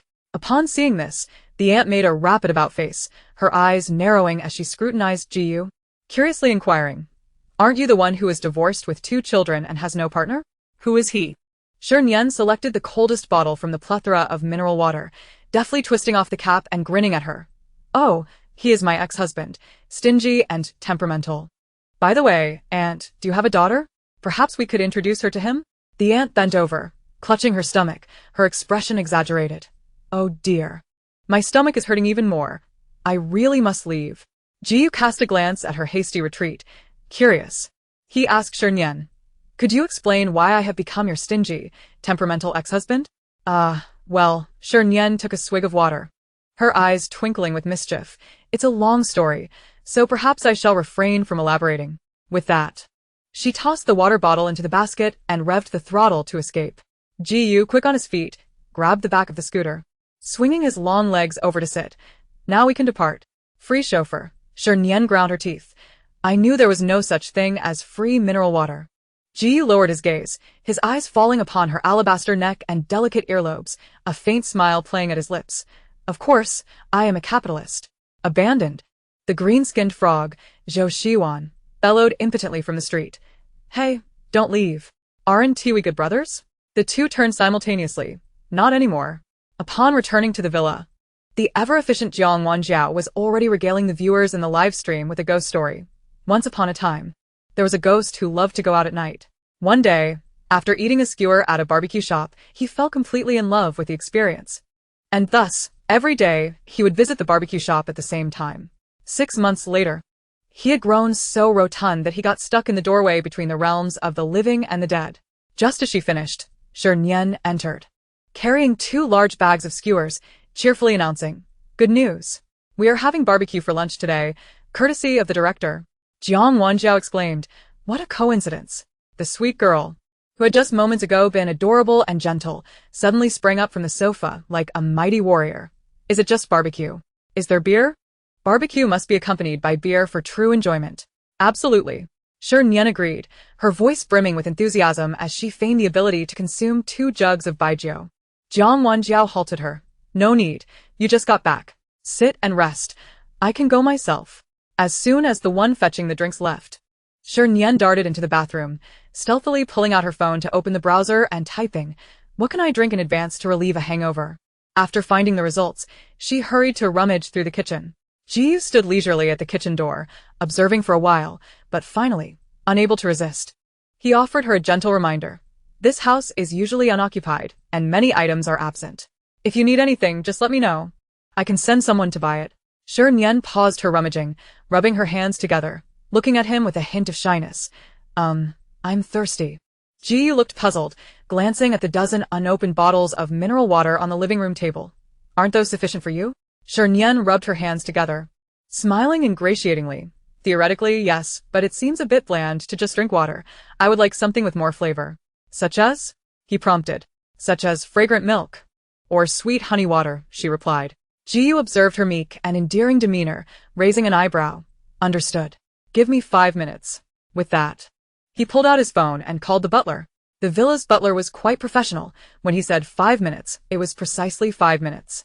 As the time elapsed, he arrived punctually, accompanied by 2 burly men. The butler, dressed in a black suit, greeted her with a courteous smile and respectful demeanor. "Miss Sher, here is the milk and honey you requested."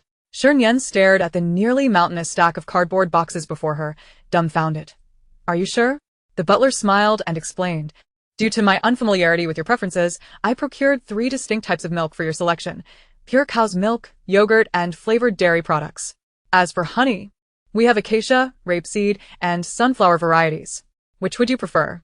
Shernyen took a deep breath, suppressing the complex emotions of shock, envy, and jealousy swelling within her, and gazed earnestly at Jiu, speaking with utmost sincerity. "Brother Mutant, please notify me when you and your wife decide to prepare for parenthood." Jiu cast a wary glance at her. "What are you planning?" Shernyen propped her chin on one hand and sighed deeply. "I intend to register with the King of Hell in advance. This life has been devoid of fortune, and I cannot attain the status of a wealthy second generation. Surely in the next life, I ought to be born into a better situation, right? Great Mother Monkey. Heed my words. You are still young and must live well. I am 88 years old and nearing my end, so please allow me the chance to be reborn into the G family. I won't compete with you. I would be content to be their second child, or even the third if necessary." Great Mother Monkey, you are mistaken. Relying on reincarnation means waiting decades to enjoy comfort, but marriage is different. Obtain the marriage certificate today and achieve financial freedom tomorrow. Doesn't that sound delightful? Some are born into privilege, while others are destined for servitude. Having completed this episode of the variety show, I, this humble servant, must return to toil once more. How joyous. Upon hearing her explosive remarks, Jiu's forehead twitched with irritation. "Give it up. I could never father a daughter as astute as you." Shernyen remained unfazed. "If I cannot be your daughter, I would settle for being a dog or a cat. I am not picky." Jiu seized a freshly opened bottle of milk and held it to her lips. "Drink some milk and sober up." Chapter 65. While others drink and grill. You drink milk and grill before noon. All 8 guests had completed their tasks and returned to the villa. aside from the few who had arrived earlier. Those who returned later bore a hint of resentment, casting ominous glances toward Zhou Xingyan as if they were ready to pummel him into the ground. In an attempt to atone for his misdeeds, the guilt-ridden Zhou Xingyan unveiled a grand gesture. Everyone has worked hard this morning. And as a token of gratitude for your enthusiastic cooperation, the production team has prepared a seafood feast. The rules for acquiring this feast will be announced after lunch. P.S. The rules are incredibly simple. All you need is a hand. The mention of a seafood feast successfully soothed the wounded spirit of Zhou Xiuan, who set down the half-eaten lamb skewer, tore open a beer tab, and stood up. Friends, come. Let us raise a glass to our friendship, which is thinner than paper. To this tragic and socially awkward life. Song Xinyo lifted her bottle to clink with his. To the fruit shop owner, who did not chase me away, even when I was enraged. To all the unscrupulous netizens who contributed ideas. Su Sheng elegantly rose. To all my fans and friends who support and cherish me. The final circle of people stood, leaving only Shernyen and Jiyu seated comfortably in their places, faced with the skeptical gazes of the others. Shernyen could not bear the reality that everyone else could drink, while she was perceived as a useless waste. Summoning her courage, she prepared to reach for a beer. Jiyu, sensing her intent, promptly slipped a bottle of powdered AD calcium milk into her hands, kindly reminding her, "Do you know that superhero destined to save the Earth? Pig Hero, whose English name is Gigi Bond." Shernyen fell silent as those dormant memories surged forth, conjuring images of climbing lampposts, rescuing the moon, and chanting slogans, "Pain. A pain that life cannot bear." She swiftly extracted a straw, adeptly inserting it into the milk bottle, and cheerfully explained to everyone, "This will suffice for me. My mother does not permit me to drink alcohol." Jiyu stifled a laugh and produced his own bottle of AD calcium milk, proclaiming, "I am in the same boat. While others drink and grill, you two are drinking milk and grilling. Has this dating show turned into a children's channel?" Female, 22 years old, purchased an entire row of AD calcium milk outright. No installments, no loans. A woman should treat herself well. Great Mother Monkey, Brother Mutant, cheers. You two should consider changing your couple name to Milk Skewers. I have already planned the menu for your wedding banquet. 1 grill and a row of AD calcium for each person. Convenient, quick, and delicious. I have a reasonable suspicion that someone is concealing their inability to drink. Such a flimsy excuse is better replaced with the claim of an alcohol allergy. How amusing. After the meal, Zhou Xingyan announced the rules for acquiring the seafood feast. Head to the XX Mall near the villa. Locate the 4 black-clad individuals hidden within the mall and complete their interactive mini-tasks to receive a seafood gift package. The affluent mall exuded an air of wealth, not just with dapper gentlemen welcoming guests at the entrance, but also with dedicated intelligent robots providing personalized service inside. As the search commenced, Shernyen approached the adorably naive robot named Xiaobai and boldly inquired, "Do you know where the black-clad individuals set by the production team are?" "I know, oh yes. Xiaobai knows everything, but I cannot say, for speaking would result in a pay deduction." Shernyen replied, "I suggest you simply say you don't know next time." "Thank you for your suggestion, but Xiaobai cannot accept it, for good children must not lie." "Oh. Hey, you little rascal." Zhou Xiuan joyfully joined in the commotion. "Xiaobai. I do not have children yet, so can you call me daddy?" Xiaobai turned its head, perplexed. "Certainly. What would you like me to call you?" Zhou Xiuan, daddy. Xiaobai. "Oh." Zhou Xiuan nearly exploded with rage, raising his hand to strike. Shernyen quickly intervened. "Young hero, think twice. This device costs tens of thousands. If you break it, not only will you have to pay, but you might also end up in jail." Reluctantly, Zhou Xiuan lowered his hand. But his pride remained intact. "Once I master hacking skills, I will come back to settle the score with you. You will pay for what you owe." "Xiaobai, I am so scared." That whiny tone coupled with its adorable appearance only served to amplify Zhou Xiuan's frustration, prompting him to consider another confrontation. Jiyu firmly pressed down on the robot's round head, advising him, "Enough already. Fighting with a robot will only further highlight your already pitiable intelligence." Zhou Xiuan. That stings. After confronting the larger foe, he turned to the smaller one. "You useless electronic program, you may leave now."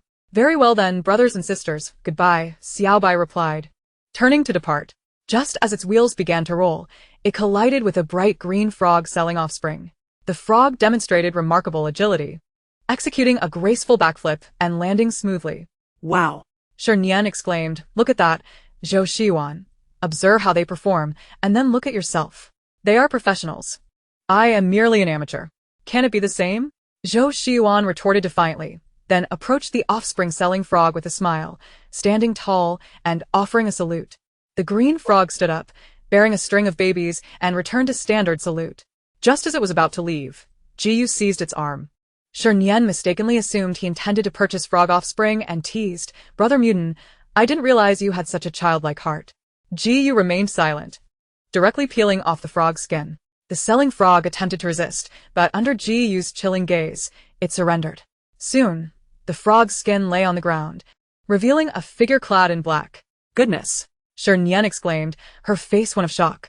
"Is this what the director meant by it being very simple, just needing hands? Why didn't he wrap it more securely?" The selling frog, looking forlorn, clutched its skin and asked Jiyu, "How did you see through me?" Jiyu replied, "Tell us where your accomplices are, and I will tell you." The selling frog resolutely refused. "What are you thinking? I am a frog with professional ethics. How could I disclose that my accomplices are in the children's playground on the 3rd floor? Oh, Jiyu nodded. "Then I will not inform you that this mall has stringent management, and under normal circumstances, other species would not be permitted entry. Are you two playing a game of cover your ears and steal? How does Jiyu know even this? Don't tell me, after the luxurious mansion, even the mall belongs to him. I will truly transform into a lemon tree and sour the lives of everyone present." At this very moment, what I yearn to witness most is the expression on Zhou Xingyan's face, having gone to great lengths to conceal himself, only to be seen through at a glance. Surely, he must be on the verge of tears? Before the monitor, Zhou Xingyan appears calm. He is well. He has not perished. Merely his blood pressure is a tad elevated. The frog-selling offspring, begrudgingly impressed. "Congratulations on finding the first cloaked figure. Life is arduous, and as a frog performer, if you wish to obtain the seafood gift pack in my possession, you must first assist me in selling these little ones." Shernyen tilted her head. Exchanging a knowing glance with Jiyu, "Mr. Ji, it is time to showcase your financial prowess." Jiyu also tilted his head. A hint of jest in his tone. "When there's business, call me Mr. Ji. When there's none, it's Brother Mutant. You, young lady, seem to wear two faces?" Shernyen feigned injury, lowering her head in a mock display of tears. If it were not for survival, who would willingly endure such a fate? Since Mr. Ji disapproves, I shall refrain from addressing you as such in the future. Jiyu twitched the corner of his mouth, swiftly producing 200 yuan bills and placing them on her forehead. "Spare me the theatrics, I implore you." Shernyen snatched the bills away, her expression instantly transforming into a radiant smile. "Mr. Ji, your admonishments are well taken." Once she turned away, she shed her humble demeanor, confidently extending the 100 yuan bills and boldly declaring to the frog seller, "How many offspring do you have left?" "I'll take them all." The frog seller grinned, showing his teeth in a sycophantic smile. "A total of 10, at 20 each, 200 in total, just right." Just as the transaction was about to be finalized, the loudspeaker in the mall erupted with Zhou Xingyan's irate voice. "No external aids allowed. "No privileges permitted. All guests, please adhere to the game rules." Shernyen rolled her eyes in exasperation. "Zhou Xingyan, you truly are a person who has ingested too much salt water and has too much time on your hands." Zhou Xingyan remained unresponsive, reiterating his plea. "Please comply with the game rules." At that moment, the gentle and considerate Su Sheng stepped forward, suggesting with a smile, "How about we split up? You all head to the 3rd floor to find another cloaked figure, while you Chuan and I remain here to sell frogs."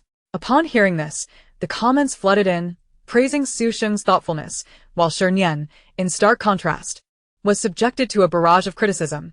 Can some people please not mistake rudeness for authenticity? Since you've joined the variety show and accepted the payment, you should dutifully follow the program's arrangements. Why all the pretense? Our Xing Sheng has such a good character, gentle and understanding. Who wouldn't adore such a beauty? The monkey fans, witnessing Shernyen's beratement, naturally refused to be outdone. "Oh, the little one has two faces indeed." Just a few days ago, she was bashing the production team, claiming they were inhumane, denying her sister food, and inviting guests recklessly. Wasn't that from her own fans?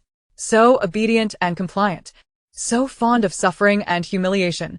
Let your sister endure a bit more. After all, hardship is a blessing. As for the big mother monkey, let us spare her. She is too unfortunate to enjoy such treatment. Relieved at not having to work while saving money, Shernyen raised both hands in agreement. With no objections from the others, they abandoned Su Sheng and Lu Yuchuan, taking the elevator to the third floor. Following the frog seller's hints. Upon reaching the upper level, they set their sights on the spandex-clad warrior from the M78 Nebula, Ultraman Tiga. This warrior, believing he was well concealed, remained unfazed as the target approached, engaging in interactive games with nearby children, unaware that the group had silently exchanged glances, encircling him. With a shout from Shernyen, everyone sprang into action, swiftly apprehending the warrior. Poor fellow, he barely had time to utter a word before being roughly stripped of his disguise. Why? Can someone enlighten me as to why? Ultraman pounded his chest in despair, questioning the group with profound sorrow. Ji stroked his chin, maintaining a calm demeanor as he negotiated. Reveal the whereabouts of the third cloaked figure, and I shall disclose the reason why. This Ultraman evidently possessed a stronger sense of professional ethics than the green-skinned frog. He stood tall and spoke with conviction. No way.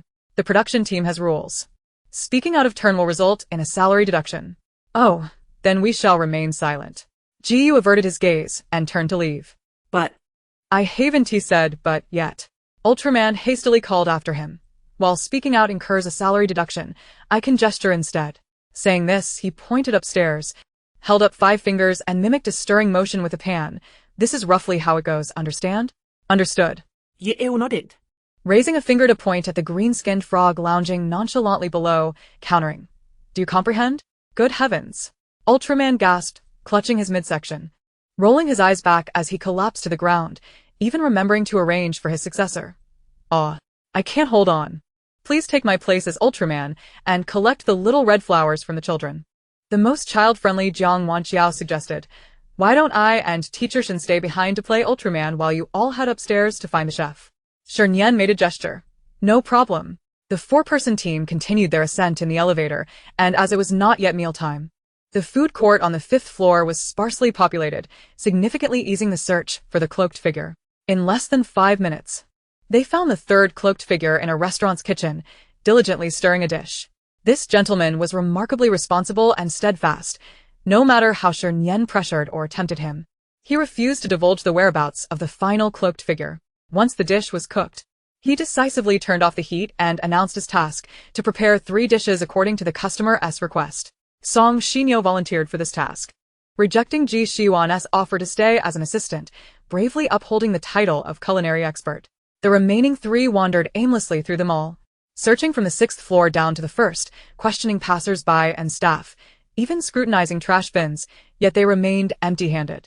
In a moment of despair, Shernyen inadvertently caught sight of a suited man greeting guests outside, her pupils dilating. I have a bold idea. Ji exchanged a glance with her, a smile curling at his lips. I too have a bold notion. With that, the two moved in unison toward the entrance. Ji Shiwan, the outsider, trailed behind them, calling out, Where are you going? Aren't you still searching? That seafood gift pack is at stake. If you miss it, you'll regret it. Wait a moment. Could that be the cloaked figure we're looking for? The 3 hastened their pace, resembling famished beasts after 8 years, charging fiercely toward the suited man. Seeing their approach, the suited man immediately raised his hands in surrender. Please, no need for violence. I want to run. So you truly are the 4th cloaked figure? Yi Shiwan questioned. Somewhat incredulous. The suited man wore an awkward yet polite smile. As the saying goes, the most dangerous place is the safest place. You truly are something. Shernyen complimented him with mixed feelings, glancing at the time as she gasped, It's past 4. Complete your simple task, or dinner will turn into a late-night snack. The suited man beamed at her, unable to contain his smile. Big Mother Monkey, I'm your fan. Rest assured, my task is absolutely simple. I can finish it in 5 minutes. Shernyen's spirits lifted. Speak. The man leaned closer to Shernyen, lowering his voice. Actually, I'm a fan of your pairing with Lu Yuchuan. Could you 2 stand together properly and exchange a few words? Shernyen, bewildered, trembled as she asked, You're a fan of whom, and who's pairing? The suited man smiled subtly. Lu Yuchuan away, let me take a moment. Shernyen pinched her thigh hard, gritting her teeth as she posed the question that emerged from the depths of her soul. Are you alright? Chapter 67. Little Nyo-Nyo's troubles are not to be feared. After shears, we set off again. The suited man scratched his head, sincerity evident in his tone and expression. I've always been picky since childhood, fond of pairing up with those that are different from the rest. Shernyen found it hard to comprehend. But even if you're picky, you can't just eat feces, can you? Big brother. Heed my advice. Indulging in all sorts will only lead to your downfall. I am shocked. After watching the show, for quite some time, I have finally discovered a kindred spirit who shares my tastes. The pairing of the refined and elegant gentleman with the wild, beautiful starlet is truly delightful. Although they currently have little interaction, I firmly believe that one day they will come to understand each other. Listening to that lady's analysis upstairs has made me quite intrigued. Indulging in multiple pairings simultaneously offers a more balanced experience. At this point, I can only utter one sentiment. I often feel out of place in this world due to my lack of eccentricity. The gentleman in the suit continues to strive for his dreams. Great Mother Monkey, please grant me this small favor. It would take but a moment to exchange a few words. Shernyen, disinterested in further debate, waved her hand in concession. All right, go fetch her. The suited man appeared as if he had won the lottery, joyfully dashing into the mall. I have no idea how he communicated with Lu Yuchuan, but within 3 minutes, he successfully emerged with her, albeit with a rather sullen expression. Lu Yuchuan, suppressing his disdain, cast a glance at Shernyen before turning to the camera. His voice flat. First, I would like to express my gratitude for this fan's affection, but I fear I am unable to reciprocate such warmth. Miss Shi is indeed commendable, driven, and willing to forsake everything in pursuit of her dreams, seizing every opportunity within her grasp. As he spoke, he pointedly glanced at Jiyu, then let out a cold, meaningful laugh. However, I prefer girls who are simple-minded, kind, and adorable. Therefore, sir, your hopes of shipping us as a couple are destined for disappointment. In just a few brief sentences, he conveyed a wealth of information, leaving the viewers in the live stream utterly bewildered. Is he implying something? Did I misunderstand? Let's summarize boldly. 1. Shernyen must have sacrificed something unspeakable to join this program. 2. She aims to cling to Jiyu for a chance at marrying into wealth. 3. Lu Yuchuan harbors a strong dislike for Shernyen, and they're acquainted privately. I told you. How could the production team invite someone like Shernyen, who lacks both talent and capability, as a guest? It seems they are all in. TSK. Pretending to care while indulging in such wild antics behind the scenes. Truly the most unpredictable figure in our entertainment industry. But anyone with eyes can see that it is Jiyu who is seeking to climb the social ladder and find a wife. After hearing his profound remarks, Jiyu raised his gaze, his eyes sharp as daggers behind his glasses. Lu Yuchuan, is this your idea of sophistication? To cast unfounded accusations against a woman? Or did you just eat something foul in the restroom, hence your unpleasant tone? His words were harsh, causing Lu Yuchuan to blink in surprise, feigning innocence as he retorted. What do you mean by that, Jiyu? I haven't said anything untoward, have I? Jiyu rolled up his sleeves, loosened his collar, and replied with a chilling smile. What do you mean by that? The atmosphere on set grew tense, and the suited gentleman, fearing a confrontation would spiral out of control, quickly positioned himself between the two. Gentlemen, it's my fault. All my fault. I shouldn't have carelessly shipped CPs. I apologize. Why apologize?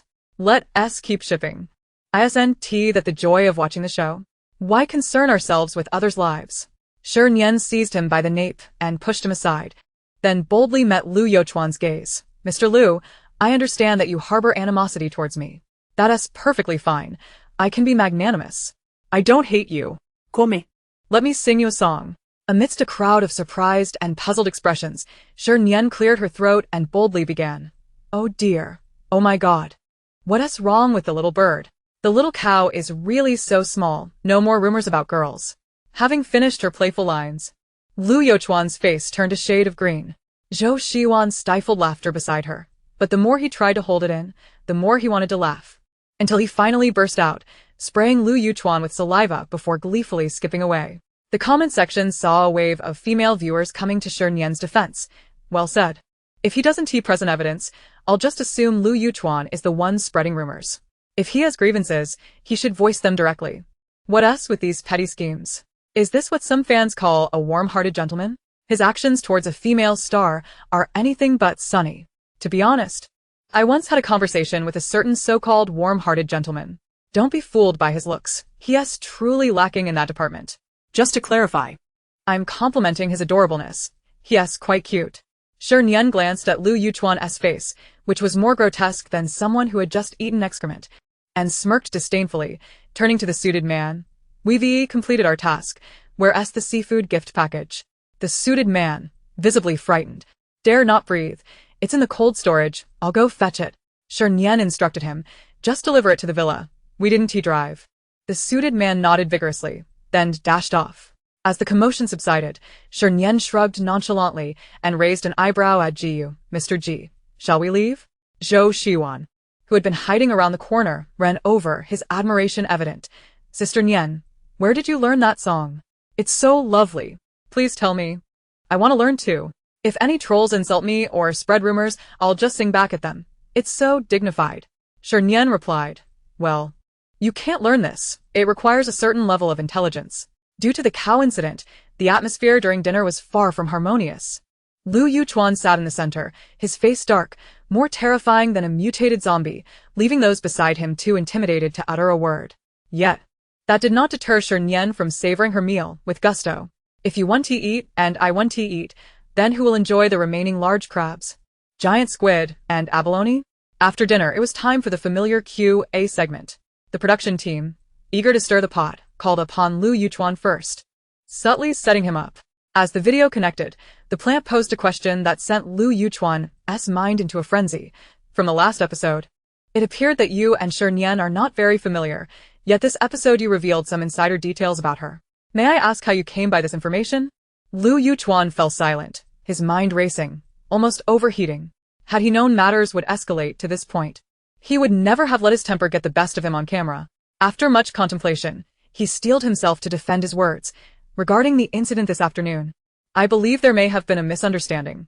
What I intended to convey is that Miss Shi is exceptionally strong and courageous, with dreams worth pursuing. It was meant as a positive remark, with no intention of belittling or defaming her. Upon hearing his insincere explanation, Shernyen could not contain herself and sprayed honey water everywhere. Jiu promptly offered her a few tissues, kindly advising, be careful, look at you. Drinking honey water has given you the scent of a pure, white lotus. Shernyen wiped her mouth and looked around in confusion. White lotus? Where is it? Shernyen. Lu Yuchuan called after her, his voice unusually gentle. If my words have hurt you, I apologize. I am truly sorry. Shernyen narrowed her eyes, teasing him with a mockingly casual tone.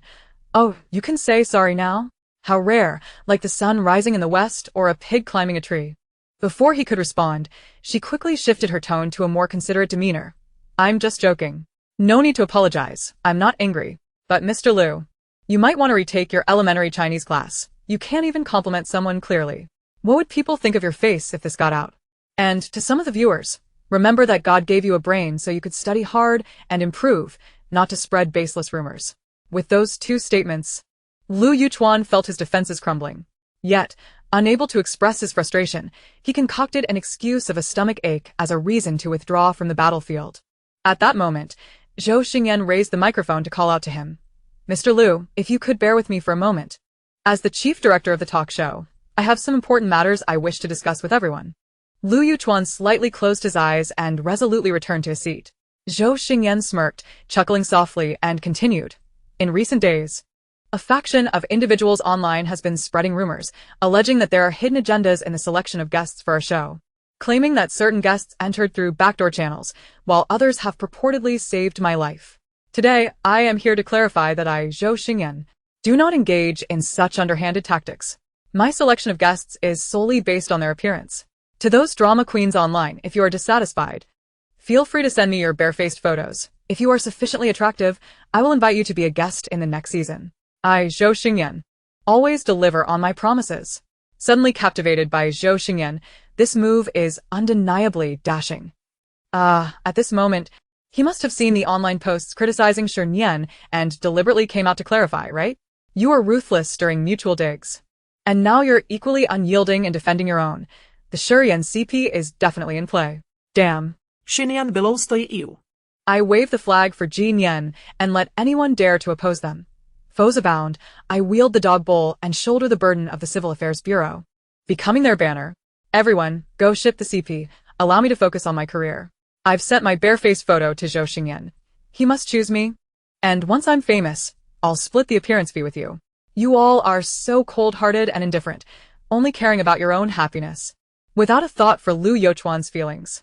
Only I possess a kind heart, Tears, I feel so sorry for this poor lad. Perhaps you should voluntarily withdraw from the show. After hearing his impassioned speech, Shernyen led the applause. Well said. The entertainment industry could use more directors like Director Zhou. Shi Nian clapped in agreement. After being a solid performer for so many years, I finally have a director who recognizes my looks. Director Zhou. You have an eye for talent. Lu Yuchuan silently observed this cheerful scene, a surge of anger and resentment rising within him. It shouldn't be like this. According to his previous expectations, this show was supposed to be a paid dating platform for him, where he could flirt with his ideal partner, earn appearance fees, and gather some attention, 3 birds with 1 stone. Yet now, as he looked up at Shernyen, a fierce glint flashed in his eyes. If only this troublesome fellow were not present. Su Sheng noticed his exceedingly grim expression and asked with concern, Yuchuan, are you alright? Lu Yuchuan snapped back to reality, pressed his lips together and forced a smile. I'm fine. I'll go rest in my room. You all carry on. The QA segment resumed. This time, the netizens seemed to have coordinated in advance, avoiding the usual teasing or comedic tone, instead posing questions solely about relationships. For instance, what is your ideal first date like? Where do love and career rank in your heart? Would you choose the one you love or the one who loves you? Aside from Shi Nian's remark that only children make choices, adults ought to compare, the rest of the responses were conventional and unremarkable. When it was Shernyen's turn, the situation took a slight turn. As the video connected, a tear-streaked face appeared on the big screen. Shernyen. Woo. Shernyen observed her sobbing without a point, and noticing her escalating tears, gently soothed. How about you cry a bit first? Once you've cried enough, we can move on to the questions? The girl, taken aback by Shernyen's unexpected gentleness, lost control of her emotions, collapsing onto the small table and weeping profusely. After 5 full minutes of tears, she slowly began to speak. Sister Nian, today my crush announced his girlfriend on social media, and it's not me. But just last night, he was sending me goodnight messages. Woo, why? What went wrong? Shernyen furrowed her brow, and without a second thought, delivered her verdict. The issue lies with you. The girl, puzzled, responded, What's wrong with me? Shernyen, exasperated, replied, Your crush knows to cast a wide net, to cultivate a fish pond, focusing on key catches. Why do you insist on getting hung up on just one? The girl blinked, her mind struggling to process. So, what should I do? Shernyen slapped the table, her voice resonant. Catch more fish. As long as there are plenty in the pond. Who cares if 1 or 2 die? The girl was awed by her formidable logic, leaning on the table, curiosity replacing her sadness. Sister Nian, do you have much experience? Shernyen raised an eyebrow, pride radiating from her. Of course. I'm a master fish keeper. My record is keeping 86 fish at once. The girl's pupils widened, displaying a mixture of confusion and astonishment. The other guests in the living room also turned to her, their eyes widening in disbelief. The barrage of comments flooded the screen with exclamations and questions. Am I crazy? Or is Shernyen crazy? Big monkey. Maybe you should take some medicine. Don't be this wild. It scares me. Shocking my entire family. Is it permissible to say such things casually? With your steel-hearted nature, you claim to keep fish? Huh. Boasting is one thing, but deceiving yourself is quite rude. You, who had been lazily lounging on the sofa, suddenly straightened his posture, his brow furrowing as he articulated, You kept 86 fish? Indeed. Shernyen nodded earnestly. Then her expression drooped as she sighed, but I only kept them for 3 days before the old lady caught them and fried them up.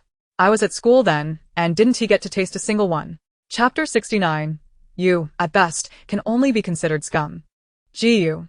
The crowd fell silent for a few seconds, and the girl on the other end of the video wiped her tears, forcing a perfunctory smile. Sister Nian. Thank you for your earnest efforts to cheer me up. I feel much better now. Goodbye. Shernyen shouted. Sister, I wasn't trying to make you happy. I was serious. Truly serious. Before she could finish, the call was ruthlessly disconnected. Shernyen pounded her chest and raged, but it was futile. The connection continued. And the next guest was Gu. As the video connected, a mournful cry echoed from the other side. Only this time, the sobbing figure was a man. To be precise, it was a balding, overweight man with an unfortunate appearance. While the beauty cried with a tear-streaked face, he wept as if the sky were collapsing. For 2 minutes of the call, he uttered not a single word, merely sobbing. Gu pressed his lips tightly together, his face twitching. as he endured until he could no longer bear it and interrupted the man's lament. "Sir, may I ask what your question is?" The man, still teary-eyed, looked at him with pleading eyes. "Today my girlfriend broke up with me, saying I'm a scumbag, but I only chatted with a few other girls online. I didn't do anything wrong. How am I a scumbag? Gee, please tell me, does this count as being a scumbag?" From the moment he began speaking, Ji-Yu's brows were tightly knitted, his expression one of disdain. "That doesn't count. How can you call that a scumbag? You only meet the third criterion." The man's back straightened slightly, encouraged by Ji-Yu's support. "See? I told you it doesn't count. That woman just won't let it go," she asked, being unreasonable. Ji-Yu curled his lips in a disdainful smirk. The three main characteristics of a scumbag are, first, wealth, second, good looks, third, adept at manipulating emotions. A man like you, who only meets the third criterion, is not a scumbag. At best, you're just a bad person. The man was taken aback, his sobs intensifying. Tears streaming down again. Ji-Yu, feeling a headache coming on, gestured to the staff. "And the call, it's painful to watch." Beep. The call was disconnected, and the screen was instantly inundated with laughter-filled comments. Shernyen stood up, applauding. "As expected of a cultured person, your arguments are logical and worthy of praise." Ji-Yu raised an eyebrow. "Thank you, you're not too shabby yourself." At 10 o'clock sharp, the live broadcast concluded. After a long day of toil, Shernyen squatted by the wall, holding a stainless steel basin and indulging in a midnight snack. Suddenly, the surroundings dimmed, and upon raising his head, he discovered Lu Yuchuan's presence. "Is there something you need?" Lu Yuchuan surveyed the vicinity, ensuring no one else was present before he spoke plainly. "Director Zhou, would you be interested in discussing a collaboration with me?" Shernyen shoved a mouthful of noodles into his mouth and gestured for him to continue. "What kind of collaboration?" "Speak up." Lu Yuchuan bent closer, his expression darkening as he fixed his gaze upon him. "Aren't you in dire need of funds? The Lu Group can invest a sum of money, but in exchange, you must replace Shernyen." Shernyen nearly choked on his noodles, coughing for a while before regaining his composure. "Did you even hear a single word I said last night? Name your price. Everything is negotiable." Lu Yuchuan flicked away a tiny insect hovering nearby, a confident smile adorning his face, as if victory was assured. "What nonsense is this?" Shernyen rolled his eyes internally, but maintained a courteous facade. "It's not convenient to discuss here. Let's talk inside." "After you, I just need a moment to finish." Lu Yuchuan entered the room with an air of self-assurance, his head held high. Unbeknownst to him, Shernyen set down the basin and discreetly dialed Ji-Yu's number. In the boys' dormitory on the second floor, Ji-Yu had just finished his shower when his phone rang. As soon as he answered, Lu Yuchuan's insufferable voice came through. "Is 5 million enough? If not, I can add more. This isn't merely a matter of money." Although Shernyen's personality is a bit erratic and her words can be sharp, her character is beyond reproach. "I have no reason to replace her. Director Zhou, you're quite seasoned in this industry. As a director, isn't it a simple task to push out a small fry with no background or fans? But what else there to but? Is a whimsical woman worth your defense? Or does she truly have some powerful backer behind her that you can't afford to offend?" Just as he finished speaking, the door was abruptly pushed open. Under the bright glow of the incandescent light, Ji-Yu strode into the room, the wind catching at his damp clothing, lifting the edges like sails, exuding youthful vigor and sharpness. "Speaking of hidden rules, you must have served your fair share of bosses, right?" Ji-Yu hung up the phone, his gaze fixed, his expression laced with mockery. Lu Yuchuan was taken aback by Ji-Yu's unexpected arrival, momentarily stunned before feigning composure. "Ji, are you so protective of Shernyen that you've developed feelings for her?" Ji-Yu's tone dripped with impatience. "What does it matter to you? It doesn't. I just don't want to see you fall into a pit. Consider it a friendly warning." Lu Yuchuan, disregarding Ji-Yu's sentiments, continued his tirade. "In fact, I've known Shernyen for a long time. I understand her well. Don't be fooled by her seemingly carefree demeanor. She possesses a deep mind, adept at clinging to powerful allies while feigning weakness. Moreover, she has a particularly materialistic grandmother and father. If they discover your connection with her, you can forget about living a peaceful life. Are you done?" Ji-Yu raised his gaze to meet Lu Yuchuan's, his eyes sharp and unyielding. Lu Yuchuan, oblivious to the shifting atmosphere, continued to ramble. "I advise you to keep your distance from her. Once entangled, you won't be able to escape." "Lu Yuchuan, are you finished?" Without warning, Ji-Yu swung his fist, landing a solid punch squarely on Lu Yuchuan's incessantly chattering mouth. Shernyen feigned shock, clutching his chest and shouting, "Stop fighting, don't fight." His cries were fervent, yet he showed no inclination to intervene, even taking a moment to close the door. Lu Yuchuan, having a temper of his own, could no longer endure the humiliation of being berated by day and struck by night. "Jiyu, this is your own doing."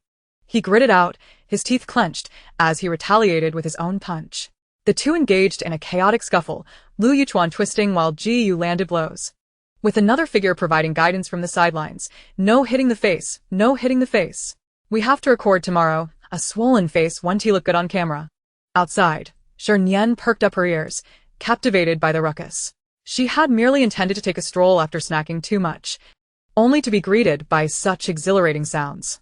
The commotion escalated for approximately 3 minutes before a loud crash resounded as the door swung open. Lu Yuchuan emerged, his appearance disheveled, closely followed by Jiyu, who wore an arrogant expression, radiating cool confidence. Shernyen was bewildered. "What on earth is going on with you two?" Chapter 70.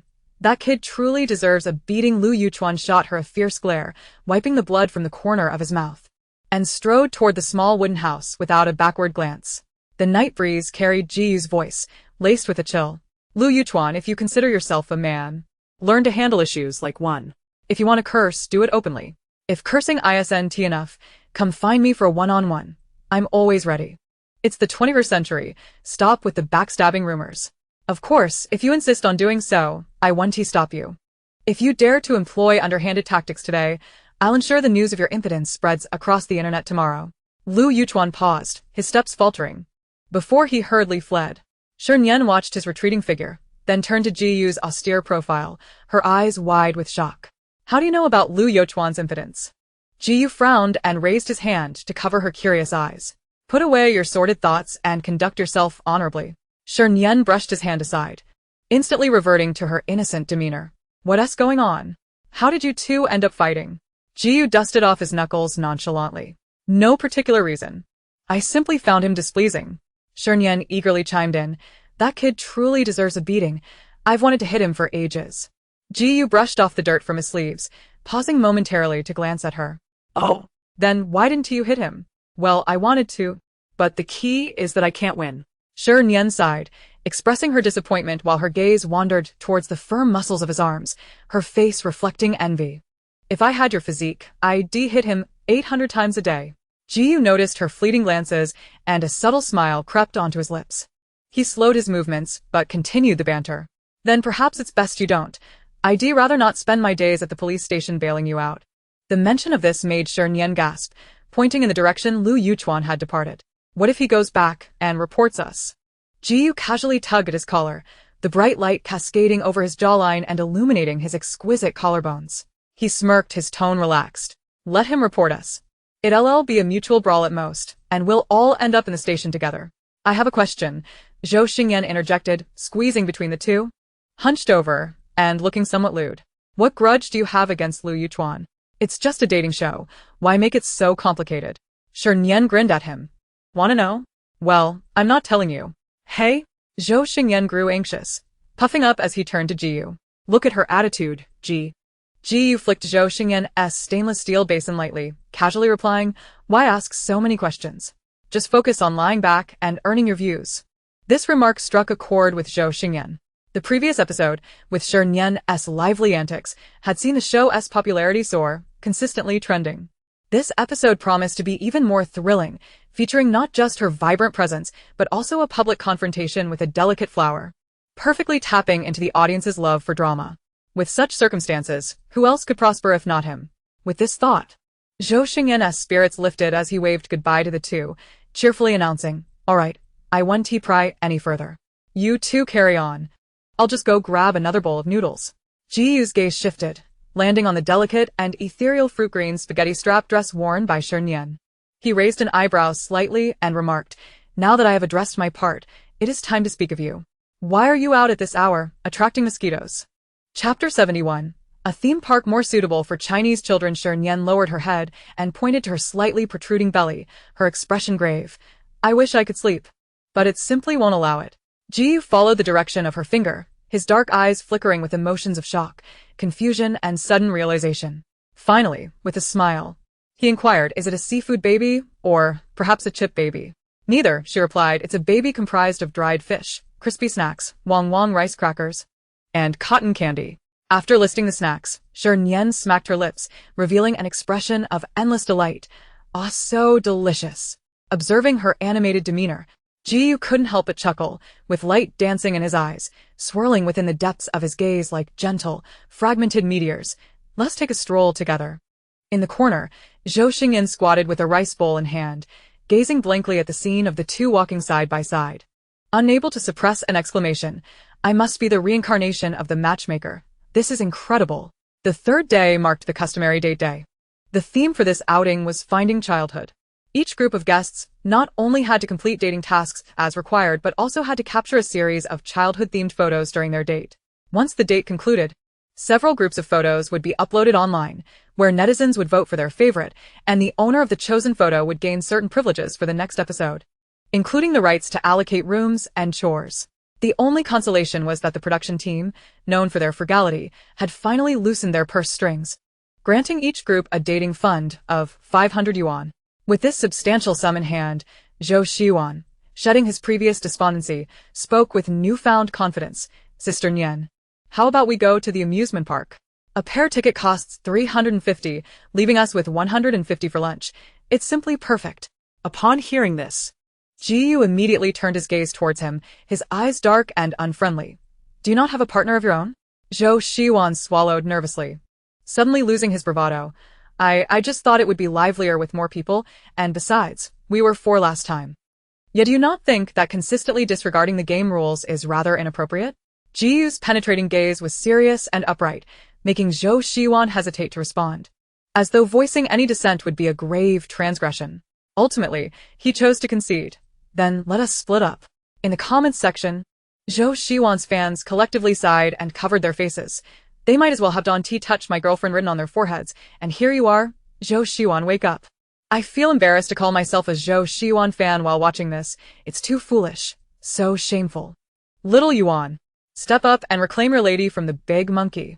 Ominous growl, crawling, splitting, emerging, twisting, spasming, crawling, attacking indiscriminately, dealing high elemental damage, one-hit KO, with the pesky companion dissuaded. Ji wore a pleasant smile and turned to Shernyen. Shall you plan today as itinerary or shall I? I already have a wonderful place in mind. Shernyen replied, closing her phone, her eyes sparkling with pride and confidence. This place is filled with wonder and romanticism, yet it also retains a sense of childhood innocence. The best part? The ticket is only 20 yuan, and we can split the rest. Ji quickly processed this in his mind, finally deducing that the destination was the zoo. 20 yuan for admission. A hint of childhood whimsy, though whether it was romantic or not was up for debate. However, upon further reflection, the image of them strolling down a tree-lined path, feeding giraffes with carrots and bananas, and amusing little monkeys seemed rather romantic after all. Half an hour later, Jiu stood amidst a throng of people, gazing upward at the sign of the journey to the West theme park, which shimmered in the sunlight, dazzling to the point of being blinding.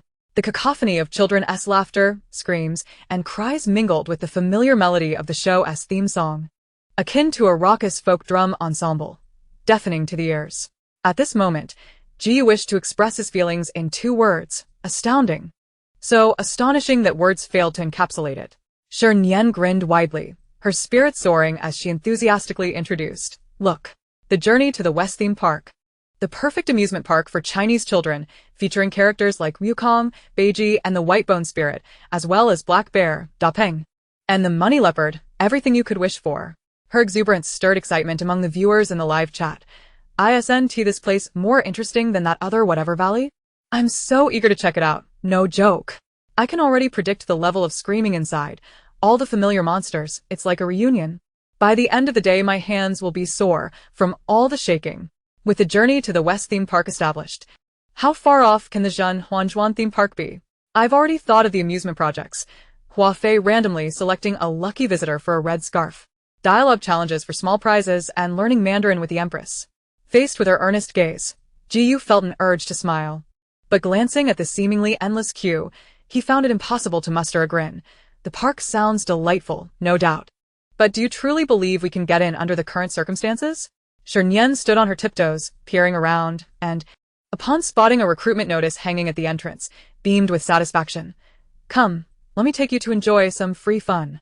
Through Shernyen's relentless persistence, the staff finally agreed to let them in as temporary cosplayers for half a day. Originally, Shernyen intended to dress as a glamorous fairy, like the Jade Rabbit or a fox spirit, while attempting to find Jiyu a character that resembled a human. However, their choices were limited to just two, King Jinjiao and King Yinjiao. Shernyen shrugged her shoulders, gesturing for Jiyu. Why don't you choose first? Jiyu hesitated for a moment, then resigned himself to donning the costume of King Yinjiao. This big brother, you should take this role. Shernyen exuberantly patted his shoulder. Thank you, second brother.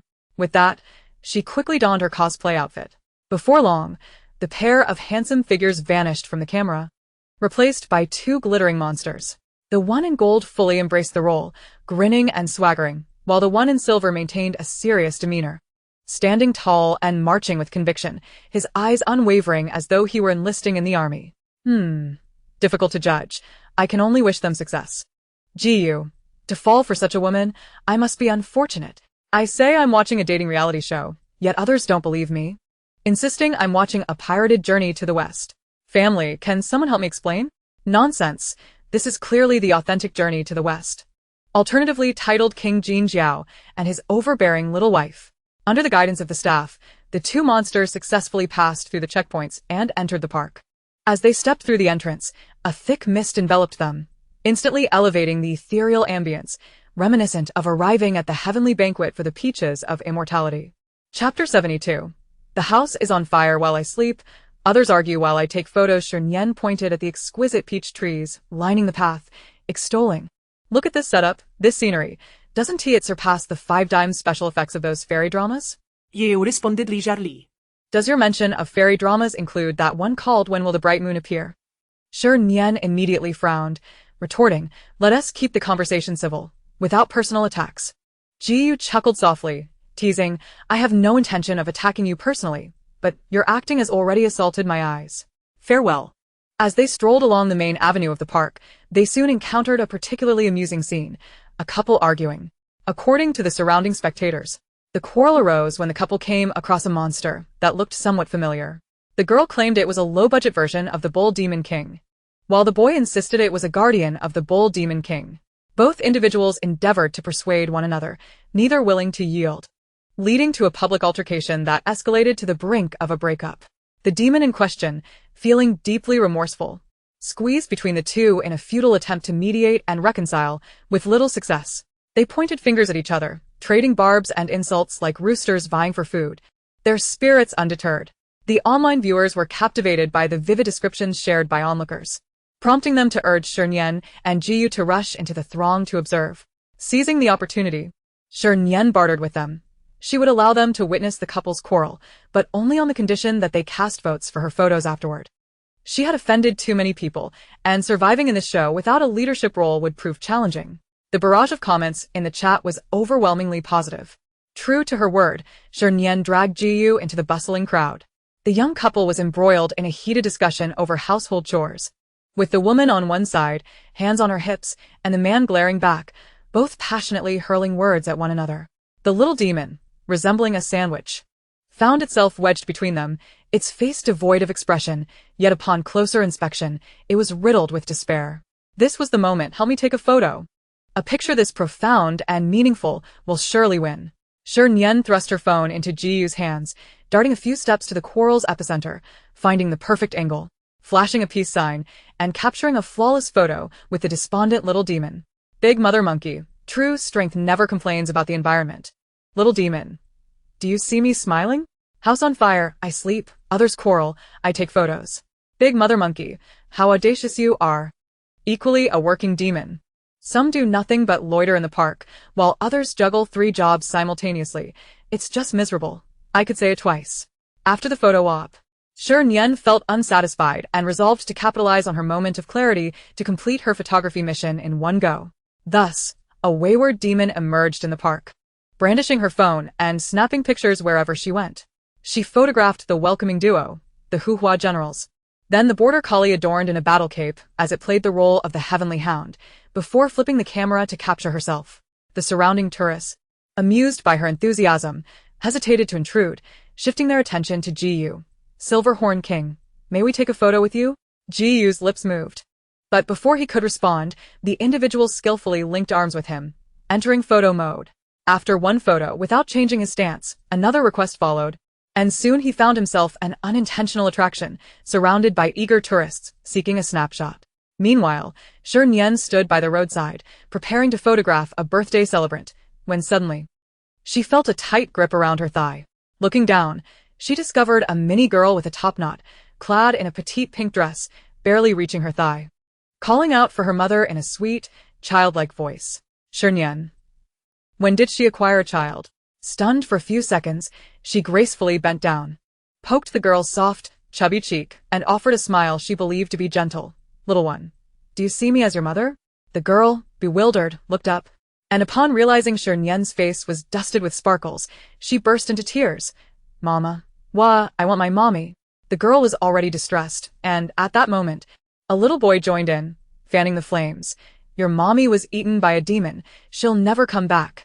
Hearing this, the girl lost control, her fear surging as she clung to Shernyen's leg, defiantly shouting, Demon, give me back my mommy. Give me back my mommy. Shernyen, I never imagined I would be extorted in such a manner during my lifetime. Absurd.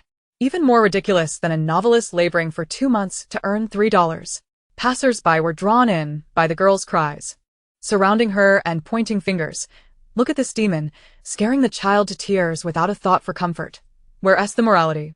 The civility? The professionalism? Under the scrutinizing gaze of the crowd, Shernyen trembled, stepping back slightly before crouching down to mimic the girl's sobs. Wah, little sister, please stop crying. I truly didn't eat your mommy. Wah, I'm even more pitiful than you. I've never had a mother since childhood. All I have is a brother. Where is he? He's missing too. Wah. The little girl, momentarily stunned by Shernyen's wails, ceased her crying, blinking her big, tear-filled eyes, surveying her surroundings in confusion. After a moment, hesitantly, she reached out her chubby hand to wipe Shernyen's tears and gently comforted her. Don't cry, demon. Let us find your brother. Big mother monkey, you are still conservative. I thought you would suddenly collapse, going mad and giving everyone a taste of your despair. Even the little girl is better at comforting than you. Reflect on that. Little girl, this demon is too scary when she cries. I need to comfort her quickly and send her away. This unexpected reversal left the onlookers bewildered, with one lady, moved by Shernyen's heartfelt tears, rushing into the crowd to fetch the currently occupied Gu. Don't cry, little gold, I'll find your brother. Though Gu was dragged into the situation without understanding, he instinctively reached out to help Shernyen up. Are you alright? Shernyen shook her head, momentarily intact. Standing side by side, one nearly 6 feet tall, and the other just under 5.5, their size difference was striking. The boy who had previously stirred the pot assessed Gu's imposing stature against Shernyen's apparent fragility and began to stoke the fire again. That can't be real. How can a brother be taller than his sister? Shernyen wiped her tears and flashed him a playful smile. Do you know why I'm shorter than my brother? The boy, puzzled, replied. Why? Because when I was little, I was as mouthy as you. The Jade Emperor found me too talkative and cast a spell on me to prevent me from growing taller. Shernyen sized up the boy, chuckling coldly. Little brother? I see you're quite chatty too. Remember to come find me to play if you don't grow tall in the future. Little gold one mock you. Chapter 73. Improper parenting. Tears of kinship don't stop growing. Wah, mommy. The boy's tears flowed freely as he turned and leaped into his mother's embrace, sobbing uncontrollably. Mom, tell the Jade Emperor, wah, I'll never speak out of turn again. I want to grow tall. The little girl, witnessing his sorrow, suddenly recalled a heart-wrenching memory, pouting her lips and bursting into tears as well. Wah, I want my mommy. Listening to the cacophony of sobs, Gu's forehead twitched, perplexed as he turned to the instigator. Did you just breach some celestial decree? Don't even mention it. Shernyen waved her hand in exasperation, forcibly scooping up the still-crying little girl. We'll discuss this later. For now, let us help this little one find her mother. She was curious to see just how much the child's mother resembled the Silverhorn King to have made such a mistake. The two cradled the child and headed to the visitor service center, where, with the assistance of the staff, they played an announcement seeking the mother. A few minutes later, the child's mother arrived, sobbing. This fashionable mother, clad in a yellow dress, sporting yellow woolen curls and small leather boots, was dressed more flamboyantly than the Silver Horn King, making the mix-up quite understandable. After confirming the details, Shernyen handed the girl over to her and spoke earnestly. "Dear Golden Warrior, please exercise some caution. While the outside world is indeed captivating, it can also be perilous. Improper parenting leads to tears among family members." Also, she lowered her gaze to the gleaming golden boots. Continuing, "I suggest you dress a tad more conservatively in the future. It's not the end of the world to wear the same outfit, but it's alarming to unintentionally match with a demon. I'm not particularly concerned for myself. I just worry it might frighten the child." The child's mother instantly comprehended the implications of her words, ceasing her tears and awkwardly clarifying, "It is not that I wish to dress this way. It is simply that my child has a poor memory, and her eyesight is failing. Not only does she forget me the moment she turns her head, but she also can only recognize me by my shoes, often mistaking others for her mother when we go out. This time, with so many people around, I thought that wearing an eye-catching and stylish pair would prevent any mix-ups. Little did I expect to encounter such a ludicrous situation again. Though, in truth, it isn't entirely absurd. At the very least, the creature inside the shell is a woman. It would truly be ridiculous if she mistook a male mother for her own. If the child is so visually impaired that she consistently confuses her mother, it might be best to leave her at the small park downstairs. I can take care of it. Is your child always getting lost when out? Do couples frequently get separated while shopping? Darling, have you heard of the XX anti-loss strap? With one strap in hand, you can travel worry-free. Your child, protected by us. Hey, up front. Please settle the advertising fee." Hearing her mother's grievances, the little girl pouted defiantly, correcting her, "Dodo's eyesight is fine. She didn't make a mistake. It's the yellow shoes that are deceiving." At that moment, Shernyen could not help but indulge in the urge to pinch the girl's chubby cheeks, playfully responding, "Indeed. We cannot blame Dodo for mistaking her mother. It is the shoes that initiated the confusion." Satisfied with the response, the little girl burst into a fit of giggles, revealing a row of pearly, gummy teeth, making her even cuter. "Sister Golden, do you want to see the monkeys? I know where they are. I can take you to see them." "See the monkeys? Oh, that sounds delightful." A simple phrase spoken by Shernyen echoed with myriad interpretations. As for the reason behind it, it was rather embarrassing to recount. Having been called Big Mother Monkey too many times, her brain had developed a conditioned reflex, making her feel as though anyone saying monkey was calling her. Chapter 74. The cosplay of the overbearing CEO at the scenic area. The Flower and Fruit Mountain exhibition area is in close proximity to the Tourist Service Center. After traversing a tree-lined path and walking for a little over 100 meters, one arrives.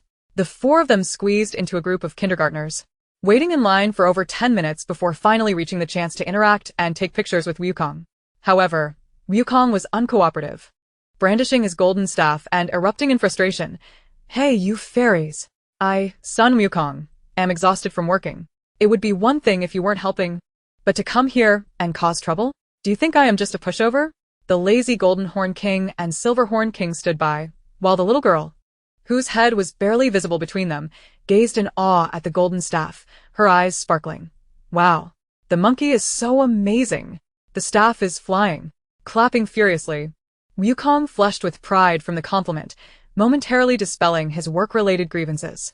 Yet, this did not quell the jealousy brewing within him. While he spun the golden staff with even more fervor, he challenged his two colleagues. Son Wukong, and the top tier of Flower and Fruit Mountain. "Those who wish to take a picture with me must first pass my quiz." Shernyen responded eagerly. "I grew up watching Journey to the West. Whatever questions you have, bring them on." Wukong blinked his sparkling golden double eyelids, a proud smirk on his face. "What type of eyelids does Erling Shin's third eye have, single or double?" Without hesitation, Shernyen answered, "Single eyelid." Why? "There's no reason. It just is. If you think otherwise, provide evidence." Faced with her obstinate and cheeky answering style, Wukong anxiously scratched his monkey face, attempting to weasel out. "That question doesn't count. Let me ask another. How many hairs are there on my body?" Before he could impose any further conditions, Gu readily provided the answer. 84,000. In the original text of Journey to the West, it's mentioned that this Monkey King has 84,000 hairs, each capable of transformation, adapting to any situation. Shernyen was taken aback by his knowledge, whispering into his ear, "No way, you know that." Gu remained silent, merely presenting his phone, which displayed a search result. "How many hairs does Son Wukong have?" Shernyen exclaimed. 6. Wukong, who was left in the dark, was awed by Jiyu's profound knowledge and respectfully declared, "Congratulations. You have passed the test and may take a picture with me." The child's mother showed little interest in this endeavor and took on the role of photographer and director. Monkey in the middle, support the little one, crouch down a bit. Don't block the lens, you two in the back come closer and smile, don't look so stern, that's it 3, 2, 1 cheese. Thanks to her precise guidance, the resulting photograph was explosively vivid, aptly described as a scene of monstrous couples capturing human infants. Yet, such a harsh scenario did not deter certain enthusiasts from sifting through the proverbial dung for sugar. They meticulously edited the smiling monster couple out of the photo, superimposing a red background and bridal veil, spreading sensational rumors across platforms. Shocking. The Golden Horn King and Silver Horn King have secretly registered their marriage. Don't believe it? Click to see the wedding photo image. Truly an assertive big mother monkey, unambiguous in matters of life milestones. When they say they're selling grilled sausages, they sell grilled sausages. When they say they're transforming, they transform. When they say they're getting married, they get married. From now on, you are my guiding star in life. What? I just scratched my foot for a moment. How did they end up with a marriage certificate? If they have dinner together, are they having a child next? They already had one. A male monkey, mother, and child are safe image. Since the matter has escalated so much, the involved parties should come forward and clarify. If not, I may just take it seriously amusing. After taking photos with Wukong, the involved parties made a detour to the spider cave and, lured by the alluring spider spirit, lavishly purchased 4 tickets to brave the Spider Valley. Upon overcoming numerous trials and tribulations, when they finally reached their destination, they were met not with the warm embrace of the spider spirit, but rather a row of burly men in suits and sunglasses, their demeanor exuding menace. Shernyen's smile froze, and, tilting her head, she nervously inquired of Jiyu, "Have you offended someone recently?" Jiyu pondered for a moment. "I've been offending people for quite a while, not just recently." Just as the words left his mouth, 2 muscular men approached Shernyen, bowing deeply and respectfully stating, "Madam, the young master requests your presence for dinner." Shernyen. A scenic area cosplay of an overbearing CEO? Just as she hesitated, contemplating whether to play along with a retort about foie gras and Boston lobster, a frosty voice emerged from behind. "Tell your young master that the madam has someone else. She won't be coming home tonight." The burly man removed his sunglasses, his expression turning troubled. "Madam, please consider the young master's longing for you. Without you, he truly cannot eat. If he can't eat, let him starve. When he dies, inform me, and I'll be sure to offer him a couple of incense sticks." The child's mother, burdened with resentment, made a bold declaration, scooping up the little girl and turning to leave. Yet, the burly men were unwilling to let them go. Without a second thought, they surrounded them, while Shernyen and Jiyu experienced a taste of the overbearing CEO's forced affection. "Big brother, why not go back and tell the young master that men often claim they can't eat when they're not truly hungry after a few more missed meals? They'll be fine. This matter has nothing to do with the madam." Shernyen attempted to dissuade the leading burly man, but to no avail, as he maintained a stern expression and refrained from replying. With no other option, she turned to the child's mother. Madam, why don't we give the young master a call to communicate?" As the crowd began to grow, the reluctant madam finally relented. "Fine, I'll go back. And I'll bring Dodo to visit you two again, Sister Golden and Sister Silver. Goodbye." After watching the madam and her entourage depart, Shernyen checked the time and exchanged a glance with Jiyu. "It's almost noon. Shall we also take our leave?" Jiyu nodded, falling into step beside her. "What shall we have for lunch? Foie gras and beef? Or Boston lobster?" "Neither." With a mysterious smile, Shernyen confidently urged me to stride forward, assuring me that I would not be disappointed. The phrase "you won't be disappointed" echoed in Jiyu's ears, automatically translating to, "prepare to be astounded." After careful contemplation, he surmised that Shernyen might lead him to a peculiar restaurant featuring bizarre ingredients unheard of by ordinary folk. However, to his surprise, Shernyen brought him directly to the entrance of an elementary school. At noon, the school had just let out, and the vicinity was bustling with elementary students donning red scarves. "Feel free to indulge. We aren't constrained by budget," Shernyen proclaimed, standing atop a flower bed at the roadside with her left arm outstretched, speaking boldly. Jiyu gazed in disbelief at the throng of backpack-laden children, feeling as though his worldview had been shattered. However, it is illegal to eat humans. Chapter 75. Those who approach pigs grow fat. Those who approach Nian grow mad. Shernyen. Could it be that I was referring to the snacks across the street? This train of thought is hilarious, having just undergone a cesarean section. I'm laughing so hard that my stitches are splitting, rolling on the ground.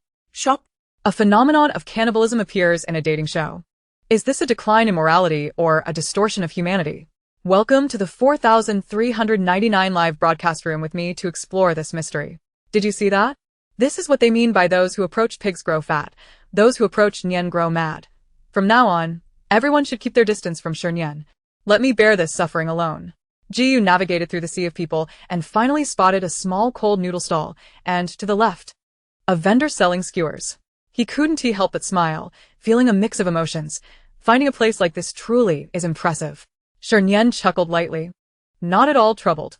Of course, if you find it difficult, you can mobilize the staff to vote for my photo. As long as I hold this position, you have a leg to lean on. It's a guaranteed profit. Let us sample the food first. If it's good, we can consider it. With a twinkle in his eye, Jiyu glanced at her profile and stepped across the street. From a distance, he felt indifferent, but upon reaching the stall, he discovered that despite its small size, the variety of offerings was quite remarkable. Cold noodles, spicy turkey noodles, and wolf-tooth potatoes were all available, enticingly presented in bowls and jars. Jiyu surveyed the selections, indecisive, and turned to Shernyen. What do you want to eat? Shernyen scanned the surroundings and waved a hand, signaling him to be patient. Hold on. Let me ask someone I know. She then called out to a boy in line nearby. Hey, handsome, I have a question for you. No need to turn around. I'm talking to you. Perhaps her overly enthusiastic smile startled the boy, who, thinking she was a human trafficker, hastily grabbed his backpack and ran off without purchasing anything. Jiyu, observing from the sidelines, thought, this acquaintance is quite familiar, a tad too familiar, in fact. Undeterred by her initial failure, Shernyen set her sights on a girl who appeared to be a foodie. Little beauty, tell me what's delicious around your school, and I'll treat you. The girl's eyes lit up as she bounced over, her chubby hand raised, enthusiastically sharing her culinary insights. The turkey noodles are tasty, but very spicy. Too much will make your behind hurt. The cold noodles and cold skin can be mixed together, and adding more cucumber and sesame sauce makes it even better. The wolf-tooth potatoes are also good, 5 yuan, kind of expensive though. I can't afford it. And over there, the skewers, wonton eggs, hot dogs, fish tofu, konjac potatoes, and kelp strips are all delicious. The ice cream balls are super tasty too, only 2 yuan each, and they're huge. After hearing her lengthy and animated review, Shernyen concluded, there's nothing unappetizing in this area, only good and even better options. With that in mind, she decided to order one of everything. In return, she specifically bought the girl a serving of wolf-tooth potatoes and a luxurious ice cream topped with 2 scoops. However, the girl shook her head, refusing to accept. The sunlight fell upon her not-so-broad shoulders, casting her petite figure in the heroic light of a young champion. The warm breeze carried her clear voice. You don't need to buy me anything. I'm a young pioneer. The teacher said young pioneers should help others. Such noble ideals moved Shernyen and resonated with numerous online viewers. I was hiding in a dimly lit underpass playing on my phone when suddenly, a burst of red light illuminated the screen. Upon closer inspection, it was the girl's red scarf shining brightly. Everyone, please rise and salute our young pioneer. Our nation's backbone has promising successors. How wonderful. From now on, I need not worry about our country being bullied by outsiders. I can indulge freely. Today, I've secretly observed my 99th child. Shernyen firmly placed the wolf-tooth potatoes and ice cream in the girl's hands, patting her shoulder, insisting, take it. When I say I'll treat, I must keep my word. I can't let my sister be untrustworthy. The girl, suppressing her drooling, nodded vigorously. Yes, thank you, sister. After bidding farewell to the girl, Shernyen found a relatively quiet corner against a wall, beckoning Jiyu to join her for a meal. The 2 food enthusiasts, with their hands holding lunch boxes and ice cream, had just convened when an elderly woman, hunched over and clutching her stomach, approached them urgently. Young lady, young man. My stomach hurts, and I need to use the restroom. Could you keep an eye on my stall? Following her pointed finger, they noticed a nearby cart selling grilled sausages, adorned with a vibrant red sign boasting bold golden letters, Niobe grilled sausages, the king of little ones. Eat Niobe grilled sausages and live a perfect life. The slogan was quite impressive and eye-catching. Inspired by the young pioneer's altruistic spirit, Shernyen readily agreed. Sure, go ahead. We'll take care of it. The elderly woman expressed her gratitude and hurriedly rushed into the residential area across the street. The two then relocated to the food cart, using its 80-centimeter wide surface as their dining table. With only one stool available, they decided to stand on either side to avoid awkwardness. As for the food's flavor, to be honest, it didn't compare to a proper restaurant, but it felt satisfying, especially under the admiring gazes of the elementary students, which inflated their vanity to the point of bursting. Shernyen shoveled cold noodles into her mouth, her smile never wavering. When I was young, there were many snack stalls outside my school, but that old lady was stingy. She wouldn't spare even a dime for pocket money. Every time I saw my classmates buying all sorts of snacks, my resentment was so strong that I wished I could blow up the school. You. Wiping grease from the edge of his bowl, replied with a gentle smile. I'm different from you. I had a mother who wasn't short on money, so I always had the most pocket money among my friends. Under Shernyen's envious gaze, he blinked and changed his tone. But after going abroad, I could no longer taste the flavors of home. When the yearning became unbearable, I learned to cook for myself. Shernyen pondered. Is this the origin of your universe-defying hodgepodge? Ji nodded. Pretty much. Boss, I'd like 2 sausages. A youthful voice interrupted their heartfelt conversation. A little girl with twin pigtails brandished a 5 yuan note, standing confidently before the cart. Shernyen glanced at the still unopened bowl of skewers and the empty sausage grill. Feeling too lazy to move, nudged Ji beside her. They exchanged knowing glances, mutually understanding each other's intent, and in unison, they said, "The boss isn't here. Why don't you wait a moment?" Chapter 76, Chasing the Escape Game. Better late than never. The girl shook her head vigorously. No way. Mommy is waiting for me to eat at home. I need to hurry back. Shernyen adjusted her expression, ready to refuse. But the girl seized the moment and unleashed her trump card. The boss isn't here. You can help me make it. You both look so good. You wouldn't be unable to grill a sausage, would you? Shernyen thought. I feel like I've been CPU'd by an elementary student. Yet, she found herself compelled by the charm of the little girl. Meal break is over. I'll get your sausages right away. After a series of twists and turns, fate has once again led you to sell grilled sausages while I find myself aboard the subway, working overtime. Perhaps this is the design of destiny. With preparations underway for a new batch of emoticons, I received a rather poignant request from a friend who has spent 3 months in the ICU, teetering on the brink of life. His final wish is to savor a grilled sausage, lovingly made by a skilled hand, and I implore you to deliver 2 to him. Drawing from the unfortunate experience of being deceived previously, I swiftly unwrapped 2 sausages, heated the oil, and readied everything. Just then, 2 elementary school students approached, eager to purchase sausages. Adhering to the principle of grilling 1 sausage and perhaps 2 or 3, I continued unwrapping more, and soon, a throng of young customers had gathered around the cart. Gu, having set aside his unfinished skewers, joined the ranks of sausage sellers, becoming adept at packaging, collecting payments, and providing change. Thus, the 2 of us catered to nearly 20 young patrons, depleting half a box of sausages, yet the elderly vendor remained conspicuously absent. Sensing something amiss, Gu seized a moment to confer with me. Why don't you check the restroom for the old lady while I manage the stall? I glanced at the time. 23 minutes had passed, which seemed reasonable. You know how it is in modern society. Many face challenges when dealing with life's pressing matters, and it requires our patience. After waiting a few more minutes without any sign of the elderly lady, I decided to take the initiative, removing my apron and embarking on a quest to locate her. According to the melon-selling aunt's account, the old lady had first entered the public restroom in the residential area, emerging about 10 minutes later. As for her whereabouts thereafter, the aunt speculated she might have returned home, which was nearby, though she was uncertain of the specifics. I felt instinctively that the situation should not be this outrageous. After circling the vicinity of the restroom without any clues, I ultimately returned empty-handed. Upon seeing my dejected expression, Gu immediately surmised the outcome. No luck? I crafted a plausible excuse. She probably had an urgent matter at home and couldn't inform us. We have no plans for the afternoon. Shall we continue to oversee the stall for a while? Gu nodded. Sure, you go enjoy the skewers. There are fewer customers now, and I can handle it alone. Are you certain? Absolutely. I accepted his suggestion with delight, retrieving a packaging box from beneath the cart and indulging in my meal, as a product enthusiastically promoted by the young pioneers. The flavor of the skewers was indeed more delightful than cold noodles. The potato chunks were tender and fluffy, the quail eggs infused with savory spice, and the kelp knots were refreshingly crisp, instantly rekindling childhood memories. The more I savored, the more entranced I became. Unable to resist sharing a quail egg with Jiyu. You must try this. It's truly delicious.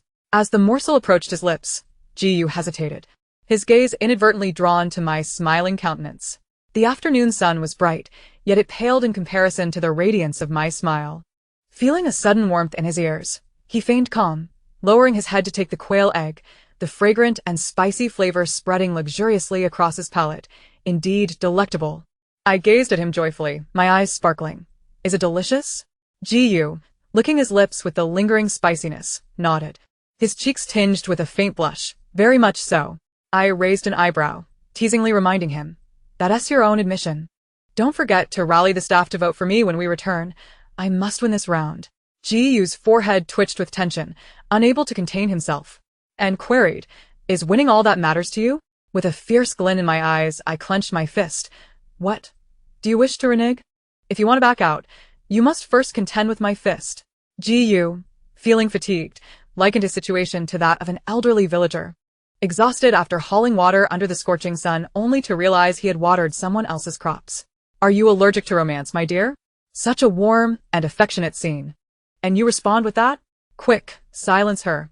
Before I could utter another word, we were interrupted by a thunderous shout. The city management is here, run. You. Lacking experience in street vending, was momentarily flummoxed. However, my seasoned instincts kicked in, and without hesitation, I dropped the sausage I held onto the table and bolted with the cart. Having been caught by city management before, I was determined not to stumble in the same place twice. Though I could lose my legs or my skewers, my cart must not be seized. Driven by this conviction, I propelled the cart forward, my legs moving so swiftly that they seemed to blur. Realizing the urgency, Jiyu hurried to match my pace, and together we nearly lifted the cart off the ground. However, the camera-wielding man behind us was not as fortunate. He desperately wished to pursue, but simply could not keep up. Curse this. After a frantic dash down the street, we finally eluded the city management. Just as we steadied the cart, catching our breath, 2 more customers arrived, eager to buy sausages. Wiping the sweat from my brow and inhaling deeply, I rolled up my sleeves. So, you wish to purchase sausages? Allow me to grill them for you. I was curious to see how absurd the situation could become. We set up a new sausage stand at another alley, donning aprons like seasoned vendors, diligently preparing grilled sausages. We even awaited the elderly lady's potential call to report us. Yet, as the afternoon turned to evening, our anticipation dwindled into disappointment. We received no word from her. To add to our exasperation, we found ourselves under the scrutiny of a rather rotund, surly-looking middle-aged man. Chapter 77. Have you forgotten us? The man squatted by the roadside, stealing glances at our stand for several minutes, occasionally snapping photos, fiddling with his phone, and displaying an anxious demeanor that suggested he was up to something. Both Jiyu and I sensed something was off. Exchanging glances, we contemplated sending our imposing cameraman to investigate, but before we could act, the man approached us with an awkward smile. Hey there, do you two enjoy Zhu's teaching essays? After a brief hesitation, I cautiously responded. I memorized them in elementary school, though I never liked them. Why do you ask? The man didn't reply, inching closer to inquire. What are your thoughts on Van Gogh as Starry Night? Jiyu, maintaining a composed facade, shielded me behind him, frowning as he nonchalantly replied, We have no opinions. Yet the man persisted. What insights do you have about the Mona Lisa smile? You inhaled sharply. Gripping a bamboo skewer from the table, arching an eyebrow. What exactly are you getting at? Be direct. The man leaned over the cart, using a careful and convoluted tone to ask, Is this cart yours? It looks just like one I have at home. Perhaps fearing a violent confrontation, he added quickly, I'm just curious. It might be a misunderstanding. I mean no offense, so please don't be upset. Exchanging looks of surprise and relief, we realized our pleasant outing had unexpectedly transformed into a day of labor, the bittersweet irony of our predicament only deepening our shared understanding. As Shernyen peeked from behind Jiyu, gesturing animatedly, she exclaimed, This cart belongs to an elderly lady who used to sell goods at the 6th gate. She has short white hair, is quite petite, and wears a black and white floral long dress. Do you know her? The man, filled with excitement, smacked his thigh and replied, Of course, I recognize her. That's my mother. I knew my cart was a unique custom piece, It couldn't possibly match anyone else's. But how did her little card end up in your possession? This matter traces back to the skewers from earlier that morning. Shernyen sighed deeply, succinctly recounting the sequence of events to him, and finally, with a pained expression, pressed her hand to her chest, saying, "Please, you must bring the lady here. I wish to ask her directly why she treated us this way. We merely sought a favor, and now we find ourselves toiling like laborers." The man scratched his head, repeatedly apologizing. "I'm sorry, but no one is answering my mother's phone. If you could wait just a moment, I can call her. My home is nearby. And I'll be back in a few minutes."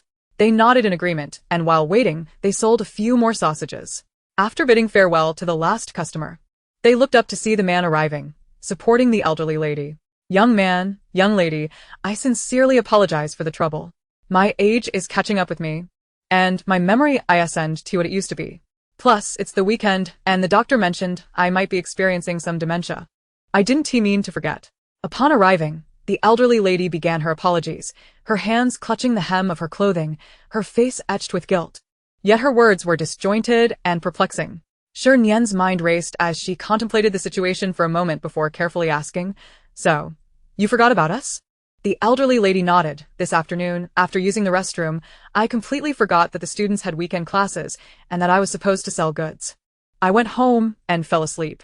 When she mentioned going home to sleep, her voice dropped, and she dared not look up at their expressions. The air fell silent, while the audience erupted in laughter.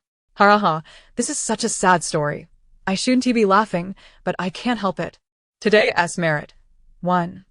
Pulling out my electronic wooden fish, I pray for forgiveness from the Buddha. To be fair, it's quite remarkable that at her age, she still ventures out to sell goods despite her illness. Dear lady, why not let me buy your little cart? I'll make sure to look after your business every day. I suddenly realized that selling goods can be quite profitable. I'll quit my job tomorrow and start selling sausages. Ladies, see you at the peak another day. I'll treat you to sausages." After a moment without a response, the elderly lady rubbed her hands and continued, "Actually, before going to sleep, I felt like I had forgotten something. But after thinking for a long time, I thought perhaps I hadn't flushed the toilet. I got up to check, and only after confirming it was clean did I go to sleep." Faced with such an absurd yet sincere explanation, Shernyen readily chose to forgive her. "If you forgot, then you forgot. It's not a big deal. There's no need to apologize. Gee, you pulled out the money box, reporting their earnings this afternoon. We sold a total of 68 sausages, each for 2 yuan, making 136 yuan in total. Here's part of the cash. The rest is through mobile payment, which you can check on your phone." The elderly lady shook her head in embarrassment. "No need for that. You've worked hard all afternoon, dodging the city management. Please keep the money. Consider it your reward." Jiyu insisted, pushing the money box towards her, while the elderly lady, filled with shame, resolutely refused to accept it. They engaged in a back and forth with the box for several rounds, resembling a Tai Chi match. Unable to watch any longer, Shernyen reached out and placed the box in the elderly lady's hands, saying, "Please accept it. It's just over 30 yuan in cash. Not even enough to buy a 3-layer cheeseburger. There's no need for this. Huh. What I mean is, as successors of socialism, we must heed the country's call to help others without seeking anything in return." The elderly lady's son chimed in, "Mom, just take it. It's not a lot of money anyway. If you want to express your gratitude, we can invite you over for a meal. That would show more sincerity." The cameraman, worried they might make a sudden exit, quickly interjected, "It's getting late. We should head back to the villa." Unable to host them, the man glanced around and hurriedly dashed into the nearby fruit store, returning with a large watermelon, which he forcefully tossed into Jiyu's arms, saying, "A little watermelon. A token of my respect. Take it to quench your thirst on the way." Without giving them a chance to refuse, he grabbed the cart and sprinted away. The elderly lady quickly covered her head with both hands, shouting for him to stop while rushing home. Jiyu, fearing she might hurt herself in her haste, called out from a distance, "Take care, Grandma." The elderly lady turned her head, waving her hand, "Go back now. Next time, I'll treat you to sausages." The mother and son hurriedly dashed into a narrow alley, turning a corner and disappearing from view. With the labor segment concluded, Shernyen stretched her arms, feeling exhausted, and mused, "Next time, let us just explore a nearby area. The outside world is too terrifying." Ji was delighted by her mention of next time, his peach blossom eyes sparkling. "Then I shall take charge of the arrangements next time, ensuring you have a romantic and comfortable date." Chapter 78. You are a wise person. By the time they returned to the villa, darkness had fallen, and the other three couples were already waiting in the lobby. As soon as they entered, Zhou Shiwan greeted them with enthusiasm. Sister Nian, I heard you're back to your old profession. How did it go? Did you bring me a couple sausages? Shernyen turned back, pointing to the watermelon in Jiu's hands. Here, this is all we have. If you want to eat, go grab a fruit knife from the kitchen. Zhou Shiwan's face fell, on second thought. I think I'll pass and choose to eat dinner instead. To maintain the childhood theme, the dinner prepared by the production team was filled with childlike whimsy, to the extent that it could be compared to a kindergarten menu. Main course, milk buns shaped like little pigs, red bean and purple rice porridge. Accompanying beverage, calcium milk. Dessert, bear-shaped biscuits and watermelon. Everyone ate their meal with remarkable decorum, resembling well-behaved kindergarten children. Zhou Xingyan watched this harmonious scene, a smile playing on his lips, and only when everyone was satisfied did he dare to interrupt. Next up is the photo presentation time. Afterward, each guest can vote for their favorite photos from the other groups. Note that the guest votes will have a bonus effect on the total votes. Upon hearing the last phrase, Shernyen, who had been lounging on the sofa sipping milk, instantly perked up. Addressing the guests with heartfelt sincerity, she declared, Today, I carried burlap sacks at the construction site, making 3 trips in one go. My co-worker said I was quite strong, and I couldn't help but shed a few tears. Yes, I can bear everything except for the fact that you Haven T voted for me. Brothers and sisters, I implore you, please vote for me. As long as I have a meal to eat, I will ensure you all have a bowl to wash. Zhou Xingyan coldly interrupted this line of thought. Now we shall begin with the first group of guests, the Nightingale CP's presentation. Jiang Wanjiao and Shi Nian visited the zoo, and their photos featured animals, monkeys rowing boats, pandas dancing, black bears fighting, and handsome young men and beautiful women feeding animals, all conveyed a warm atmosphere. Su Sheng and Lu Yuchuan went to a nearby elementary school, capturing images of the podium, playground, and each other, their photos exuding romance, though they seemed somewhat disconnected from the childhood theme. Zhou Shiwan and Song Xinyo completely abandoned the theme, presenting mostly selfies in various amusement park attractions, their faces contorted in exaggerated expressions. In Shernyen's words, you don't seem to be searching for childhood memories. You resemble a history of zombie mutations. As for the photos of Shernyen and Jiyu, they were filled with bizarre and grotesque figures. To say they did not fit the theme would be fair, given the children in the background, yet to claim they did fit would be equally valid, as the overall atmosphere was undeniably strange. It was truly difficult to judge. During the voting phase, Jiang Wanjiao voted for Shernyen without hesitation, stating, I maintain that Shernyen is a person with great ideas, and I hope to collaborate with her in the future. Shi Nian followed suit, casting her vote for Shernyen as well. This is a very interesting set of photos. Even without my vote, it would probably win, but I still want to ride the coattails. Zhou Shiwan. Although my sister abandoned me today, I am magnanimous and hold no grudges. Thus, I shall cast my vote for her. When it came to Song Xinyo's turn, she persistently recited her fervent support. Despite the fact that my vote seems inconsequential in light of CEO Ji's popularity, I shall still cast it for him. For in my heart, he shall forever be the most exceptional. Jiyu cast her a sidelong glance, his expression impassive. Could your performance be as minimal as your monetary contributions? Song Xinyo made a gesture indicating silence, refraining from further comment. Among the 3 groups of guests, 2 cast their votes for the Shi Nian couple, while the remaining duo, Lu Yuchuan and Su Sheng, gritted their teeth in search of justifications before ultimately voting for the less threatening Wanan couple. Shernyen and Jiyu, meanwhile, took on the role of impartial arbiters, casting 1 vote each for both the Yuanxin and Wanan couples, thereby achieving a commendable balance of fairness and transparency. After the voting concluded, the final segment of the episode commenced, the delivery of heartbeat cards, which could only be given to members of the opposite gender. As soon as the rules were announced, the barrage of comments erupted in laughter. Oh, let me see which guest will face the consequences. Oh, it's the great monkey, huh? No worries. This time Ji can help you out, and in return, you can reciprocate. How perfect. Shernyen, I command you to write to Jiyu. If you don't expect to receive my tickets. Who do you think you are? Great monkey, ignore him. Write to Shiwan. His feelings for you are as evident as the heavens and the earth. The first to be called upon, Shernyen, disregarded the comments entirely and swiftly penned. You are an astute individual. You should understand my meaning, correct? Jiyu, pondering for a moment, inscribed a reflective statement. I have come to comprehend certain things I ought not to, while the essential truths remain elusive. I hope a certain perceptive individual can provide me with clarity. I advise you to be clear-minded and refrain from writing ambiguous statements that leave me perplexed. While others are writing heartfelt cards, these two are playing riddles. Fearful that anyone else might decipher their meanings, right? So, are they writing to one another? Is that so? It's evident. Their intentions are crystal clear. What more is there to misunderstand? Jiang Wanjiao and Shi Nian maintain their prior episode's refreshing and artistic tone. However, following this episode's interactions, their feelings had evidently progressed. As they shared a knowing glance before writing their cards, the air thick with romantic tension, prompting Shernyen to emit a playful bark. When it was Zhou Xiwan's turn, he cast a forlorn glance at Shernyen, receiving no response. He picked up his pen with a wistful expression. I crave grilled sausages. Do you comprehend? Zhou Xiwan's fans seemed to have come to terms with reality, steering clear of the topic of relationships as they flooded the comments with various culinary delights, adding, eat, eat, eat until you drop. Joining in to lighten the mood, Song Xinyo remarked, you should understand what I wish to convey, thus I shall not elaborate further. Good night, sweet dreams. Ji Yu's hand, resting beside the sofa, tightened, and he lifted his gaze to coldly inquire, which company are you affiliated with? Song Xinyo's hand trembled. Why do you ask?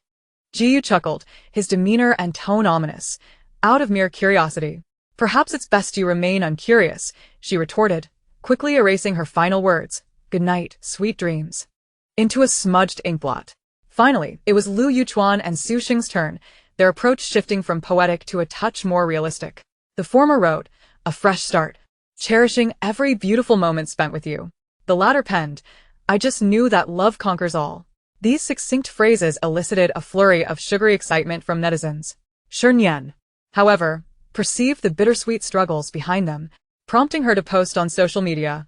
Her encounter with him was akin to a dog experiencing a sudden downpour of excrement, a destined romance, accompanied by an image of a dog indulging in unsavory behavior. Chapter 79. Sir, would you care for a taxi service? Within mere minutes of posting, the comments section erupted with likes and replies. Are you hungry again, Sister Nian? Commented a user. Scram, she retorted. Following that, another comment appeared. Brother Peony, such eloquence in romance. Are you courting death?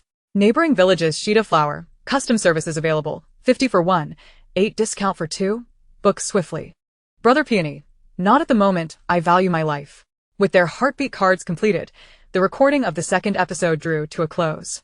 After bidding farewell to the audience, the 8 guests returned to their respective rooms to pack their belongings in preparation for departure.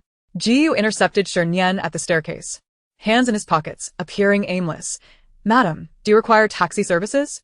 Shernyen looked up, retrieved her phone, and displayed her chat with a contact humorously named AAA Pork Wholesale Little He, highlighting a message that read, Sister Nian, traffic is congested, but I assure you I will arrive at your destination within half an hour. After sharing the message, she returned her phone with a triumphant smirk. Look at me. Now I have an assistant to escort me, while Ji Yu's taxi service can be reserved for those with greater need. Quite satisfactory, Ji Yu replied, a smirk tugging at his lips as he ascended the stairs. Once in his room, he promptly logged into a certain Red app and messaged the user Beautiful Big Cockroach. I have followed your advice, but the results are not evident. The response arrived swiftly. Beautiful Big Cockroach, see? I told you you are a typical average male. Message from Beautiful Big Cockroach retracted. Beautiful Big Cockroach, no reaction at all? Please elaborate. Ji replied, there is a reaction, but the direction is rather abnormal. Beautiful Big Cockroach, such as? Ji, for instance. I purchased multiple breakfasts for her to choose from, yet she believed I intended to poison her. Ji, or she thinks I am quite handsome and invited me to her home to serve as her bodyguard. Ji, I had already booked a luxurious amusement park day trip, yet she insists on taking me to a crowded place to engage in cosplay. Beautiful Big Cockroach. Beautiful Big Cockroach, is there truly a woman with such a uniquely peculiar mindset? I refuse to believe it. Ji, indeed, it is the reality. So do you think we still have a chance? Beautiful Big Cockroach, there is definitely a chance. It must be. Clearly. The other party had been ignited with a competitive spirit, the black text increasingly fervent and impassioned. Beautiful Big Cockroach, I vow that unless I help you win her over, I shall deactivate my account. Message from Beautiful Big Cockroach retracted. Beautiful big cockroach. I vow that unless I help you win her over, I will change my name to foolish big cockroach. GU. So what should my next step be? Beautiful big cockroach. Upon careful analysis, it appears your desired object is no ordinary individual. Thus, conventional courting methods yield poor results. We must take a different approach. Beautiful big cockroach. This time, we will emphasize psychological strategies. Set aside money and appearance. What is crucial is to be there for her when she needs assistance, offering warmth and care. And remember, you must make her feel your kindness. Jiyu pondered for a moment, rapidly typing out several lines, hesitating at the phrase, make her feel your kindness, before deleting it all and reverting to a simple response. Understood. Closing the chat window, he stood by the window in contemplation for a long while before stepping out, ascending to the third floor and knocking on Shernyen's door. A muffled voice from within called out, Hiyue, can you slow down a bit? I've already devoured 2 bags of chips. The door swung open, and their eyes met, creating a slightly awkward atmosphere. Shernyen hastily swallowed the chips in her mouth and smiled broadly at Jiyu. Hey, Jiyu, what brings you here? Jiyu smiled back. Could I trouble you for your assistance, we chat? Huh? Shernyen replied, taken aback, retreating a step in caution. What? Are you trying to poach my assistant? Jiyu Yen succinctly stated, by pork. After adding WeChat, Jiyu took her phone and returned to her room. Several minutes later, her friend request was finally approved, and in the very next moment, a flurry of messages arrived. AAA Pork Wholesale, Xiaohe, we're all acquaintances, so I'll skip the pleasantries. AAA Pork Wholesale, Xiaohe, I've heard from Sister Nian that you're a major client, but I'm skeptical. How about you purchase 2 pigs first to prove your strength? AAA Pork Wholesale, Xiaohe, you can rest assured about the quality of the pork. These are healthy pigs raised on grain. If you don't believe me, search for the account XXX on a certain video platform. The man who live streams butchering pigs every day is my dad. Na Yuliang, how many pigs do you have? AAA Pork Wholesale, Xiaohe? Na Yuliang, just give me a number. I'll take them all. AAA Pork Wholesale, Xiaohe. Sir, may I humbly bow to you? AAA Pork Wholesale, Xiaohe. Animated gif of a stick figure bowing frantically. Na Yuliang, no need for bowing. Just do me a favor.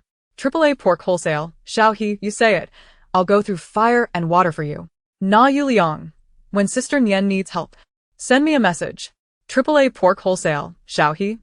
AAA Pork Wholesale, Xiaohe. Oh, Shernyen waited impatiently for nearly an hour, her eyes almost going blind and her heart nearly breaking, until she finally spotted Hiya gliding in on her skateboard, arriving fashionably late. Yes, she was on a skateboard. Shernyen was momentarily taken aback, incredulously asking her, did you really skate all the way here? Hiya wiped the sweat from her forehead and smiled innocently. I initially took a taxi, but the traffic in the city center was horrendous. I got out because I was worried I wouldn't make it in time. Watching her effort, Shernyen felt a twitch in her face, silently swallowing back her retort about how she might as well go home and raise pigs. So how am I supposed to get back? Skateboard like you? Hiya cheerfully pulled out her phone. Just take a taxi. Suddenly remembering a rather critical issue halfway through, she quickly changed the subject. Actually, skateboarding isn't off the table. Shernyen couldn't suppress her thoughts any longer. Hiya, you're such a delightful character. She took a deep breath and rapidly typed a message to Jiyu. Dear sir, are you available for a taxi service? 2 minutes later, a tall figure appeared at the staircase. The previously smiling face turned stormy upon seeing Hiya. It's you? The short-haired girl who made a scene in the live stream to humiliate me? Hiya pretended not to recognize him and obediently bowed. Hello, Mr. G. I'm Shernyen's personal assistant, Xiaohe. Jiyu scoffed softly, his gaze shifting to Shernyen. A few days ago, my assistant just hired another assistant. She's quite capable, with a salary of 2,500, and she comes with a car. Would you like me to transfer her to you? Shernyen replied, I've downloaded the anti-fraud app. Chapter 80. A voice that shatters the advertising world in the end. Jiyu still graciously ignored past grievances and drove the 2 back to their rental apartment. By the time the 3 of them arrived at the community entrance, it was nearly 11 o'clock. Shernyen was too lazy to continue the hassle and suggested that Hiya find a nearby hotel to stay. However, Hiya pulled out a set of keys. Sister Nian, I forgot to tell you, I've moved downstairs from you. If you need anything in the future, just message me anytime, whether it's bringing food or taking out the trash. Meeting her sincere gaze, Shernyen sighed heavily and patted her shoulder. Xiaohe, keep up the good work. I'll definitely have Sister Rong apply for the Most Dedicated Employee Award for you. Upon returning home, Shuang Qing was already asleep. Shernyen tiptoed through her shower and collapsed onto her bed, turning off all alarms and preparing to embrace a little holiday. Little did she expect that the next morning at 8 o'clock, Sister Rong would bombard her awake with a series of relentless calls. Shernyen, a helmet brand has recognized your commercial value and wants you to shoot an advertisement. Get to the company before 9 so we can discuss the collaboration details. Shernyen barely opened her eyes. Sister Rong, you should understand that even donkeys in a production team need rest. Xie Rong's voice was sharp and decisive. After shooting this advertisement, you should earn around 200,000 after the split. Shernyen shot up from her bed, her eyes wide as saucers. Give me 20 minutes. It wasn't about the money. It was primarily about her passion for work. 18 minutes after hanging up the phone, Shernyen skated into the company building, where, under Xie Rong's introduction, she met the financier for this project.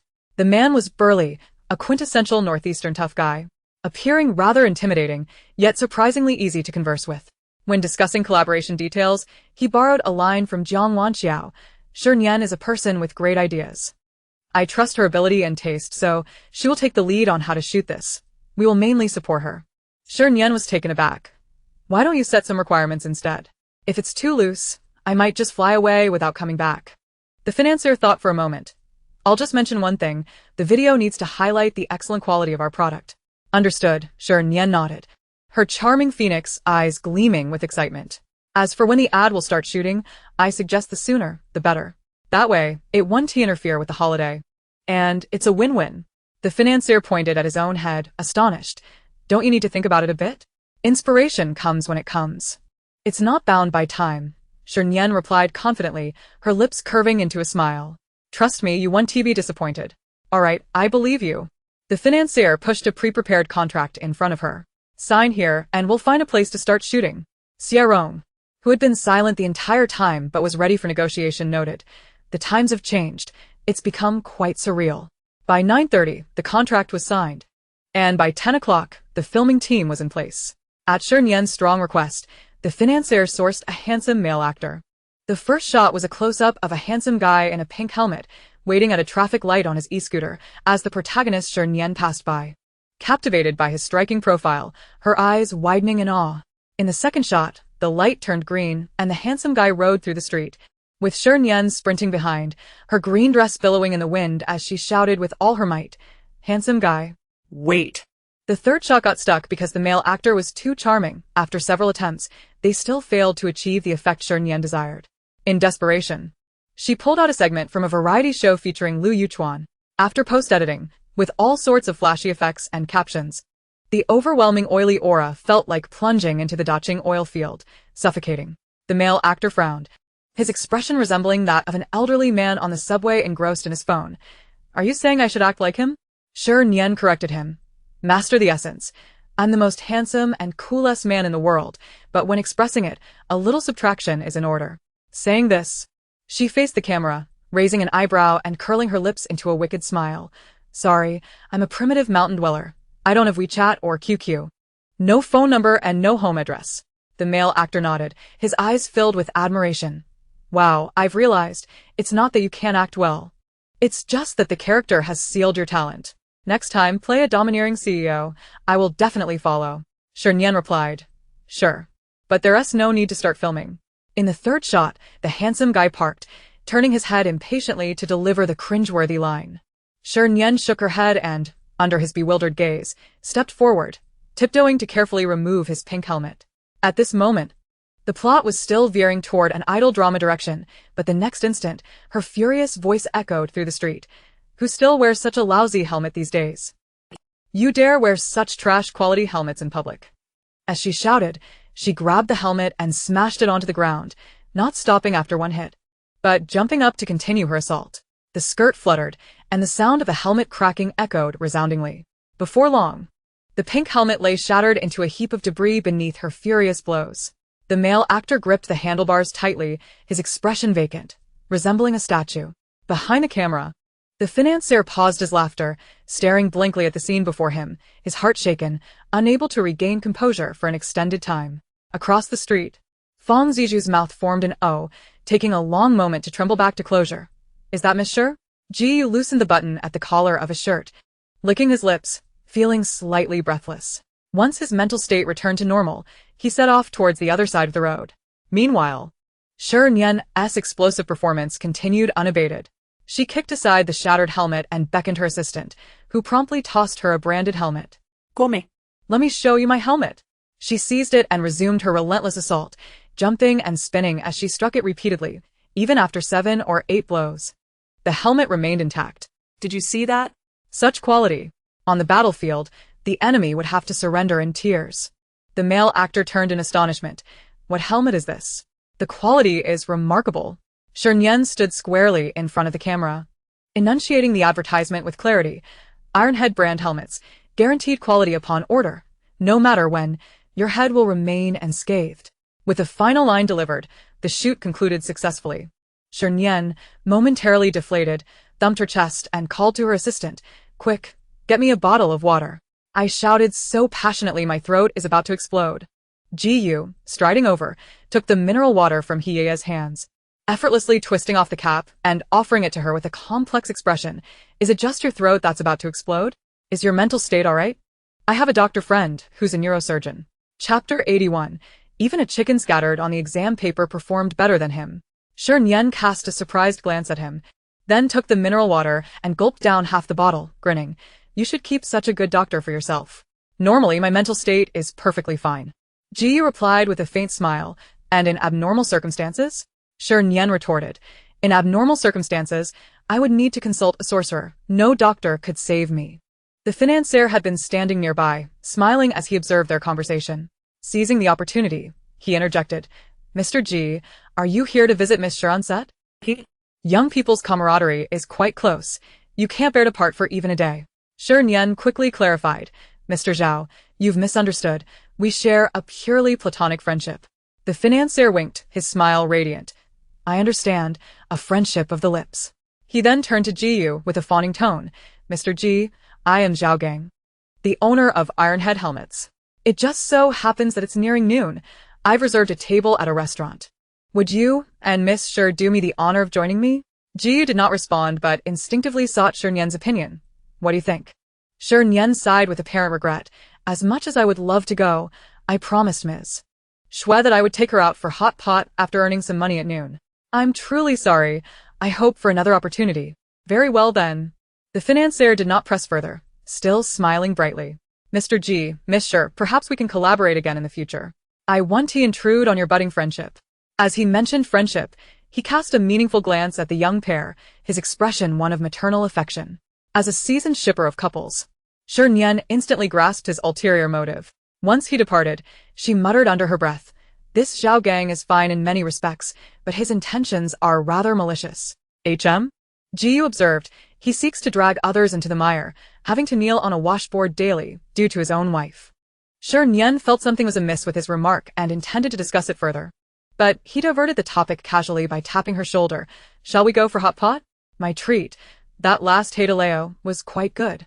What about my mom?" "She can come too," Fang Zizhu interjected abruptly, his large face radiating eagerness. Jiyu shot him a sidelong glance.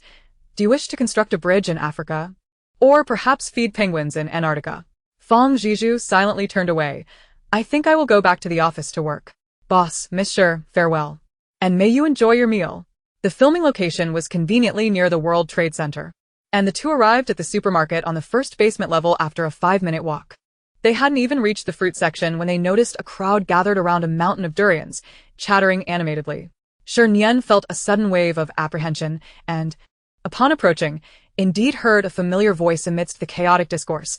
"Mom knows you've worked hard managing the household these years, but who in this family hasn't struggled? Far Mountain runs such a large company, working early and late. Isn't he tired? Yang has to attend dozens of classes at school each day, and his papers stack up like mountains. Isn't he struggling?" Zheng Qiuhong, her neck still bandaged, spoke with unrelenting fervor, spewing her grievances incessantly. Shui Qing, wishing to avoid conflict that could disrupt her work, maintained a stoic demeanor. "Madam, I have divorced Shi Yuanshan. If there are issues, please discuss them with your son. I have work to attend to, and no time for this." Zheng Qiuhong, agitated, grasped her arm, continuing her tirade. As a wife and mother, you ought to show more understanding toward your family. Can't you endure a bit of grievance? How can you simply divorce? Having lived under the same roof for decades, Shui Ingqing understood she could not win against this obstinate woman. Not wanting to create a negative impact in the supermarket, she said nothing, attempting to break free from the grip to escape the scene. However, Zheng Qiuhong's hold was too strong. After several attempts, she remained tightly bound. Just as she found herself isolated, a masked heroine rushed through the crowd, delivering a swift slap to Zheng Qiuhong, causing her to release her grip with a startled yelp. Clutching her reddened hand, Zheng Qiuhong turned, and upon recognizing the assailant, her fury boiled over. "You little wildling, how dare you hit me? Do you believe I want to call the police to have you arrested?" Shernyen scoffed, nonchalantly raising her eyebrow. As an elder, shouldn't you show some understanding toward the younger generation? A slap is nothing to endure. Why call the police? With people like you, the police would be exhausted.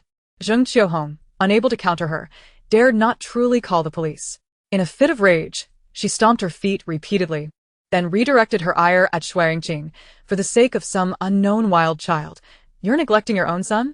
After learning about your divorce with Yuan Shan, Yang cried for several days, and his midterm exam suffered.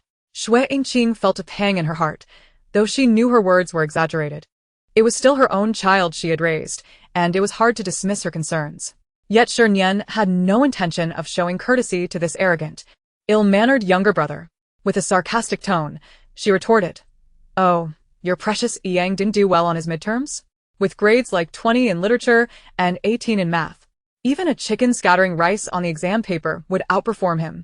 Zheng Qiuhong could not bear to hear anyone speak ill of her beloved grandson. Her blood pressure skyrocketing as she leapt up to argue. "You're talking nonsense. My Yang is clever. He just hasn't awakened yet. Once he does, he'll surely score full marks and get into Qingbei, far surpassing you." Shernyen couldn't contain herself, bursting into laughter. At 18, still waiting for his awakening? Are you planning to let him wait until he is 80? Take my advice, your Yang isn't cut out for school. Instead of repeating a year, you'd be better off taking him to the park to play with a whip or jump through fire hoops. You could even start a circus together. The onlookers, upon hearing that someone's precious grandson was already 18, could not help but stifle their laughter. The ever-curious Ji Yu fanned the flames, meticulously correcting her words. To be frank, at his age, learning circus skills is rather too late. It would be more prudent to send him to a factory to tighten screws. Qinghua turning into a factory, pride morphing into a jest. Zheng Qiuhong's temples throbbed with fury. And finally, unable to contain herself, she lunged at Shernyen like a frenzied bear. "You wildling, with a heart as venomous as a serpent, cursing my family, Yang. I shall fight you to the end." Ji Yu furrowed his brow, about to intervene, when the other protagonist, possessed by theatrics, suddenly tilted his head, covered his cheek, and let out a delicate wail. "Ah, how painful." Chapter 82. "Ah, my elbow." Then, amid the astonished gazes of the crowd, he swayed and gradually collapsed to the ground, his frame anything but frail.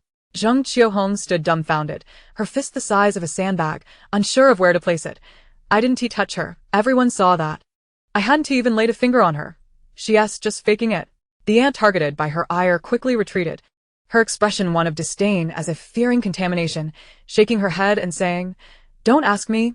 I'm blind. I see nothing." Zheng Qiuhong, flustered and enraged, bent down in a panic, attempting to rouse Shernyen. "Get up, you dead girl. Don't pull this stunt." However, as she prodded, Shernyen reacted as if electrified, convulsing on the floor while lamenting. My elbow, my patellar, I'm dying from the pain." The supermarket manager, hurrying to address the chaos, found himself at a loss for words, pondering how on earth to resolve this situation. At that moment, a hand rested on his shoulder, and, turning his head, he found his dear Ji Yu gazing at him icily. His already faltering tongue became even more tangled. Ji Yu? What brings you here?" Ji Yu curved his lips into a dispassionate smile, his gaze piercing. "Is this how you manage your supermarket?" The manager, on the verge of tears. "Ji Yu, please let me explain. No, allow me to justify myself." "No need for explanations," Ji Yu coldly interrupted. "Enhance the supermarket's security measures.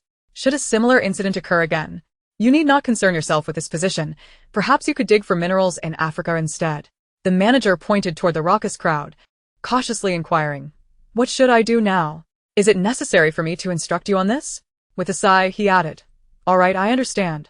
The manager turned, gesturing to the security team behind him. Remove the troublemaking woman, but make sure not to grab the wrong one. It's the older one. Several security personnel surged forward, dragging the woman away as if she were a chick, pulling her from the produce section into the security room. Zheng Qiuhong, indignant, continued her tirade as she was escorted, her fury palpable, as if she might explode the supermarket at any moment. It was not until a lawyer, clutching a briefcase, arrived, reasoning with her and laying out the facts, discussing compensation and the impossibility of future employment, that she finally calmed down. Meanwhile, Shernyen and Ji Yu had already settled into a private booth at the Riverbed restaurant, surrounded by an abundance of dishes: tender beef, succulent pork, assorted tripe, duck tongues, duck intestines, and duck feet, all lavishly arranged on the table. Shernyen, unfazed by earlier events, indulged in the feast, forgetting all troubles as the food was presented, relishing every bite in leisurely contentment. However, Shui Yingqing's mood was somewhat affected, using the busyness of the supermarket as an excuse. She hastily set down her chopsticks and prepared to leave. Shernyen did not stop her. She cheerfully escorted her to the door before returning to her meal, though the expression on her face while chewing the meat was somewhat fierce, making one wonder if she were feasting on the flesh of an enemy. Ji Yu poured her a glass of sour plum juice, his tone casual yet devoid of warmth. It's simply not worth getting angry over such trivial matters. If you're going to act, you might as well go all in, don't you think? Shernyen raised her gaze, her beautifully adorned phoenix eyes sparkling. I share that sentiment. After which, she took out her phone and sent a message to Shui Yingqing. Are there plans for reconciliation? The reply came back instantaneously, no. It was concise, devoid of hesitation or excuses. Shernyen felt a wave of relief and responded, Understood. After sending that, she searched her blacklist for phone number, unblocking it and dialing. On the other end, it rang for quite a while before being answered. A strong paternal tone greeting her. What is this? Have you recognized your mistakes? If so, go to the Liu family and apologize to the old man and Yuchuan. Retrieve the marriage contract. If you behave, you can still be the esteemed daughter of the Shi family. I am wrong, father. Shernyen interjected bluntly, cutting through his tirade. Was that lunatic released by you? Shi Yuanshan paused, momentarily confused by her reference to the lunatic, before erupting in anger. Shernyen, if you wish to remain in the entertainment industry, mind your tone. If this becomes public, you'll find yourself in a most unfavorable position. Shernyen found his threats amusing. Such a powerful intimidation made her feel emboldened enough to enjoy an extra 2 plates of food at lunch. Shi Yuanshan, cease your barking. I'll be straightforward. Abandon that bloodsucker of a mother sooner rather than later, or your company may vanish without a trace. Shi Yuanshan continued his tirade, but Shernyen simply hung up the phone, returning to her contacts, seeking out the old rascal, and preparing to dial again. Just as she was about to press the call button, Ji Yu seized her wrist. Let's not trouble the elder for such trivial matters. I'll handle it. But that seems rather embarrassing, Shernyen protested. Ji Yu raised an eyebrow, prepared to offer a polite retort, only to find her voice shift. Speaking with unwavering composure, the Shi family has 2 factories, one for toys and another for clothing. Let us target the clothing factory first. It was established with the support of the Liu family, and the garments produced are utterly hideous, better off discarded. It was browsarched. His eyes sparkling with amusement. I knew it. You're not a virtuous person. I'm not a good person. It's enough that you are, Shernyen replied, eagerly serving him a slice of tender beef, adopting a sycophantic demeanor. Ji Yu, I, Shernyen, have always repaid debts of vengeance and kindness. Today you've aided me. Thus you shall be my benefactor from this day forth. I'm willing to be your loyal servant, sacrificing myself and braving any challenges for you. Ji Yu returned the favor with a slice of beef, his demeanor calm and unperturbed. Save your theatrics. If you truly wish to repay me, assist me with 2 matters. Ah? Shernyen murmured softly. I was merely speaking off the cuff. Don't take me seriously. Ji Yu's sharp gaze swept over her. What did you say? Nothing. Please continue. First, refrain from calling me Ji Yu. Understood, brother mutant. Ji Yu gritted his teeth. Use my name. Shernyen thought to herself. Rich people certainly have peculiar habits. Out loud, she said, Oh, Ji Yu. The weight on Ji Yu's chest lifted, and he exhaled in relief. Second, from now on. His voice trailed off as his gaze wandered to the ceiling, his fingers instinctively adjusting his golden-framed glasses. You need not maintain a distance or clarify our relationship at every turn. Shernyen paused, slowly raising her gaze to meet his. Her tone puzzled. What do you mean? I don't understand. Ji sighed heavily, his eyes refocusing, revealing a rare blend of warmth and shyness. You know, my mother has always had certain expectations of me. Oh, I understand. Every parent hopes their child excels, just like mine, Shernyen replied. And he deftly pinched a piece of beef, placing it in her mouth. Forget I said the second part. Shernyen savored the taste, swallowing the beef roll, and bestowed upon him an intelligent look. In truth, you wish to create a semblance of a romantic relationship, to appease your mother and thereby rid yourself of the title brother mutant, am I correct? Chapter 83. I am serious about repaying kindness. Ji paused, his grip on the chopsticks faltering, his thin lips pressing together in silence for a moment. What he truly wanted to convey was, there's no need to deliberately maintain distance. Just give my mother a glimmer of hope, and the rest she will fill in herself. He disliked the notion of leveraging favors, especially in matters of the heart, but some people insisted on repaying kindness. Thus, he reluctantly accepted this arrangement. Otherwise, it would appear he lacked gratitude. Ji shoved a piece of meat slathered in sauce into his mouth, the spicy flavor engulfing his palate, causing his ears to flush a bright red. As long as you're willing, I am amenable to anything. Shi Nian was momentarily thrown off balance by his sudden tenderness.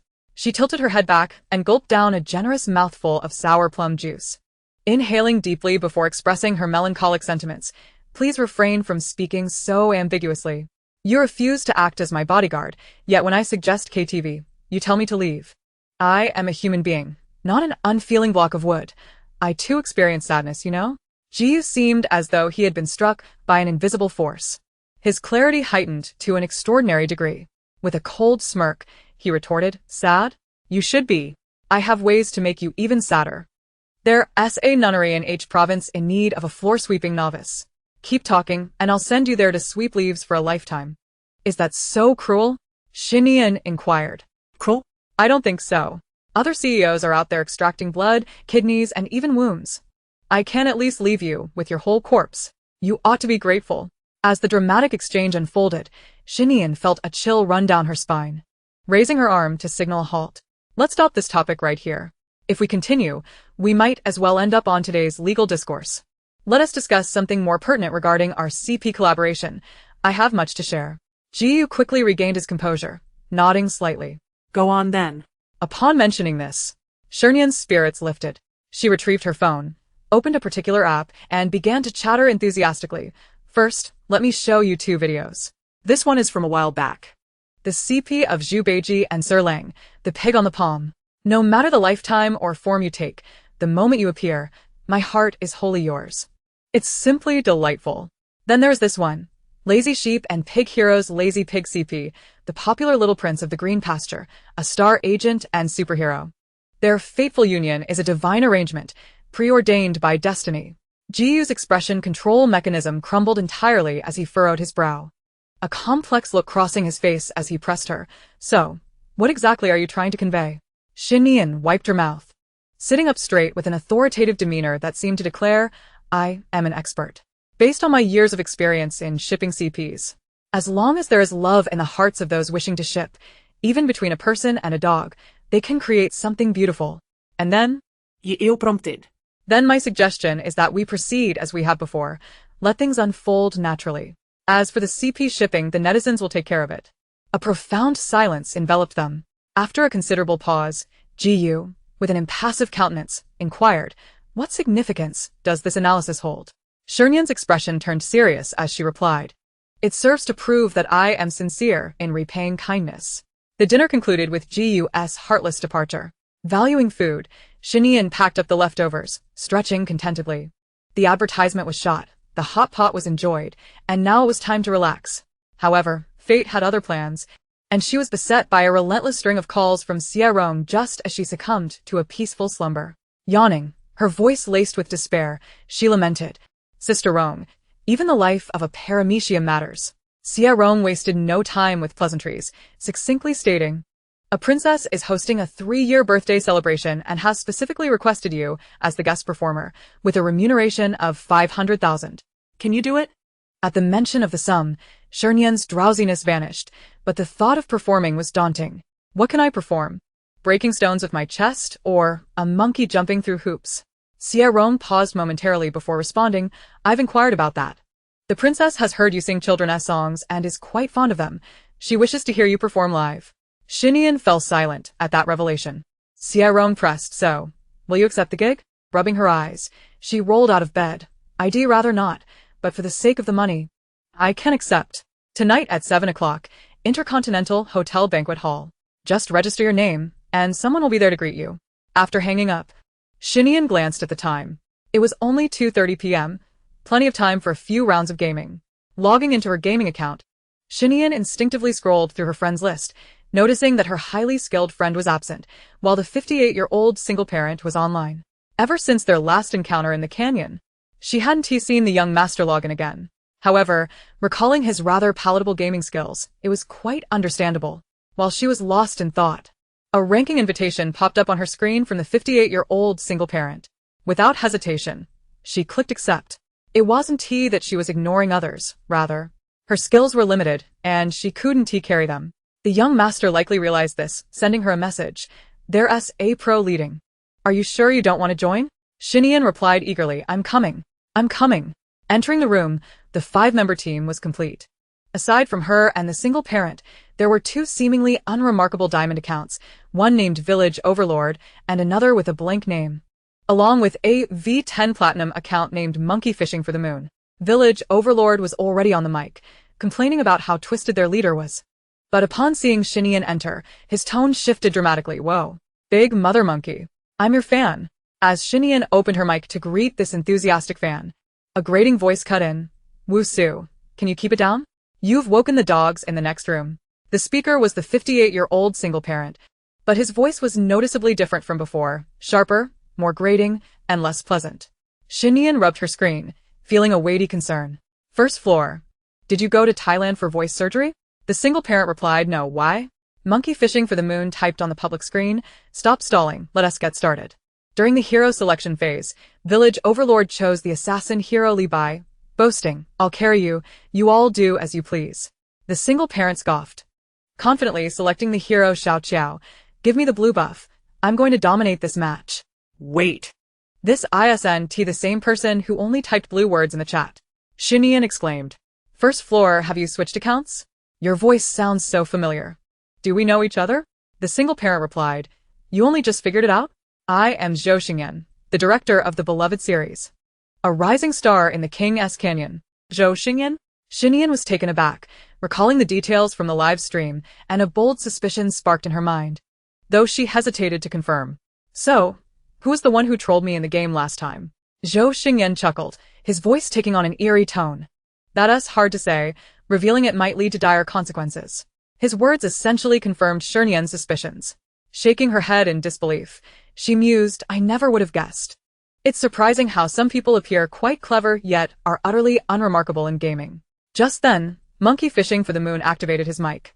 His clear voice emanating from the speakers. I never would have guessed. Some people call you young master on the surface, but criticize your gaming skills behind your back. Shi Nian. Do you know what this behavior is called? The young master locked in the hero Lu Ban Chi Hao and leisurely recited a series of idioms. Two-faced, insincere, honeyed words, with a dagger behind. Shi Nian snapped back to reality from her shock and embarrassment, awkwardly explaining, Young master, I mean Mr. G. Please let me defend myself. This is all a misunderstanding. A misunderstanding? I said those things because I didn't know you were here, or rather, I didn't realize you were the young master. Had I known, I wouldn't have said a word. Flattery flowed easily from Shi Nian. A man like Mr. G, handsome, intelligent, and wealthy, has poor gaming skills. This is hardly a flaw. Ji replied. And what does that mean? Of course, it counts as a virtue. Shi Nian continued, selecting a versatile hero.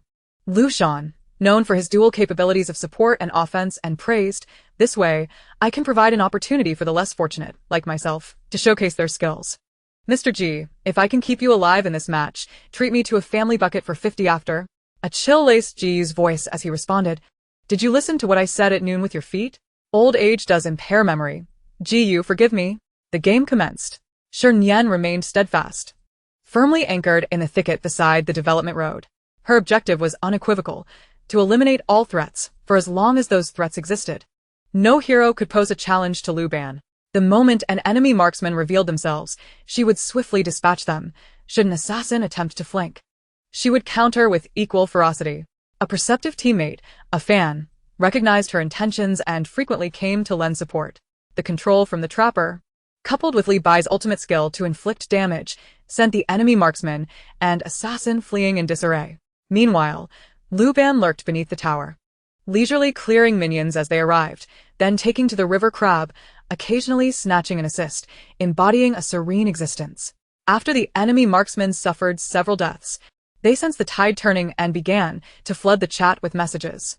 The adept pig farming expert Sun Shangxiang remarked, "Is the opposing team using Smurf accounts to fish for easy kills?" The naive, doting mother monkey, Lu Shan, retorted, "If you can't win, just admit it. No need to tarnish our integrity." The village bully from Sheep Village chimed in, "Doting mother monkey, Sun Tzu and I are indeed on Smurf accounts." Lu Shan replied, "Honestly, our integrity isn't exactly stellar either." The pig farming expert quipped, "Just wait, I'll call my cousin. He's the strongest Sun Shangxiang in the national server." Shernyen dismissed his comments as childish banter and continued to wreak havoc alongside Li Bai around Lu Ban.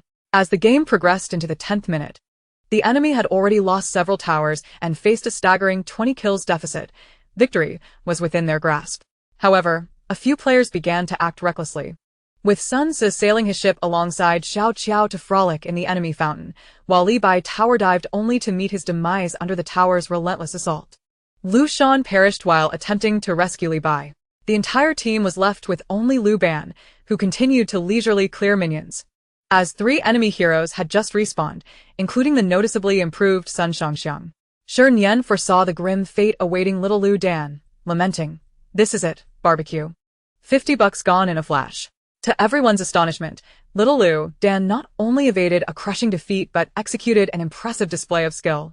First, she flashed to evade a control skill, then unleashed a flurry of attacks, eliminating the enemy support, followed by a devastating barrage that claimed the life of the weakened marksman, achieving a splendid double kill.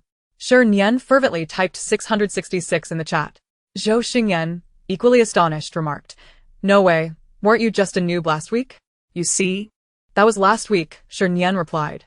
Meanwhile, Jiyu controlled little Lu Dan, teasing him, "Not everyone can maintain a decade-long streak of being as inept and impoverished as you."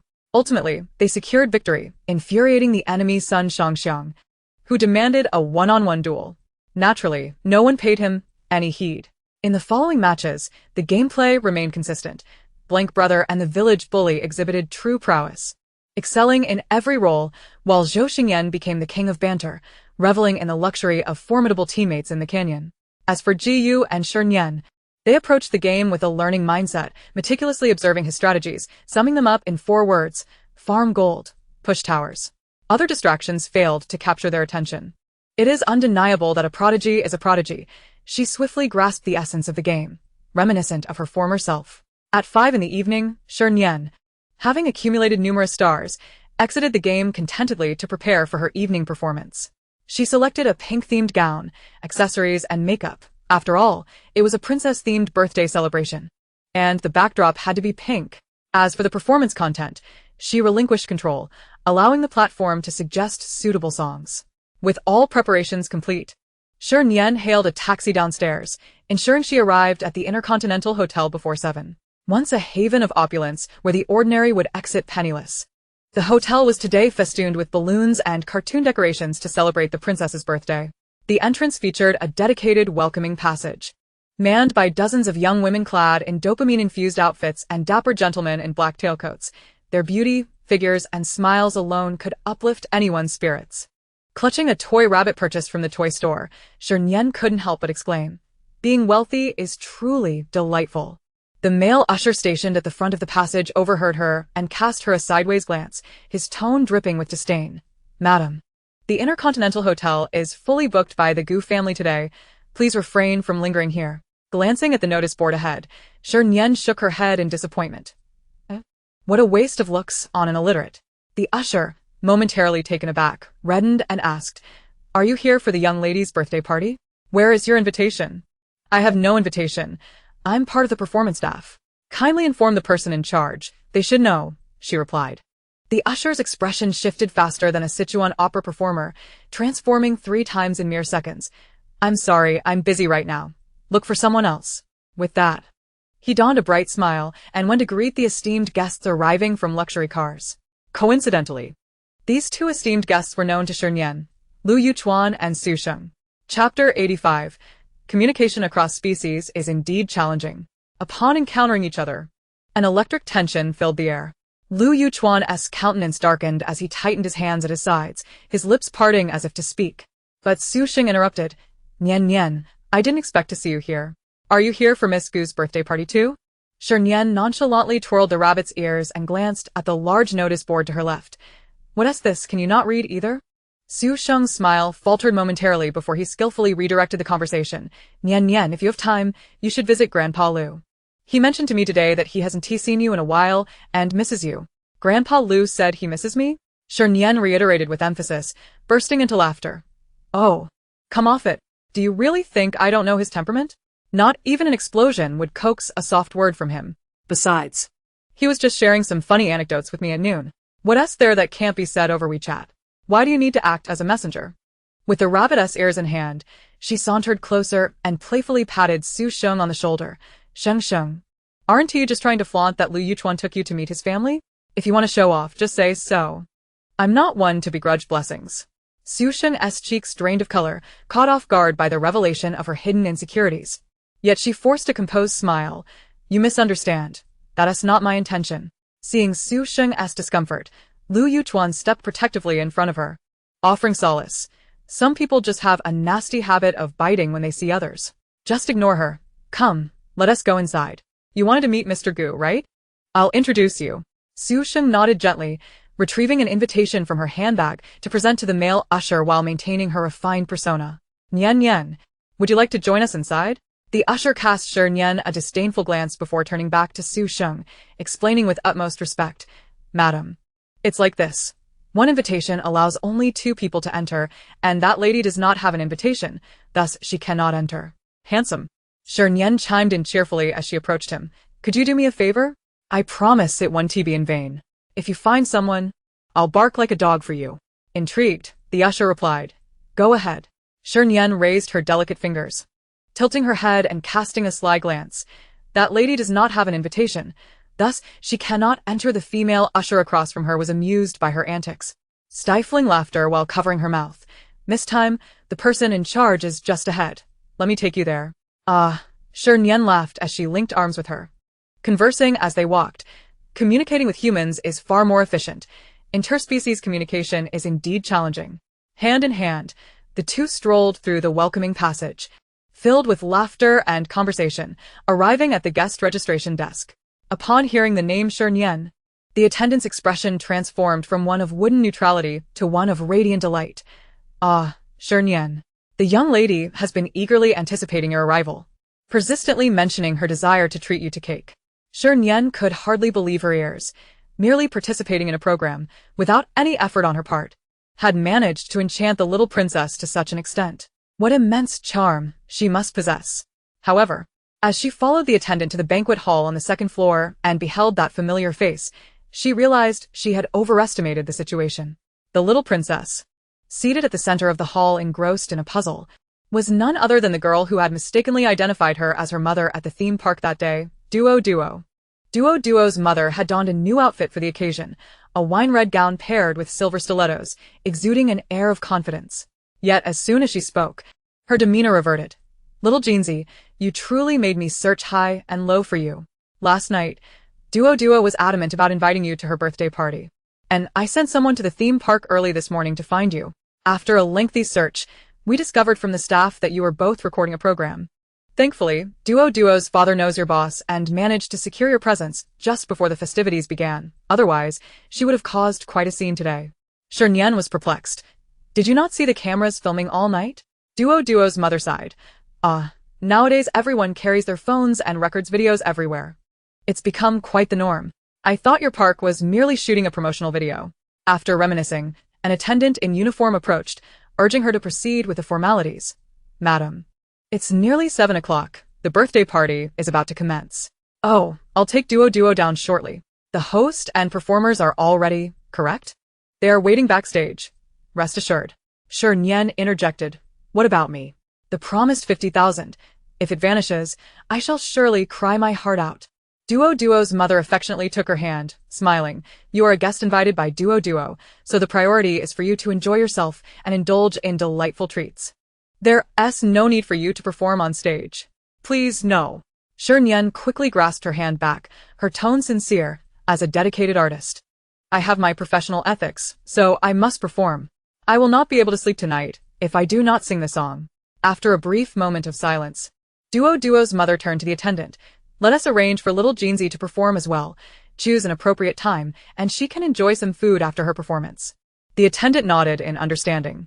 Thus, Shernyen became the first performer. What was more daunting was that this was not the small performance she had envisioned. Its formality rivaled that of a spring festival gala, complete with professional hosts and performers, as well as multiple cameras for live broadcasting.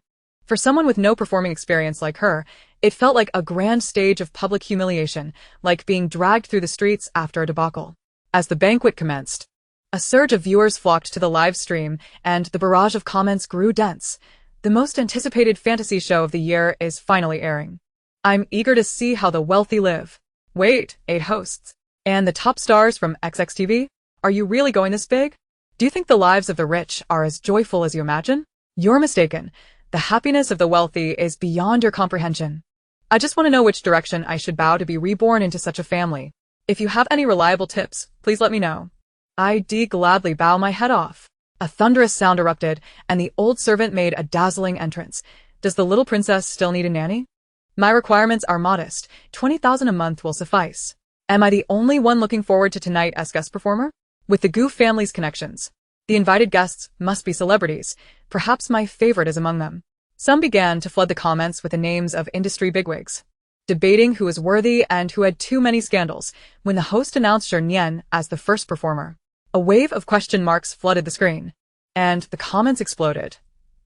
Is that the Shernyen I'm thinking of? What talents could she possibly possess? Didn't you hear the host? A medley of songs. To be fair, Shernyen does have a decent singing ability, though she can be a bit off-key. Oh dear. That's where you went wrong. You've latched onto a big name without telling the girls. I was promised a piece of the action. Here's a little scoop. Young Master Gu is preparing to select a spokesperson for a certain trending game, Shurguifei. You must seize this opportunity. Your fortune is just around the corner. In the waiting area, Shernyen clenched her fists, bolstering her courage. As a human being, one must have thick skin. As long as you lack shame, you will never truly be embarrassed. Go for it, Shernyen. You are the most shameless. After her pep talk, she took the microphone handed to her by the attendant, inhaled deeply, and strode confidently onto the stage. Under the glaring lights, she donned a pink tutu, white shoes, and styled her hair into 2 playful buns, with 2 strands of curls cascading gracefully, exuding an air of youthful charm. This was a stark contrast to her usual unkempt, laid-back demeanor. In the audience, Duo clapped her chubby hands excitedly, cheering, Sister Jeansy, you can do it. You're the best. As Shernyen scanned the crowd, she smiled and thanked them, her gaze inadvertently landing on a familiar face at a nearby table, Gu. He sat elegantly among the crowd in a crisp suit, one hand holding a wine glass while the other rested casually on the table, his eyes sparkling with delight as they met hers. Their gazes locked, and his smile widened as he swirled his glass in a toast towards her. Shernyen returned the smile, her voice ringing clearly across the banquet hall. Is everyone ready? Please cover your ears and sing along with me. As the upbeat music began, the atmosphere in the venue exploded with excitement. Plant a seed in your heart. Da-la-dee-da-la, la-la-la-la, with you by my side, leapfrog and hula hoops are a breeze, a backflip followed by a bow. Are you ready? Oh, let us explore together. Hakimi, Hakimi, Hakimi. Touch the bell, and move along. Upon finishing the last line, Shernyen lifted her skirt, slightly bowed, and struck an elegant ending pose. A moment of silence enveloped the hall, but then Gu led the applause, and a thunderous round of clapping erupted from the audience, with comments flooding in. Hearing the first line, my DNA has stirred, by the last line, my DNA has been restructured. As expected of you, Big Mother Monkey. I'm so flustered, I took the wrong subway home. To be fair, aside from her singing and stage presence, this performance was quite perfect. Just look at that face. Goodness, She's a real-life Barbie doll. Whenever someone asks me who I like, I've always hesitated to answer, but today, I can finally shout it out loud. I love you, my mute bride, Shernyen. After the performance, the staff guided Shernyen to her seat in the banquet area. As she and Duo passed Jiyu's table, he abruptly halted his conversation, turning to pull out the vacant seat beside him. His long fingers rested on the back of the chair, lightly tapping, as his bright eyes casually swept over Shernyen, his lips parting to say, sit. Shernyen did not hesitate, waving to the staff before casually taking a seat beside him. Jiyu, what brings you here? Madame Gu and Ms. Xia are old acquaintances. She received an invitation but didn't wish to witness others flaunting their granddaughter, so she sent me in her stead. Jiyu explained as he pushed a prepared wine glass towards her. Upon seeing the brown liquid in the tall glass, Shernyen swallowed hard and nudged his elbow. You rascal, are you trying to see me make a fool of myself? Jiyu chuckled softly, teasing, what are you thinking? It's a children's birthday party today. Smoking and drinking are prohibited throughout the venue. This is just cola. Alright then. Shernyen took a symbolic sip of cola, her gaze eagerly fixated on the array of delectable dishes on the table. It was not merely her gluttony. Rather, the audacious appearance of the Boston lobster was so striking that one felt compelled to take a bite. She, known for her decisive nature, promptly seized a pair of chopsticks and reached for the resplendent red crustacean, just as she was mere millimeters away from grasping that tantalizing piece of succulent lobster meat. A small hand suddenly emerged to clasp her arm.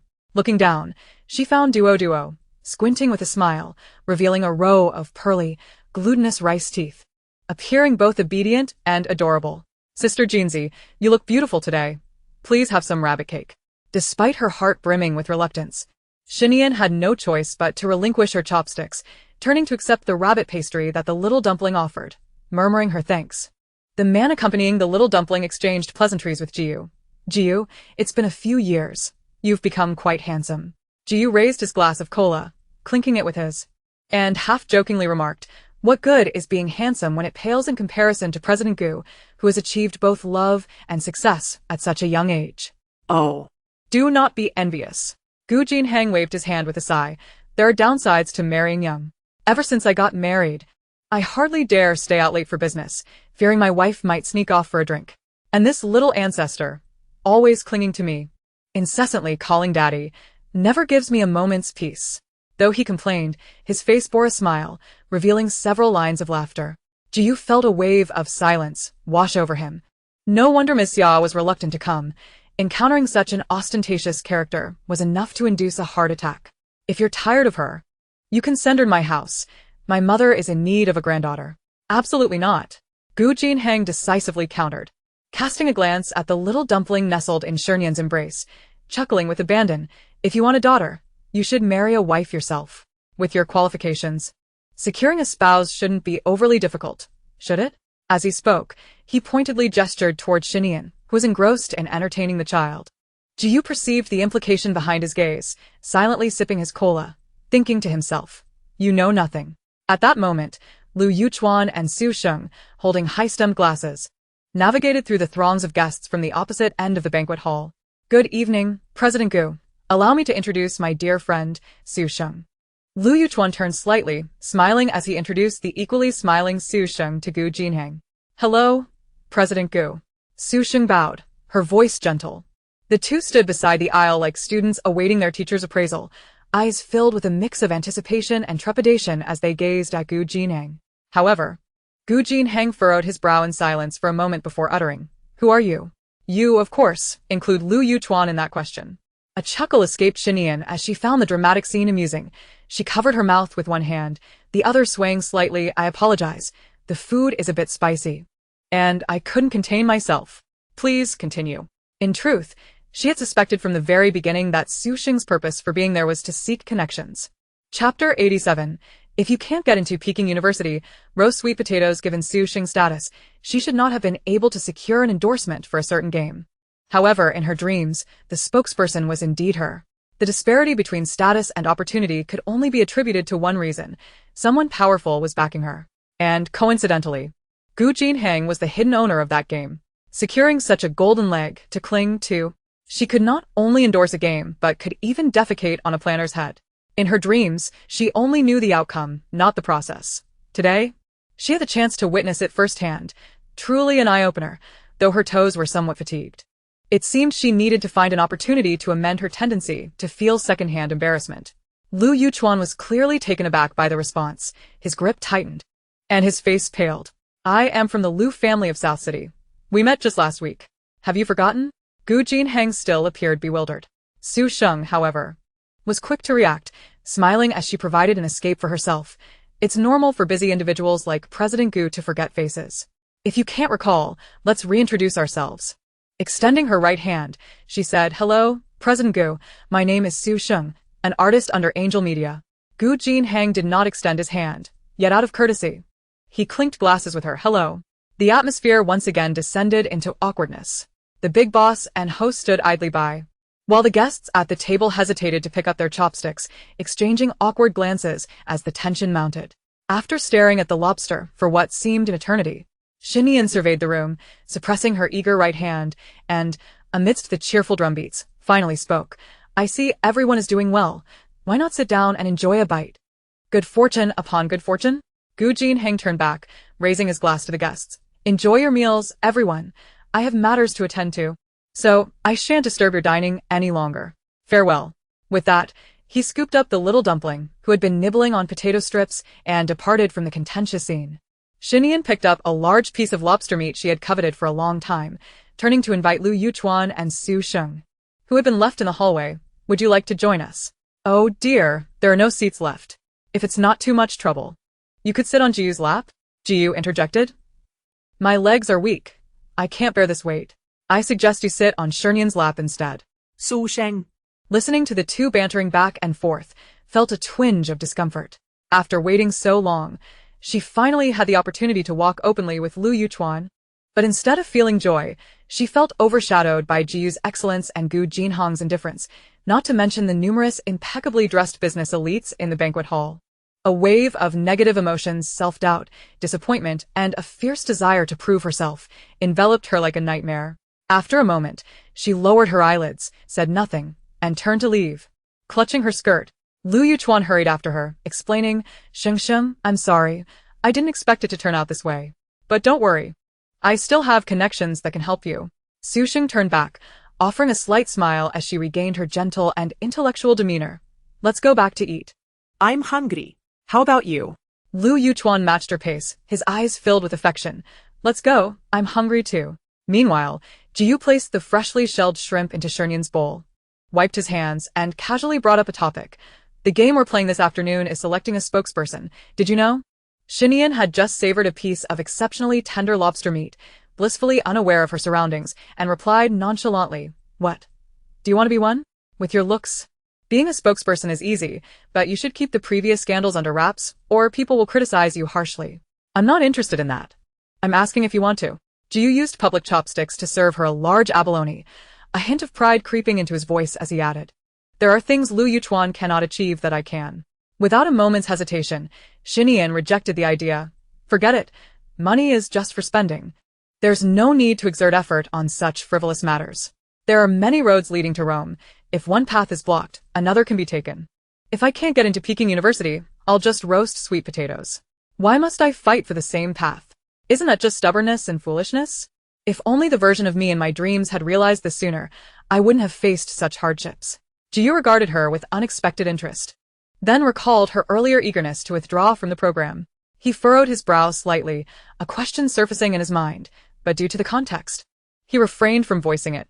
Instead, he served her another helping of food, saying, If you don't want to, that's fine, let's eat. Afterward, I'll drive you home. Shi Nian lifted her hand to serve him a piece of shrimp, her lips curling into a warm smile. Here, for your fare. After attending the birthday banquet, they returned home well past 10 o'clock. Exhausted from the day, Shi Nian collapsed into bed, entirely neglecting her phone. She slept soundly until noon the next day and, upon waking, found another message from Xierong. This task was relatively simple. She merely needed to log onto Weibo and retweet a promotional post from the official account of the Taitu brand helmet. A few days ago, I was engrossed in recording a program and scarcely had a moment to peruse Weibo. Upon finally clicking in, I was greeted by a flurry of notifications. A staggering 99 in total.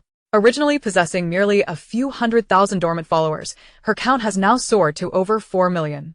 Several trending topics related to her adorn the hot search list, such as Shernyen's children's song medley, Shernyen's crazy helmet, and Shernyen the human Barbie. Without hesitation, I clicked on the third entry, which led me to a Weibo post by a user named Xiaxia has no money, featuring a combination of images and text. Xiaxia has no money. How utterly adorable this is. Had I known about this performance, I would have crawled over to witness it. Kisses, color, crying. Underneath the text were 9 screenshots, each depicting her in a pink dress, singing and twirling. The comment section appeared to be divided into 2 factions. One comprised fervent admirers. I am of sound mind. I was brushing against a purple wall when I suddenly spotted this. And my excitement caused me to knock over the nearby purple paint. As I watched it spill onto the ground, I shouted, "My purple paint! My purple paint! My purple paint!" Another user remarked, "It's decent, I suppose. The softness and lighting in the images are well handled, but the lack of promotion on WeChat leaves it slightly lacking." A third chimed in, "So beautiful. Truly a miracle akin to Venus' golden ratio.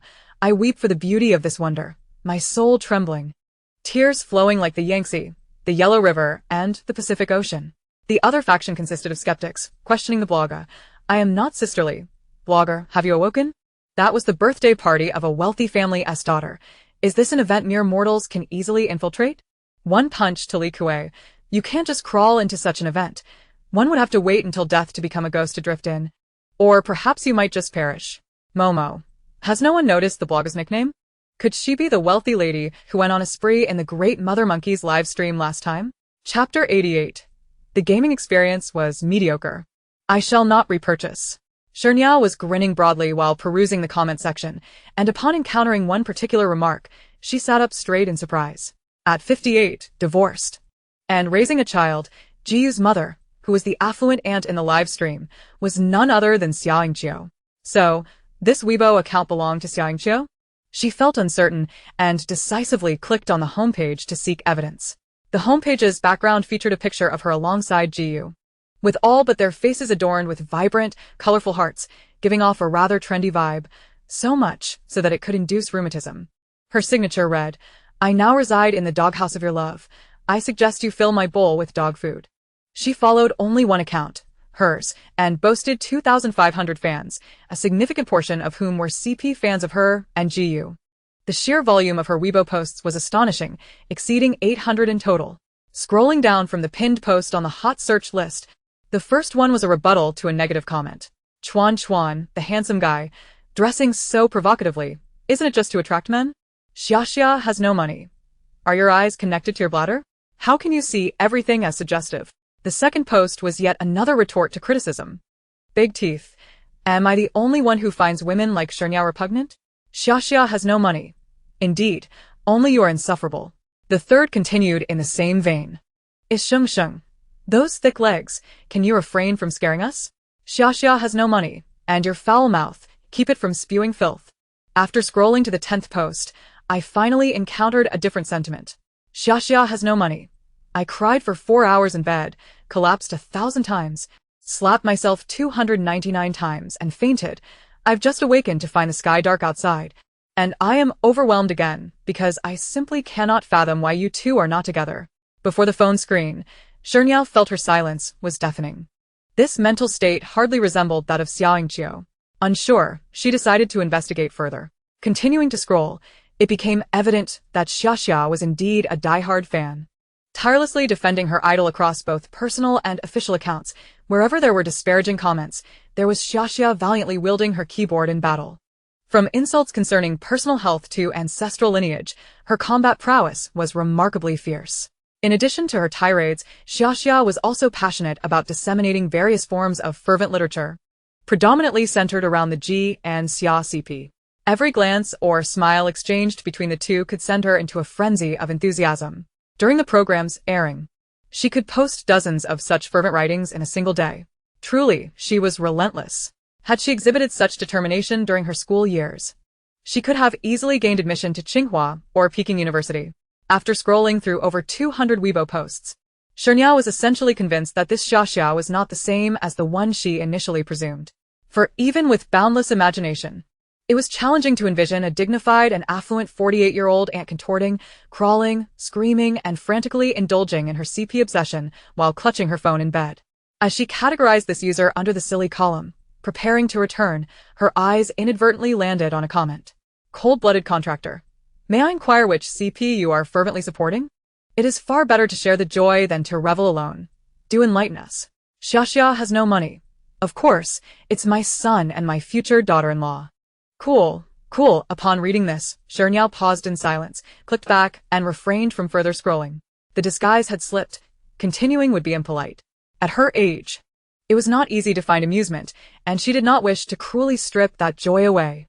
However, after sharing the helmet advertisement, she could not resist the urge to privately message Jiyu on WeChat. Neighboring village's flower. How is your esteemed mother's mental state these days? 2 minutes later, Jiyu replied with a question mark. Neighboring village's flower. Has your esteemed mother been spontaneously bursting into fits of laughter while clutching her phone, accompanied by leg slapping, hair tugging, rolling around, and other peculiar behaviors? Brother Mutant, speak plainly. Neighboring village's flower. Young people should not be solely engrossed in work. It is advisable to also take time to accompany their parents. Your esteemed mother is home alone, and without companionship, her mental state can easily falter. After several minutes, Jiu finally responded. Brother Mutant, I relayed your message to Madame Xia. She was delighted and has invited you to accompany her shopping tomorrow. Neighboring village's flower. I am now a prominent figure with 4 million fans. My appearance fee is quite steep. Brother Mutant, I have poached the collaborator from Shernyen. Neighboring village's flower. From a big shot's acknowledgement, neighboring village's flower. Send me the time and location. I will be there punctually. Brother Mutant, I shall come to fetch you. Brother Mutant, do you have time? Would you like to engage in a couple of rounds of thrilling and exciting tower-pushing games? Neighboring village's flower.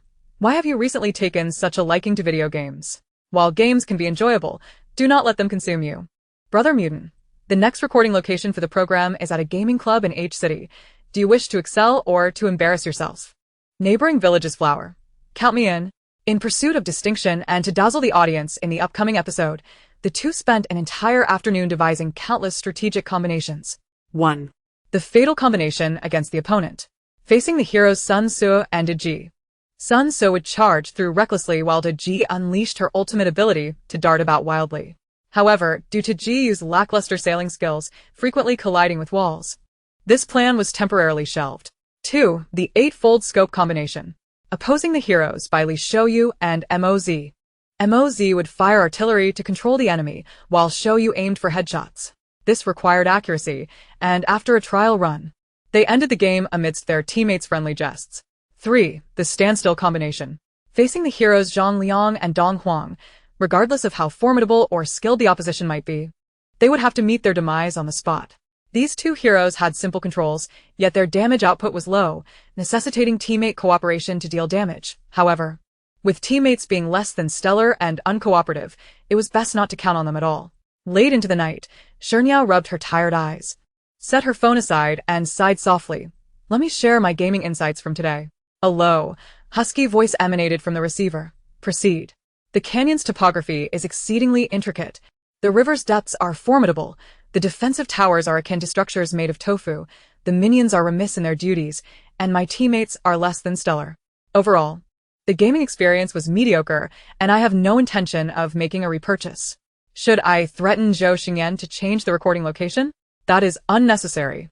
The following morning at 9 o'clock, Jiyu made his grand entrance in his eye-catching Rolls-Royce, arriving punctually at the foot of the residential building. 3 minutes later, Shernyen, clad in casual attire, sporting sneakers and a mask, stealthily emerged from the side entrance of the community, a large burlap sack slung over his shoulder. Large enough to contain 3 children. Jiyu regarded this scene with confusion, his brows knitting into a perplexed expression. Are you planning to rob a bank?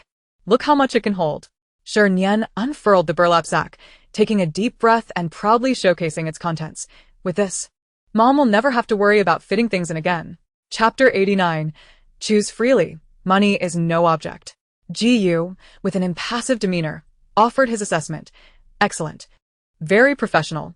You can carry it yourself. His expression remained stoic, as he had no intention of discarding it just yet. Fine, I'll carry it. As if I lack the strength. Shernyen opened the passenger door, leaned in, and just as she fastened her seatbelt, a paper bag appeared before her. "Here's the 50 I owed you. I bought breakfast." "Isn't that a coincidence?" Shernyen looked down, retrieving a small cloth bag from the burlap sack. Then extracted a plastic bag. "Here, my mom steamed some buns with fatty intestines. They're incredibly fragrant, especially for you." Ji raised an eyebrow in surprise as he accepted the buns, a visible smile gracing his face. "Thank you. I really like them." Shernyen shot him a glance. "You haven't even tasted them yet. How would you know what you like?" Ji set the buns beside him, starting the car with a tone that bordered on petulance. "Don't mind it, I just like them." "All right then, you are the president. You are justified."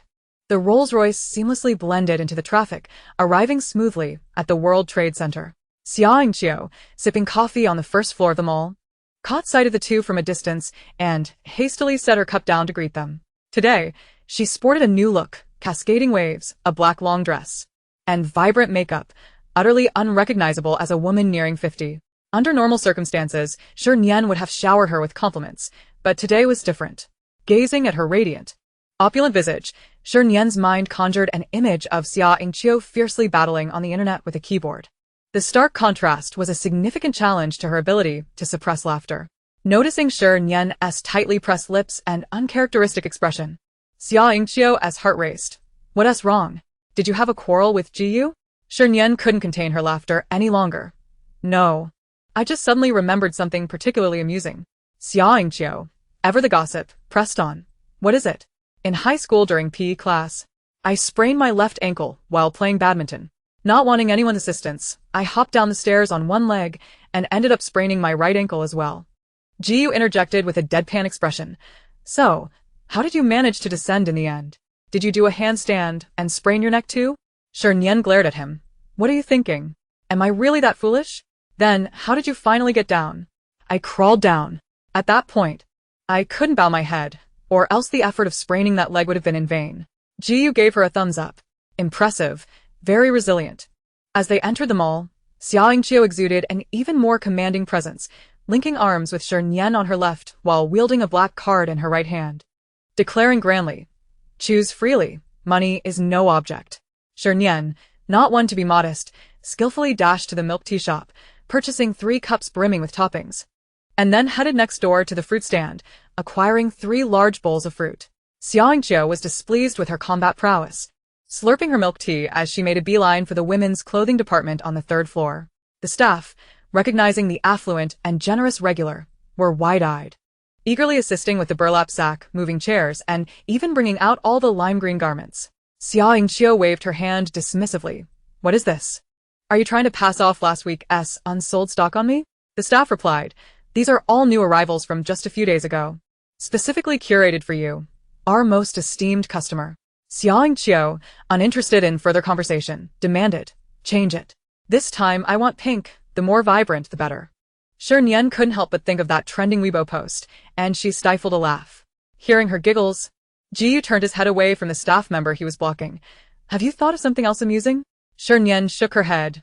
"No. These clothes are just too beautiful. They're making my lips lose control." Jiyu said nothing, stepping forward to intercept a departing staff member, pinching his credit card between his fingers. "No need to ring it up, just wrap it all." Shernyen protested. "That's unnecessary. Are you no longer interested? Or are you too shy to accept?" "Neither." Shernyen sighed heavily. "My wardrobe is too small. It can't accommodate anymore." "What? Your wardrobe is too small?" Xia Yingqiu, directing another staff member to fetch clothing, approached with sparkling eyes. "Then we must first buy a wardrobe. Your house is spacious enough, right? If not, we can always change houses. Money is no object." Shernyen turned, selecting a set of clothing and cradling it in her hands, pushing it into Xia Yingqiu's embrace. "Let us continue choosing clothes." Though she was money-minded, she knew her limits. If the other party were to insist on gifting her a house, accepting it would weigh heavily on her conscience. Rejecting it, however, would mean turning down money. To ensure a good night's sleep in the future, it would be wise to drop the subject here. Xia Yingqiu didn't press further. Comparing the clothes in her arms, "This set looks quite nice. Wrap it up." What followed was a frenzied shopping spree. The burlap sack Shernyen had brought into play was filled with clothes, shoes, and bags, effectively gathering what would typically require 2 people to carry in one bag. By noon, Xia Yingqiu suggested they head upstairs to the Western restaurant for a meal. Shernyen readily agreed, grasping the tightly tied burlap sack, intending to make a stylish one-handed shoulder exit. However, the weight of the laden sack proved too much for a single attempt. Ji, unable to bear the sight, resignedly snatched the sack from her, hoisting it away. Thus, an odd scene unfolded within the mall.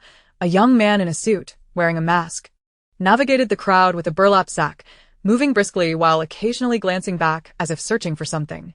A little girl with a ponytail watched him thoughtfully, and after a moment, she gulped down her drink and scampered after him.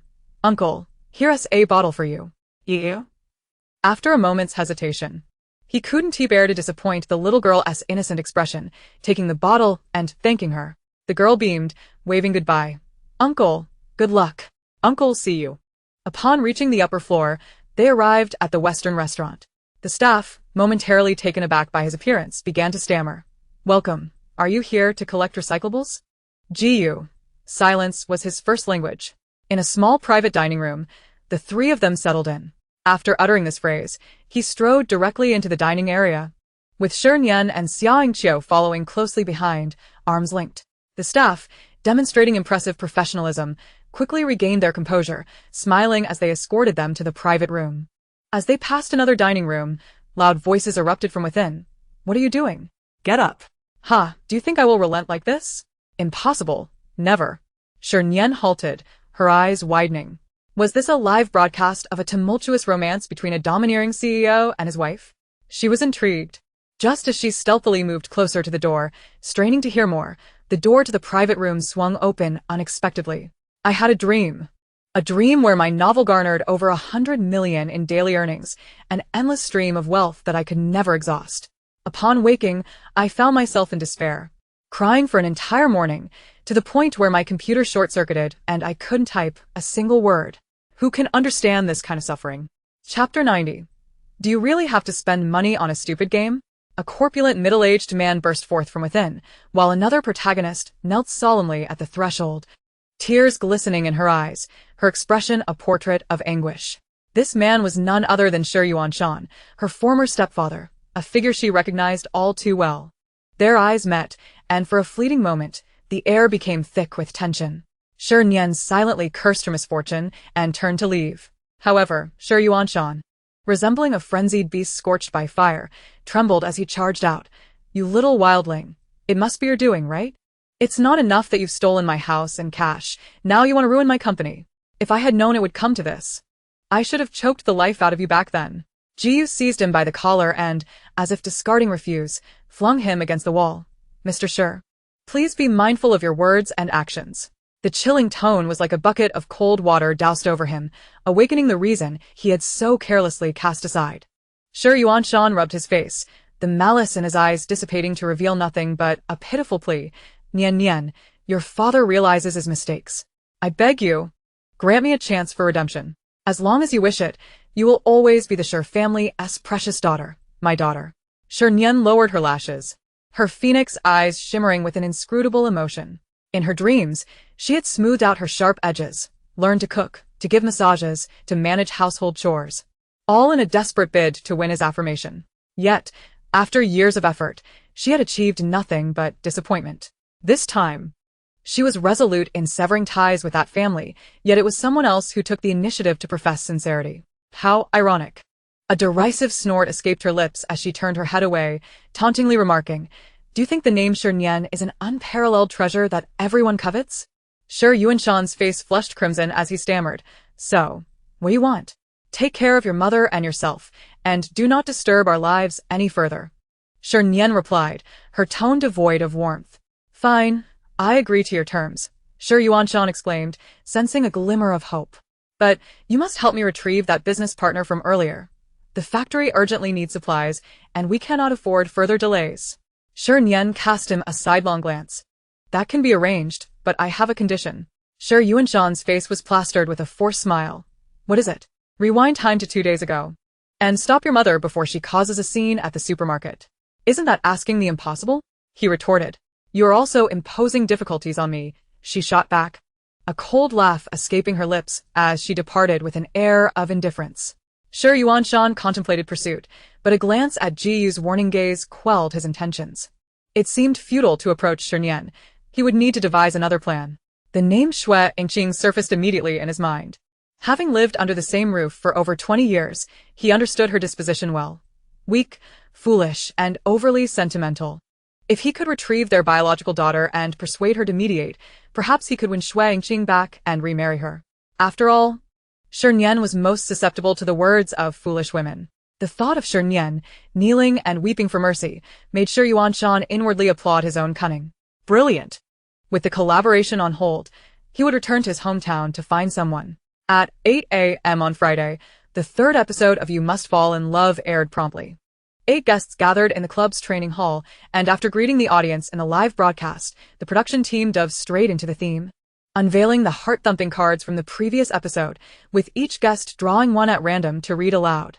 Apart from the somewhat tangled relationships of the Shi Nian and Yuan Xian couples, the other two pairs were essentially locked in. As soon as the card content was announced, the hall was filled with pink bubbles, the atmosphere of the dating show electrifyingly palpable. Taking advantage of the momentum, Zhou Xingyan unveiled the voting results for the previous episode's date photos, starting with the 4th place, the Goodnight couple, followed by the 3rd place, the Yuan Xian couple. When it came to the top 2, he deliberately kept them in suspense. Everyone, can you guess which pair of guests claimed the 1st place? Is it our Shio blockbuster or the campus blockbuster? Shernyen leaned forward slightly, her eyes wide with anticipation, ready to embrace victory. It was not arrogance. The night before, she had checked the vote counts, and her Shio blockbuster had a staggering 2 million votes more than the 2nd place. Such a margin, if they did not win, it would be an injustice. However, the reality was absurd. The 1st place was Yisheng Uni, surpassing the 2nd place by several 100,000 votes. Upon the announcement, Shernyen was left dumbfounded, incredulously turning to Su Sheng. Seriously, are you really spending money on a pathetic game? It's one thing to buy votes for the campus beauty contest. After all, it relates to one's face. But is this really necessary? Oh my god, is that permissible to say? Some people just can't handle losing, huh? If you secured 1st place, it's well-deserved. If others did, it's just because they spent money? Let me enlighten everyone. Last night at around 11, one particular vote count surged dramatically, increasing by nearly 2 million in half an hour. With such a spike, who would believe it wasn't bought? This ridiculous game, let whoever wants to win. I'm more curious about the campus beauty contest. Did anyone with insider knowledge care to speak up? An insider has arrived during S University's campus beauty contest. Shernyen initially had the highest votes, but later Su Sheng surpassed her. How precisely she did that? Hard to say. Give a hug to my big mother monkey. So pitiful. From now on, sister will protect you. If anyone dares to clip your wings, I will ensure they face the wrath of the heavens. After hearing her explosive remarks, Su Sheng was momentarily stunned, his eyes wide and expression shifting from pale to red, ultimately reaching a boiling point. The existence of vote manipulation was undeniable. There was no way around it. Only by securing 1st place and becoming the authority could one reap more topics and attention. She couldn't afford to be a mere participant in this show. She was aware that Shernyen had always been forthright, but she never anticipated her words would be so bluntly spoken before the camera. And how did the details of the campus beauty contest leak? Su Sheng felt a surge of panic, but she maintained an innocent facade, replying gently to Shernyen. Nian, you must be mistaken. I did not hire any vote manipulators. As for the vote counts, after we finished recording, I didn't pay attention. Lu Yuchuan interjected disdainfully. It's just a game. Only those with too much free time would care. Ji shot him a cold glance, replying slowly. Who exactly has too much free time? Let us have a professional assess the situation. Zhou Xingyan, please, get someone to analyze the data. I will cover the expenses. The program had barely started when such a commotion erupted, sending Zhou Xingyan into fits of joy, grinning widely. You all go eat in the restaurant first. After your meal, I will announce the analyzed data. Wait a minute, Su Xing said, nervously clutching the hem of her skirt, awkwardly blocking his way. You're right. It's just a game. There's no need for all this trouble. If Nian wants 1st place, I'll just concede it to her. Chapter 91. Is it because of a natural lack of smiles? Shernyen tilted her head, a smile hovering at the corners of her mouth as she teasingly consoled her. Sheng, you're not scared, are you? Don't worry. Even if you did hire vote manipulators, I wouldn't hold it against you. But next time you wish to spend money, do let me know. Hand over the funds. And I'll let you have 1st place. That way, we can avoid the middleman as profit. Su Sheng. I can't smile anymore. I wish I were dead. In the end, To uphold the fairness of the game, Zhou Xingyan did arrange for someone to analyze the data, mercilessly displaying the before and after vote counts on the competition's dedicated live broadcast screen. The other 3 sets of data were relatively close, except for the Yi Shengyu NI group, which had nearly a 3 million vote disparity, circled in bold red by the staff. Su Sheng slumped on the sofa, her face ashen, her chest heaving violently, her mind in disarray. But one thought remained crystal clear. She must not let anyone discover that she had hired the vote manipulators. She looked helplessly to Lu Yuchuan, seeking some strength from him, but his face was ashen, brows furrowed, and his gaze toward her was filled not with compassion, but with reproach. Her heart plummeted. It is evident that this man is utterly unreliable. Su Sheng suppressed her feelings of disappointment, gritted her teeth, and rose to her feet. Regarding the vote counts, I am uncertain as to why this has occurred. I will ensure that someone investigates this matter thoroughly and provide an explanation for everyone. Before that, I wish to extend my apologies to Shernyen and the production team. I am truly sorry for the trouble I have caused you. Having said this, she wiped away the slight redness around her eyes, her delicate demeanor evoking a sense of pity. Oh dear, Sheng Sheng must be an angel on earth, feeling so wronged herself, yet still managing to care for others' emotions. How foolish can you be? Crazy woman, go to hell. Is it really necessary to be so aggressive over a trivial game? Have you found joy in making someone cry? I absolutely detest collaborating with such petty individuals who nitpick over the smallest issues, incessantly whining. It's utterly exasperating. Observing the barrage of scathing comments, Shernyen rested her chin on her hand, engaging in profound self-reflection. She then stood solemnly and approached Su Sheng, gently wiping away the non-existent tears. Do not cry. Look at me. I did not shed a tear when I was robbed of first place. Be strong. Investigate thoroughly. If it was an assistant's doing, then dismiss them, and if it was the agent, then let them go. We cannot tolerate those with ill intentions. Su Sheng nearly ground her teeth in frustration. Understood. Shernyen disregarded her barely concealed resentment and turned to chastise the vitriolic netizens. Look at you foolish babies. Why can't you learn from Sheng Sheng? Own up to your mistakes, rectify them, and stop shifting blame onto others. If I were more temperamental, I would have already tossed you all into the Pacific with a single blow. The crowd of fans cheered. Well said. Give her praise. Thus, the tumultuous announcement of a vote counts concluded amidst Shernyen's earnest admonitions. After the dust settled, the Memorial CP claimed the first place, while Yi Shengyu tumbled to third. This time, the guests were accommodated in the staff dormitory of the club, featuring 4 double rooms that were essentially identical. The allocation would still be determined by those in power. After touring the rooms, Shernyen, lacking enthusiasm, sought the opinion of another authority figure. Given these conditions, is it really necessary to assign rooms separately? Shouldn't it be like the first episode, with 2 people sharing a room at will? Ji raised an eyebrow. As you wish. Then it's settled. Shernyen chose the nearest bedroom and waved at Jiang Wanjiao. Jiao, come here. No sooner had she spoken than Song Xinyo rushed in with her suitcase, her sequined eyelids sparkling. Sister Nian, let us share a room. Please. Her voice was soft and delicate, sending shivers from the tips of her toes to the crown of her head. Shernyen quickly retreated inside the door, furrowing her brows as she regarded her with a complex expression. What has triggered this change in you? Something about her demeanor had been off since the show's inception. Her furtive glances toward Shernyen were often followed by a shy expression when caught. That demeanor, that expression, resembled that of a village fool encountering a beloved maiden, exuding a sort of endearing naivety. Song Xinyo daintily took her hand, her voice sweet enough to draw water. I haven't even provoked. I just suddenly find you rather likable. Shernyen retorted. You better mean that. Jiang Wanjiao, observing from the side, was baffled by the situation. Should I leave you two to it and take a room next door? Song Xinyo turned, her smile radiant as she waved. Sister Wanjiao, farewell. After which, she seized Shernyen's suitcase, her demeanor exceedingly accommodating. Sister Nian, you must be tired from standing. Go rest on the bed. I'll take care of your luggage. Shernyen, bewildered, entered the room and watched as she flitted about like a diligent little bee, moving luggage and organizing clothes. Her feelings a whirlwind of confusion. Song Xinyo, tell me the truth. Did Ji use harsh words in the last episode cause you to lose interest in men and start liking women instead?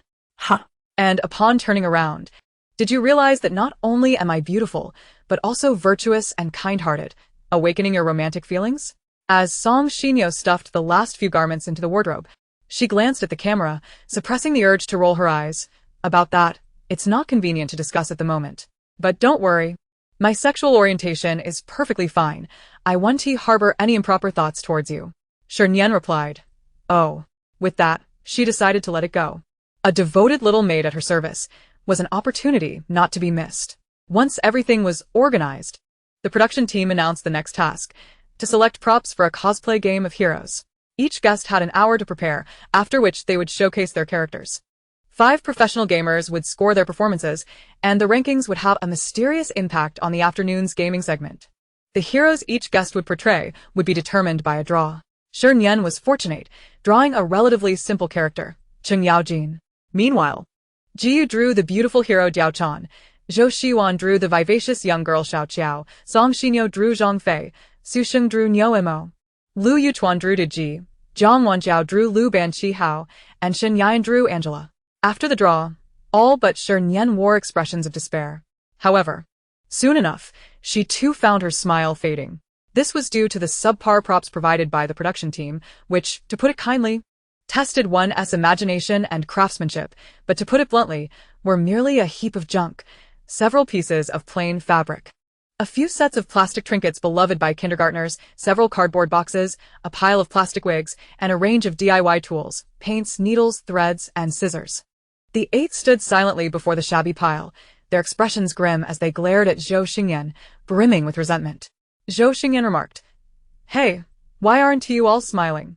Is it because you were born without the capacity to smile?" In unison, several voices called out, "Shut up." Chapter 92. The eye-poking ensemble, though frustration simmered. The tasks at hand still needed to be addressed. What the final outcome would be was left to fate. The banter in various live streams ceased, as everyone busily engaged in DIY costumes, arranged their makeup, and practiced their entrance lines and actions. An hour passed in the blink of an eye. The 5 professional players took their seats at the judging table, and the lighting and sound crews were ready. Although the viewers had already guessed the cosplay choices during the preparation phase, they held their breath in anticipation for this thrilling moment. With a click, the hall's lights dimmed, and cheerful music filled the air. A beam of spotlight illuminated the makeshift stage, shifting to focus on a tall figure clad in pastel pink. Once a handsome youth, he now appeared as a charming young girl, rosy blush on her cheeks, luscious red lips, and black hair adorned with 2 pink hair buns. Below, she wore a pink chiffon dress with straps, wielding a large pink paper fan, and perched on pink high heels, revealing long legs covered in hair. The 5 judges wore expressions of profound amusement, eager to laugh yet too restrained to do so, their faces contorted in suppressed mirth. The performer, however, felt quite pleased with herself, twirling the fan and executing the entrance moves of the hero Xiao Qiao, reciting the classic lines with a sweet voice. In love and battle, one must forge ahead. Xiao Qiao strived to become stronger. She spoke while waving the fan and tossing her head, attempting to embody an adorable persona, yet instead, she exuded the comical awkwardness of a clown's first stage performance. Help! Help! Mom, there's a monster. Such a delicate pink. How old are you now? Zhou Shiwan, I beg you, be normal. Acting like this makes it difficult for us to thrive in the industry. During the scoring segment, the 5 judges exchanged glances, shaking their heads and sighing, ultimately awarding a score of 80 points. One of the slender judges deliberately explained to him, the score of 80 is not a reflection of your performance's excellence, but rather a necessity for a scoring standard. Zhou Shiwan brandished his folding fan, revealing his formidable nature. Mind your words, or I might deliver a resounding slap that sends you flying. Following this was Song Xinyo's rendition of Zhang Fei. This portrayal, at first glance, resembled an enraged golden-haired lion, with hair covering everything from head to face, from brows to chin. Examining the body, she was stuffed with cotton beneath a red gauze cloth, resembling a subpar puppet, complete with a tire strapped to her back and a cardboard spear in hand. The weight of the tire made her recite her lines through gritted teeth. In a lifetime, I seek a battle. Perish. The 5 judges continued to shake their heads, awarding her a mere 82 for her effort. The 3rd contestant was Jiang Wanxiao as Luban No. 7. Her petite and adorable frame, adorned with a red baseball cap and headphones while wielding a cardboard cannon, doubled the cuteness. She had evidently put in the effort, meticulously mimicking Luban No. 7's unyielding gait and annoying speech style, successfully garnering a high score of 90. The fourth contestant, Shernyen, presented Angela. Echoing Zhou Shiwan's theme with red twin tails paired with a matching skirt, seemingly charming, yet glaringly ostentatious. To achieve a high score, he worked hard, even crafting skill effects from bath balls, though poorly aimed, one landing on a judge's head, ultimately earning him a score of 78 for attacking a judge. The fifth contestant was Liu Youchuan's dodgy, described by the judges as perhaps the most rigid dodgy in history. Her limbs were stiff, her tone was harsh, and her expression was unyielding, resembling a decent housewife forced into a skirt to entertain clients. The judge's score was equally stern, 75 points.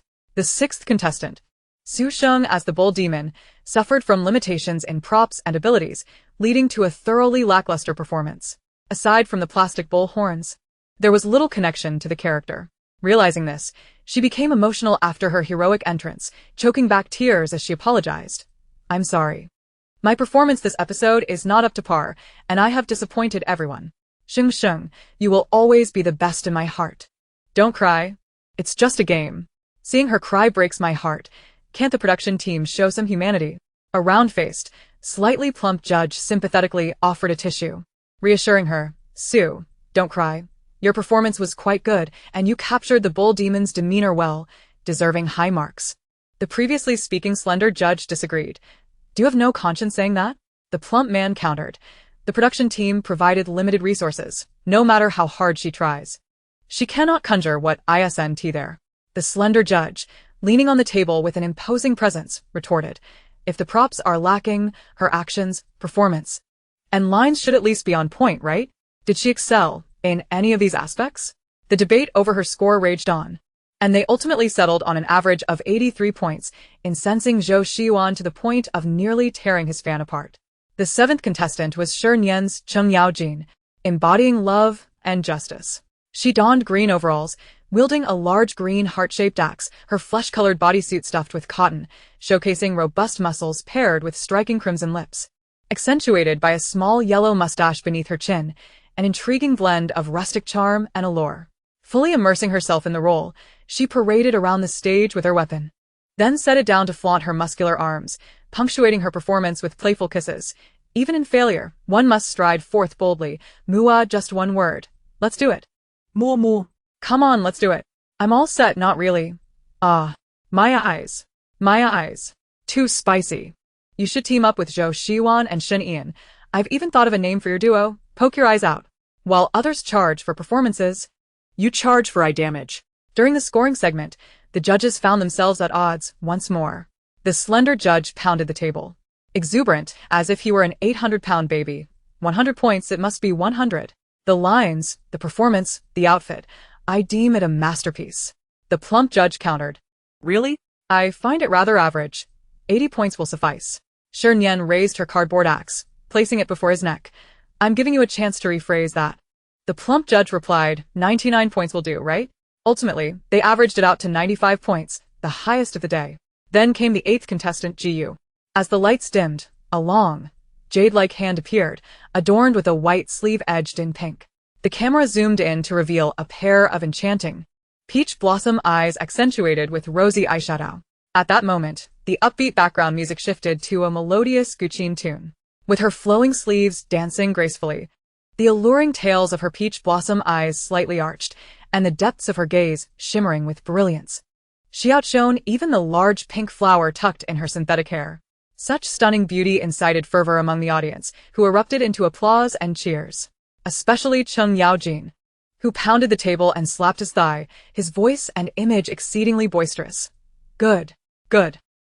Beautiful lady Mua." Online viewers began to lose their composure. "Oh my beauty. Did you wander into the wrong set? A beauty. Kiss one. A beauty. Kiss one." Screenshot saved. Now to demand ransom from G's group. "You. Can you handle this? Turn around and let me see your face." Hearing the excited shouts from the crowd, Jiyu lowered her gaze, suppressing the urge to toss someone out, and persevered in delivering Diaochan's classic lines. "Do you wish to appreciate my dance? Will flowers bloom again? And will people reunite?" Each word was articulated with clarity, more eloquently than at a recitation contest. The slender judge was dissatisfied with her performance, leaping onto the table to direct her. "Your delivery is too stiff.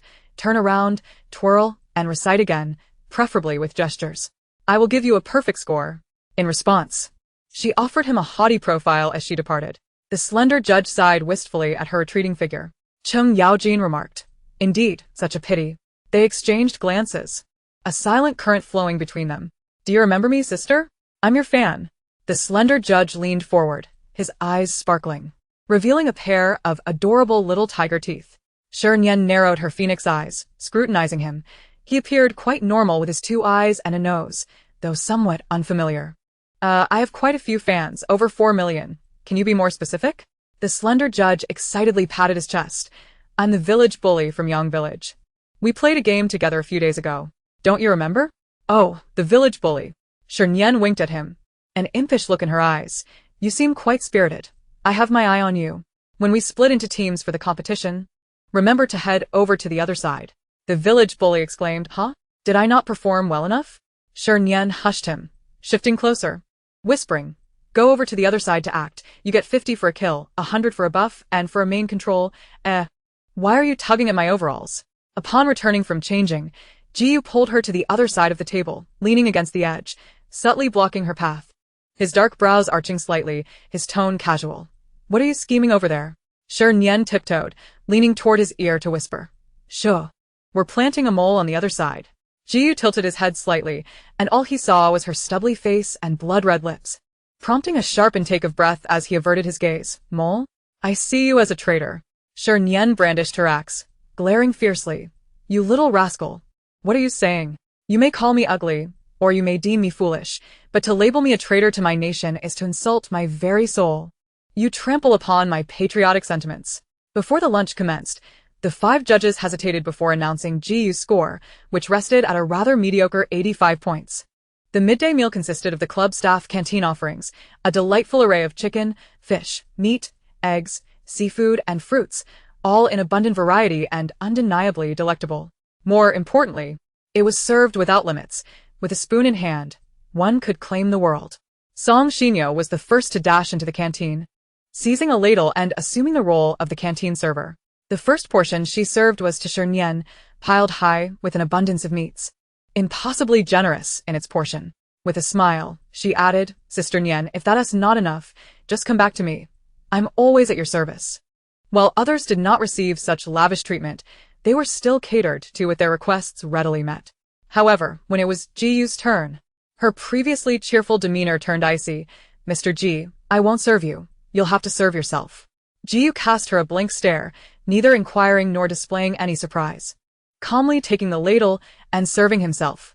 The livestream audience, however, was far from calm. What is happening? Has Fei Yongyang given up? Clearly.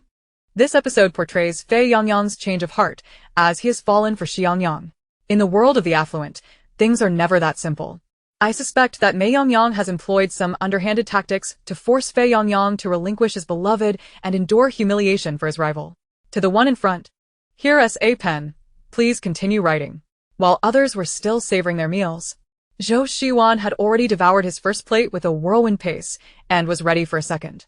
Yet, before he could grasp the ladle, a staff member suddenly swooped in and snatched the serving utensils away. Zhou Shiwan, shocked and aggrieved, looked at the individual. "Didn't they say it was unlimited? Eat as much as you want." The staff member, with a stern expression, replied, "That is the program's rule, not your manager's, Mr. Zhou. Your manager has asked us to convey a message. Cough, you can't even control your own appetite. How do you expect to manage anything else? You can't even handle your own physique. How do you plan to handle someone else?" Zhou Shiwan retorted, "Fine, I won't eat anymore.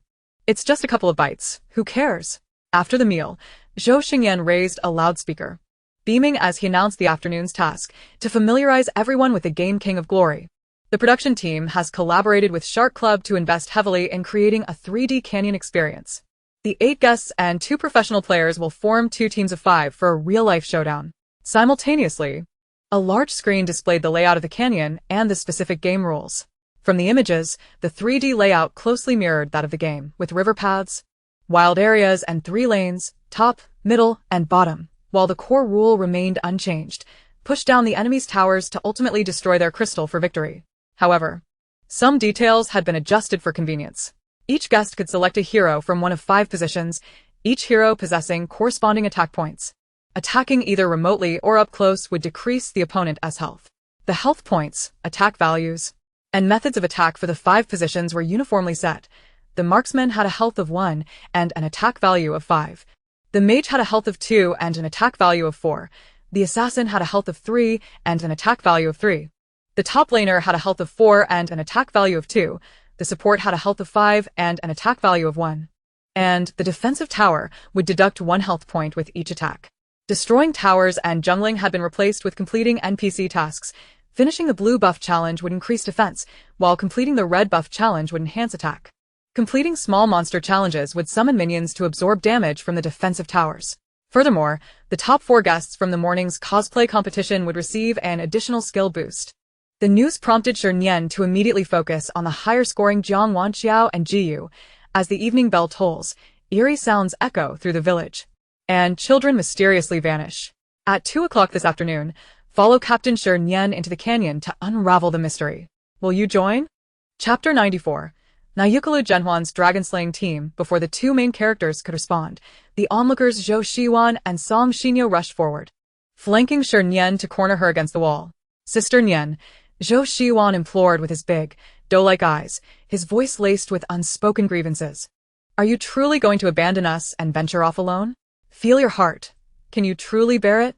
Shernyen, without a moment's hesitation, replied, quite capable of bearing it. Song Xinyo clung to her arm, earnestly stating, I want to resort to overly sentimental words. Let us be practical.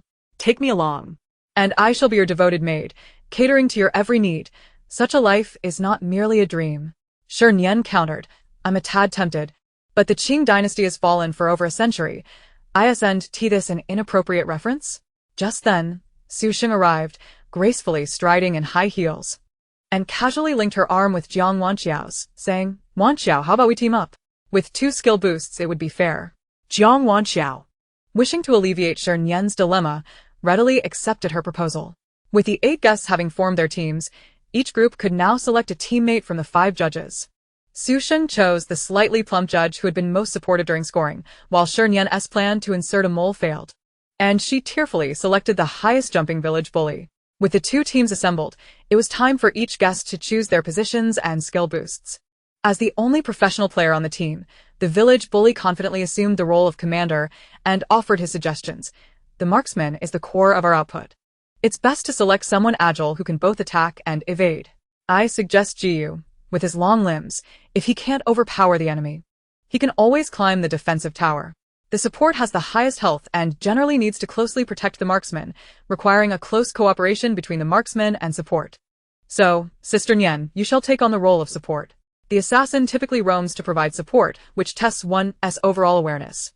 The number 1 Li Bai in the national server, the number 1 by Li Xiansu, and the 3rd Han Xian. Multiple pairs of eyes turned to him, daggers in their gazes, causing the village bully to swallow a string of national, city, and village titles and continue analyzing the situation. The mage serves as the second output in the team, which also requires individual skill. Thus, I propose Miss Song for this role, while Mr. Zhou takes the top lane. Zhou Shiwan protested, Are you doubting my abilities? The village bully replied, I am not doubting your abilities. I simply do not trust your intelligence. Zhou Shiwan shot back, Just finished eating, how amusing. Young man, how do you speak? Are you not afraid that our little Yuan will unleash a fear spark? Zhou Shiwan, perhaps you should continue doubting my abilities. Meanwhile, the positions for the other team were also finalized.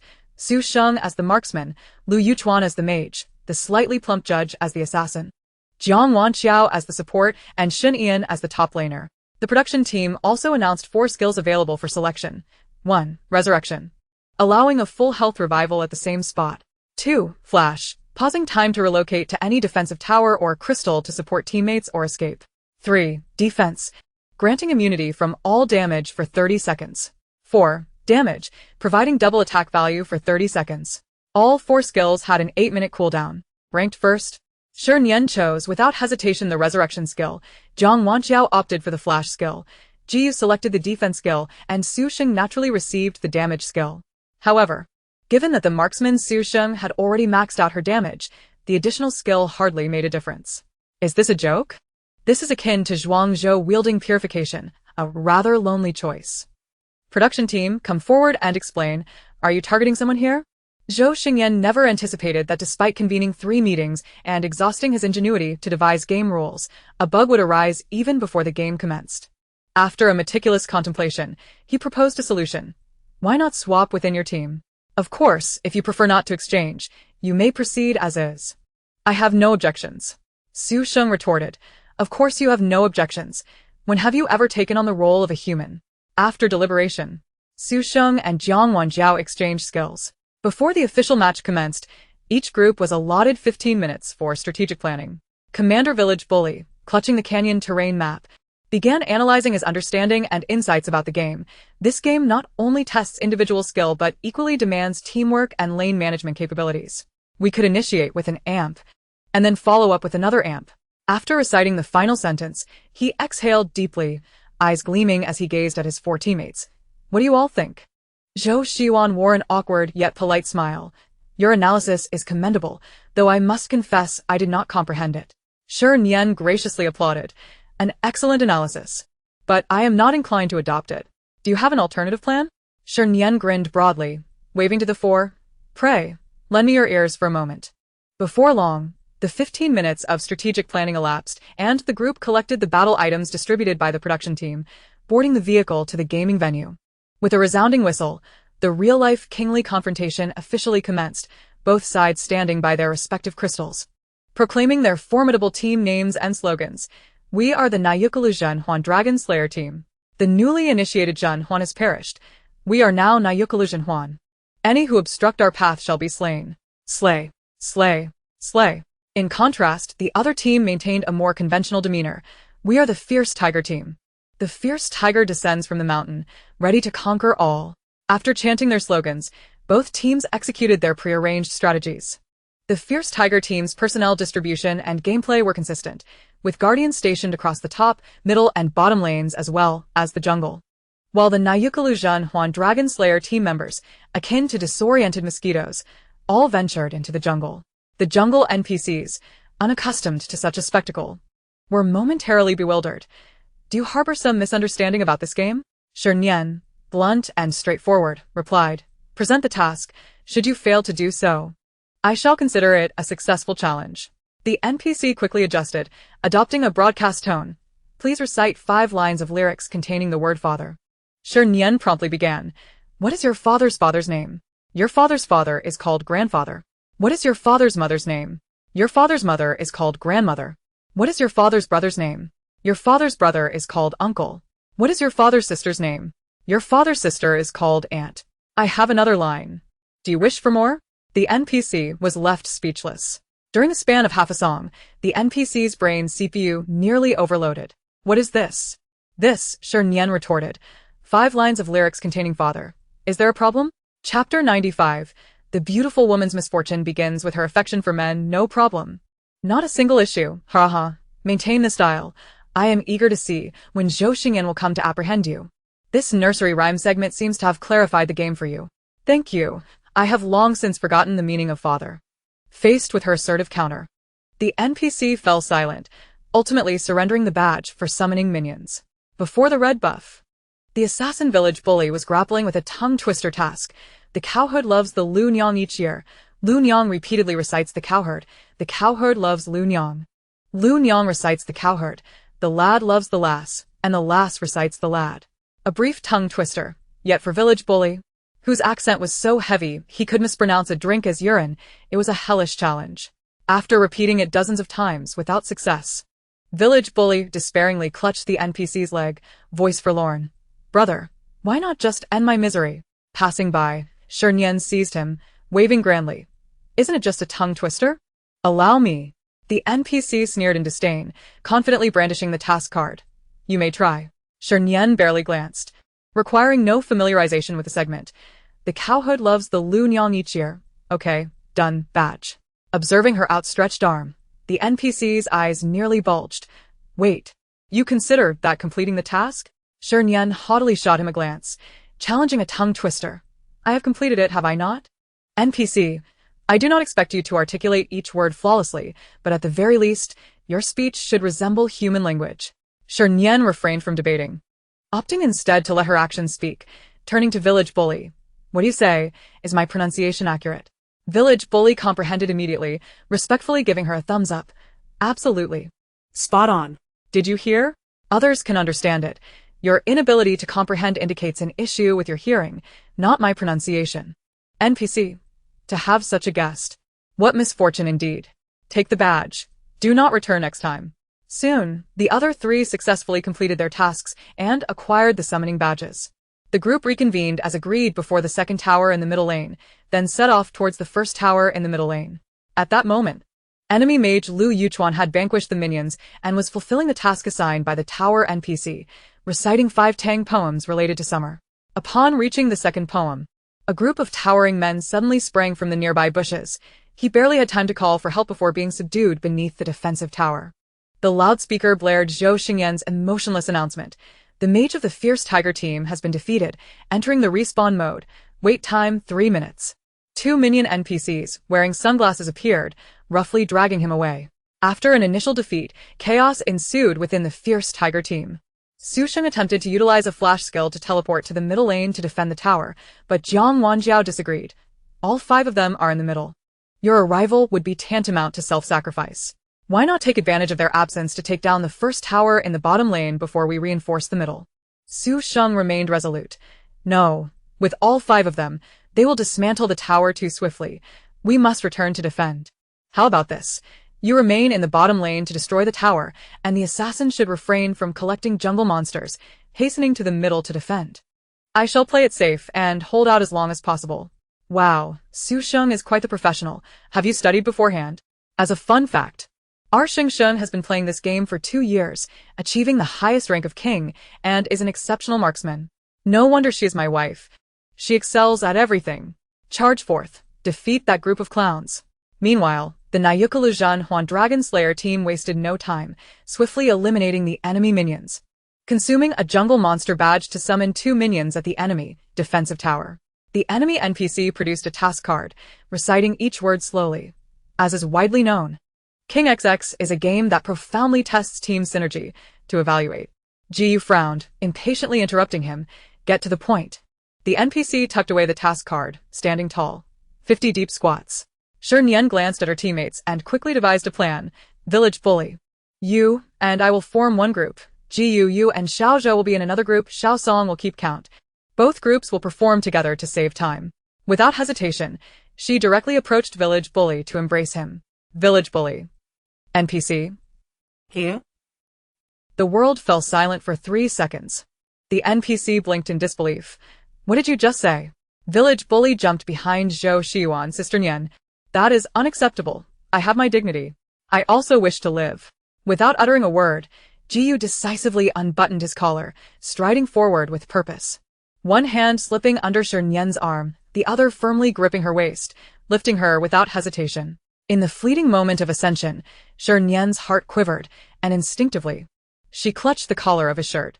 The already loose neckline was tugged, causing another button to pop open, revealing a pair of alluring collarbones and expanses of smooth, fair skin.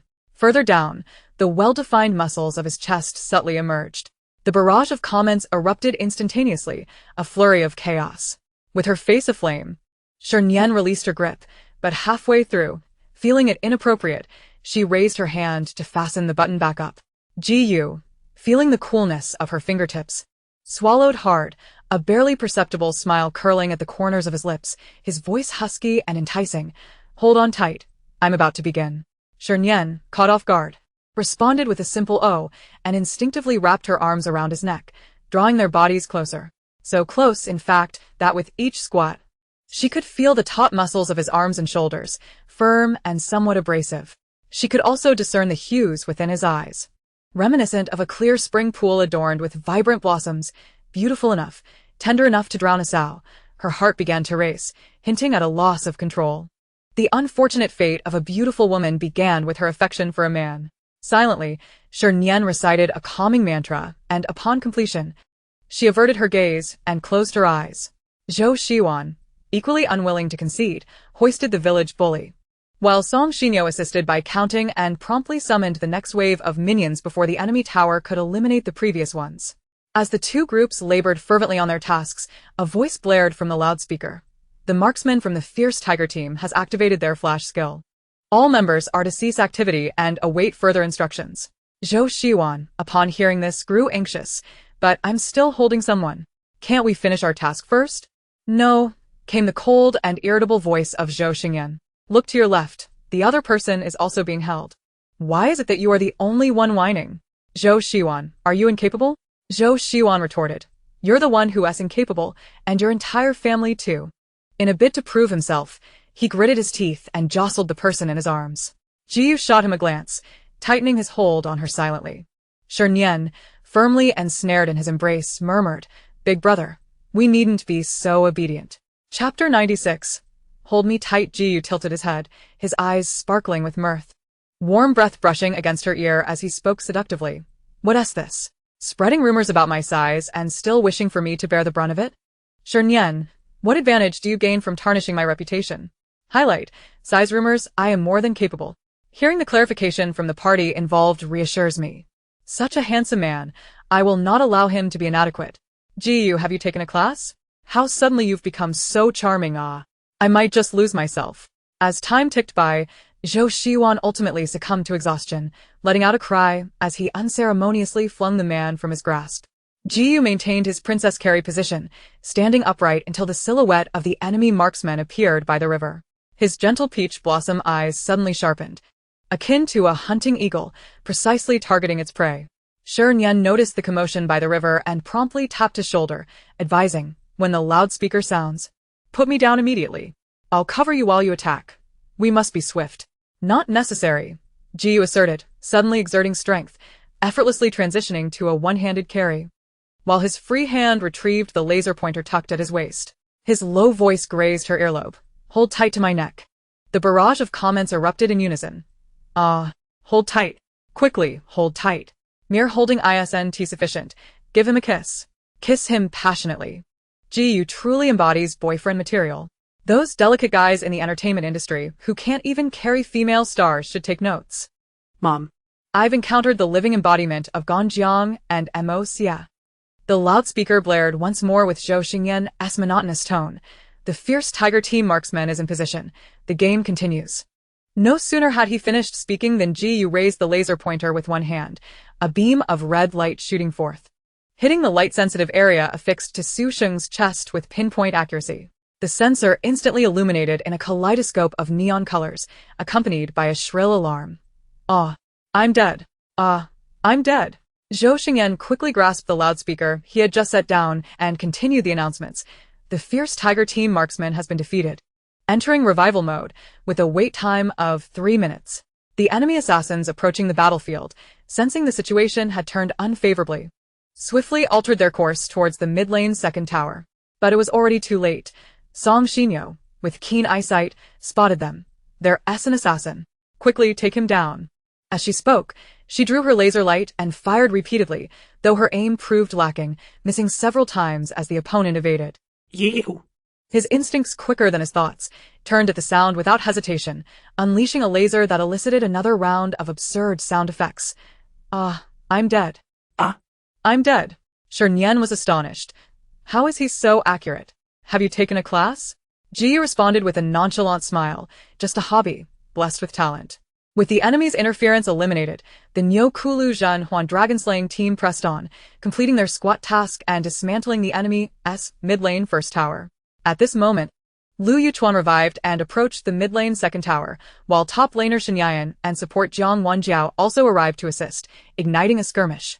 The enemy, relying on the tower for protection, resolutely refrained from a direct confrontation, occasionally shooting arrows from afar. Unable to tolerate such indignation, the brash Zhou Shiwan grit his teeth, stomped his foot, and like a rabid dog, charged forward without hesitation, even rushing into the defensive tower without pausing. Ultimately, in his reckless abandon, he couldn't even graze the opponent's hem before meeting a tragic demise beneath the tower. Noticing a shift in the tide, the enemy's top laner stealthily activated the blue buff enhancement and signaled to the support, who understood the cue and quietly activated the red buff enhancement as well. The two of them lunged towards Jiyu, aiming to eliminate the strongest damage dealer on the opposing side. Closest to Jiyu, Shernyen acted on instinct. Leaping into his arms without a moment's thought, using her body as a shield to absorb the enemy's attack. Ji stumbled momentarily from her sudden collision, but quickly regained his composure, wrapping one arm around her waist while the other activated the laser pointer. The beam struck the shoulder of the enemy support, eliminating them. The enemy's top laner successfully reached the two of them, his hand reaching to strike Shernyen's back, but her thick health allowed her to withstand the hit. Retaliating with a claw swipe, Ji turned, delivering another laser strike, eliminating the enemy top laner. Along with him fell Song Xinyo, while the stealthy Lu Yuchuan attempted to turn his attention towards Shernyen. However, he was a moment too late, as Gu's laser struck his chest first. 2 for 3, the dragon-slaying team emerged victorious. The remaining 3 utilized their last monster badge to summon 2 minions into the enemy's mid-lane second tower. The NPC announced a new task. You draw, I guess. Successfully answer 5 questions to complete the challenge. Must be Ji drawing, Shernyen guessing. Upon hearing the task, Shernyen's eyes widened in disbelief. Are you joking with us? The NPC flashed a toothy grin. Dear, are you unable to play? You big mother monkey, slap him. I'm not joking. Zhou Xingyan, it's my turn to shamelessly take the stage. When will grievances be resolved?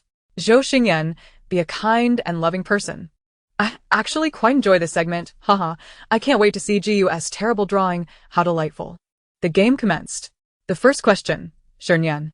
Upon seeing this prompt, Gu furrowed his brows into a tight knot, hesitating momentarily before, under Shernyen's urging, he began to draw. 2 words. First, he sketched a large, crooked circle, followed by 2 smaller, uneven circles, and finally an unrecognizable mouth. Shernyen racked her brain, then suddenly exclaimed, 5 rings. Gu shook his head and added a few disheveled strands of hair above the large circle. Shernyen discerned a glimmer of insight and excitedly asked, It's related to a person, right? Gu nodded, his eyes gleaming, then she heard him decisively declare, Female ghost. Gu's hand trembled slightly as he paused for a moment of contemplation before sketching a simple flower beside him, embellishing it with glimmering lines. Shernyen understood immediately. Does it signify beauty? Gu nodded once more, the light in his eyes intensifying. Yes, precisely. Just a little more effort. I now comprehend that it refers to a beautiful woman. Very close, but perhaps you could ponder a bit more? Shernyen suggested. Could it be a flower girl? The word count doesn't match, though. Gu took a deep breath, wanting to articulate something further, when suddenly a sharp scream pierced the air. I'm dead. I'm dead. Turning his head, they discovered that the village bully had been mercilessly eliminated while attempting to bear the tower. The two had no choice but to retreat to the jungle to farm for badges, and before leaving, they didn't forget to threaten the NPC. Remember to prepare a few simple questions, otherwise, don't blame us for being ruthless, even towards NPCs. On their way to the jungle, Shernyen curiously inquired about the answer to the question Gu had posed. Gu licked his lips, a conflicted expression crossing his face. Must you insist? Absolutely, if you don't tell me, I won't be able to sleep tonight. Alright then. The answer to that question is Shernyen. Excellent, particularly splendid.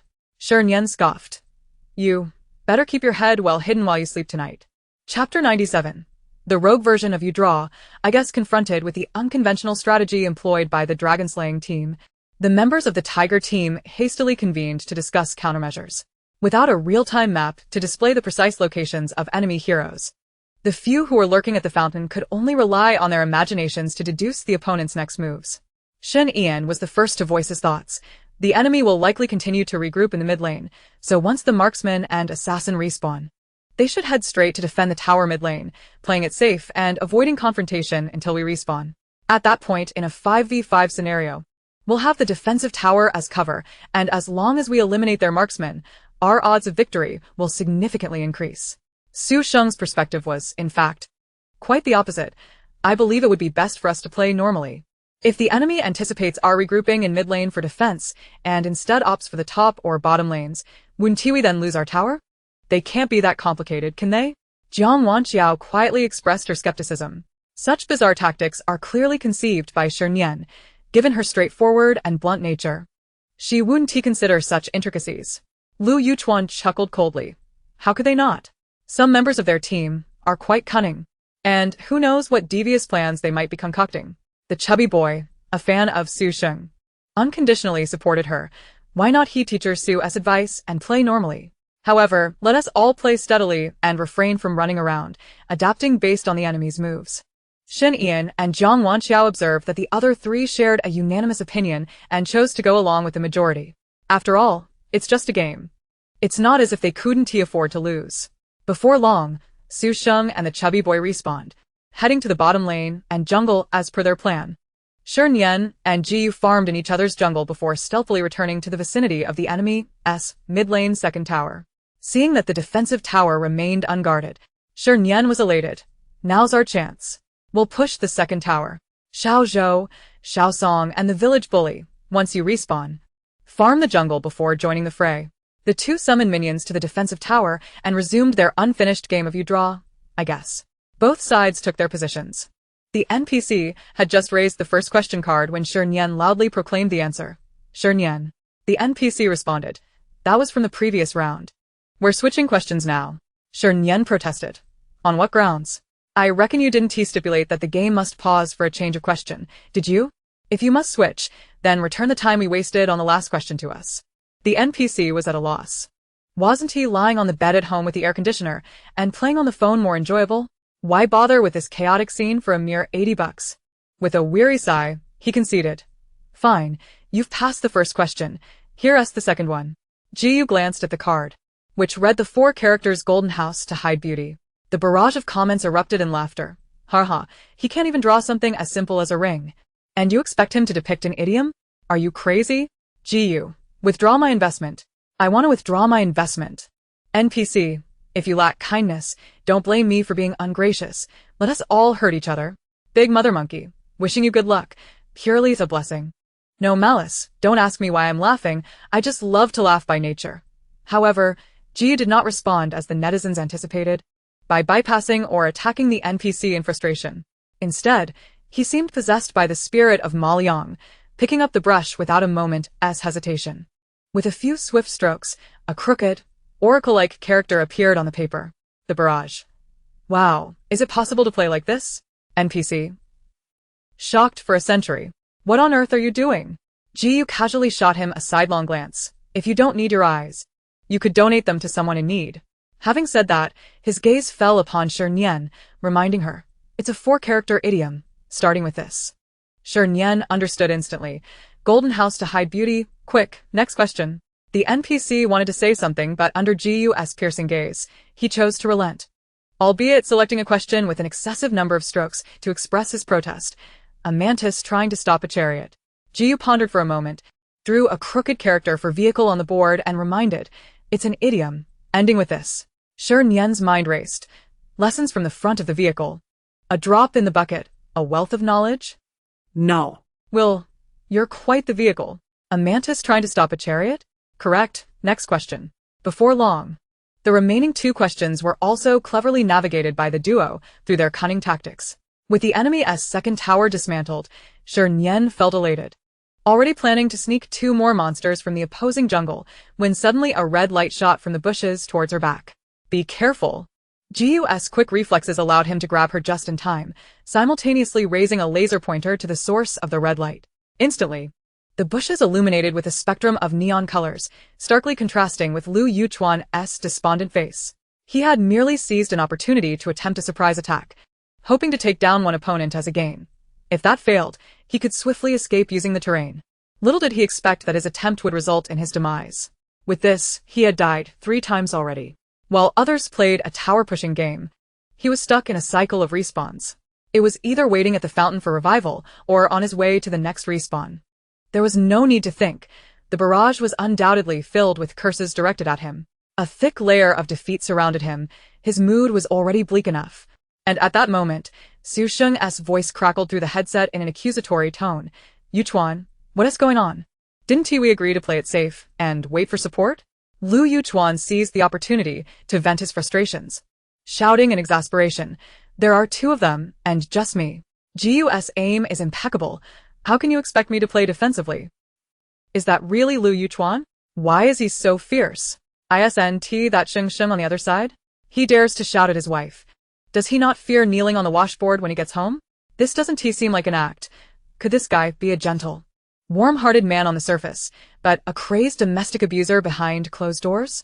Some individuals should not be too outrageous. Yuchuan is human too. Can't he express a little anger? Su Sheng seemed momentarily taken aback by his outburst, her voice faltering before she regained her calm demeanor. Her tone considerably cooler. Just head back to the fountain for now. The rest should head to the mid lane for support. It seems the enemy still intends to regroup to dismantle the mid tower.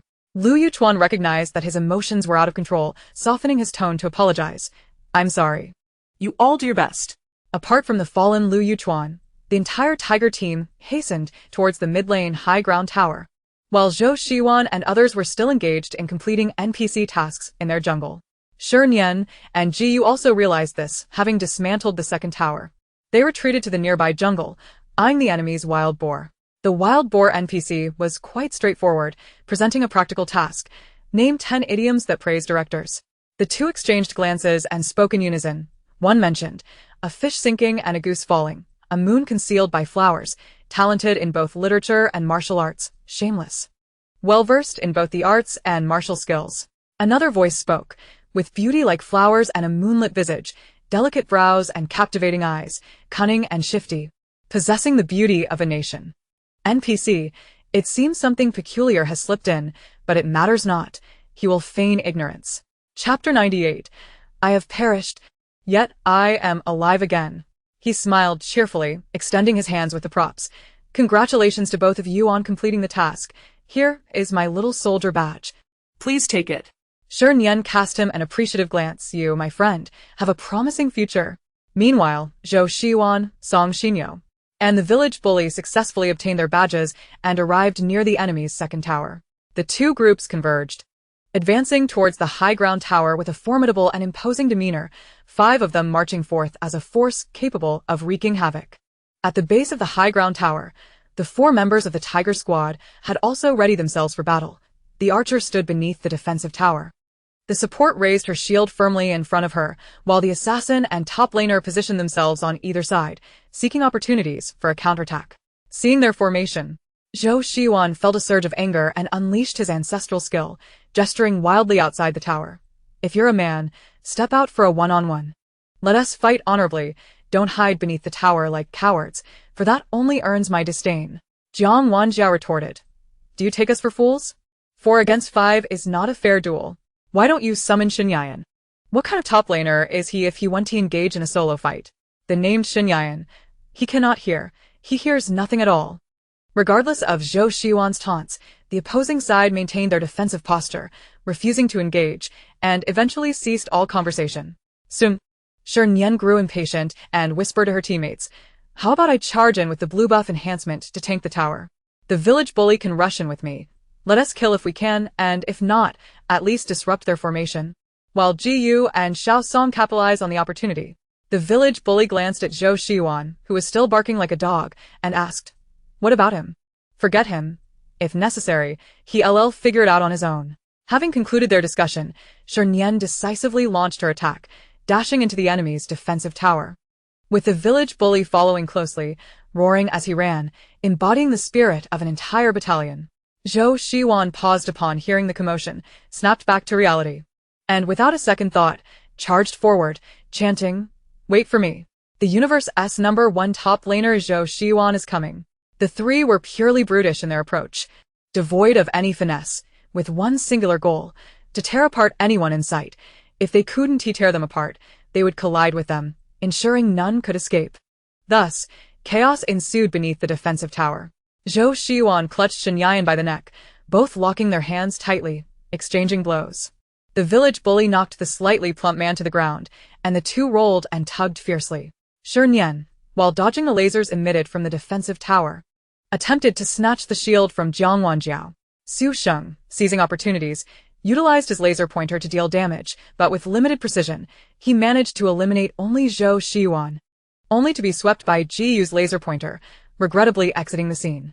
Song Xinyo showcased her prowess with the laser pointer, creating dazzling effects as she unleashed a barrage upon the two rolling on the ground, ultimately succeeding in dispatching the slightly plump man just before the village bully's eyes were blinded. With a successful strike, Ji Yu calmly turned and eliminated Shernyen, leaving only Jiang Wanjiao standing against the remaining foes, while Shernyen, having bravely tanked the tower, met her glorious demise. A wave of minions adorned with sunglasses approached to clear the battlefield, and upon reaching Shernyen, she grinned mischievously, producing a resurrection medal. Hee hee, I have perished. Yet I am alive again. With that, taking advantage of Jiang Wanjiao's momentary surprise, she twisted her waist and delivered a powerful kick, sending her flying. With the shield from the defensive tower no longer shielding her, Jiyu decisively struck, landing a hit within her sensory zone. The enemy was annihilated, and the Dragon Slayer team emerged victorious. Shernyen, exhilarated, dashed out from beneath the defensive tower, patting Jiyu on the shoulder, her smile beaming. Well done, my boy. You have not disappointed my trust in you. Jiyu casually plucked the stray blade of grass from her hair, a glimmer of warmth flashing in his eyes. Just average. It's still Commander Sh's excellent strategy that made it possible. Listening to the harmonious exchange between the two, Zhou Xiuan, about to be dragged away by minions, howled at the sky. Why? Why am I always the one getting hurt? The minions chimed in, because you're weak. The remaining 4 members of the Dragon Slayer team summoned minions to the high ground tower, where the NPC announced a new task. I possess 5 cards, of which only one bears the words pass. Guests will earn a chance to draw a card for each interactive mini-task they complete, continuing until they draw the pass card to complete the task. Are you playing Russian nesting dolls here? Shernyen raised her palm, intending to strike. But reconsidering the underage audience in the live stream, she tremblingly lowered her hand. No matter, there are policies above and countermeasures below. I'm not afraid. Fine. Why not just reveal all 5 tasks? We have numbers. We can tackle them together. That's acceptable, right? NPC, I would prefer there to be a problem. But you keep raising your hand. After much contemplation, he decided it was better not to have an issue. Guests, please listen carefully. My 5 tasks are: Dance Challenge. Add a stroke to form a new character challenge, Idiom Challenge, Potato Chip Challenge, and Poetry Recitation Challenge. Song Xinyo was the first to raise her hand. I want the Dance Challenge. This is my specialty. Shernyen, I'll take the Potato Chip Challenge. I'm also an expert. I'll do the add a stroke to form a new character. The village bully spoke softly, though my education level is low. I can still recognize characters. Jiyu, I'll tackle the Idiom Challenge. Several NPCs approached to announce the specific rules and content of each challenge, which, to say the least, differed slightly from expectations, but it wasn't a significant issue. Song Xinyo's Dance Challenge, initially thought to involve various high-difficulty moves, turned out to be a series of jumbled, awkward dance moves. Fortunately, she changed her marketing approach. Whether it was a criminal dance or a sweeping-the-floor dance, she could manage it with determination.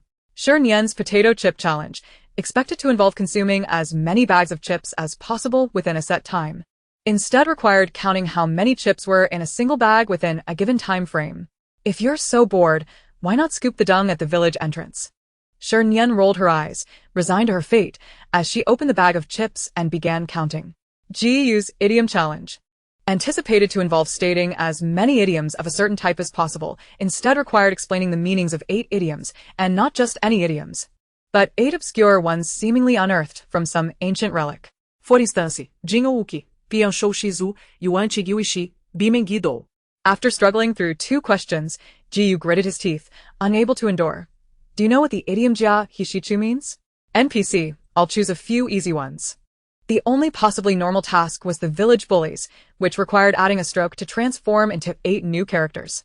Old, white, dawn, field, 8 characters. Are you trying to make things difficult for a half-literate high school dropout? Just before the last minion met its end, the 4 finally managed to complete their tasks, albeit clumsily. Shernyen casually grabbed 4 cards, her luck shining through as the 3rd card revealed the pass. At that moment, the early fallen Lu Yuchuan revived. Chapter 99, Dogs Bite Dogs. It's spectacular. I love it. I watch it every day. Su Sheng, worried he might falter again, anxiously reminded, Yuchuan, just hide behind the crystal. Let the minions clear the way. Wait for us to revive. Whatever you do, don't go out. Don't worry, I know what I'm doing. Lu Yuchuan replied confidently, but as he approached the crystal and spotted Jiyu standing with his back turned, a surge of excitement rushed through him. That unshielded sensory zone was so bright, so alluring. If he took just a few steps forward, he could enter the attack range and claim a kill on the opposing archer. With the enemy already pushing towards the crystal, the game was nearing its conclusion. This was his last chance to shine. If he missed this opportunity to showcase his skills, he would end the day with a dismal score of 1-3. Such a record was far too humiliating. Given his abilities, he should not end up like this. Su Sheng seemed to sense his intentions and hurriedly reminded him again, "Don't go out, there are too many enemies, you can't win." This time, Lu Yuchuan remained silent, silently maneuvering the laser pointer outward, step by step, until he entered the attack range. Yes, now's the moment. A single strike could turn the tide. With an exhilarated heart, he raised the laser pointer, aiming at Gus' back. The instant the beam was unleashed, the target unexpectedly turned around, also brandishing a laser pointer. Lu Yuchuan was taken aback by this turn of events. His hand trembled, and the beam veered towards Shernyen's forehead, while Gus' shot landed precisely on his chest's light-sensitive area. The vibrant neon lights flickered to life, and the sound effect of "Ah, I'm dead" echoed piercingly in the empty space before the crystal. Lu Yuchuan stood there, as if frozen like a wooden figure before the crystal, still holding the laser pointer aloft. His complexion pallid, lips trembling, unable to utter a sound for a long while. Shernyen sidestepped to evade the blinding red light, simultaneously expressing concern for his well-being. "Mr. Lu, you ought to visit the hospital for an X-ray. If you don't treat that arm soon, amputation may be your only option." Initially, she had thought him merely lacking in intelligence, but now she realized his skills were abysmally poor. How could he misfire so drastically with a single laser pointer? In contrast to her refined demeanor, the barrage of comments was rather direct. "Damn. I can't hold back any longer. This Lu Yuchuan must be a fool. The immersion is strong. I wish I could leap through the screen and punch this inept, playful, non-compliant idiot. It's him again. How many times has it been? Damn. Can't he be a bit more aware?" Su Sheng, who had never clashed with anyone on camera, was now visibly displeased. Her face darkened, looking worse than if she had stepped in dog excrement. "Didn't we agree to hide behind the crystal? Why did you have to run out? Can't you follow orders?" Lu Yuchuan, having failed a second time, felt a burning frustration, and upon hearing her words, exploded. "Do you really not know why I had to run out? If it weren't for your misguided commands, we wouldn't have been led around like fools by the enemy. We've already been driven to the crystal. If we don't devise a counterattack, the game will be over, alright? So, you're blaming me now?" Su Sheng retorted, her patience wearing thin. "Why didn't you voice your concerns during our discussions? Is it meaningful to say this now?" The parties involved were at loggerheads, while their respective fans engaged in a heated debate in the comments. Lu Yuchuan is truly pathetic.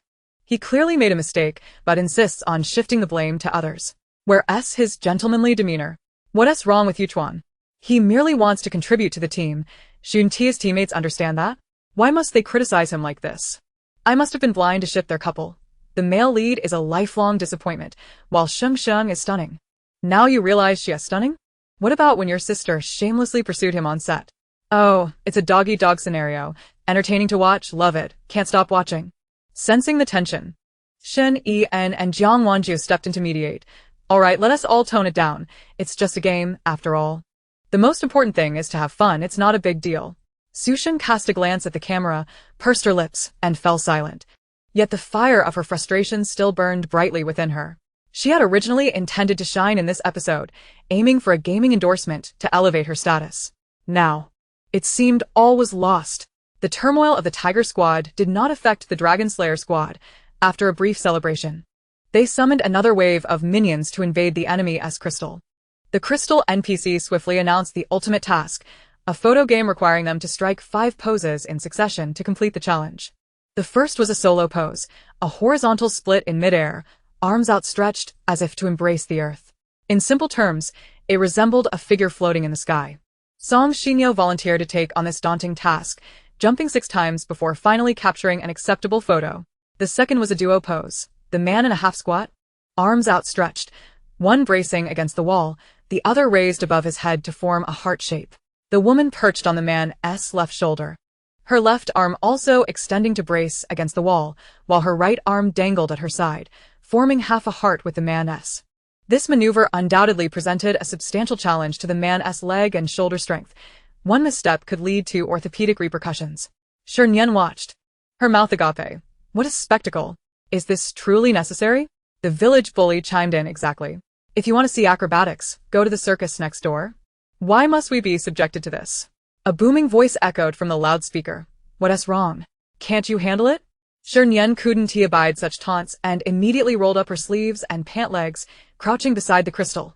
Xiao Song, come here, I'll lift you. Song Shinyo shook her head vigorously. No, with your spindly arms and legs, if I get crushed into a pulp, I can't afford to compensate. Mr. Ji, you should do it.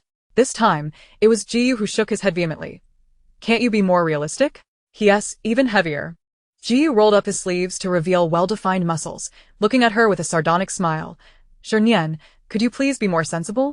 Shernyen glanced at his robust arms and then at her own fragile frame, silently lowering her pant legs and standing upright, gesturing politely. Then, big brother, you can be the base? But you're a bit tall. I can't climb up. Xiao Song, give me a hand. No need, Ji replied curtly, striding to her back, bending down, and firmly grasping her slender waist. Lifting her effortlessly above his head and securely placing her on his left shoulder amidst a chorus of startled screams. The entire sequence of actions was fluid and swift, taking no more than 3 seconds. Shernyen held onto his round, sturdy head with one hand, while the other gripped his muscular arm, her heart racing. Her emotions shifted from initial panic to a realization of the impressive strength beneath her, eliciting a curious desire to touch. Noticing her fidgeting hands, Ji smirked. Have you had enough? I need to squat and pose now. Shernyen, feeling as if pinched by a crab, quickly withdrew her arm, adopting an air of propriety. Who touched you? I'm a respectable person. Thank you very much. Chapter 100. Very fine, not a hint of nausea. Oh, you're respectable. So respectable that you can't seem to move when a handsome man is around. Facing the camera, Ji chose not to expose her, slowly squatting, one hand steadying himself against the crystal while the other lifted above his head, forming a rather round half-heart. Shernyen, not to be outdone, immediately mirrored his pose. Click. The moment was captured. In the photograph, the sun shone warmly, with a handsome man and a beautiful woman leaning into each other, their smiles radiant, creating an image of perfection. Of course, it would have been even more beautiful if that heart were a tad less slender. The third pose required 3 people, a photograph capturing all 3 with their feet off the ground and aligned at the same horizontal level. This was relatively straightforward. The village bully took the shot while the other 3 jumped in sequence, ensuring that with enough attempts, they would select a satisfactory image. The fourth pose involved 4 people, the guests squatting backward, resting their heads on another guest's knee, arranged in a sequence to form a closed square loop. This maneuver was also simple, and with the NPC's assistance, they executed it effortlessly in one go. When the 5th pose was announced, the Tiger Squad had just respawned. Shernyen and the others were contemplating whether to retreat for a moment and wait for Zhou Xiwan before making their next move, when the enemy's top laner, Shi Nian, suddenly burst forth from the fountain, tauntingly shouting, "Come on, come fight me." The Dragon Slayer squad members were left dumbfounded. Is this person perhaps suffering from cabin fever after being cooped up for too long? To satisfy his wish, Ji retaliated with a laser beam, sending him back. At the same time, Su Sheng, hiding on the other side of the crystal, seized the opportunity to shoot Ji's shoulder. However, the expected death sound effect did not ensue. Ji quickly deflected the defensive badge concealed in his palm, smoothly turning to send Su Sheng, who was still dazed by the crystal, back as well. With teammates failing one after another, the plump man completely lost his composure and roared, "I'll take them on myself." With a fierce momentum, he charged out of the crystal. However, before he could reach the dragon-slaying team, he was swiftly eliminated by a ray from Jiu. The Tiger team was once again reduced to just one support player. This time, Jiang Wanxiao chose to abandon her struggle, deliberately walking up to the minion, raising her hands in a feeble and solitary act of surrender. No need to fight. Just lock me up. The mission continued. The 5th photo was a viral image of a square dance ant surpassing a pentagram, lacking technical merit but holding significant sentimental value. The 4 waited outside the enemy's crystal until Zhou Xiwan arrived, panting heavily, before they arranged themselves for a photograph. Shernyen stood firmly in the center, with the village tyrant and Ji flanking her sides, while Zhou Xiwan and Song Shinyo stood in front. The 5 spread their arms wide and boldly shouted the dragon-slaying team's slogan once more, perfectly concluding this competition. After the match, the staff invited both teams to the lounge for a post-game analysis. The large screen first displayed highlights of each player's impressive voice lines during the game. Aim for mid lane. Just go for it. Hold tight, I'm about to start. The universe's #1 top laner Zhou Xiwan has arrived. Don't worry, I've got this. The stark contrast in styles was evident, and after watching the video, Lu Youchuan's already elongated face seemed to grow even longer. The production team, unsatisfied, followed up with a montage of kills, showcasing Ji-Yu's individual skill and Lu Youchuan's comical mishaps, interspersed with the surprised cheers from Shernyen and Zhou Xiyuan. Once the video concluded, Lu Youchuan clenched his fists, his expression darkening as despair crept in. The staff continued to stir the pot, prompting the 10 contestants to share their experiences. The Tiger team members were the first to be interviewed. Shernyen smiled. The air conditioning in the spring water black room is quite nice, very cool. Jiang Wanxiao added, it would be perfect if there were snacks and ice cream. The slightly plump man remarked, there is indeed a difference between real-life combat and gaming. If given the chance, I would love to challenge the players on the opposite side in-game. When it was Su Sheng and Lu Youchuan's turn, the atmosphere became painfully awkward. One sat on the east side of the sofa, looking as sour as if he hadn't had a bowel movement in 3 days. The other sat on the west side, her expression dark as if smeared with filth.